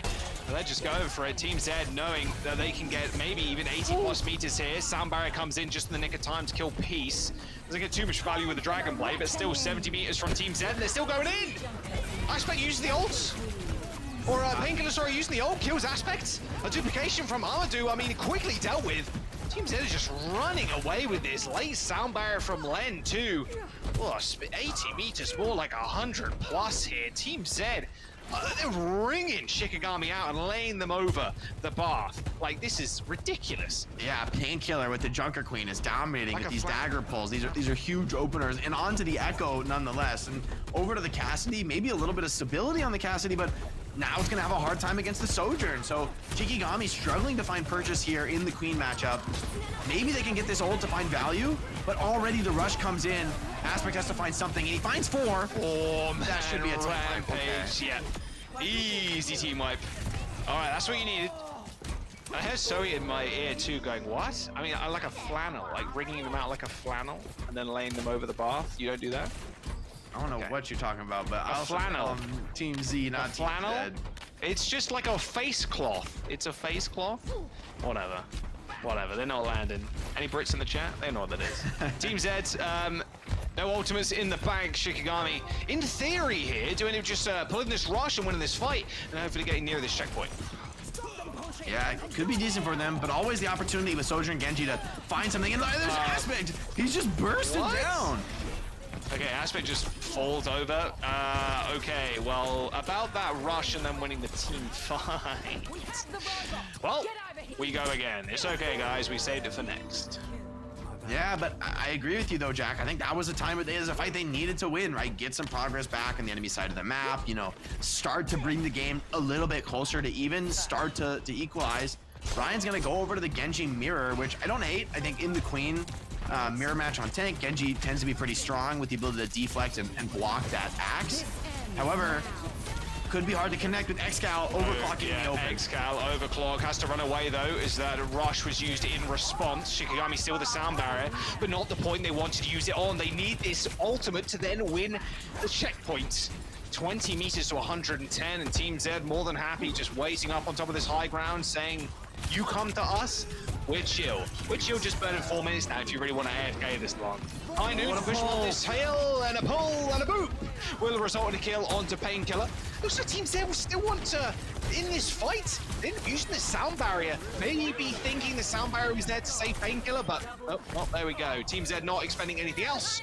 It's still a rather scrappy one at the very least. Yeah, I mean, I don't think they expected that pull from Aspect. Connects on the enemy Queen. She thought she could slip around the corner and hide from the high noon, but not with that dagger in her. So well done by Aspect, securing the high noon frag for Amadou. And now Shikigami started the progress on the other side of the map. They've got a long road ahead of them, and Team Z with a big bank of ultimates could stifle this in its tracks. But it's something. It's a start here on Renaissance. Sound barriers, they got to be saved for these Queen ult. really the only opportunity you're going to get to use them. Samurai does end up coming in, but now you've got to be worried about Painkiller. Nice little disengage from Team Z. Oh, and it's a two-man as well. Aspect of Ryan. There was just no chance for you there unless you use that B. And Noctis thinking, maybe we can win this fight off the back of my B. Everybody's going pretty low. We end up coming back in if someone's overextended. But it's just such an easy line out there for Painkiller, and they're going to extend their lead, maybe even a couple extra meters here. Yeah, and you're getting to a dangerous part of the map where if you get the card through this choke point, things start to get pretty tough to come back. I mean, already you have a big lead, and now Peace with the blade, initiating straight to the back line, cutting them to pieces. Way. Yeah, I mean, this might just be over here. A nice little double kill. Ryan ends up coming up with a nice little 3, though, but look how far they've pushed. 130 meters. I mean, we've seen comebacks, but is this really going to be one? Not entirely sure, but with 3 minutes to go, Shikigami well and truly on the back foot.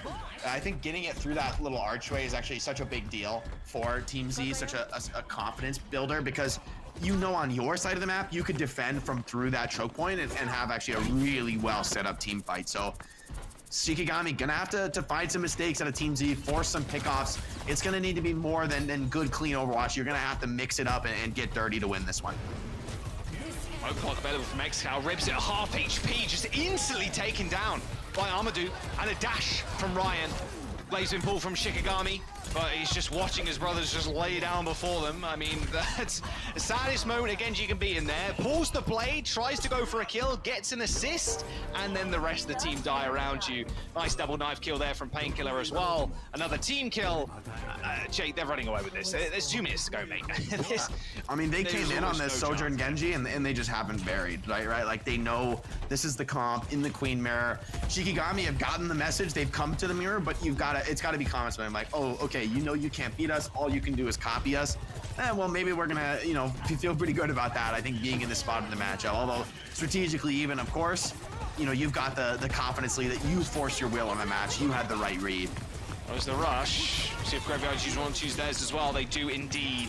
Nice little deflection there from Peace, throwing a lot of that damage back in their faces, but Painkiller's got the ult, and Noctis 5% away from the sound barrier. He's going to need to survive this fight, but Ryan overextends. Still both this Queen and this Lucio doing this small little dance, and there it is. A nice little ultimate, and Noctis unable to even use the beats. No cleanse from Graveyard either. Another back-to-back team kill as Shikigami is slain where they stood. This Team Z. Are they going to be able to get a couple of meters? I don't think so, but to be honest with you, Jake, they don't need to. Yeah, I mean, you're adding insult to injury at this point. I think the most important thing for Team Z is that you don't waste ults in a fight like this. But like every little inch does count, right? It does build up something that you might be able to use on defense. But also these players know, I mean, they know the score. They know what a huge advantage they have here. Now Shikigami with a mountain to climb ahead of them. We'll see how they approach the next team fight. Yeah, I mean, they're just AFK here on the sidelines, right? And here's Excal with a nice little sign up as well. Amadou ends up going down. Sound barrier comes in, but Excal just shredding through that overhealth with this overclock. Ryan trying to run, but not successfully getting out there with full HP, and Aspect on the wrong side of the team fight. Good sound barrier from Len, denies the Queen ultimate as well. 20 seconds to go, a blade's been pulled, Peace comes to the back. He's gonna find one kill at the very least, maybe even a couple more. Double blade, almost a triple. Amadou takes him down with the rail gun. Full cap. But this is 135 meters, and yet maybe even a full cap. I think they get it. Yeah, they're gonna get it. Ryan, nope. Not a chance. Go venture, stop a chance. A couple of seconds, and there's the boot. A full cap from Team Z to find match point as well. Unbelievable stuff. Kind of styling on Shikigami there a little bit. It went the other way in their group matchup, but this time Team Z downloading the script, running it all the way home with the Queen setup. Yeah, in a back and forth series to make a statement like that, right? To come out on a push map and get a complete full cap, finish the map. Unnecessary, it doesn't get you any more points, but it does certainly get in the head of your opponents. They're going to be feeling the pressure. If that matchup comes up again at the Queen, we are going to New City. I think it's kind of a viable style. You've got to be wondering, as Shikigami, can you take that mirror again with what just happened? Or are you forced to just do something else just to not repeat what already happened to you on Runasapi? I don't know. Junker Queen? They end up running him with this again. I mean, all my money is on Team Z, I think. I don't know, man. There are a lot of opportunities. Peace on the Genji looked good. Like, you can't make this work everywhere. It's not a 100% viable style, I think, across the game, but Junker Queen, Genji, Sojourn. If your Soj is landing rails like Excal is absolutely throughout this game, and Peace is getting the cleanup on Genji, I mean, that's a fearsome combo. There's so much aggression, so many opportunities to make plays and find picks. It's gonna be an overwhelming see Soj back in the meta as well. Not like fully, we're not seeing perma Soj or anything. But after the small HP nerfs, Soj has really found her place again. Extremely mobile, disruptive shot, you know, a little bit of damage, doesn't slow anymore. But it's a good way of forcing people out of cover as well. And I mean, the railgun's always going to be good. If you can charge it up and consistently land them, you hit overclock as well. Like, it's a nasty character if you can get some nice. Oh, this is a nice pull, right? Pull. Like I think with that, without the queen pull, that's going to be 0 value on High Noon, right? So really well done by Aspect. This beat, unfortunate, I think necessary for Noctis. I mean, if he doesn't beat, they're just gonna all die. So he beats, they lose the queen ult. At least they get, you know, maybe one more ult out of it. Not the end of the world. But yeah, I mean, just throughout this map, I felt so many fights are just won. Like a Force Cleanse, instant ult, Nose Reverend. I mean, that was maybe this was the backbreaking moment in the series here. Yeah, I mean, Noctis needed to beat that. That was the thing they were setting up for in that fight. But you're too low as the Lucio as well. So it's like, am I in a position to sound barrier? But you saw where Noctis was, like near the doorway, up on like, okay, now I have to beat. If I hit the tree and it like connects, great. But if it doesn't, I'm probably just gonna Ajax. We just end up losing the sound barrier. Well, match point for Team Z right now. New Junk City is the map up next. We're gonna just jump to a quick break, and we'll be right back with more Overwatch. Yippee.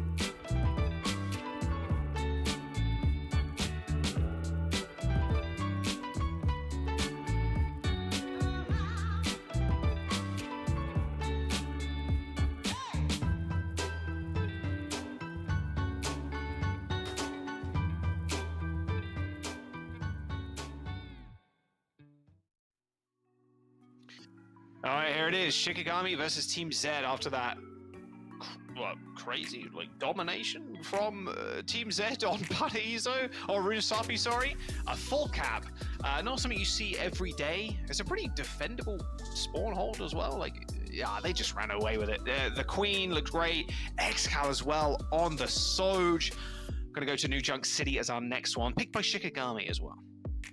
Yeah, curious to see what Shikigami pulls out here. You know, like maybe more conventional rush style, something like a Mei and a Ramatra could be a stabilizing factor for them. But honestly, it's tough to come back after a map like that, right? Full caps on push are so rare.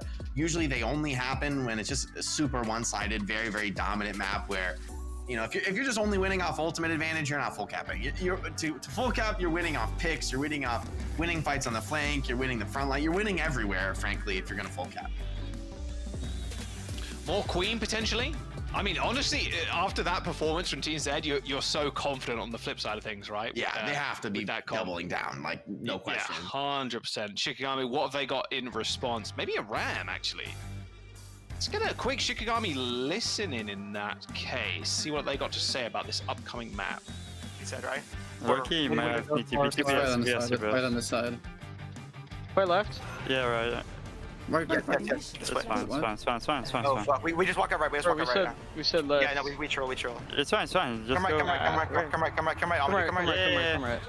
I'm sitting late, man. Same compass. I'm still walking, by the way. Okay. They're walking left. We can Loki meet them, bro. They're chasing me. They're chasing me hard. Walk up then. I need help. Right side. Yeah. Oh. Chill. Slowly. I'm capping. You guys can fight. Did you deflect? We're winning out shout. We have to kill Queen here. Queen. Hey, You low. what's your anything? Come on. Oh, Queen one. Nagaji.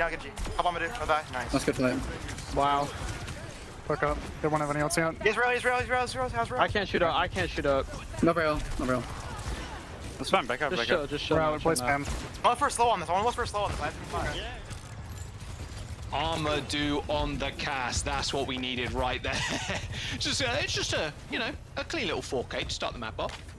I mean, comfort picks, it makes sense. You're right back against the wall in an elimination series. Bring out the comfort. The cast tracer, I think, is probably Shikigami's best look on the DPS. Oh, easily. All right, Team Z now with a pick onto Amadou. All right, they got their number one target. Now the rush needs to be used to try and find something in this fight for Shikigami. Nice use of the block there. Block punch on the rush too. I mean, that's just a joke, really, isn't it? Shikigami, they're going to capture this first point, and I imagine Jake. I'm not sure Team Z, although they've got a couple of players alive here. Oh, not for long, as Lane ends up falling over to the hands of Aspect. Yeah, Shikigami, despite dropping one in that fight, they still stabilize, they still clean it up. And that's going to be a checkpoint, a very dominant one, right? So Team Z are starting to maybe question themselves. They are going to swap off the Queen, take the Ram Mirror. Peace, I'd imagine, maybe going to drop the Blade and then swap. And honestly, even the Sojourn, I'm wondering, getting the Ram Mirror, maybe not the best. The hero doesn't really care so much about tanking those rails. Small rotation here. Shikigami making to the point first as well. Team Z changing up. So I'm throwing the Queen down to the ramp. Whoopsie daisy. I don't think Aspect was supposed to jump down that little hole, but it might not cost him too much. Although saying that, he's playing in the front line right now. Blade coming through from Peace in just a moment. Spots Aspect swapping to the form here, playing out of range slightly. Still takes a left hook to the face though. Yeah, Shikigami with strong position on the point. Team Z gonna rush, try and flip this.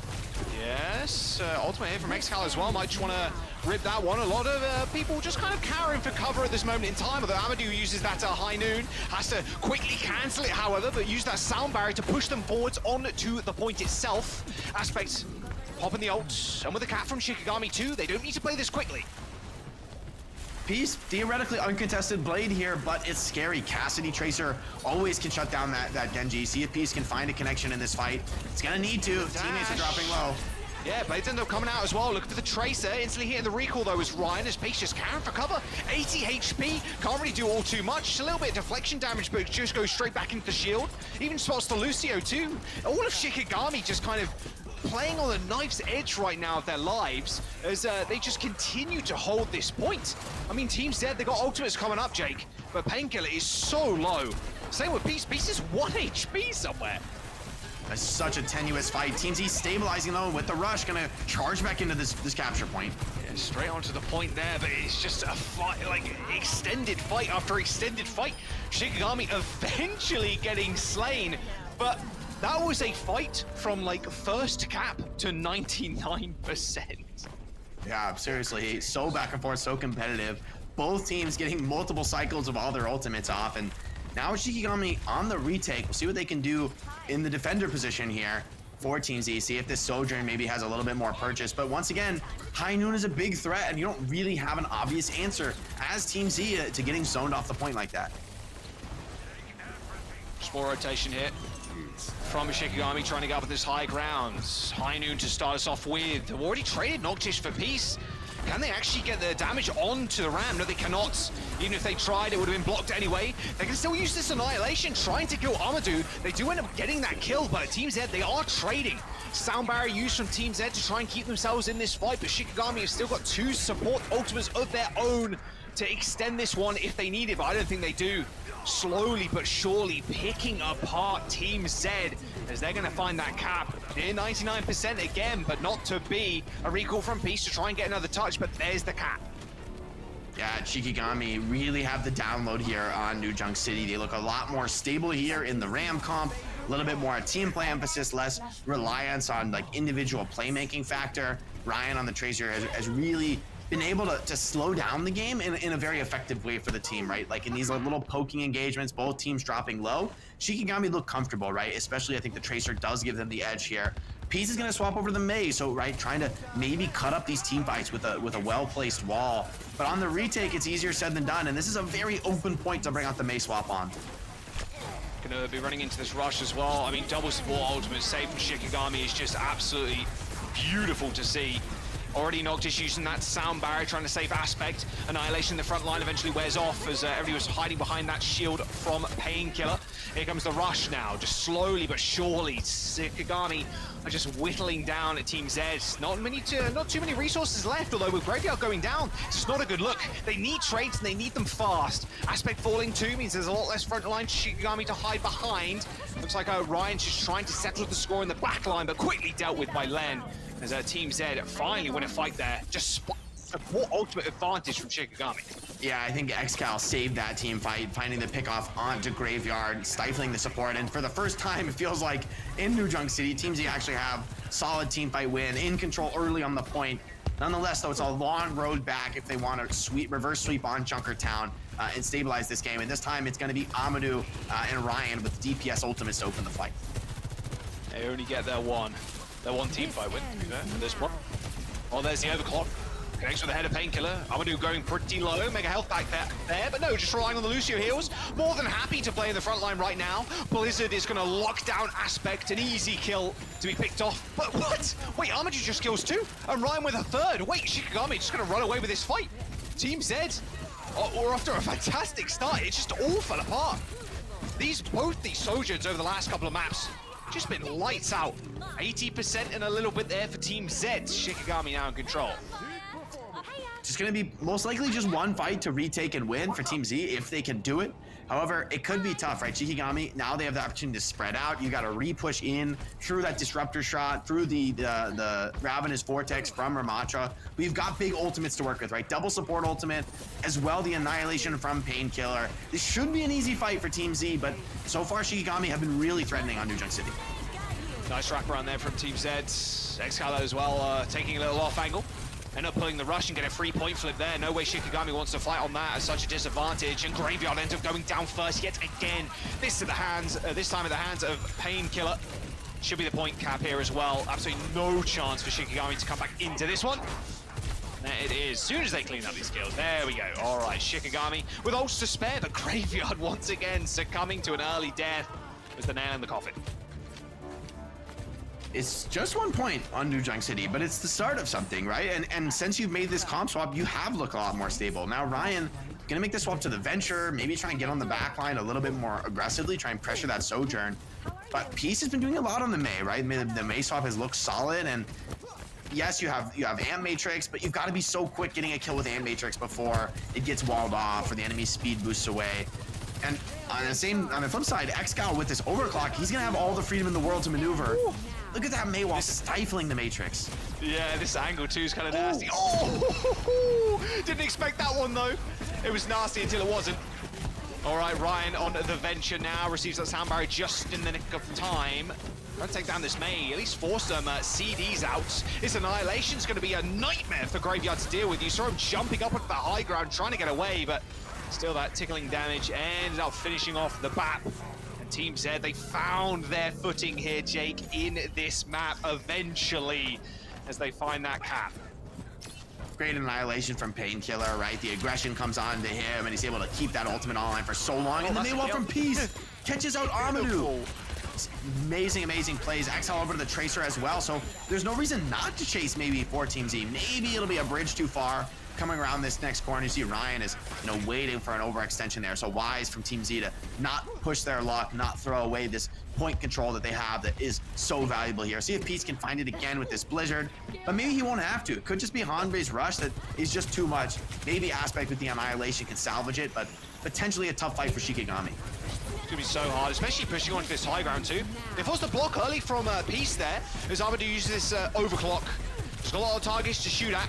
But unfortunately, the rest of his team is getting whittled down as Ryan ends up falling first. 75%, so it's in the back of their minds right now that they're going to have to touch at some points. Eventually, Peace is ended up dealt with, still holding on to the Blizzard as Aspect and Painkiller in a little 1v1 on the high ground. Looks like Shikigami are going to get the touch, so at least they trigger OT, but the fight hasn't exactly been decisive as of yet. Both Nemesis forms have been popped as well, and XCal looking to build up towards this pulse bomb just to end someone's life in a snap. It's actually Armadou that ends up going down first here as a rush has been pulled, although this point is going to be rather dicey now for XCal to even play around, so it looks like Team Z just giving this one up to Shikigami, at least for the time being.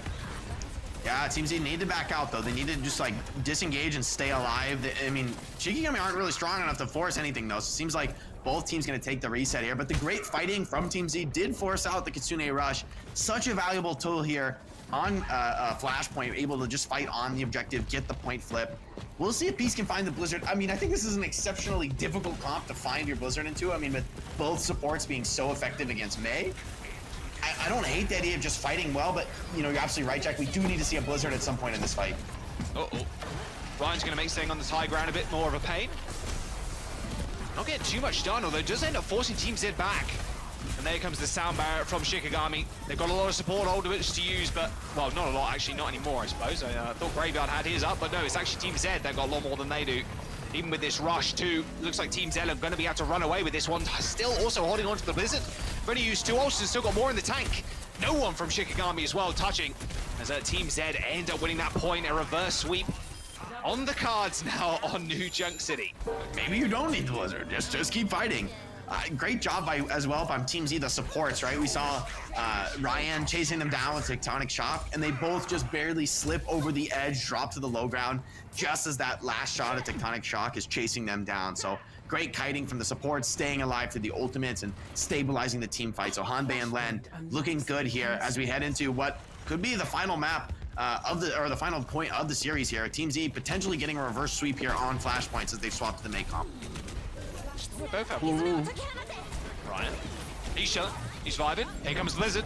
Pulse bomb 2. Thrown behind that wall from XCal. Point capped by Team Z. They're just going to run away with this fight as well. Painkiller. Oh, looking like Mike Tyson out there with the amount of punches he's throwing. Noctis, Ryan Aspect dead. Team Z find a team kill. Nemesis form on the rush is actually an illegal combo. It's when you're cleaving multiple enemies, it is some illicit damage. Unacceptable. And now retaking with the Blizzard, I want to see Team Z hold aggressive here at the choke point, like force this rush out very, very early and then fall back. If Shikigami get the rush on the objective, I think they're going to be pretty happy with the situation. Yeah, decent rush positioning as well. It's a really nice point to actually use it on. It's hard to kind of juggle this point as well. There's very little cover. Oh, Armadou goes down. Okay, what's the decision here? Looks like they're actually just going to try and fight this fight. They end up using the rush on the point. They've still got the Annihilation as well. Aspect trying to deal with this Mei highest block, just punching the block. The block doesn't break, man. Okay, both Nemesis forms and Annihilations have been used on the point. Peace and Harmony end up going down. As Team Z eventually cleaned off here, by the looks of it. Shikigami now just having to deal with XCal. Nice stall, getting to 99. Nice getting to 99 as well. Big stuff. How long has Peace had this Blizzard? We need to go back and check. We need to check. It's at least like, what, 2 minutes, 3 minutes? What if he just holds it for the whole game just to troll us? That would go crazy. That would go down in history. I think they're going to find some option. Now you've got at least a Cassidy. Maybe you could, throw that Blizzard at his feet. But honestly, Shikigami found themselves in a weird spot. Normally their hit scan player is on Tracer and their normal Tracer player is on hit scan. We'll see if they can make it work here. They have to. No opportunity to swap back now. Yeah, absolutely zero. High noon available too from Ryan in a couple of moments. Not before he almost dies though. Nice sound barrier just in time. There's the Blizzard. Peace used it.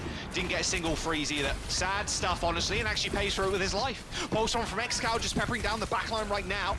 Amadou even returns to his own there to try and get the Tracer off his. Nice double kill there. Amadou sent careening off the edge. Shikigami going to run away with this one. A nice Pokemon connection onto Ryan. And that just might be map number 5, Jake, although Aspect staying alive, quickly brought down by Painkiller. Team Z just finally finding a fight win at the very end. And there it is. A GG's all around as Team Z end up closing out the series. A scrappy final affair. And hey, I'm going to call it. It was Pieces Blizzard. That's what made that's what made the big play. It sealed the deal. It was one of the biggest blizzards we've ever seen. It was just fantastic. The impact fell from the main, but it was impressively fought on the main. Maybe the blizzard's not effective really in that comp with Lucio and Kiri being able to pull you out of trouble if things go wrong. You get close to getting frozen.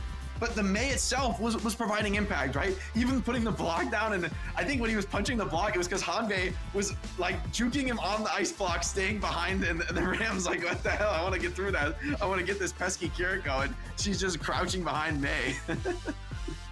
Listen, if you can use the environment to your advantage like that, you deserve a dub. That's how it goes.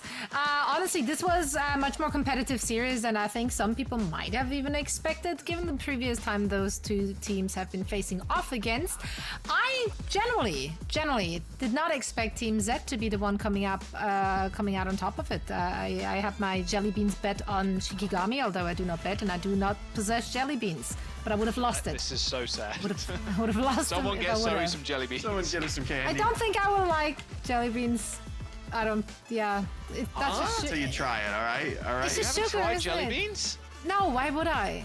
Oh, come on now. What? You gotta try a jelly bean. No way. I'm gonna get you those ones. They make ones that like have bad flavors. I'll get you a pack. So my first introduction to jelly beans should be something that tastes potentially like vomit. Really selling it.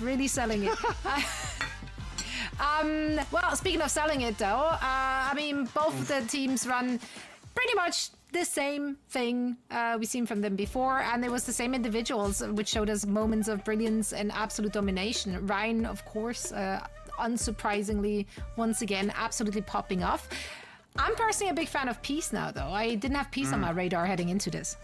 Yeah, Peace owns look great on the Genji in particular, on Runasapi, Xcal. I feel that, DPS-wise, this was a really great match for Team Z, where they were consistently on their comfort picks, playing, I think they were dictating the tempo of the swaps, where a few times in the series, I'm seeing, okay, we saw some role swaps from Amadou and Ryan on Lijiang Tower, which they did end up winning.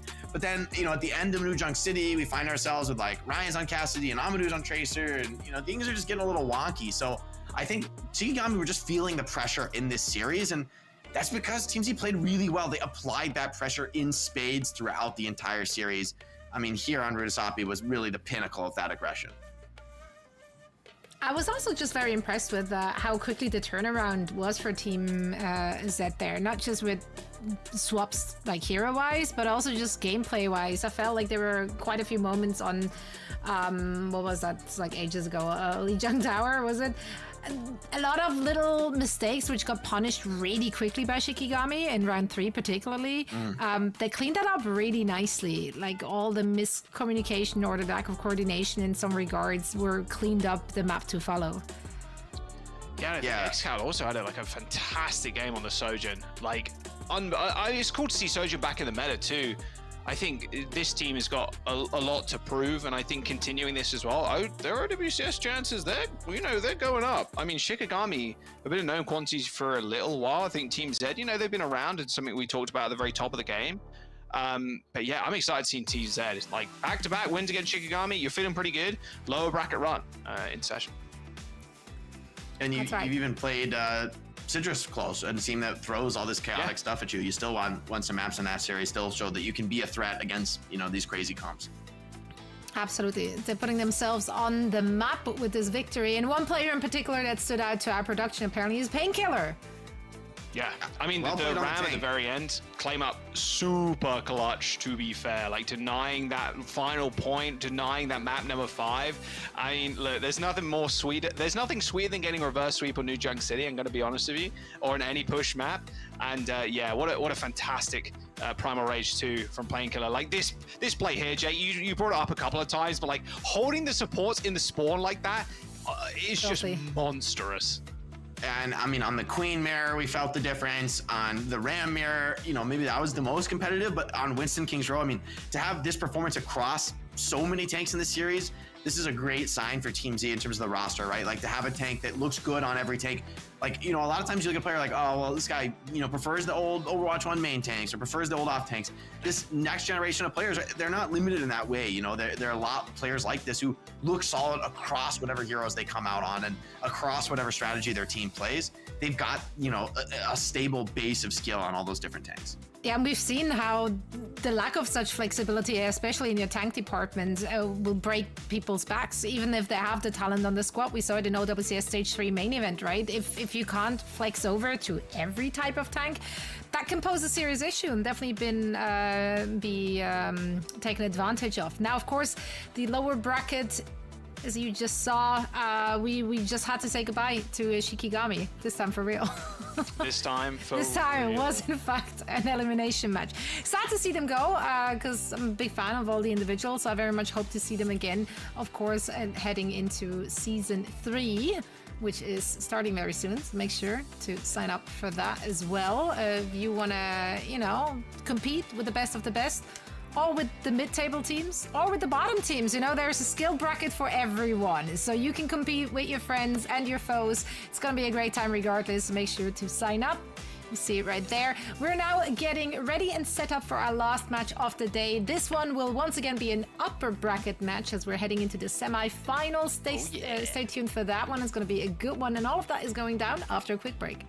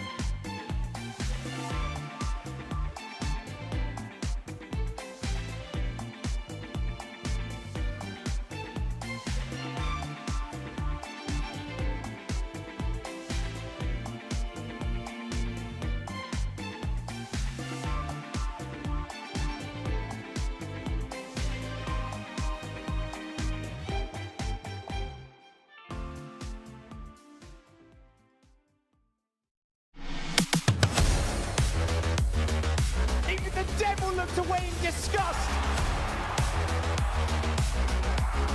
I'm sorry, what just happened? Steve, look at the health bars just trickling down. They're running out of time. Beautiful boot from Junbin. Oh my word. Oh, they're making the hog work. Look at that shoe coming in with the nano too. This might just be enough.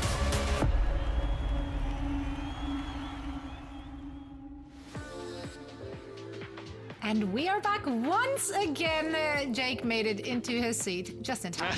I was just adjusting, all right? I was not standing up. Just don't have a seat like me. I'm standing right now. It feels good. Wait, didn't you steal Matt's seat? Did he actually force you to give it back? I didn't Is that what happened? I didn't steal it. Look at I this. didn't steal it. The way you say that, you stole it. I already know. He gave it to me. He gave it to me. He was like, I've got a new one. Do you want this one? Yes, Matt. I will take that one. Thank you. Yes, that's how the transaction went down. He's lying to you. He's been lying to you all for years. I hear now, Matt you, gaslighting us, I will believe it. I hear your side of the story, Jack. It happens to the best of us. It does. It really does. Now, I'm not entirely sure how to transition out of the chair gate conversation. Whoa, sit but down, here is we got our a bracket to go through. Oh, sick! Actually, that would have been so good. Can't sit down if you don't have a chair, forehead. So true. Yeah, this is our upper bracket, and that's where we're headed again with a very exciting rematch. The semifinals we're looking at here is Timeless going up against Citrus, back to Citrus Nation, back to the roots. And those teams actually just very recently faced off against one another in the OWCS Stage 3 main event. Let's just say that one went really good for Timeless and not so great for Citrus, who were really, really, really struggling in that particular matchup. So I'm always excited for a good grudge match, always excited for a good rematch. But let's talk about the two squads here first, starting with Timeless, who finished 4th in the OWCS. So they're riding a height right now. We know those players. We have known them for a long time. They've been around the block. What can we expect for them in the current meta? Well, I think this is just a really strong all-around squad. You know, I'm looking at somebody like Squid as one of the most exciting up-and-coming flex supports out of North America. Kuffa from Australia, who's been grinding for years and is probably one of the best tanks currently playing in NA, currently available, and now found his home here on Timeless. Vision and Doom. Vision, top-tier hit scan. Doom, great flex player. This is a team that wants, I mean, top 4 OWCS is like not shocking for me for these players. Like, these are players I kind of expect to be on that level. And that's also the reason I think this is maybe the favorite team to win here in FACEIT Master League. Yeah, well, they do seem like top dogs. I mean, Vision and Doom just so good, so... Everyone on this team, man. Everyone on this team is really good. Like, there are no holes. There's no issues on this squad. Yeah. Yeah, and they've been playing with each other for a long time, and that goes a long way. And now on the other side for Citrus, we do see some slight change-ups in their roster from what we've seen in the OWCS Stage 3 main event. Strider, Wrecking Ball, whom we all just love so much, is not in the lineup currently. However, he was not the only standout. Chronic was fragging out. You mentioned, I don't know how many hours ago, those Widowmaker plays we got 3-2 very recently. Chronic and was Chronic was so so good. He was clicking heads, man. Like, it was incredible. Yeah, I want to see some Widowmaker. I don't think we're going to get it. Probably not. Maybe we get like a circuit, but yeah. I'm telling you, alive. that whole main event was Widowmaker. It was like the Widowmaker show match, or it was so sick. I think Widow's pretty good. Maybe certain maps, you know, but there's your Dorados and your circuits, you know. Yeah. I think there's a place for Widowmaker in the meta. There is, but are we really going to go there? Are they really going to go, okay, let's play Chronic on a Widowmaker map? I don't think so. I mean, if I had a Chronic in my team, I'd make space for it. Oh, dang, the community is hardcore in favor of Citrus. Too bad they are coping. Timeless is really favored to win this. This is a legendary cope, Fred, though. You know what? Shout out the fans of Citrus, the homies. I do think Citrus is a threatening team. However, I just think they're a little bit too one-note for a squad like Timeless that I think should be able to handle everything.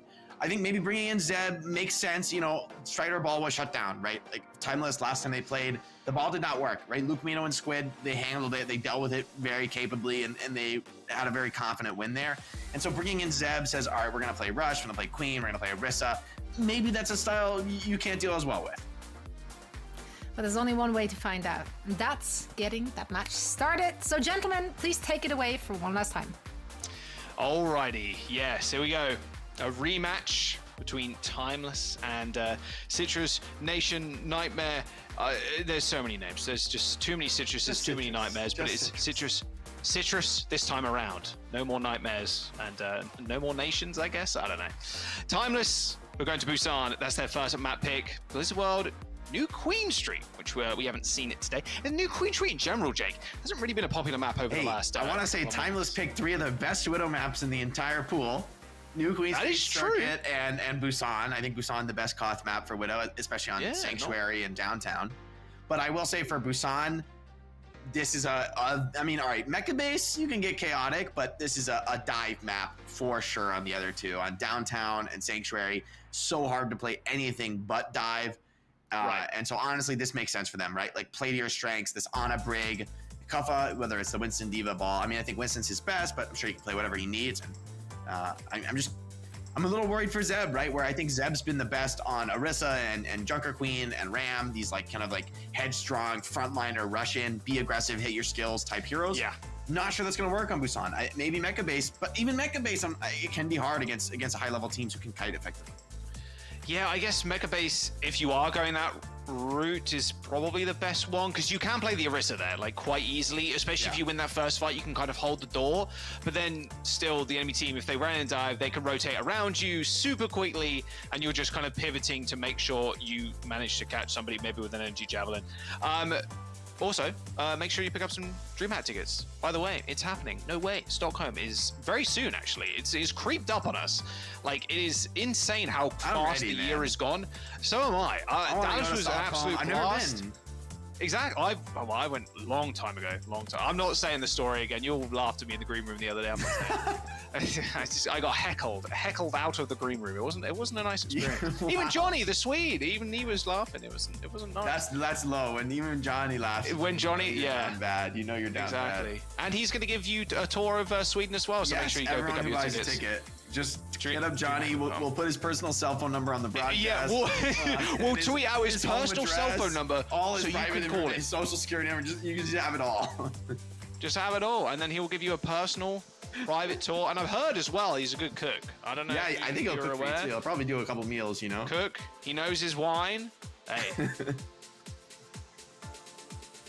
And so he just said if you buy a premium ticket, he will also go to the sauna with you. There you go. What more can you really ask for?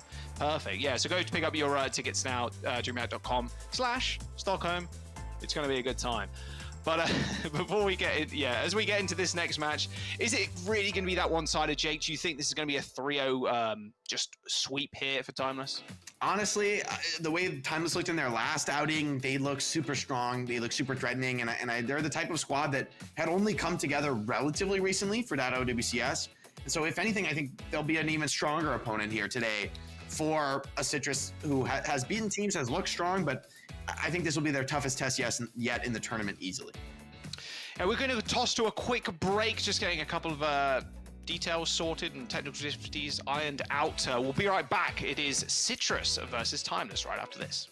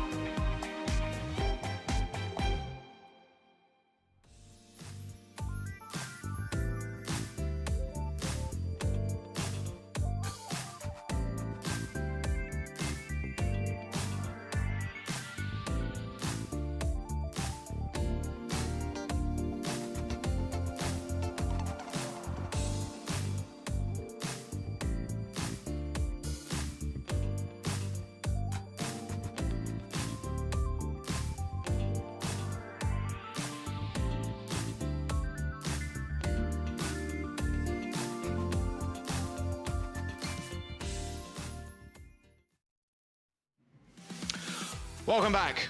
We are back, I promise. We're jumping into the game in just a moment. Sorry about the delay, but we're all good now. We're all good. Jake has crawled out from his dungeon. It still looks incredibly dark in there, mate. I'm sorry. Sorry, lights man. like overhead. It's whatever. It's cool. My room's very lit, so it's all good. But here we go. We're in game. Enough yapping. We're in. Timeless versus Citrus. You've forgotten all of our talking points, but that's fine. Which does mean we can say them again, so we don't sound like that's the secret. We cause a massive delay in the game because I only have one or two things to say. So you know me, Jack. I really don't have much to say. No, definitely not. You are the biggest yapper I've ever met, bro. It's Wes. This guy talks. Oh man, there's no way we're gonna restart. Lock in, guys. Just play it out. Play it out. It's Wes. That's fine. Don't worry about it. You'll be okay. Chilling. Strider on the ball, coming in. It's not Zeb. They're gonna commit to the ball. And Luke on Lucio, which should make it a little bit of an opening here for Strider, but doesn't get anything with his first slam. Yeah, this ball proved quite a tricky character to deal with in OWCS. A lot of people caught off with Strider's ball. It was exceptional, honestly. One of the best ball players I think we have in an A, at least in OWCS level. Point unlocked. Oh, good sleep. Yeah, a lot of pressure, but he gets that wall slam off, and still, players on Timeless are quite low. Citrus should have a lot of free reign on the map. He's pulling the trigger. He's going. He's still going. Oh my god. He did kind of own this fight. And Chronic killed Vision, but Jacob overstepped, got naded, shut down. Squid on 1 HP, but he's staying alive, and the clutch there goes the backline from Timeless. Goodbye, backline. Even with Strider's cool antics. Hey, he's got a minefield almost, 10%. I mean, he did own this fight. It's just slight overextension there from Jacob into the Ana to get naded and shut down. And I mean, props to Squid for even having the nade at that point in the team fight, right? Like to even be alive. So Timeless finding their way through the first fight, able to get control here. And with the nano boost, potentially a threatening dive on the cards. Yeah. Nano boost, 4-stepping this far up as well. They are ready to rock and roll. A classic Ana nade into Nano into team kill. Easy does it. Oh, you know he wants to nade that. He saw that nade from a mile away. Any experienced Ana players knows that one. All good. Now they're backed off and cover. Just a bit of a distraction. I guess best thing for Citrus here is that Strider can survive on his own without any backup. Oh, bad whip shot from Jacob. It's gonna make an opening for Kuffa. Nade. Oh my nade from Squid. Easiest primal rage from Kuffa. It's just ridiculous. Although taking down a Brig backline is a bit of a joke, to be honest with you. Nope, there's the lamp. All good, and they escape. Squid ends up going down to a post bomb across the map, and there's the rally, and Kuffa didn't see that one coming. A nice little bash, whip shot kill onto the Winston. Timeless do still have control of the point, but not for much longer. Yeah, that was the fight they were looking for, and I mean, yeah, that backline neutral proving so hard to kill, getting all the packs from Jacob into the immortality field, and then the rally to turn it. Beat available for Luke Nino, but not so easy to catch the backline, I think, in a fight like this. And not with Doom down. What? You just got haloed? Like, he just got like triple clicked by this Bab. I think this Bab just did the dirty on Tracer. Okay, well, get owned. Time to go again. Mines in the corridor, by the way. This is going to be tough. We'll see. Big mines. I'm waiting for it. Look, he's doing the 3D peek. He's doing peeking over the high ground. There it is. Slam. Ooh, cheeky. Baited out the sleep there, so it was a bit more free to go in now. Bob on the point, though, is going to force Tap away. Timeless trying to put pressure down. Stop Tap getting into the back line. Because the Bob from Chronic 2. Sound Barrier comes in from Timeless. Still trying to holding on to these mines, but where is the entrance into this fight is the question. Already pretty low, 60 HP, now over 100. Did end up killing Doomed, but fortunately the rest of his team, a little bit worse for wear, as their flip goes over to Timeless. Yeah, another pick from Chronic, though. That could be enough. Kuffa booped off his jump, not able to make any connection. They are going to nano Kuffa. They're going to go all in on this fight, and with that nade, Look at that nade again. Neutral going super low, but good execute users getting up into the high ground. No one there to actually take down that lamp. Eventually, they separate Neutral from Jacob, and they take down the Brig, as now Citrus try and fight for this point. Chronic. Yeah, this guy on the POV. The guy's an absolute freak on the Widowmaker. Ash is not too different. Kuffa is also owning on this Winston. I mean, he's getting so much pressure on him, but he's able to keep that backline out of the fight for these extended durations that lead to Timeless getting the point flip. But this map's a lot closer than we might have expected coming into the series. Ball pretty effective also on Busan, as good as Winston can be. Yeah, No more ultimates available from Citrus, although this rally's coming up. The closest one they've got. Timeless, on the other hand, this is going to be a final fight, and it's going to be a struggle to get too much online. Oh, good headshot from Chronic from afar. Can't follow it up with any damage, though, sadly. Still have been taking down Vision over and over again on this Ashe. Here comes the rally. First ult popped in this engagement, but this pop coming up from Chronic in just a moment, and with Comfort dead. Good luck, Timeless, getting onto this point now. Absolutely no opportunity. Even the Bob thrown in just for good measure. And that should be Citrus taking round 1.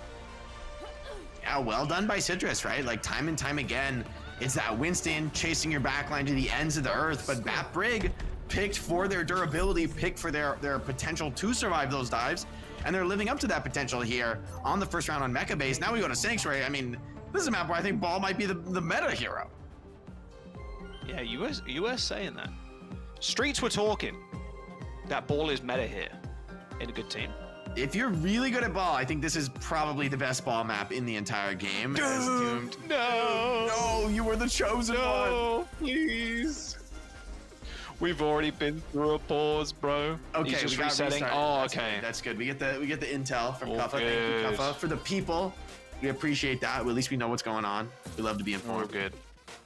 All right, well, yeah, I'm a bit surprised to see Strider. I thought it was Zeb starting today, but because that's what we were talking about at the very start. I mean, it makes a ton of sense for Strider to come in on Busan of all maps. This has to be like the best map. Maybe, honestly, in a way, I'm surprised Timeless would pick that map, because if I were Citrus and I wanted to play Ball, I would be picking Busan.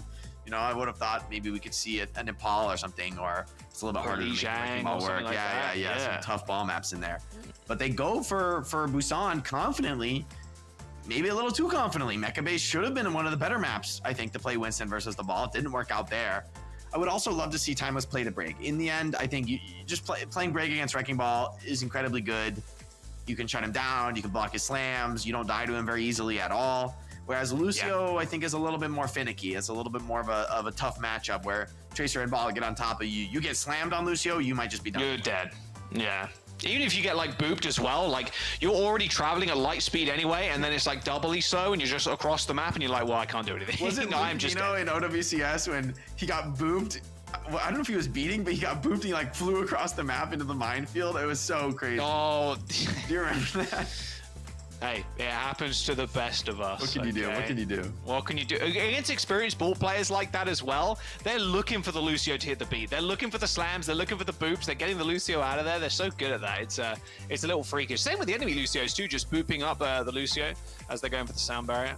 Hopefully Doomed will join in just a quick minute. I know we've had a long break, but we're ready to go hopefully in just a second. He's just restarting. They're not complaining about servers. We're just resetting. That's it. Prage. Please. Prage. Doomed. Come on now. I wonder, have we got any of those emotes in chat, I wonder? Got any 7TV admins in the chat? Had some good emotes for us. I've got a few good ones. Here we go. You guys. Here we go. Doom's back in. Timeless, so they're gonna and look at the this tempo and Luke on the Brig. I like this comp. Vision. Timeless. Sombra. We know your game. Sombra's strong right now. I think not only against the Ball, but just the pickoff potential on some of these backliners. You EMP a Baptiste, he is having a bad day. Yep. Agony's health pack's going to be nice too. Denying them away from the Wrecking Ball. Hello, Ball. Nice little hack, little virus too. A lot of damage followed up. That basically just negates a push completely there. Point unlocked. And here comes the advance from Timeless. Yeah, and they're just playing for the point here. Look at this guy. It does make a bit of space for Chronic. I think Timeless playing this so passively. Yes, you can shoot Strider, but he's getting healed up, and this is what Ball does best. He's stalling that point. Meanwhile, Chronic is just free firing. Vision. On HP. Oh, gets taken out. Nice little body shot there from Chronic. Spotting Vision out of position. So rather unfortunate. Yeah, it's hard with the Sombra. Like you only get that small window to do damage to the ball, and you are building up to EMP as Squid ends up going down. Vision switching to Widowmaker just for like a spawn peek by the looks of it, but that does signal to me. I don't think it's crazy to keep it. Okay, yeah. It's a good Widow map, and if you wanted to play a slow style where you're just gonna force the point and take these long trade fights, I think Widow's actually exactly the hero that allows you to play a little bit more patiently, forces Citrus to be the team to get aggressive with an honor break behind Widow.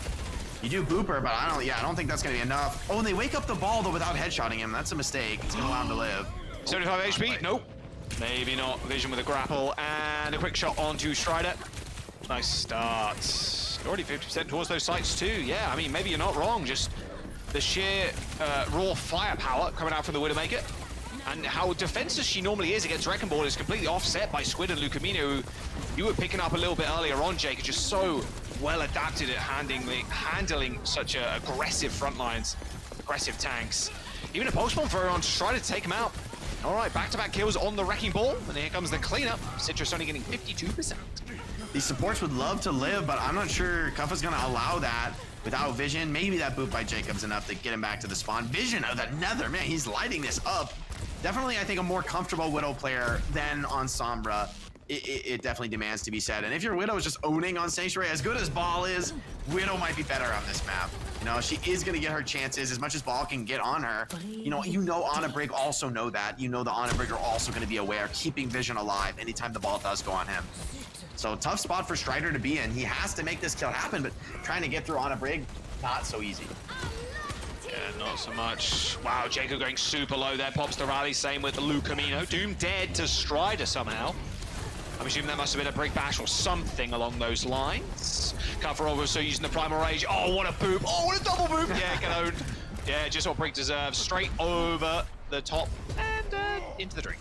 Ah, that kill by Vision taking down Tap 2. Another big kill. Timeless in full control here. Actually, a desperation bomb from Chronic to get themselves on the point. Yeah, and Kuffa's easily going to be able to stall this one out on the backside of point, playing a very safe angle. Playing with fire, though, is doomed. Oh, no, he's chilling.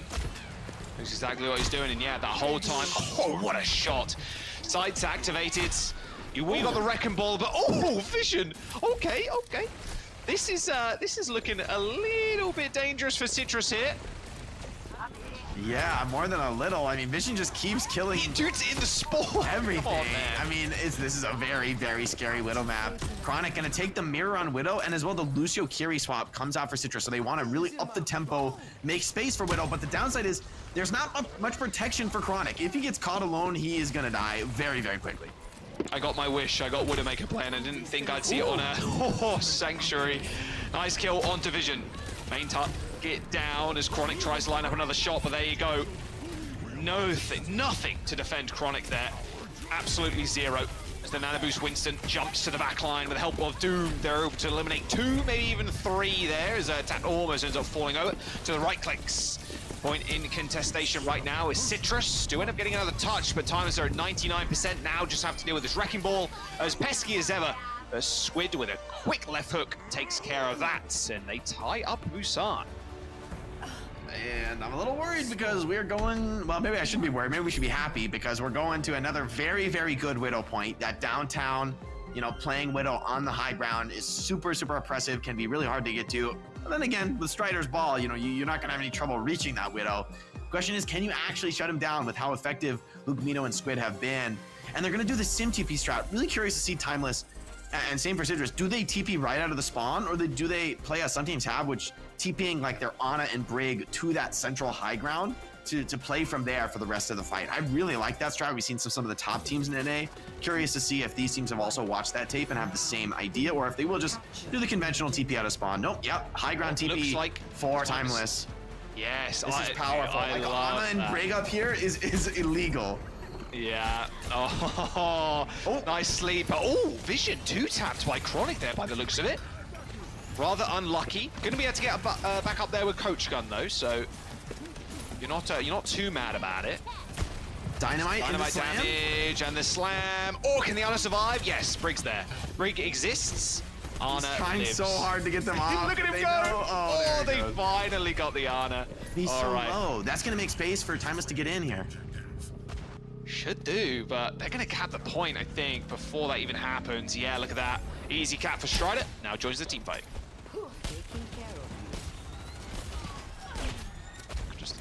Got to save the Ashe at least. Yeah, everybody's super low right now. My word. I won't let you fall. Now they're coming in. This nade is crucial. Squid has to find something here. Sleep is missed, but doesn't want to nade defensively. Like really looking for that backline. But thrown on a trap. Wow. Easy game. Strider coming in, peeking his head in, wondering what happened to the Tracer. Should be a fairly easy kill on this Ashe as well. Chronic is so low on this high ground, doesn't receive a pack. How long is he really going to last? Not too long, especially with that bubble in the way.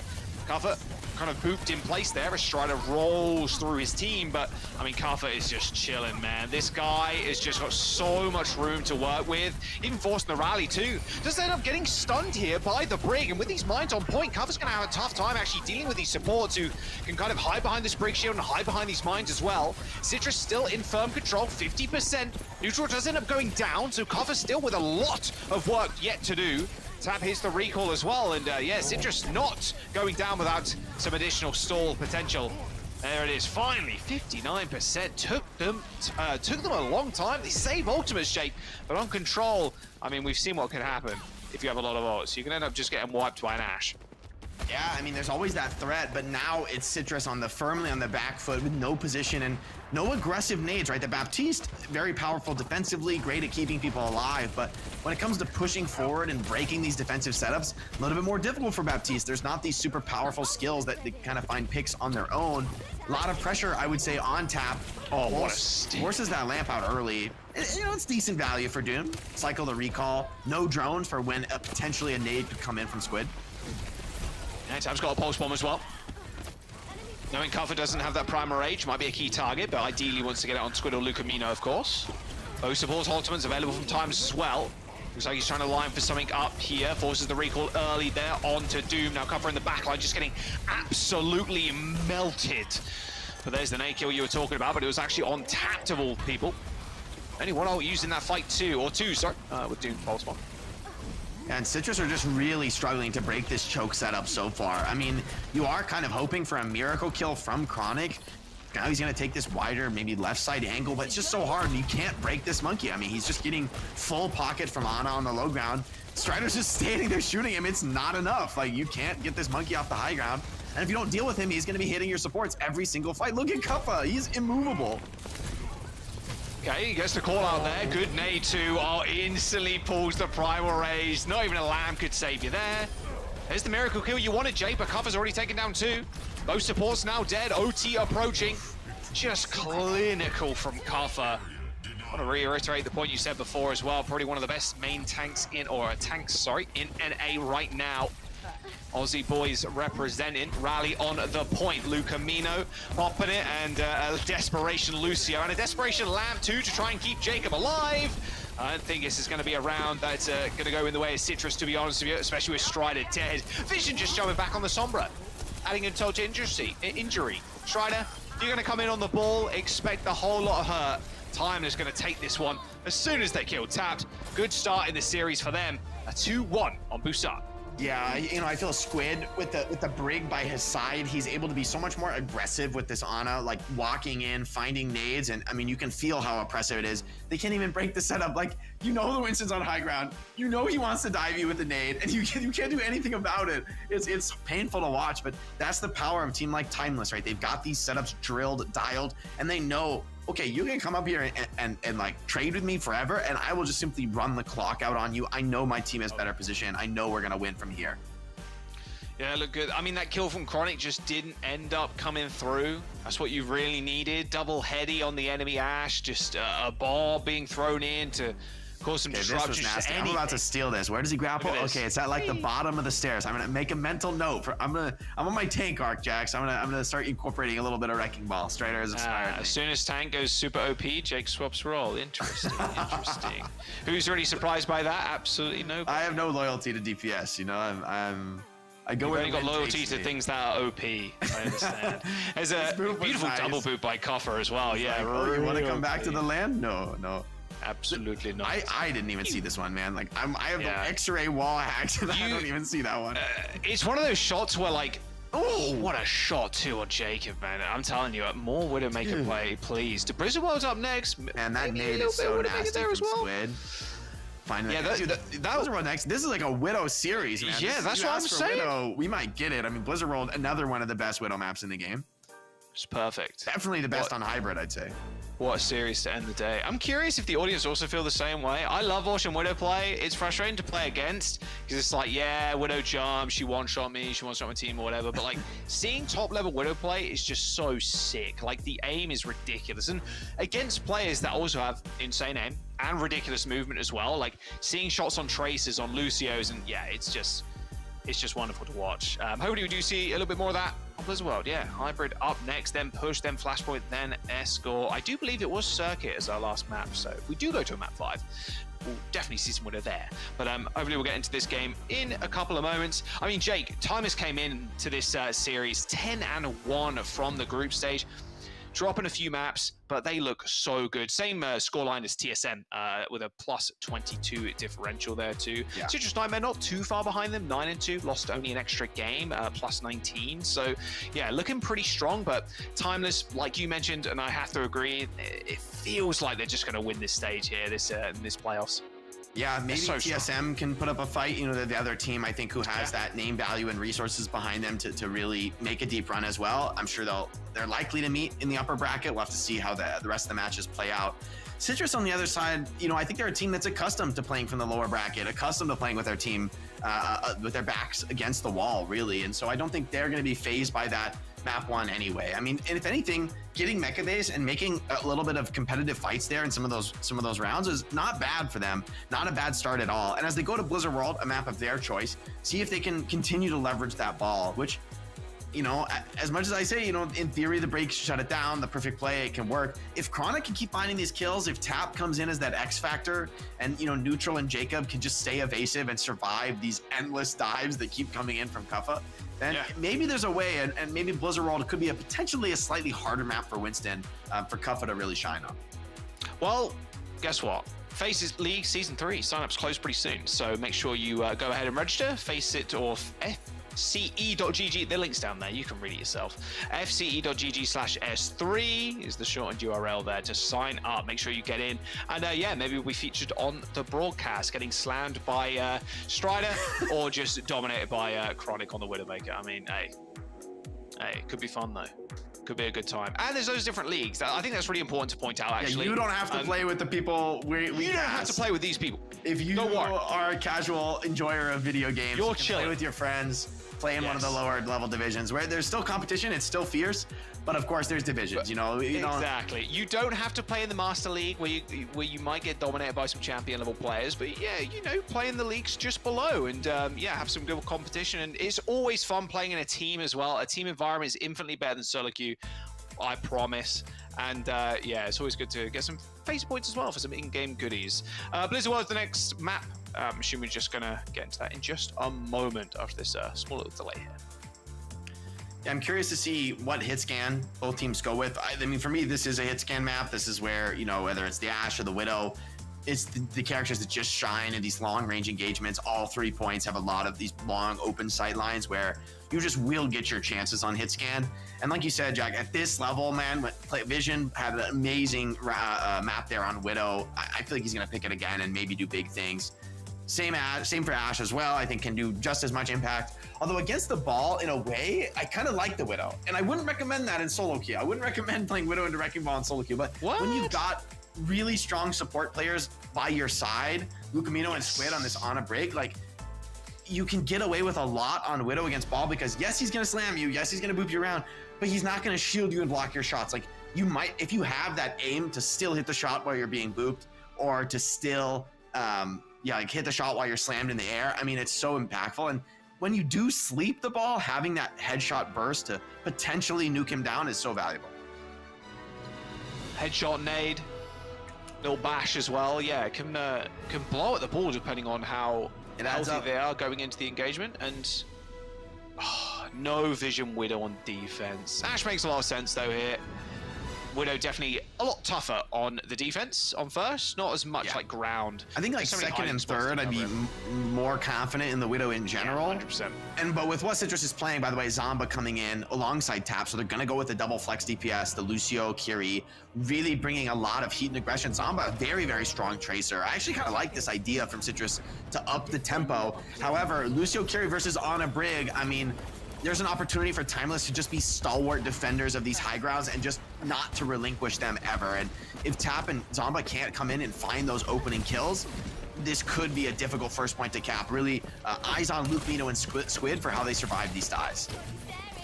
No Tracer duel. Mega pack stolen by Zomba. We'll call that a win. Squid might be under a little bit of pressure here. Yeah, tickled in the back, and look at how far back Timers are playing right now, just foregoing so much space in the front line. That ball is just so frustrating to deal with. Getting off this high ground is going to be so hard, making Vision's life a lot harder too. Nice little slam, perfect setup as well.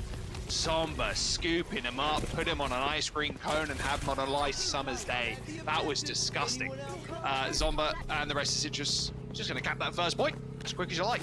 That was sick from Zomba, like nasty tracking through the whole dive. I mean, if he makes any like slip up there, they only have one chance to burst that on it. But once she hits the ground, starts getting healed up by Brig, like you're never gonna finish that kill. It has to happen in that first second while she's slammed, while she's air controlled, and they find the connection there. So if Zomba can keep playing like this, man, we might have a very serious competitive series on our hands. Maybe more so than we might have expected, considering the history of these teams. See what Vision can do on this Ashe now. I don't really have an opportunity, although it's got a fair amount of ult charge, but I fear the dive. If there's one thing I fear, it's this. Oh my word, what was happening there? Oh, Strider. Oh, nice. Next level ball tech. He's like shortening the grapple while he spins. Dude, I'm telling you, Wrecking Ball players just built different. I don't know what it is. Every single one of them, just the main Wrecking Ball one tricks, they're just, I don't know. I can't understand their brains. I don't think anybody else can understand either. All right, taps down. Nano boost onto Vision. Perfect target if you ask me. Oh, nice shot to Jacob. All right, that'll do. Best point here for the Ashe for sure. I'm not gonna lie, I love the nanos on hit scan when it comes to a counter dive, right? Like you take the main target of the enemy's aggression, like we're gonna go kill this guy, and now he's double HP, double damage, like super, super scary, becomes a huge threat, and it just like turns the fight on its head. That was the guy we thought we were gonna kill, and now he's killing us. And especially Nano Winston against Lucio Kiri, like, does he really need the Nano? Maybe he can get away without it, especially with Primal online for Kuffa. So great use of resources by Timeless as they stifle that first push in. Rush on the high ground, going to be tougher to deal with there for Timeless, but Kuffa says he doesn't really mind too much. Little boop on there to Jacob, who's trying to run away, eventually cleaned up by Dude. And Tap is not one for this world either, although saying that, Dupe's into the Tracer to try and keep this fight going. Neutral ends up going down though with the hands of Kuffa once again, just an absolute menace on the Winston. Duke cannot be caged. Tap trying to get out, oh, he's on the Echo. Ooh, cheeky from Doom, doesn't end up connecting though.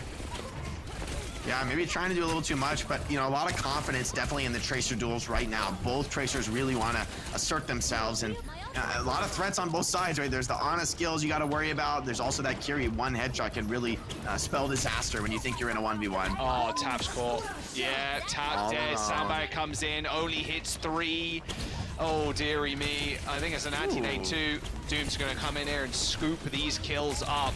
Neutral using that Suzu. So go button here normally for Doomed. The Squid ends up going down again to another slam. Strider taking care of the backline with ease by the looks of it. 3 minutes to go now. Time is trying to defend this points. With the backline dead, they're going to have to force a retreat.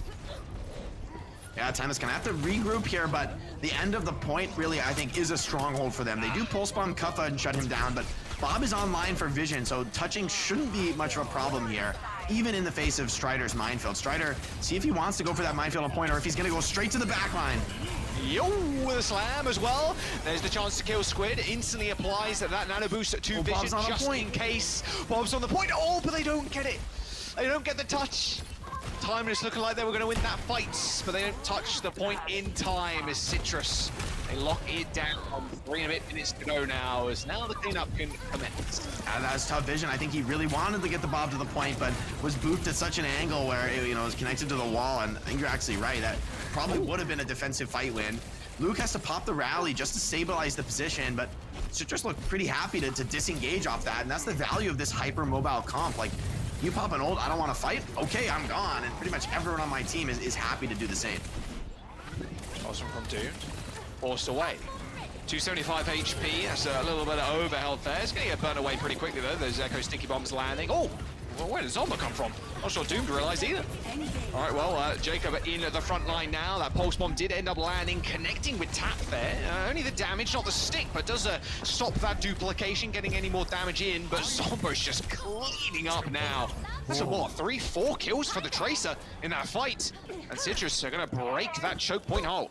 Zomba's one of those names I think about Nene. It's like, man, this guy actually could be on a top team when it comes to the Tracer level. Like, he is like a consistent top 5, top 1 rank player, like consistently hitting top 10 on the leaderboard. On Tracer, he's a monster on this character. So if you're gonna play a Wrecking Ball strategy and go all in on this dive, this is a pretty terrifying DPS line in Tap and Zomba to have to worry about. Good flail there. Whip shot punching the ball away. Mine's not getting their full effectiveness now, but there's the Nano once again on Vision. Is their game plan, Jake? And you said a moment ago, like, don't mind it whatsoever. And if you can hit shots like Vision's hitting too, it's hard for Citrus to really deal with him. There's another kill onto Zomba. Finally shut down with 2 minutes to go. Stride's going to look for a reset. Or just a swift death. Looks like a quick reset for the Wrecking Ball. Squid gonna hit the res. Oh yeah, the value mercy swap. The spawn mercy swap just for the res. Okay, buddy. Just styling on him. Just for no particular reason other than to assert dominance on the match. Okay, well, a little bit of spawn optimization, I suppose. Rally, Pulse Bomb, Vision with the high noon versus Pulse, and maybe the rush here for this next fight. Yeah, Zomba's burning down Kuffa, forces him off that angle. Oh, overextended though, and Doomed quick to get the punish. Any mistake out of Zomba, I mean, Doomed also a serious threat on the Tracer. We're being treated, I think, to a real masterclass, and man, look at Timeless.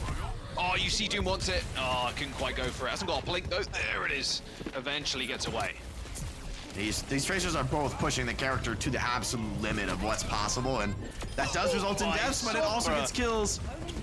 Easy kill on Division there, nice little stick, no roll available, I would imagine, neither in the Nano. Rally comes into full Lucamino, but a nice anti-nade onto Squid. A duplication onto the Ana from Tap. Maybe a free Nano boost here. He's getting booped around, but look at how much health he has. Nano boost, who's he gonna go applied to? Little defensive one there, and a good sleep as well. Doom down and out for the counts. What an incredible dupe there from Tap, looking like a support, mate. Hold on though, Kuffa stabilizing. Kuffa stabilizing, yep, and with Cassidy just existing on this point. I mean, good luck actually pushing into this one now. The spawn advantage well and truly in favor of Timeless. Another Nano applied to Vision. 2 kills make that a 3rd as they're trying to make their final stand here. Almost a 5th as Squid steals the 2 kills away from Vision. Team kill comes in, 10 seconds now to go. Oh, and Kuffa eating the mines as well. Gonna try and charge up a little bit more of that rally. So if you do need it in this potential final team fight, you might get it online for Lucamino. Still Citrus with that beat online for Jacob. This is actually a pretty doable fight, but you might have to beat very early, very defensively, just to get into position. Touch comes in from Strider, now on the Doomfish just to get that touch, and there's the sound barrier. Oh, good sleep though onto the Doom, is it enough? Vision's already dead, a nice kunai swift headshot onto the Cassidy, brings him down. And now Strider, risen from his slumber real quick just to touch this payload. Zomba with a pulse bomb in the hands, but might not even need to use it to be fair. Just throws it next to the payload. A victory firework as they put it in. 3 points on the board, but 0 seconds left in that time bank. Full cap on Blizzard World, though, looks pretty good from where I'm sitting. I think that's definitely a winnable situation. Here we get to check out a replay. Vision getting that Nano is a reason you put the Nano on the hit scan. I mean, right? He turns from your weakness, your vulnerability, the guy you're trying to protect, into the protector. He's out in front, charging it down, and I think the Nanos on him are just well played. I like that one in particular, where he's forcing the engagement, walking in, you know, pressuring the enemy echo as he gets the Nano. It's just like a perfect synergy. Timeless really just trying to get any advantage they can, because this lineup from Citrus, it is scary. I think we have to say that. Like, this double flex from Zomba and Tap, to me, is super threatening. Like, I mean, Zomba might be one of the best Tracers in this tournament, and we barely ever see him play. I think he doesn't usually play so much competitively, but is a super elite player when it comes to just his individual skill on something like Tracer. All right, yeah, still, like you said, a little bit of a dive coming through from Citrus, double flex. It's good to see. I mean, the ball here, how effective is this really good? Look at where he is right now, by the way. It's so silly. Don't mind me, I'm just hanging out. Just a ball. Also, do you never hear this music either? The Stormwind music? I don't hear any music, Jack. I set my music to 0 in like the first 24 hours of playing the game. I never changed it back. We're going to get a timeless listening as they open the gates. Let's freaking get it. Going left side. No, we go right side. I got top right. Okay. Top right. I didn't see any of them. I would go early. Carry left side. There's ball above. Check behind you. I didn't see ball. Okay. I'm walking. Try one top right. Try no re. I couldn't fly. Follow me. I'm just sleeping. Come walk right side. Walk all the way right. Ball's gonna slime. Right here. No re. One. No, keep walking. Ball's gonna slime. He's gonna be able to fear. Yeah. Okay. We're just 5 point from this angle. All above. Ball slamming. Chill. Right down. Go Go inside. I'll sleep inside. Come inside. Echo one, doomed. Echo really one. I'm going point. Walk up the point. We have Slime above, full slime above. advantage. Full above. He's gonna slam me, you guys walk out. We're low. I fucked their slam. I fucked his slam. Blue hop sleep. Go inside. Come right. Get back. I'm slime. Help me. I'm reloading Luke. Good luck. We're all really low. Real one. I do probably. Get back. I have them. No 10. Yeah, just play slow. Yeah, Ball up. Cripples. Try one. Ball slime down. Build down. 5. I'm okay. Ball going inside. Ball trolling. Ball trolling. Walk up. Careful. Try right side. It's gonna go behind. I'm up there. Carry bond. I see you. No. Try one. Turn in, you guys. You're right. Look in. Come on. On point. Try one. I'm a lost puppy. I have a 1, 2, 1. Okay. Back point. Look. One. As long as fighting history right now, rally being popped, duplication on the primal, on the wind sneak, the primal pretty quickly. Covering down neutral, but I think this is all timeless here. I don't think there's going to be a Citrus recontest anytime soon. I think my favorite call in that, Jake, was I'm reloading Lucamino. Good luck. There's never been a more honest call from an Ana. Yeah.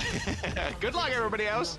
4 minutes there as Timeless eventually take that point. That was an unbelievable amount of ultimates thrown in that fight. Yeah, I mean, honestly, great patience from Timeless, right? Like, just working through the angles, punishing any mistakes from Citrus. But Citrus fights so well in these scrappy engagements. Beautiful minds, splits apart the team. Even Kuffa is low to it. Yeah, what a dive. Goodbye, Kuffa. Nice mine uses from Strider so far. Good pulse one, too. Wow, all the way to the spawn doors. Don't want to let him escape. All right, Citrus getting scrappy. Now that I think the payload's open, I think they're very happy to, make this a more mobile fight. And with how good they are in these long, chaotic fights, I don't hate them taking the fight right at the spawn door. At least being threatening, Strider's just forcing them to consider his presence at all times. I think he's Primal Rage to kind of break through this spawn, or at least try to. Looks like Citrus are, they've escorted themselves out of that point, but that's one big ultimate now gone. I mean, we've seen how much damage he can do with the Primal Rage. That's a big loss there for Timeless. Looks like they want to go in again. Is Strider, I saw him just kind of, skyboxing as the ball. So I don't know where he is, but he's somewhere near the backline. Nobody knows where he is. The other team also does not know, so it's good. Oh, Tomba down though, not a good start. This engage going to be a little bit neutered now as Citrus lose one of their main damage sources as Doom takes high ground. Yeah, Doom coming back. He needs to hunt the ball, but not necessary as finally the card rolls, and it's slow and steady for Timeless, right? They're not forcing these engagements. They're not running it down with the lack of a Lucio. Obviously, they can't really catch Citrus, but what they can do is pressure this objective and just survive the dives. And to that end, they've been playing beautifully on this offense. Like, yes, they've been long fights, but consistently, Timeless is winning them, and they're happy to make these engagements last a long time as long as they can come out on top in the end. All right, now move to Squid. See if it's quickly applied to Kuffa. I still want to give it to Vision again. Nano went out. Not sure who it was on. Not a good feeling. You're going to want that back. It was on the Bob. It was on the Bob. Oh, Bob. Yeah. Well, Bob needed that. That would have been cool if Bob got kills and was in a good spot, but unfortunately, not to be. Rally. Sound barrier comes in as well for Jacob, and that is a lot of damage by Tap. Instantly getting that Primal Rage. Kuffa just detonating in the front line. Wait, hold on. Supports. Damage. All those Bloodthirsty supports. Staying alive. I mean, somehow they're making it work, but no. Put to a swift end there. Zomba does manage to find one kill, but Lucamino is still alive. Okay, Zomba now in the 1v1. And it's got the recall too. A couple of blinks left, a little bit lost, but no. Double DPS of Timeless. They're going to swiftly take care of Zomba, and they didn't buy enough time. Oh my. 3 minutes to go. Another scrappy fight. What a brawl in the little room there, but the Ana Brig come out on top. I mean, that's their homeland, right? Those little rooms, like come dance with us in the small room. That's what they say, and they fought incredibly well. Squid and Lucamino proving just incredibly difficult to shut down.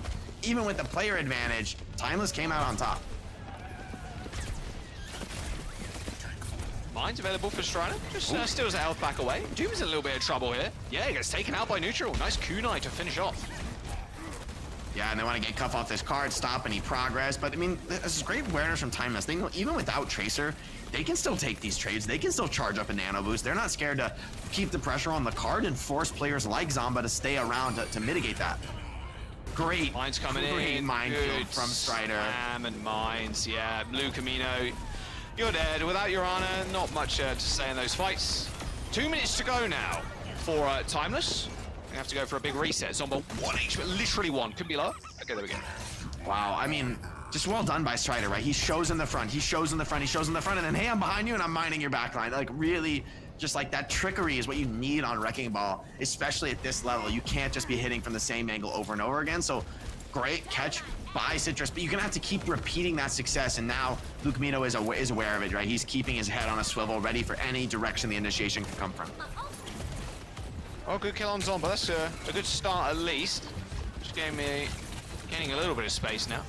So to be worried about this rush, and again, something that's been so good for Timeless, or Citrus, sorry, has been this duplication as well. Tap jumping in as the Winston with Strider. It's just such a horrible force to deal with. Oh my stick! Tab ends up going down mid-air to Doom's Pulse Bomb. Nano Boost once again applied to Vision. Not Bob this time, luckily enough. And there's the Primal Rage. A sick shot onto Jacob as well. Vision just putting up a highlight reel on this Ashe. Bob comes in, touches the point. Unfortunately, they are under a minute now, so they're not going to get their free attack. But luckily, for Citrus at least, they made that last fight just drag on for that couple of seconds longer. I feel that they've unlocked something with this awareness into the matchup. Like, they've played Citrus now enough times to just really understand how they play, how they operate, and the patience is paying off, right? Like, so many of these fights for Timeless, they go long, even when you know Citrus finds a pick on like a Tracer or an Ashe. Still, Timeless can battle back very effectively and at least keep the engagement in contest until their respawners return to the fight. And it's that experience, that like veterancy on this squad that makes them such a big threat here in the tournament, that you might get one pick on them, but that doesn't mean they give up. They still fight incredibly well, down number situations. All right, 1 minute versus 1 minute 51. Cover, surely the Winston again. Yeah, I don't think there's going to be too many changes. Know exactly what they want to do against the ball. See how well they do it this time around. Of course, they tried, well, Citrus, the way they opened that initial point up was just hitting a big slam on Squid, and then Zomba was there to finish up with a blink smack. Yeah. See if the same can be done again. So with only a minute, you need that initial kill. The ball takes a lot of time to set up. And honestly, as much as Citrus fought well on defense, I am a little worried for them, right? With how good Timeless have looked, like stabilizing the game, slowing things down, and that's exactly how you play on defense, right? Like, that's definitive on defense. Now that you've seen what Citrus did, what caught you off guard last time, you know, with a couple adaptations, if Lucamino can stop that roll or slam, this could be a very different first hold. Good sleep initially onto Strider. Has activated those shields. There's the trade. Not a trade that you want to see though, with Strider dead. I mean, Vision's down, sure, but they still got to deal with Doomed. Getting a single tick here will be nice, but there's just too much space control from Cuffer. He's just locking down the point right now. Has to pay attention to his backline, but Zomba also completely dispatched. It's now Citrus on their final limbs. 20 seconds to go, and they're getting chased. Yeah, it's a good attempt from Zomba. I think he did need to find something else there to make that fight winnable. But now it should just be a stagger out into a failed offense here. Vision back on the Sombra, going to be back very quickly. With Strider on the ball, you have to imagine they're going to get some kind of decent touch here. But, you know, Timeless with the Sombra as well. They have a lot of options to lock down this Wrecking Ball. They don't actually touch with the ball in the end. It's actually Zomba that goes for it. Now Strider trying to get another touch, goes up over the top of the high ground. There's the slam, there's the bash nade, everything thrown at Strider, including a hack as well. Vision basically just waiting for the ball to do that. Oh, tap is also pretty low. Doom forced to recall. There's a tick on the board for Citrus, so still very winnable. A Pulse Bomb available, and a Nano 2 coming up very soon. Timeless Assault Bank looking all too clean these final few moments. Nano Boost deployed, and that will be it. How much is that? 47.6% on the board for Citrus. And they have to battle against 1 minute and 51. Hey, I think, you know, from the way that round started, getting any progress at all, giving yourself a win condition, you're feeling pretty good about that. Last time, though, the defense, it did take 2 minutes to cap, but the fight was pretty decisive for Timeless. Like, even though it was super long and scrappy and drawn out, I felt there was a pretty early in the fight, Timeless just like got this early advantage, got a pick on the Wrecking Ball, and just from there it felt inexorable, like they were gonna win the fight. It's just the question of how long it took, and that's not a winning position to be in, right? In this spot for Citrus, stalling the clock is not enough. You need to actually win here, win decisively into that offense as it comes in. So Timeless, see if they can repeat that again. But Strider at the same time, maybe if he cleans up that aggression, doesn't force into the small room, maybe it'll be too hard to shut him down. And honestly, I'm not sure how Timeless would have progressed the game normally had Strider not died on that previous defense. So curious to see if these like high ground setups for Strider, I mean, he can just kind of be annoying, I think. Let Citrus, DPS and Tap and Zomba, let them do the work. Let them be the tip of the spear and come in as on ball like this distraction effect. Yeah, I mean, Tap's running the Venture too. This is an odd choice, but maybe they want to play and like control the rooms with the Venture, or at least have a better tool to threaten Timeless if they do cross through the rooms, which the typical rotation path on offense here is to go all the way through the right side into the attacker spawn, and that's what I expect to see Timeless attempt. Maybe the Venture can stop it, but Wrecking Ball is so weak in these little rooms. I can't help but think this is going to be a tough fight to take, even with Venture on your side. Yeah, they know Venture's available out and about as well. An instant ping and a spot. They're gonna go for it. Venture hiding here. Slam comes in, nice little nade, hits the sleep as well. Can they follow this up with meaningful damage? That is the question. Looks like it as well. Yeah, good focus fire coming in, and even better peel there from Squid. Keeping up Lucamino. Zomba tried to sell the score there, tried to make it a 4-on-4, but was unable to catch out Lucamino. And now they're getting some real presence on the point. Look at that, already one tick done. Strider needs to come back in and get the touch. Does get there just in time, instantly slept, pops the shield, but needs to stay alive. It needs to perma-touch too. It's 2% away from the win. As Timeless put themselves on match point now is Citrus. They're gonna get wiped from this one. And there we go, they're gonna continue their streak. What a defense there from Timeless on their rounds. Citrus just unable to come up with the bread. I mean, hey, the ball, it does work out, but I think Timeless has just got every single like trick in the book, and the backline also, it's just so hard to dive. Lucamino and Squid look so clean. And they make a little adaptation there, which I wonder if they saw the Venture on the timer after 15 seconds, right? You can see the enemy heroes. I wonder if they realize, oh, let's before. Okay, to not, because they don't rotate, right? In the past, in the last round, they kept rotating through lower, trying to take the mega room, go behind. This time, they just come out on the high ground, say, hey, what's up? I'm here with a hit scan. I'm going to start shooting you. And Venture's waiting in a corner for a rotation that never comes. So Timeless read the comp swap and make the perfect adaptation in the moment, and it's just a clinical finish to Blizzard World. Yeah, they look super clean. New Queen Street up next. I mean, Timeless, the way they're playing right now, it feels like they might be able to close this one out, although it has been fairly close over the last couple of maps. Sheesh, this go is nasty. That's really nasty. Play. Anything less than like perfect tracking, you don't get this kill. It really mattered in that moment. But Doomed, I felt, took the matchup very well. Like, as good as Zomba is, I mean, Doomed is on that same level on Tracer. But I just wanted to highlight Zomba as a player people might not recognize, but a player that I recognize because he probably would destroy me anytime I play him in rank. Yeah, rank Warlord. Yeah, it's cool to see some of these players like ranked legends, you know, come out. Wow, that's a nice kill onto the Echo, right? Just picking away at her. You only saw the Echo feet. Like, that was a ridiculous shot from Vision. Vision's been really good this series as well. Big threat. And he's getting so much focus on him, right? So much pressure is coming in on him. Every time when he's getting those nano boosts, though, oh man, he is making hay with them. It's looking good so far. New Queen Street map up next, Jake. Where do you expect, or like what angle do you expect? It's a good ball map. Both It's a teams very to good take, ball map. But it's also a good Winston map. And it's a very good on a brig map. So frankly, I'm a little worried. And I also don't think the double flex DPS is all that viable on New Queen Street. I think hit scan is super strong. Ashe, whether it's Ashe, you know, seen teams run Sojourn. You know, Crazy Raccoon played ball on this map though. I will remind you. They played a Venture, what was it? Venture Sojourn Ball in the first OWCS major in Dallas. So, I mean, another map that makes total sense, I think, to pick. Surprisingly, makes sense to pick if you were Citrus, but it's actually Timeless who picks this map. So they're just confident. They want the ball. They want that smoke.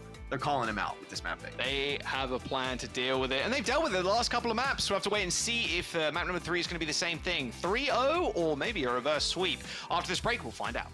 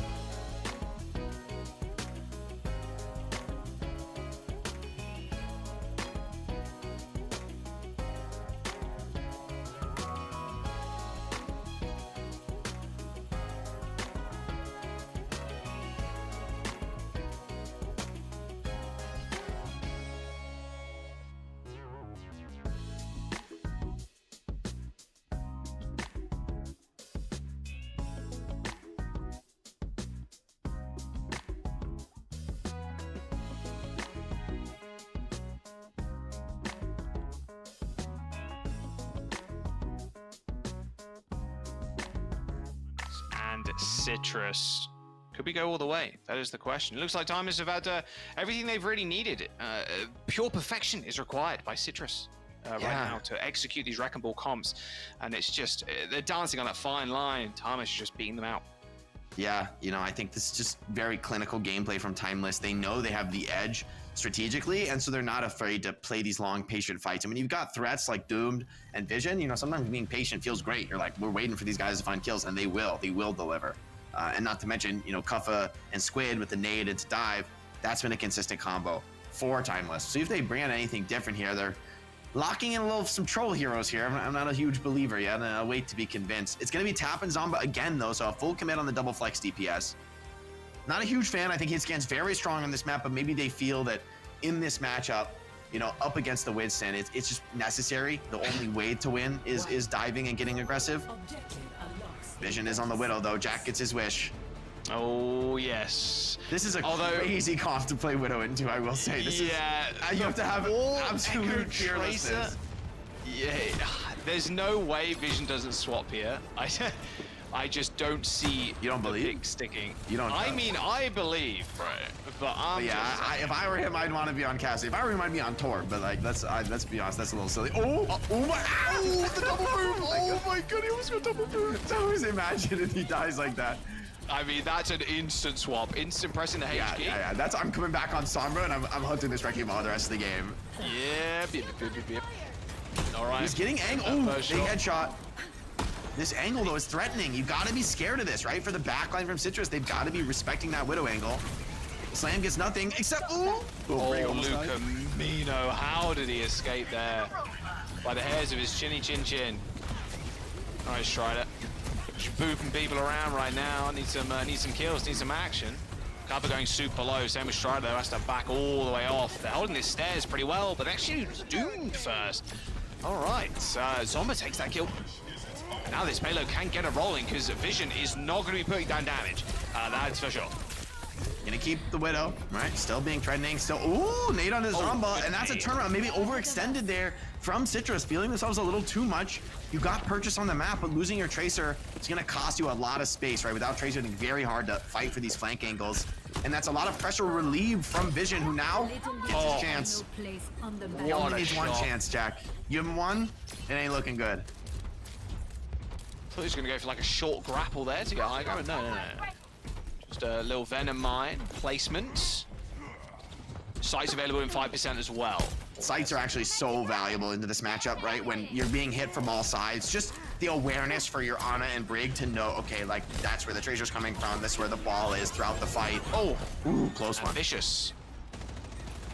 Taking some angles. Oh, do not peek this man. can hide from my sight. All right, there's the sights. Information. See, like it sets up the pulse bomb. It's so scary to be playing against. It's not just the Widow, it's everyone else. It's the Winston being able to land perfect dives with perfect information. This sideline Echo. Oh, Doesn't take a body shot, but takes a right click from cover. Takes down the Echo, and the payload is a moving. That barricade should take the lead too. Sight's now disappearing. Yeah, and Timeless now, they could take a wider angle. They could like take the open space available on the map. Vision went for an aggressive peek there. Almost gets punished, but looks like he slips away with his life. This is a scary angle though. Extremely scary. Just shooting at the ball right now. Nice little headshot, but the ball is going to shrug it off. Body shot onto Zomba. Oh, do not challenge him. I mean, they're doing it. It kind of dies him. There it is. Jacob ends up going down. Headshot from Vision. I mean, hey, if it works, it works. I wasn't a believer of the Widowmaker against this comp, but if you're hitting shots like this, your teammates are providing you this much assistance and cover, you're chilling. You're vibing. You're in the front. You're literally in the front line. You're now spawn peeking as the Widow. Oh, I thought he was gonna hit that. I felt like he was gonna hit that. I felt it in my bones. There's checkpoint. Timeless are feeling themselves. They're playing with confidence now. Doom's going for risky pulse bombs. I want to see this Nano onto Vision, you know, like tank the dive. Strider already Nano low. onto Vision. He'll do it. Onto the Widow. Watch me. Okay, I'm watching. I'm peeking. I'm peering. Peer into it. Sometimes when you peer into the abyss bites back. It's coming. Oh, There's a I was waiting Widow. for it. I was waiting for it. I was waiting for that Nano as soon as that slam I'm hit. speaking it into existence. Oh, they give it to Winston. Cowards. Well, cowardly maybe, but kills yes. I mean, well, hopefully. He probably did to stay alive. There's neutral. Oh, the Ana kill, dude. Getting duped on like as the Ana is so annoying. It's like, okay. Finally, some revenge for DPS out here. Oh, I get the 2 best cooldowns in the game. I'll take that. Not fun. You know what's also not fun? Citrus is watch him win this. Watch him win this. It's not looking Watch great. him win that. He won that. Yeah, he won that. He's different. Okay, no, it's kind of doomed owning there. The Venom but, Knight, the Venom Mine difference, and they have Vision. They have sights even. Sorry, from Vision. Surely not the spawn peak. Oh, wow, you even hit that, dude. These Widows are not like this is why we don't see so much wrecking ball. I think at this level because man. You gotta be able to jump on the Widow, but like you don't have a shield to absolutely 100% block her, and a player like Vision. What an insane Kobe attempt from Doomed, actually. Yeah, that was if that hit though, that would have been in a highlight reel for the next legend. 6 months. He's going for clips, guys. Watch out, he's going for clips. Watch my man. All right, well, there is a mines available from Citrus, but they still have to deal with sights and the rally and the power. Oh my God, the big mine in the room. There it is. We got him. Ladies and gentlemen, we got him. That was a nasty initiation from Strider. And he rolls back in for more, but Squid! Squid finds a kill onto neutral. And then Doom finds another 2. I mean, this game. Look, you know, with the rally. This is so over. This is like a mental domination. Oh, he gives the shields! Perfect shield Tracer. Fine, and the bronze players go wild for that one. Finally, the ball plays with my team. The bronze players going wild for that one in the chat. 2/3 of the ball players in the world are like, what are you talking about? Given the shields, that does not work. There's no such position, thing. by the way. It's just so stupid. He's in a war zone right now. He's in an active war zone. Artillery landing all around him. The ball is making it his mission in life to hunt the Widow. And it's not enough. I mean, this Ana and Brig are defending. There it is! Oh, they nano the Widow! They nano the Widow! Nano SMG! Wait for it! Yes. Oh, there's the one kill, making another. Oh, he hit that. I was living for him. Oh, Zomba! Do not peek vision right now. Do not peek vision right now. No, you gotta test him. You gotta disrespect him so he gets in his own head. You know, if you just hide from the Widow, they become confident and then they just hit every shot on you. This is an absolute necessity to harass him. And now Doom's in your face, right? Like the team from Citrus, or from Timeless rather, they're so good at playing around one another. And now Vision slips away into a beautiful wide angle. Body shot as Venom Miner sights there on the Tracer. They're hunting for him again. Oh, what a stick from Zomba. Okay, there it is. Duplication. There's the sleep. Nice stuff. Tap. Oh, maybe unable to actually execute the Ana? No, eventually. Okay, Strider takes out Lucamino. Squid dead. All right, 2 grapple kills there for Strider. Jake, it has been about 3 minutes of a circus. This is watched. a circus is the only word for this. This is TDM. I'm so here for it. Kuffa trades it back on a Zomba. Vision on the Sombra now. He should have gone Torb. Let's go. Kuffa though with the All Primal. good. Our savior. When all is lost, he's going for him. He's going for him. Right in the air. Get him. Oh, he can't last get it. juggle. That was if he got that kill. There's no way, right? Like the game just automatically ends like if he gets that kill. I think so. The server Right, says okay. that play was way too dank. You have to stop. There's 2 minutes to go. There's 40-meter lead. Vision's on Sombra. Sound barrier from Jacob after they hit the mines, and they don't have control of the bots. All right, that's a lot of ults though. You gotta win that fight. You drop 10 ults on their head. Okay, you get to win that fight. Tap with 3 kills. Everything is back to normal, kind of. No, you're capping if you think this game's going back to normal. This game is only getting sillier. Vision has 40%. Vision, what have you been doing? It's been like 1 life on Sombra, 40% to EMP. Yeah, he's only hacking the ball, bro. They're hunting down Doomed in the backline. I feel like this is crazy, but if they get him... I mean, Doomed has recall too. I don't know if you get him. Oh, but they kill Vision elsewhere, so it's gonna make this okay. But I think this is a bad chase on Doom. I mean, he's making space and they're not progressing the car. Like, in the end, I think Timeless are gonna be pretty happy with that. Yeah, I think that's a net loss there for Citrus, unfortunately. Oh, bad rush. Oh, Did. Yeah, tragic. Pulse bomb thrown out, didn't matter. Forward spawns denied. 1 minute and 20 seconds to go. The circles will come to an end eventually. You can all exit stage left. Oh, no, he's hacked. No, Wrecking Ball players fine. everywhere. He's chilling. He's chilling. Not chilling. This is the least. Oh, he's going to get. No, he's chilling. He's chilling. He's chilling, like running away from the fight. He's chilling. Yeah, he's chilling. Rally Alive, bro. Rave No, Boss is here. Oh. Well, there's a minute to go. Oh, the Lion Tamer will be on next. You can watch that after the show. Oh, Tracer. That'll be Danny doing that one. All right, 40 seconds to go. 30-meter lead as well. EMP. Fiesta has subsided. The electromagnetic pulse, very powerful special ability from Sombra. Can Neutral hit the crazy cleanse on it? That's like the only way I think you can win this fight is if Neutral uses the cleanse like in the air while he's getting EMP'd. But that's very hard to do. So we'll see. I've done it once and I was shocked I managed to do it and it was an accident. So yeah, pretty good though. I don't know if it counts if it's an accident, Jack. No, look at him. He's not even going for the EMP though. This is dastardly. He's just willing to stall the game. Looking for final fight. Yeah, just stall the game out. You got Primal, you got Pulse, you're chilling. Yeah. Time comes in, just wait for OT. Oh, Kuffa. Oh, he's Primal. Kuffa in. No, he hit the Primal. Solo EMP the Tracer. Do it. Oh, that's a so EMP. This is a bad position. Super good EMP. Oh, that's it. It's over. Jacob Tap dead. Absolutely no way you escape from that one if you're Strider nor Neutral. GG says Squid in the chat. Pre-calling it, but Strider knows it as well. Yeah, that one's... And there it is. A 3-0 for Timeless. Continuing then that upper bracket run. Good stuff. Honestly, extremely entertaining game after that long break that we had. That was fun. As much as it was a 3-0, that was a fun one. And it was awesome to see Zomba come in and have big moments on the Tracer. In the end, I think what we've seen is just that, at this level, forcing the Wrecking Ball all the time makes you just a little too predictable. And with a team like Timeless, that we figured out the answer. We know how to play. We're going to slow play you with On a Brig and just stifle you. Anything you want to do on the map, we will stop. You want to make a play? No, you won't.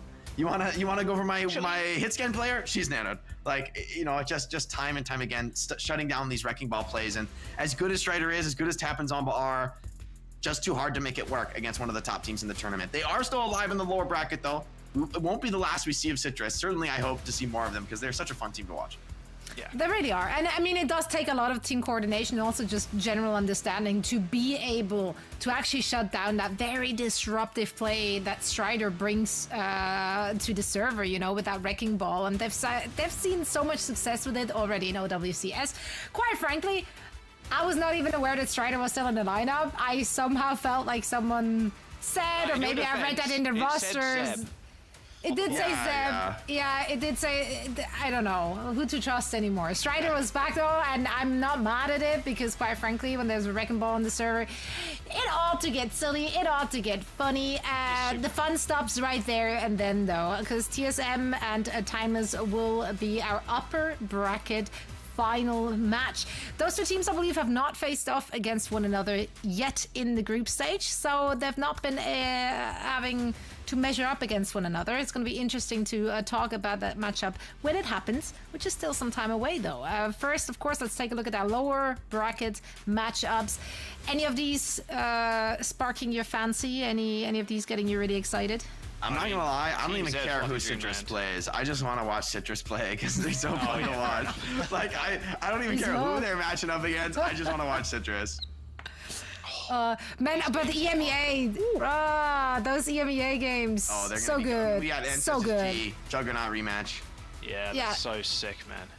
And then we got Fluffy Dreamer Team Z, and then TSM vs Timeless. Tomorrow's TSM vs Timeless is a match I think has a lot of like big implications. I think this TSM squad needs a big win. Like, they had early success in the year and they haven't replicated it since, falling short time and time again, where Timeless has been resurgent recently, looks super strong. And so for this TSM squad, I feel this is kind of a must win in a way. Like, maybe you could come back in the lower bracket as long as you have a good placement in the tournament, but this is a match with a lot of stakes for those two squads.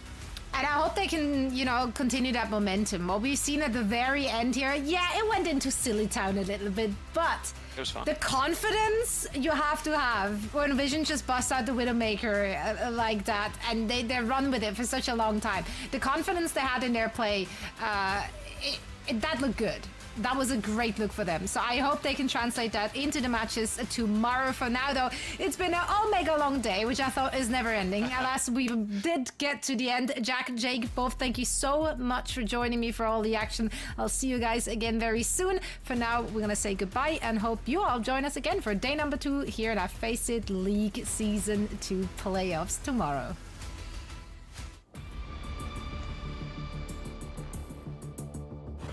Lorne not able to kind of push up and make a play here for Trent just yet here with the Blizzard. Oh, great aim. What? How does Trent get that? That is sick. Galo's actually going to go down to the Pulsar Torpedoes and a one-man army. Look like they're in a good spot, but Rojaro is nanoed on the cart. They've got to get there. Here comes the Doom. Blizzard thrown out here. That is going to freeze Theomatic Solid and Virtus Pro. Look to snatch victory from the jaws of defeat.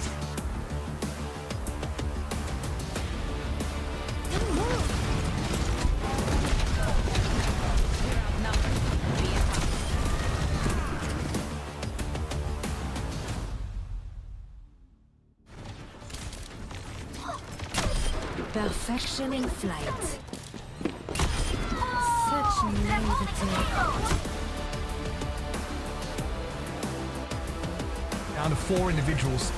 And there's a barrage available here for Sauna. Has to respect the vortex though as Hardy comes around swinging annihilation. Oh my goodness, the cojones on that man.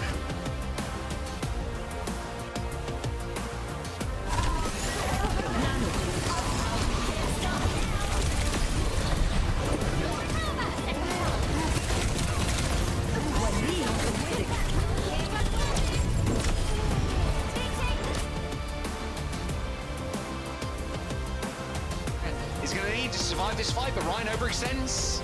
Still both this Queen and this Lucio doing this small little dance, and there it is. A nice little ultimate, and Noctis unable to even use the beats. And if you don't deal with him, he's going to be hitting your supports every single fight. Look at Kappa, he's immovable. Okay, he gets the call out there. Good nade too. Oh, instantly pulls the primal raise. Not even a lamb could save you there. There's the miracle kill you wanted, Jake, but Kappa's already taken down 2. Both supports now dead. OT approaching. Just clinical from Kappa.